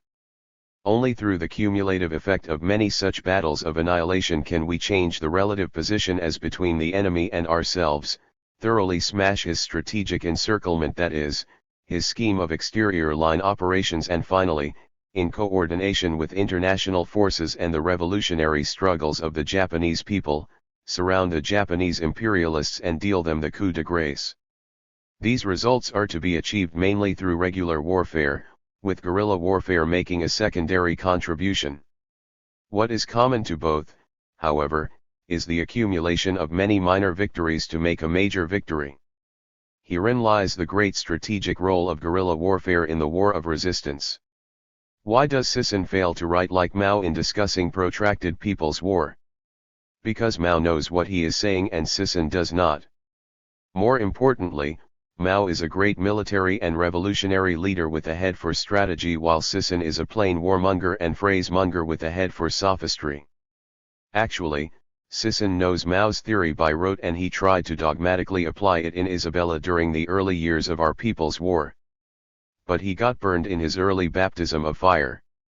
And because he does not have the grit and the wit of a military strategist and tactician, and only the flair and fancy of a petty bourgeois pseudo-theoretician, he was confused by the complicated and peculiar circumstances of our war and began to grope and improvise, pointing to the archipelagic character of the country as an excuse.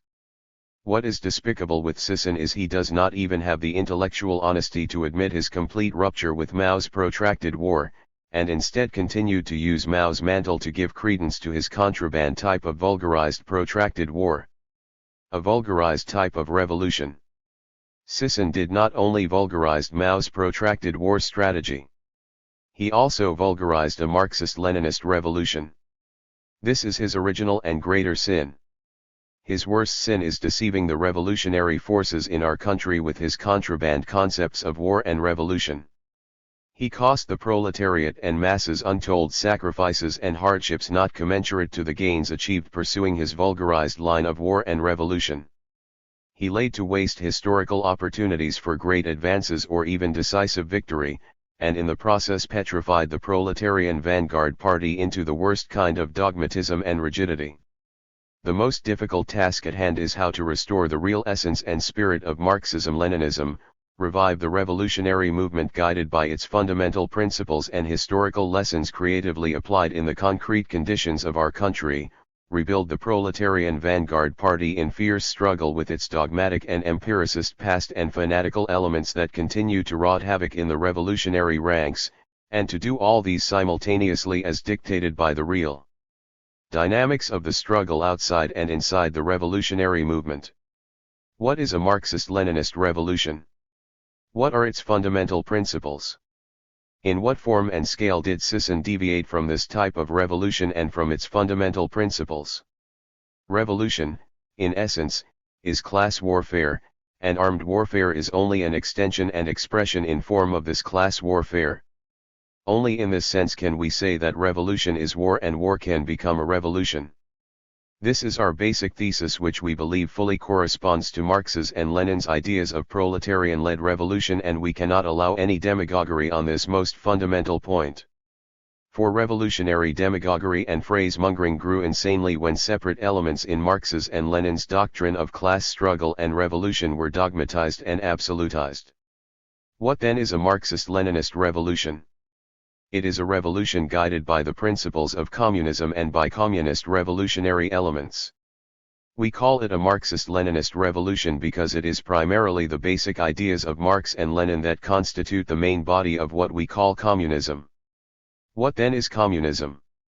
Communism, according to Engels, is the doctrine of the conditions for the emancipation of the proletariat.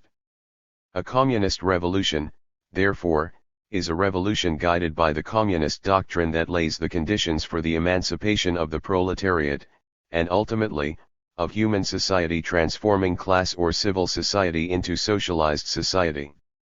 Engels enumerated in catechistical form the main principles embodied in this doctrine in his Principles of Communism. Marx with Engels further developed these principles in a programmatic way in the Communist Manifesto. The Communist Manifesto is the basic guide for a communist revolution which all communist revolutionaries must take to heart. Lenin further developed and enriched the communist doctrine of Marx and Engels in the era of imperialism and guided the first victorious communist revolution, the Bolshevik Revolution of 1917. This is how Lenin appreciated the Communist Manifesto. With the clarity and brilliance of genius, this work outlines a new world conception, consistent materialism, which also embraces the realm of social life, dialectics, as the most profound doctrine of development, the theory of the class struggle and of the world historic revolutionary role of the proletariat, the creator of a new, communist society. What are the most fundamental principles of communism? Lenin summed up the communist doctrine into three component parts. First, philosophical materialism, whose cornerstone is the doctrine of dialectical and historical materialism. Second, political economy, whose cornerstone is the doctrine of surplus value. And third, scientific socialism, whose cornerstone is the doctrine of class struggle. According to Lenin, the genius of Marx consists precisely in his having furnished answers to questions already raised by the foremost minds of mankind. His doctrine emerged as the direct and immediate continuation of the teachings of the greatest representatives of philosophy, political economy, and socialism. And Lenin adds, the Marxist doctrine is omnipotent because it is true. It is comprehensive and harmonious, and provides men with an integral world outlook irreconcilable with any form of superstition, reaction, or defense of bourgeois oppression. It is the legitimate successor to the best that man produced in the 19th century, as represented by German philosophy, English political economy and French socialism. This comprehensive Marxist doctrine crystallizes itself into an integral theory of revolution, the essence of which is the doctrine of class struggle, the most original contribution of Marx to social science, the concentrated form of Marx's philosophical, political, and economic doctrine, and whose cornerstone is the dictatorship of the proletariat. And Lenin is the best pupil of Marx on this theory of revolution and the best teacher of the international proletariat in class struggle in the era of imperialism, integrating comprehensively and creatively all the fundamentals of the communist doctrine in his revolutionary practice and polemics against all sorts of revisionists and opportunists. What is this doctrine of the class struggle? How does it crystallize the fundamentals of Marxist-Leninist doctrine and constitute itself as the Marxist-Leninist theory of revolution? The history of all hitherto existing society is the history of class struggle, declared the Communist Manifesto, with the exception of primitive community, Engels added subsequently. Marx and Engels wrote, freeman and slave, patrician and plebeian, lord and serf, guildmaster and journeyman, in a word, oppressor and oppressed, stood in constant opposition to one another, carried on an uninterrupted, now hidden, now open fight, a fight that each time ended, either in a revolutionary reconstitution of society at large, or in the common ruin of the contending classes. The modern bourgeois society that has sprouted from the ruins of feudal society has not done away with class antagonisms. It has but established new classes, new conditions of oppression, new forms of struggle in place of the old ones. Our epoch, the epoch of the bourgeoisie, possesses, however, this distinctive feature: it has simplified the class antagonisms. Society as a whole is more and more splitting up into two great hostile camps, into two great classes directly facing each other, bourgeoisie and proletariat. What is the significance of his discovery of the law of class struggle, one of the many important discoveries through which Marx has inscribed his name in the annals of science? This new conception of history is of supreme significance, according to Engels, for it showed that all previous history moved in class antagonisms and class struggles, that there have always existed ruling and ruled, exploiting and exploited classes, and that the great majority of mankind has always been condemned to arduous labor and little enjoyment. Why is this? Simply because in all earlier stages of development of mankind, production was so little developed that the historical development could proceed only in this antagonistic form, that historical progress as a whole was assigned to the activity of a small privileged minority, while the great mass remained condemned to producing by their labor their own meager means of subsistence and also the increasingly rich means of the privileged. But the same investigation of history provides a natural and reasonable explanation of the previous class rule, otherwise only explicable from the wickedness of man, also leads to the realization that, in consequence of the so tremendously increased productive forces of the present time, even the last pretext has vanished for a division of mankind into rulers and ruled, exploiters and exploited, at least in the most advanced countries, that the ruling bourgeoisie has fulfilled its historic mission, that it is no longer capable of the leadership of society and has even become a hindrance to the development of production, that historical leadership has passed to the proletariat, a class which, owing to its whole position in society, can only free itself by abolishing altogether all class rule, all servitude, and all exploitation, and that the social productive forces, which have outgrown the control of the bourgeoisie, are only waiting for the associated proletariat to take possession of them in order to bring about a state of things in which every member of society will be enabled to participate not only in production but also in the distribution and administration of social wealth, and which so increases the social productive forces and their yield by planned operation of the whole of production that the satisfaction of all reasonable needs will be assured to everyone in an ever-increasing measure. In explaining the supreme significance of the theory of class struggle, Engels integrated all the fundamentals of the Marxist doctrine: philosophical materialism, political economy, and scientific socialism. And Marx's economic doctrine, particularly the discovery of the theory of surplus value, which according to Lenin is the principal content of Marxism, provided the theory of class struggle a most profound scientific and historic basis as required by philosophical materialism, while at the same time using the theory of class struggle as a basic scientific approach in economic analysis. Marx deduced, according to Lenin, the inevitability of the transformation of capitalist society wholly and exclusively from the economic law of development of contemporary society. Lenin called the class struggle the mainspring of events.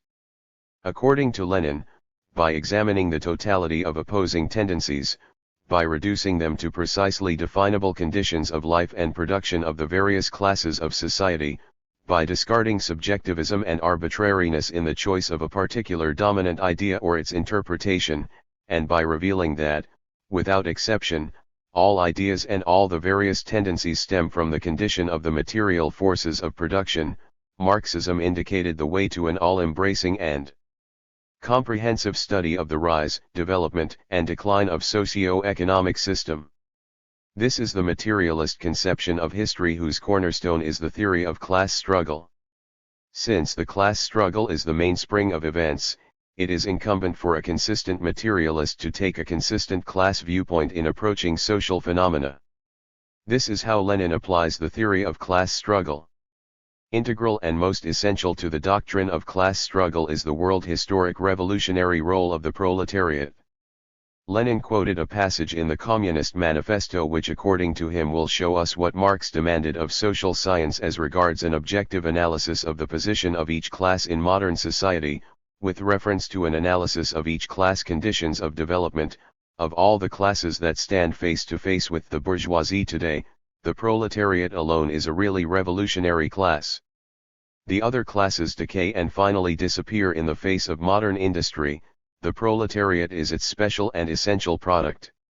The lower middle class, the small manufacturer, the shopkeeper, the artisan, the peasant, all these fight against the bourgeoisie, to save from extinction their existence as fractions of the middle class. They are therefore not revolutionary but conservative. Nay more, they are reactionary, for they try to roll back the wheel of history. If by chance they are revolutionary, they are so only in view of their impending transfer into the proletariat. They thus defend not their present, but their future interests. They desert their own standpoint and place themselves at that of the proletariat. The above quoted passage, according to Lenin, is an illustration of what a complex network of social relations and transitional stages from one class to another, from the past to the future, was analyzed by Marx so as to determine the resultant historical development. It should be noted that when Marx and Engels wrote the Communist Manifesto in 1848, even the bourgeois democratic revolution in Germany has yet to be completed. In Europe, bourgeois social revolutions of different types were still ongoing and in many countries still had to erupt, and yet Marx and Engels found it correct to declare that the proletariat alone is a really revolutionary class. Does this declaration preclude any positive relations with other class forces by the proletariat? Nothing of this sort. In fact, in the 1850s, Right after writing the Communist Manifesto, Marx and Engels formulated the thesis concerning the three major forces of the revolution in Europe in the 19th and 20th century and its three main stages.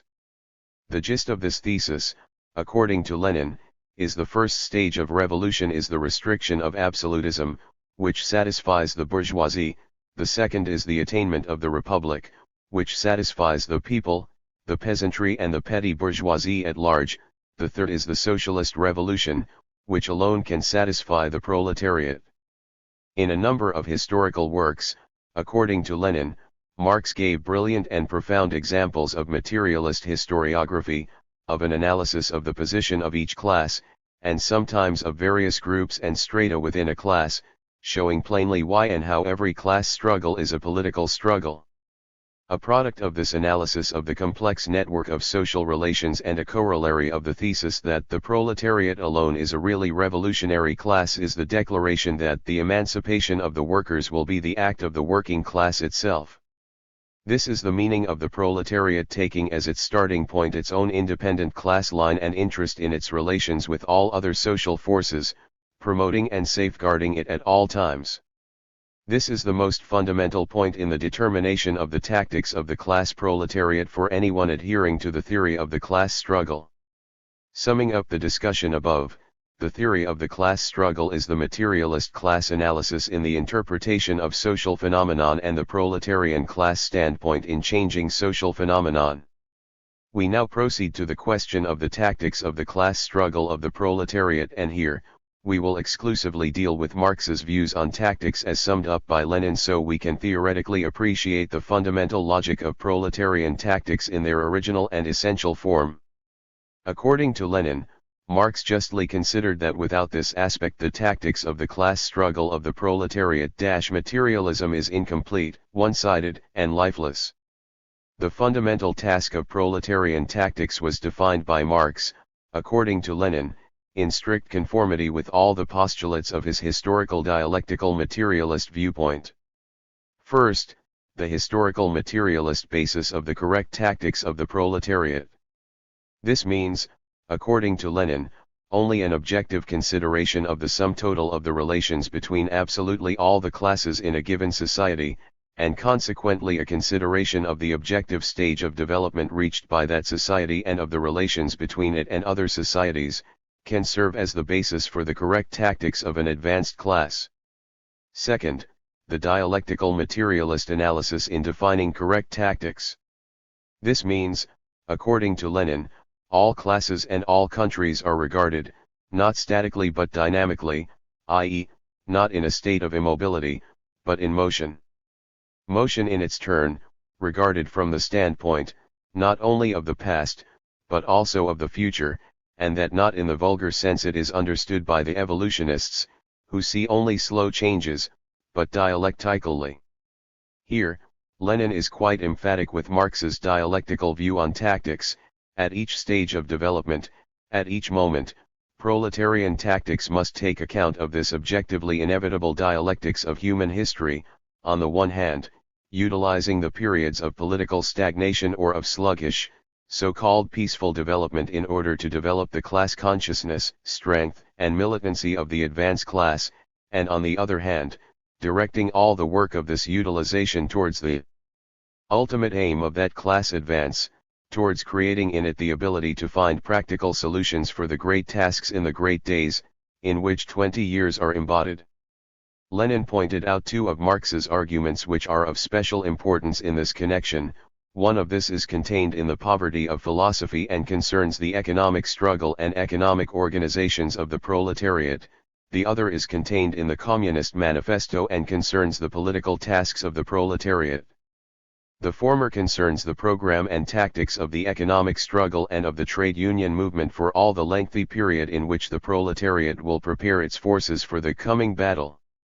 Lenin cited numerous references by Marx and Engels to the British labor movement, which he said, the tactics of the economic struggle, in connection with the general course, and outcome, of the working class movement, are considered here from a remarkably broad, comprehensive, dialectical, and genuinely revolutionary standpoint. In the latter, Lenin cited a passage in the Communist Manifesto which advanced a fundamental Marxist principle on the tactics of the political struggle. Communists fight for the attainment of the immediate aims, for the enforcement of the momentary interests of the working class, but in the movement of the present, they also represent and take care of the future of that movement. The proletariat has immediate and ultimate aims. The ultimate aim is the conquest of power for socialism.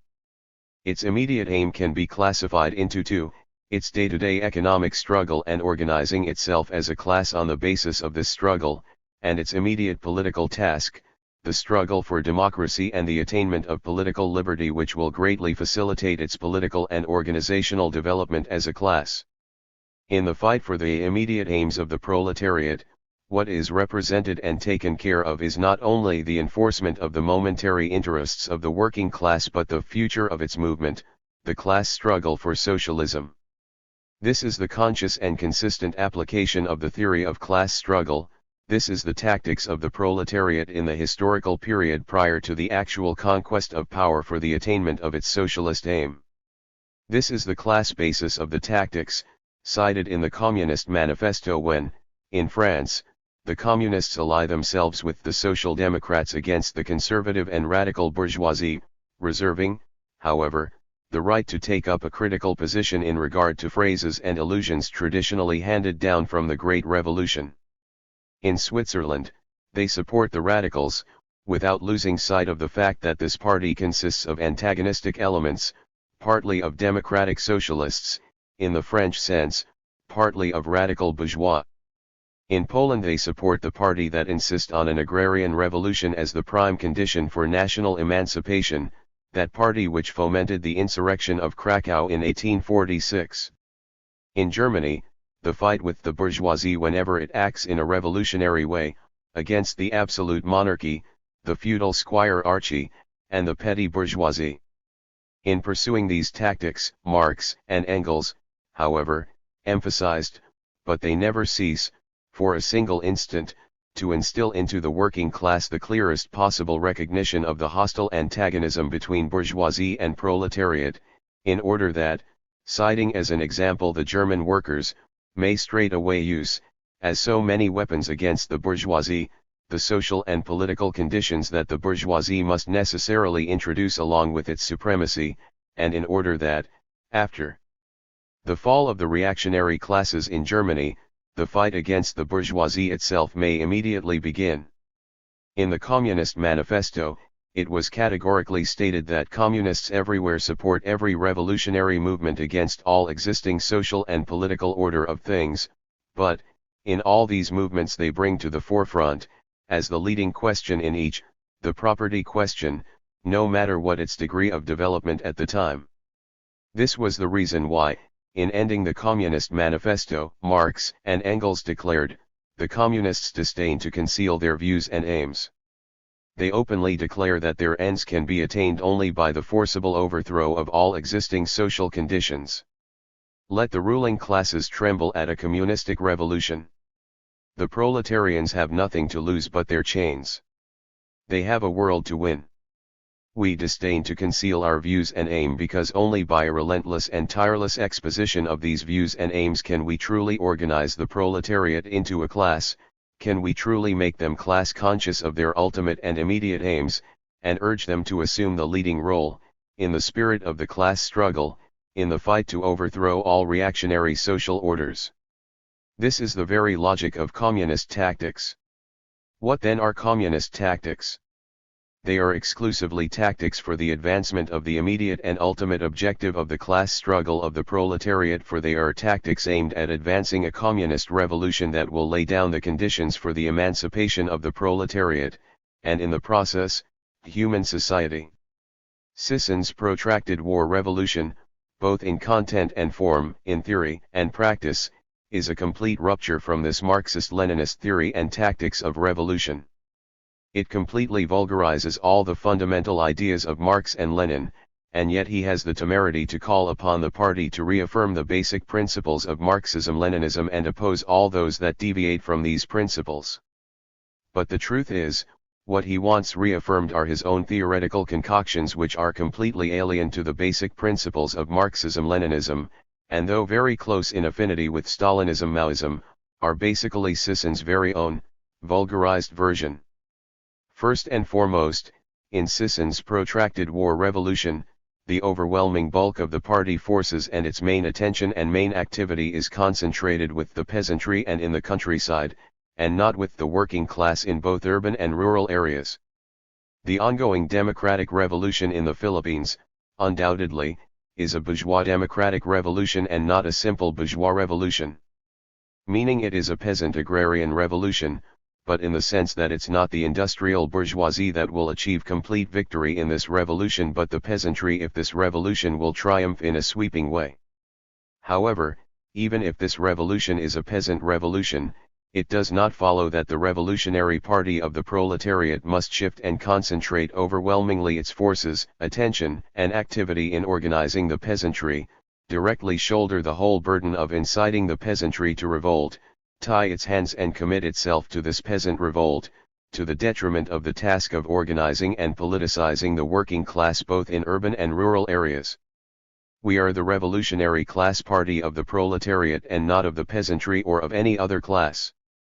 Why are our main forces in the hinterlands not in the industrial centers and agricultural farms where the working class in their millions are enslaved by wage labor and waiting to be incited for class struggle, waiting to be educated to socialism? Are the peasantry incapable of organizing themselves for their agrarian revolution that it must require the party of the proletariat to abandon the working class to concentrate in organizing this alien class? Are the conditions in the countryside not enough to incite the peasantry to organize themselves in struggle, bring about their own peasant class organizations, and by themselves advance their agrarian revolution as was the case in many historic peasants' movements in so many countries, and even in China? Is not the best way to incite the peasantry to organize, struggle and revolt is for the party of the proletariat to unleash a most vigorous working class movement in both urban and rural areas and inspire the peasant masses to follow suit and link up with this proletarian movement? Is the working class in the Philippines so insignificant that its revolutionary party must look for an alien class to which it will concentrate its attention and activities? The truth is, we concentrate our forces in the countryside not because the peasantry is incapable of organizing themselves, because if they are incapable, what kind of agrarian revolution is this, but because the party of the proletariat had decided to make the countryside the main arena for its military struggle, for its military strategy which also has become the very essence of its revolutionary struggle, the very essence of its revolutionary strategy. Just to emphasize this basic distortion, let us cite what Lenin said in relation to this point, criticizing Plekhanov's formulation in the draft of the agrarian program which says international social democracy stands at the head of the emancipation movement of the working and exploited masses. It organizes its fighting forces, Lenin said not at all. It stands at the head of the working class alone, of the working class movement alone, and if other elements joins this class these are only elements and not classes. And they come over completely and absolutely only when they desert their own standpoint. It organizes their fighting forces, wrong again. Nowhere does social democracy organize the fighting forces of the small producers. It organizes the fighting forces of the working class alone. The formulation chosen in the draft is all the less appropriate the less it applies to Russia, the more restricted the exposition is to developed bourgeois society. In another article, Lenin said, the emancipation of the workers must be the act of the working class itself, and for this reason social democracy represents directly and wholly the interests of the proletariat alone, and seeks indissoluble organic unity with its class movement alone. This is how Lenin applied with remarkable consistency and integrity the Marxist theory of the class struggle and its proletarian class stand. And the Bolshevik Revolution won with Lenin's party forces heavily concentrated among the working class but wielding decisive leadership and widespread influence among the peasant masses and soldiers by the correctness of their slogans, by the strength of the independent Russian working class movement, and by the experience of the broad masses with bourgeois and petty bourgeois parties and leaders. In another instance, Lenin said, We spoke of social democracy's revolutionary appeal to the peasants. Does this not mean diffusion? Is it not harmful to the essential concentration of forces for work among the industrial proletariat? Not in the least. The necessity for such a concentration is recognized by all Russian Social Democrats. There are absolutely no grounds at all to fear that the Social Democrats will split their forces.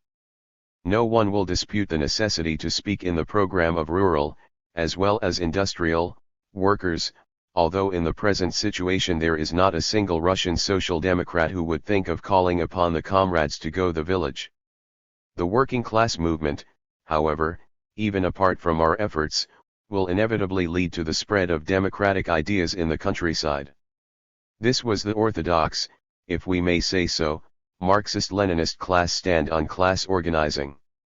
This was the reason why in the Communist Manifesto, it was the word support that was consistently used in determining the position of the Communists in relation to the various opposition parties existing at that time, in determining the correct policy in relation to other revolutionary democratic class movements. It was on the basis of this Marxist-Leninist tradition that even in China, an overwhelmingly peasant country with a very small and weak proletariat, in the first period of the Chinese Revolution, the CCP concentrated almost all its efforts in organizing the working class. The CCP failed because of right opportunist errors in the United Front and because they ignored the peasant movement, which were already spontaneously breaking out in proportions unparalleled in the world, and this occurred despite not having proletarian cadres concentrated in the countryside to organize and incite them to revolt. They decided to give greater stress to peasant work not by choice but by force, because they were driven to the countryside by the defeat of the revolution and by the bloody reprisals in the cities, and they already have ready-made revolutionary armed forces of division sizes that must seek suitable areas for retreat after the defeat of the 1927 uprisings. Even in the second period, the stress of the CCP was still in urban industrial areas while maintaining and expanding red areas in the countryside. We are not advocating that we follow to the letter what Lenin prescribes. It is not wrong in principle for the proletarian vanguard to send contingents of cadres to the countryside to do work among the peasants, and if we are forced by circumstances to withdraw from the cities and concentrate in the countryside, this is not a matter of principle but a question of exigency. What we are advocating is to restore the essence, the orthodoxy of a class party, its class organizing, its class struggle. We are the class party of the proletariat. We are not a peasant party, and we must exert the greatest effort to hasten the class consciousness and class organizing of the Filipino working class in both urban and rural areas. For the working class, and not only its proletarian vanguard, to truly and effectively assume the leadership in this democratic revolution, for it to win over to its side its most reliable ally in this revolution, the peasantry, we must develop the broadest and strongest working class movement in the Philippines. A working class movement which is class conscious in its politically correct slogans and tactics, and proving in both mass struggle and in class struggle that it is the working class that is the genuine vanguard in the struggle for democracy and freedom. We see nothing wrong with the working class movement being outstripped by the peasant movement in a democratic revolution, since this revolution is their revolution in the sense that it is a bourgeois democratic revolution. In fact, this is a most positive development if this is the result of the internal dynamics of the peasant class movement, of the real class and mass struggle in the countryside. What is wrong is the working class movement being outstripped by the peasant movement because its party vanguard abandoned its own class in favor of an alien class, opted to concentrate its forces in the hinterlands rather than in the factories and farms where millions and millions of workers are enslaved and are waiting to be organized by their supposed vanguard, and are actually organizing themselves without waiting for their class vanguard. What is wrong is the working class movement being outstripped by the peasant movement in terms of breadth or magnitude, without this working class movement being able to assume the real vanguard role in actual struggle in the general democratic revolutionary movement of the people, and just because the vanguard deserted its class in favor of an alien class. It should be stressed that although the Philippines remains an agrarian country, it is now the working class that is outstripping the peasantry in terms of numbers because of the evolutionary capitalist developments in the countryside and the decay of the old feudal system. It should also be stressed that the urban and rural population in the country are now evenly distributed, and the trend in the coming years is the urban population outstripping the rural population. But what's wrong with concentrating the forces, attention, and activity of the party in the countryside, among the peasantry, if by such concentration, by such strategy, the party of the working class can attain victory in the democratic revolution? Cast away principles, cast away orthodoxy, the important thing is victory. The most important thing in a revolution is the seizure of power, and we must seize power for the proletariat by whatever means possible, and to hell with principles. And indeed, Sisson's protracted war revolution is a strategy of seizure, and in this strategy there are no parameters, either of principles or ethics. This is Sisson's greatest vulgarization of the Marxist-Leninist theory of revolution. Sisson is not a follower of Marx or Mao but of Machiavelli. This strategy of seizure of Sisson is the most fundamental theoretical question that must be settled in this ideological debate. Sisson is a staunch advocate of the two-stage revolution of Stalin and Mao. Let us see if this two-stage revolution, especially in Sisson's understanding and practice, corresponds to Marx's and Lenin's thesis of continuing revolution from the democratic to the socialist. In this two-stage revolution, the first stage is the democratic revolution preparing the grounds for the socialist revolution, which is the second stage. In Sisson's strategy and tactics, the seizure of power in the democratic stage is the most crucial question in this two-stage revolution. It is the main objective of the democratic revolution, and this is the exclusive aim of his strategy of protracted war revolution. What does Sisson mean by the seizure of power in the democratic revolution? It means the overthrow of the comprador landlord class and the building of a democratic coalition government, a people's democratic dictatorship. This people's democratic dictatorship, theoretically, is what is referred to in classic Marxist terms as the revolutionary democratic dictatorship of the proletariat and the peasantry, as coined by Lenin. Its popular expression in Lenin's time was the slogan for a provisional revolutionary government that shall replace the Tsarist autocracy and build a democratic republic in Russia, which was the urgent political task of the minimum program of the Bolsheviks in their democratic revolution. What is the class nature of this provisional government or democratic dictatorship? Undoubtedly, this is a form of bourgeois rule despite the presence of the proletariat, or even, if by the outcome of the sweep of the revolution, the proletariat is able to dominate this provisional government or democratic dictatorship. The theoretical debate between the Bolsheviks and the Mensheviks on this question was whether it was correct in principle for the proletariat to actively participate in this bourgeois revolution and in the bourgeois government that shall be its outcome, and for the proletariat to seize power with the peasantry in this bourgeois revolution, even to the extent of the bourgeoisie recoiling from its own revolution. The Bolsheviks and the Mensheviks were one in affirming that it is correct for the proletariat to actively participate in this bourgeois revolution. But contrary to the position of Lenin and the Bolsheviks, the Mensheviks, particularly Plekhanov, Martov, and Martynov, believed that it was wrong in principle for the proletariat to participate in the provisional government, to seize power with the peasantry because the bourgeoisie might recoil. It was tantamount to sanctioning bourgeois rule, etc., and the task of the proletariat was to exert pressure from below against this government and not to exert pressure from above by participating in this government.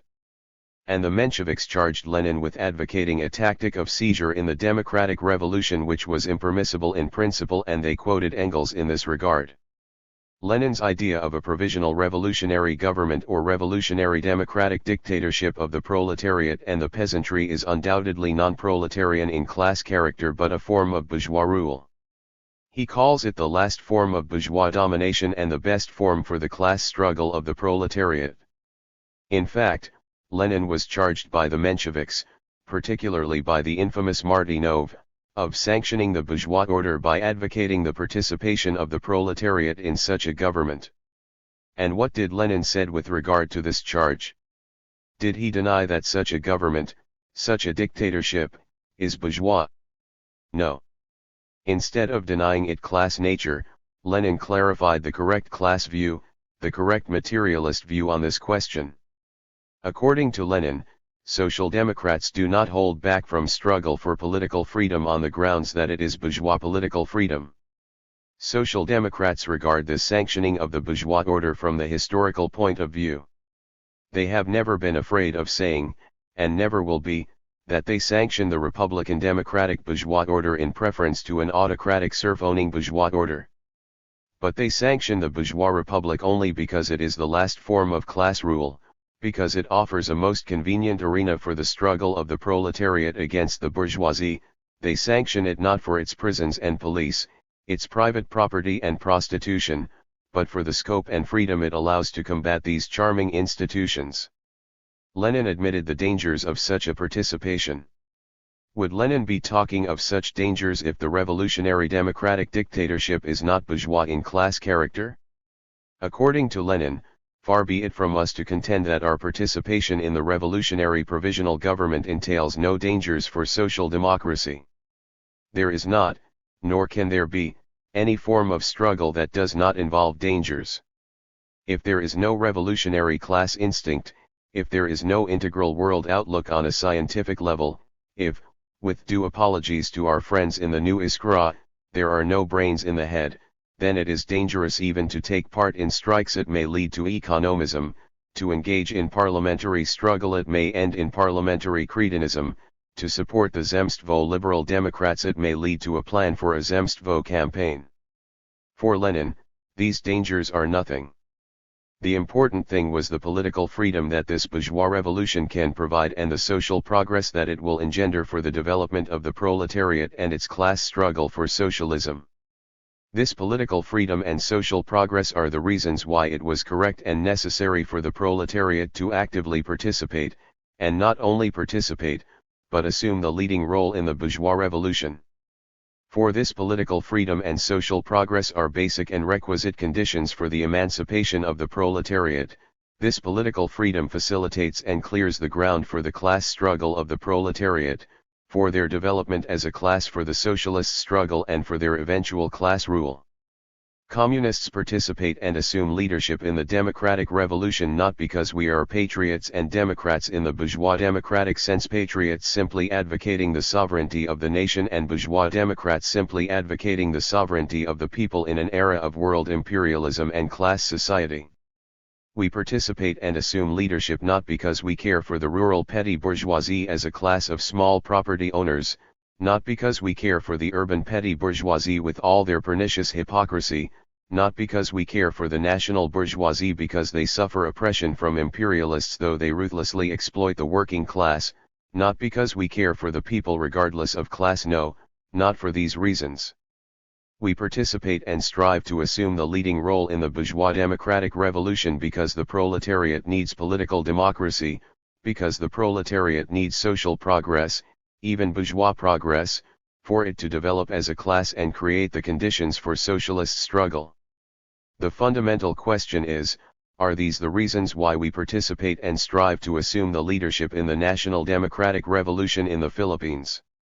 Sison is not even a true patriot and a true democrat even in the bourgeoisie democratic sense but a vulgar communist, an ugly communist of the Pol Pot type. The real reason of Sison for the party assuming leadership in the democratic revolution and for formulating such a strategy of war revolution is to seize power for the proletariat in behalf of the people, in behalf of the peasantry. Sison's strategy is a strategy of seizure of power for the proletariat, read, for the party, in the national democratic revolution. He had confounded the democratic and the socialist revolution into one. He had short-circuited his own two-stage revolution. But what's wrong with such an objective if it can be achieved? Firstly, this precisely is what's wrong. It cannot be achieved, a revolution cannot succeed by deception. Such a revolution is politically doomed. Engels points to the danger of failure on the part the leaders of the proletariat to understand the non-proletarian character of the revolution and he said, the worst thing that can befall a leader of an extreme party is to be compelled to take over a government in an epoch when the movement is not yet ripe for the domination of the class which he represents, and for the realization of the measures which that domination requires. The leader of the extreme party, Engels further added, will have to advance the interests of an alien class, and feed his own class with phrases and promises, and with the assurances that the interests of that alien class are its own interests. Whoever finds himself in this false position is irrevocably lost. This is the same passage from Engels quoted by Martynov against Lenin in accusing the Bolshevik leader of advocating a tactic of seizure in the democratic revolution. Lenin, of course, disputed and demolished this accusation, insisting the non-proletarian character of the democratic dictatorship, pointing out that it's a form of bourgeois domination but its last form and the best form for the class struggle of the proletariat, and differentiating it with the proletarian dictatorship. To Lenin, it was really the Mensheviks who are confounding the democratic revolution with socialist revolution, failing to understand that the democratic dictatorship is not yet the socialist dictatorship, that it is not yet the proletariat conquering power for a socialist revolution but the proletariat with the peasantry overthrowing the Tsarist autocracy in the democratic revolution. According to Lenin, Martynov fails to understand this, and confounds the provisional revolutionary government in the period of the overthrow of the autocracy with the requisite domination of the proletariat in the period of the overthrow of the bourgeoisie. He confounds the democratic dictatorship of the proletariat and the peasantry with the socialist dictatorship of the working class. Engels' warning is not applicable to Lenin's tactics in the democratic revolution, for the Bolsheviks have no intention of establishing a dictatorship of the proletariat through a democratic revolution, and Lenin's concept of a democratic dictatorship is really a form of bourgeois rule, and have no intention of dominating the peasantry in their joint democratic dictatorship. In the first place, they were not even directly organizing among the peasantry and are allowed the socialist revolutionaries, Trudoviks, etc., to do the task. But with Sisson's strategy of seizure, Engels' warning hits the bullseye. He undoubtedly is conspiring to seize power for the proletariat in the democratic revolution, is bent on establishing a dictatorship of the proletariat through a democratic revolution. What is the class character of Sisson's People's Democratic Dictatorship? Is this a form of bourgeois rule? Nowhere in Sisson's writings does he theoretically clarify the class nature of this dictatorship or government. This a clear testimony of his abandonment of the theory of class struggle. But how can it be a form of bourgeois rule for Sisson when the party in power upon the victory of this revolution will be the party of the proletariat, when the army that will seize power will be the army directly under the command of the party of the proletariat, when the representatives of the peasantry will certainly, in the overwhelming majority of cases, will be cadres of the party of the proletariat, when all the decrees of this government will be determined by the party of the proletariat? Undoubtedly, this will be a government for the class domination of the proletariat, which in fact will be the dictatorship of the party of the proletariat. According to Sisson, the most important political factor for the transition from people's democracy to socialism is the proletarian class leadership based on the worker-peasant alliance. The proletariat, through its most advanced detachment, the Communist Party of the Philippines, is responsible for creating the conditions for socialism or for transforming the people's democratic dictatorship into the proletarian dictatorship. As in the struggle for the seizure of power, the working class relies mainly on the great masses of the poor and lower middle peasants and farm workers in the consolidation of the proletarian dictatorship and the socialist transformation of the economic base. In another article, Sisson declared, through its vanguard detachment, the Communist Party of the Philippines, the proletariat sees to it that the National Democratic Revolution is carried out and completed, that the socialist revolution immediately ensues upon the victory of the National Democratic Revolution, and that for a whole historical epoch socialism creates the foundation for communism. First, since Sisson said that the socialist revolution will immediately ensue upon the victory of the National Democratic Revolution, this so-called democratic dictatorship will immediately be transformed into a socialist dictatorship of the proletariat upon the victory of the People's Democratic Revolution. Since the word transformed is used, this will only be a matter of policy. And since this so-called democratic dictatorship is firmly and absolutely controlled by the party by its very composition, a smooth transformation and implementation of the party policy will occur within this so-called coalition government. Its term of office will not actually expire because it did not really transpire. Second, Sisson's proletarian class leadership based on the worker-peasant alliance is actually the proletarian dictatorship. It could not be interpreted as leadership pertaining to content because the class content of proletarian leadership cannot be based on the worker-peasant alliance but exclusively on the interest of the working class. It could only be interpreted as pertaining to form, meaning the class leadership in governmental functions, i.e., the dictatorship of the proletariat.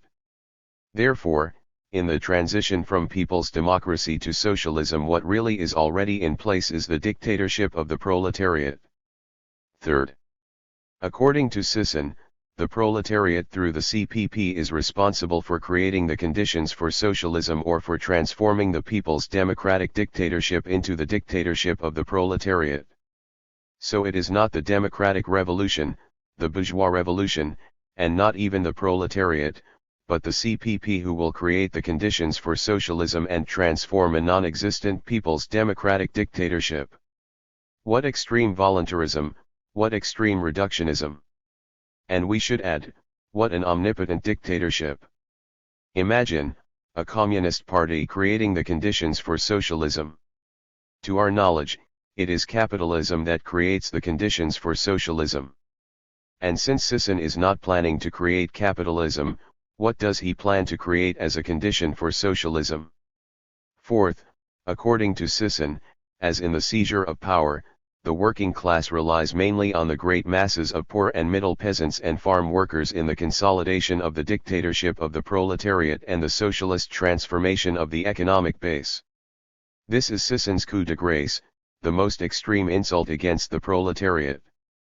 As in the seizure of power, and this was accomplished during the democratic revolution, the working class relies mainly on other class forces, but not on itself, in consolidating its very own class dictatorship and building its very own social system, as this is the case.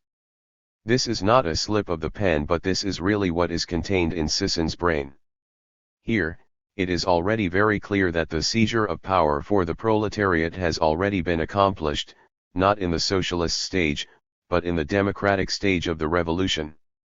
For Sisson is not even bothering to differentiate the seizure of power by and for the people in the democratic revolution and the conquest of power by and for the proletariat in the socialist revolution. Meaning in Sisson's view, they are basically the same, they are one and the same thing, and woe to those who were deceived. Since he is now talking only of the consolidation, the dictatorship of the proletariat, it means this dictatorship had already been established and what is left is to consolidate it. When was it established? In the seizure of power during the democratic revolution. In the seizure of power, which was accomplished in the democratic revolution, the working class relied mainly on other class forces and not on itself. And again, in consolidating this power, the working class will again rely mainly on other class forces and not on itself. In the democratic revolution, it was the vanguard, not the class, that will see to it that it is carried out and completed. In creating the conditions for socialism and transforming the democratic dictatorship into a proletarian dictatorship, it is again the vanguard, not the class, that will do the task. What is this class doing all this time, in these historical upheavals and events? This proletariat, who according to Marx is the only really revolutionary class, whose emancipation depends wholly and entirely on itself. In Sisson's scheme of things, the working class relies mainly on other class forces both in the democratic and the socialist stages of the revolution and on its vanguard party, and everything is delivered to him in a golden platter.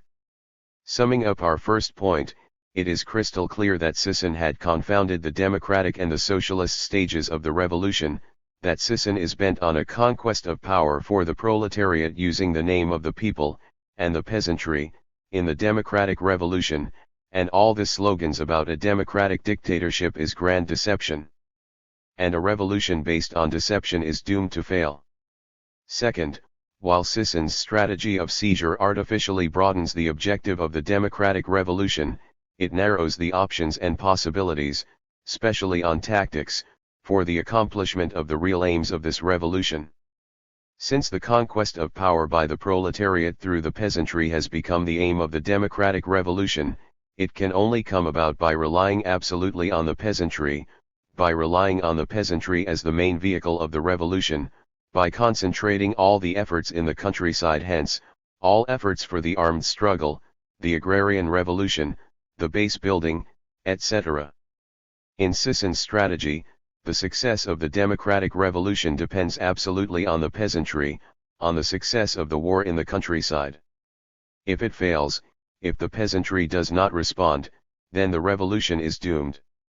The struggle for political democracy and liberty for the proletariat is doomed because the party has abandoned the proletariat in the cities and has concentrated its attention to the peasantry in the countryside. Without the peasantry and the peasant war, the proletariat is nothing.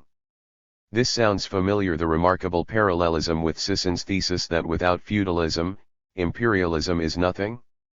Aiming for the immediate conquest of power for the proletariat in the democratic revolution does not broaden this revolution but narrows the options and possibilities for the proletariat in accomplishing, for itself, the real aims of this revolution. In Sisson's strategy of seizure, revolution is transformed into war and war into revolution, and war and revolution reduced to one form, protracted war. This is Sisson's vulgarization of the Marxist-Leninist tactics of the class struggle of the proletariat. The revolutionary forces in the Philippines is being forced to fight on a narrow front not because of the archipelagic character of our country, but because of the one-track nature of our tactics, or what Sisson calls strategy. According to Lenin, revolution is war. Of all the wars known in history, it is the only lawful, rightful, just and truly great war. This war is not waged in the selfish interests of a handful of rulers and exploiters, like any and all other wars, but in the interest of the masses of the people against the tyrants, in the interests of the toiling and exploited millions and millions against despotism and violence. Since revolution is war, indeed, a revolutionary army is needed. According to Lenin, the revolutionary army is needed for military struggle and for military leadership of the masses against the remnants of the military forces of the autocracy. The revolutionary army is needed because great historical issues can be resolved only by force, and in modern struggle, the organization of force means military forces. These statements of Lenin resolve the question of war and violence in terms of principles. But when to transform revolution into war, when to transform political struggle into military struggle, when does war become a continuation of politics by other means, is a different question. One thing, though, is definite. War is not something arbitrarily waged on the basis of some fundamental analysis on the historical irreconcilability of opposing forces. There are certain preconditions for waging war and for a war to succeed. According to Lenin, social democracy never stooped to playing at military conspiracies, it never gave prominence to military questions until the actual conditions for civil war had arisen. But according to Sisson, to have a few seats in a reactionary parliament and to have no army in our country is to play a fool's game. Any time that the enemy chooses to change the rules of the game, say the Constitution, he would be able to do so at the people's expense. This is the argument not of a level-headed Marxist revolutionary but the warlord mentality of a warmonger. Would Sisson ever dare accuse Lenin of playing a fool's game in Russia for having no army and for having only a few seats in the reactionary Duma? Lenin did not have to face the problem of an enemy choosing to change the rules of the game, say the Constitution, for Lenin was waging a revolution in a country without a constitution. The conditions in Russia when the RSDLP was established was 100 times worse than in the Philippines in 1968. Yet, Lenin played a fool's game for several years, never calling for a revolutionary war until the conditions for such a war arose. While Sisson, because he does not want to play a fool's game, immediately waged his protracted war even before the revolution has broken out. Does it mean that Sisson is more conscious and profound than Lenin in grasping the antagonistic character of the class struggle, the violent character of the reactionary state, of the reality of an armed counter-revolution? But Lenin won in 2 decades, and Sisson, after 2.5 decades, is still at the early sub-stages of his protracted war that is currently on the decline and suffering unprecedented setbacks. For Lenin, there is such a thing as the timeliness and the untimeliness in waging war, while for Sisson, the conditions for protracted war is something timeless as long as a country is semi-colonial and semi-feudal, and the sooner you start the war, the better. For Sisson, war is not an art but a task to be performed no matter when and no matter how. Let us quote a long passage from Lenin so we can understand the Marxist principle on tactics. By leading the class struggle of the proletariat, developing organization and discipline among the workers, helping them to fight for their immediate economic needs and to win position after position from capital, by politically educating the workers and systematically and unswervingly attacking the autocracy and making life a torment for every Tsarist Bashabazuk who makes the proletariat feel the heavy paw of the police government, such an organization would at one and the same time be a workers' organization adopted to our conditions, and a powerful revolutionary party directed against the autocracy. To discuss in advance what methods this organization will resort to in order to deliver a smashing blow at the autocracy, whether for example, it will prefer insurrection, a mass political strike, or some other form of attack, to discuss these things in advance and to decide this question now would be empty doctrinarism. It would be akin to generals calling a council of war before they had mustered their troops, mobilized them, and undertaken a campaign against the enemy. When the army of the proletariat fights unswervingly and under the leadership of a strong social democratic organization for its economic and political emancipation, that army will itself indicate the method and means of action to the generals. Then and only then, will it be possible to decide the question of striking the final blow at the autocracy, for the solution of the problem depends on the state of the working class movement, on its breadth, on the methods of struggle developed by the movement, on the qualities of the revolutionary organization leading the movement, on the attitude of other social elements to the proletariat and to the autocracy, on the conditions governing home and foreign politics. In a word, it depends on 1,001 things which cannot be guessed, and which is useless to guess in advance. For Lenin, it will be the masses that will indicate the method and means of action to the vanguard, and for the vanguard to decide this in advance is doctrinarism. But for Sisson, for the vanguard to wait for the masses to indicate how and when to strike the final blow is tailism. Our ever correct and ever victorious General José Ma. Sisson did not have to guess 1,001 things for him to decide, not only in advance, but at the very outset, in 1968, that the method and only method in delivering a smashing blow at the enemy is through and only through protracted war. And our general had decided on this strategy, not only before we had mustered our troops, mobilized them, and undertaken a campaign, but even before he had built a platoon. For our general, deciding the form of the final blow against the enemy does not depend on 1,001 things but only on one thing, the fact that ours is a semi-colonial and semi-feudal country.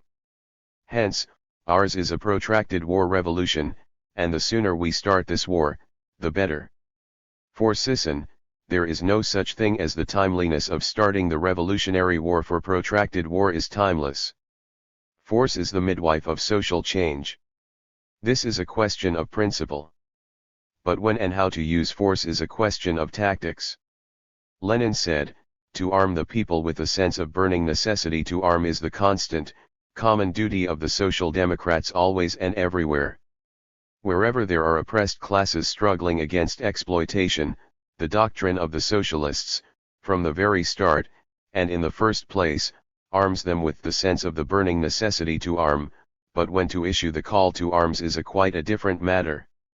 According to Lenin, what is the force that holds in check this burning necessity to mete out summary justice to the bourgeoisie and its servitors who ill-use the people?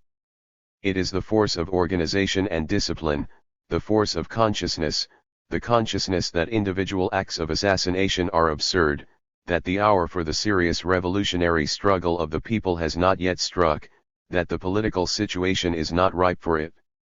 But for Sisson, to arm the people with a sense of the burning necessity to arm without actually engaging in armed struggle is to play a fool's game. For Sisson, protracted war is no longer a question of tactics in its Marxist sense, nor is it a mere military strategy. He has elevated protracted war to the level of a basic principle, to something so sacred that to question it is blasphemy. And worse, he has transformed this war into the revolution instead of transforming our revolution into war. To equate war with revolution, to treat war as the revolution is to negate the theory of the class struggle and vulgarize a Marxist-Leninist revolution. The basic law of revolution is the class struggle. It develops, advances, intensifies and triumphs on the basis of the development of the class struggle. War, if it is not the development and transformation of the revolution to its highest form, the continuation of political struggle by other means, depends not on the class struggle but on the military balance of forces, on the relation of armed strength. And it advances not on the basis of the changing tide of the political situation of class warfare but on the military balance of forces, on the strategy and tactics of armed warfare. We started a war in 1969 without a revolution. By 1986, because of this war strategy, we missed a revolution. And now, after 2.5 decades, what Sisson wants us to reaffirm is the same, old vulgarized war and vulgarized revolution. Workers' Manifesto for the New Millennium, 1999. By the Partido ng Manggagawang Pilipino, PMP, an underground political party of the Filipino working class established January 30, 1999. This document was written by Philemon Kapopoy Lagman when he was then Secretary General of the Partido ng Manggagawang Pilipino PMP, an underground revolutionary political party of the Filipino working class established January 30, 1999. It was published as a paid advertisement in the Philippine Daily Inquirer on January 30, 2000. A specter is haunting labor, the specter of globalization. Wage workers in industrial and developing countries, skilled and unskilled laborers, manual and mental workers, urban and rural proletarians all are ravaged by this global scourge with lost jobs and low pay, wage freeze and wage cuts, downsized and diminished benefits, factory closures and runaway shops, contractualization and casualization of labor, strike breaking and union busting. As the sun rises on year 2000, labor cannot but ask, what does the future hold for the working class in the new millennium? The prophets of globalization talk of free markets and free trade. But how about freeing labor from wage slavery? Progress, they say, will ultimately trickle down. The point, however, is when? In every decade since the 1950s, the working people produced more wealth than the total output of mankind since the dawn of civilization some 12,000 years ago. But the gap between the rich and the poor is wider and deeper than ever in history. Even in America, the richest of all nations, only 1% of its wealth is shared by 80% of its population. Despite all the advances in social production, billions today still have no food on their tables, clothes on their backs and roofs over their heads. If this is the meaning of capitalist progress and civilization, how does it differ from a cannibal who has learned to use knife and fork? The last 100 years of capitalism has been a century of overabundance for the owners of capital and utter deprivation for those who live only by the sale of their labor. Using the yardstick of history, 4 centuries of capitalism is short compared to earlier social systems. But as soon as it emerged, its every progress has sparked epic class struggles. The last 100 years of capitalism eminently has been a history of wars and revolutions, of liberation struggles of oppressed nations against imperialist countries, and of class battles between the proletariat and the bourgeoisie.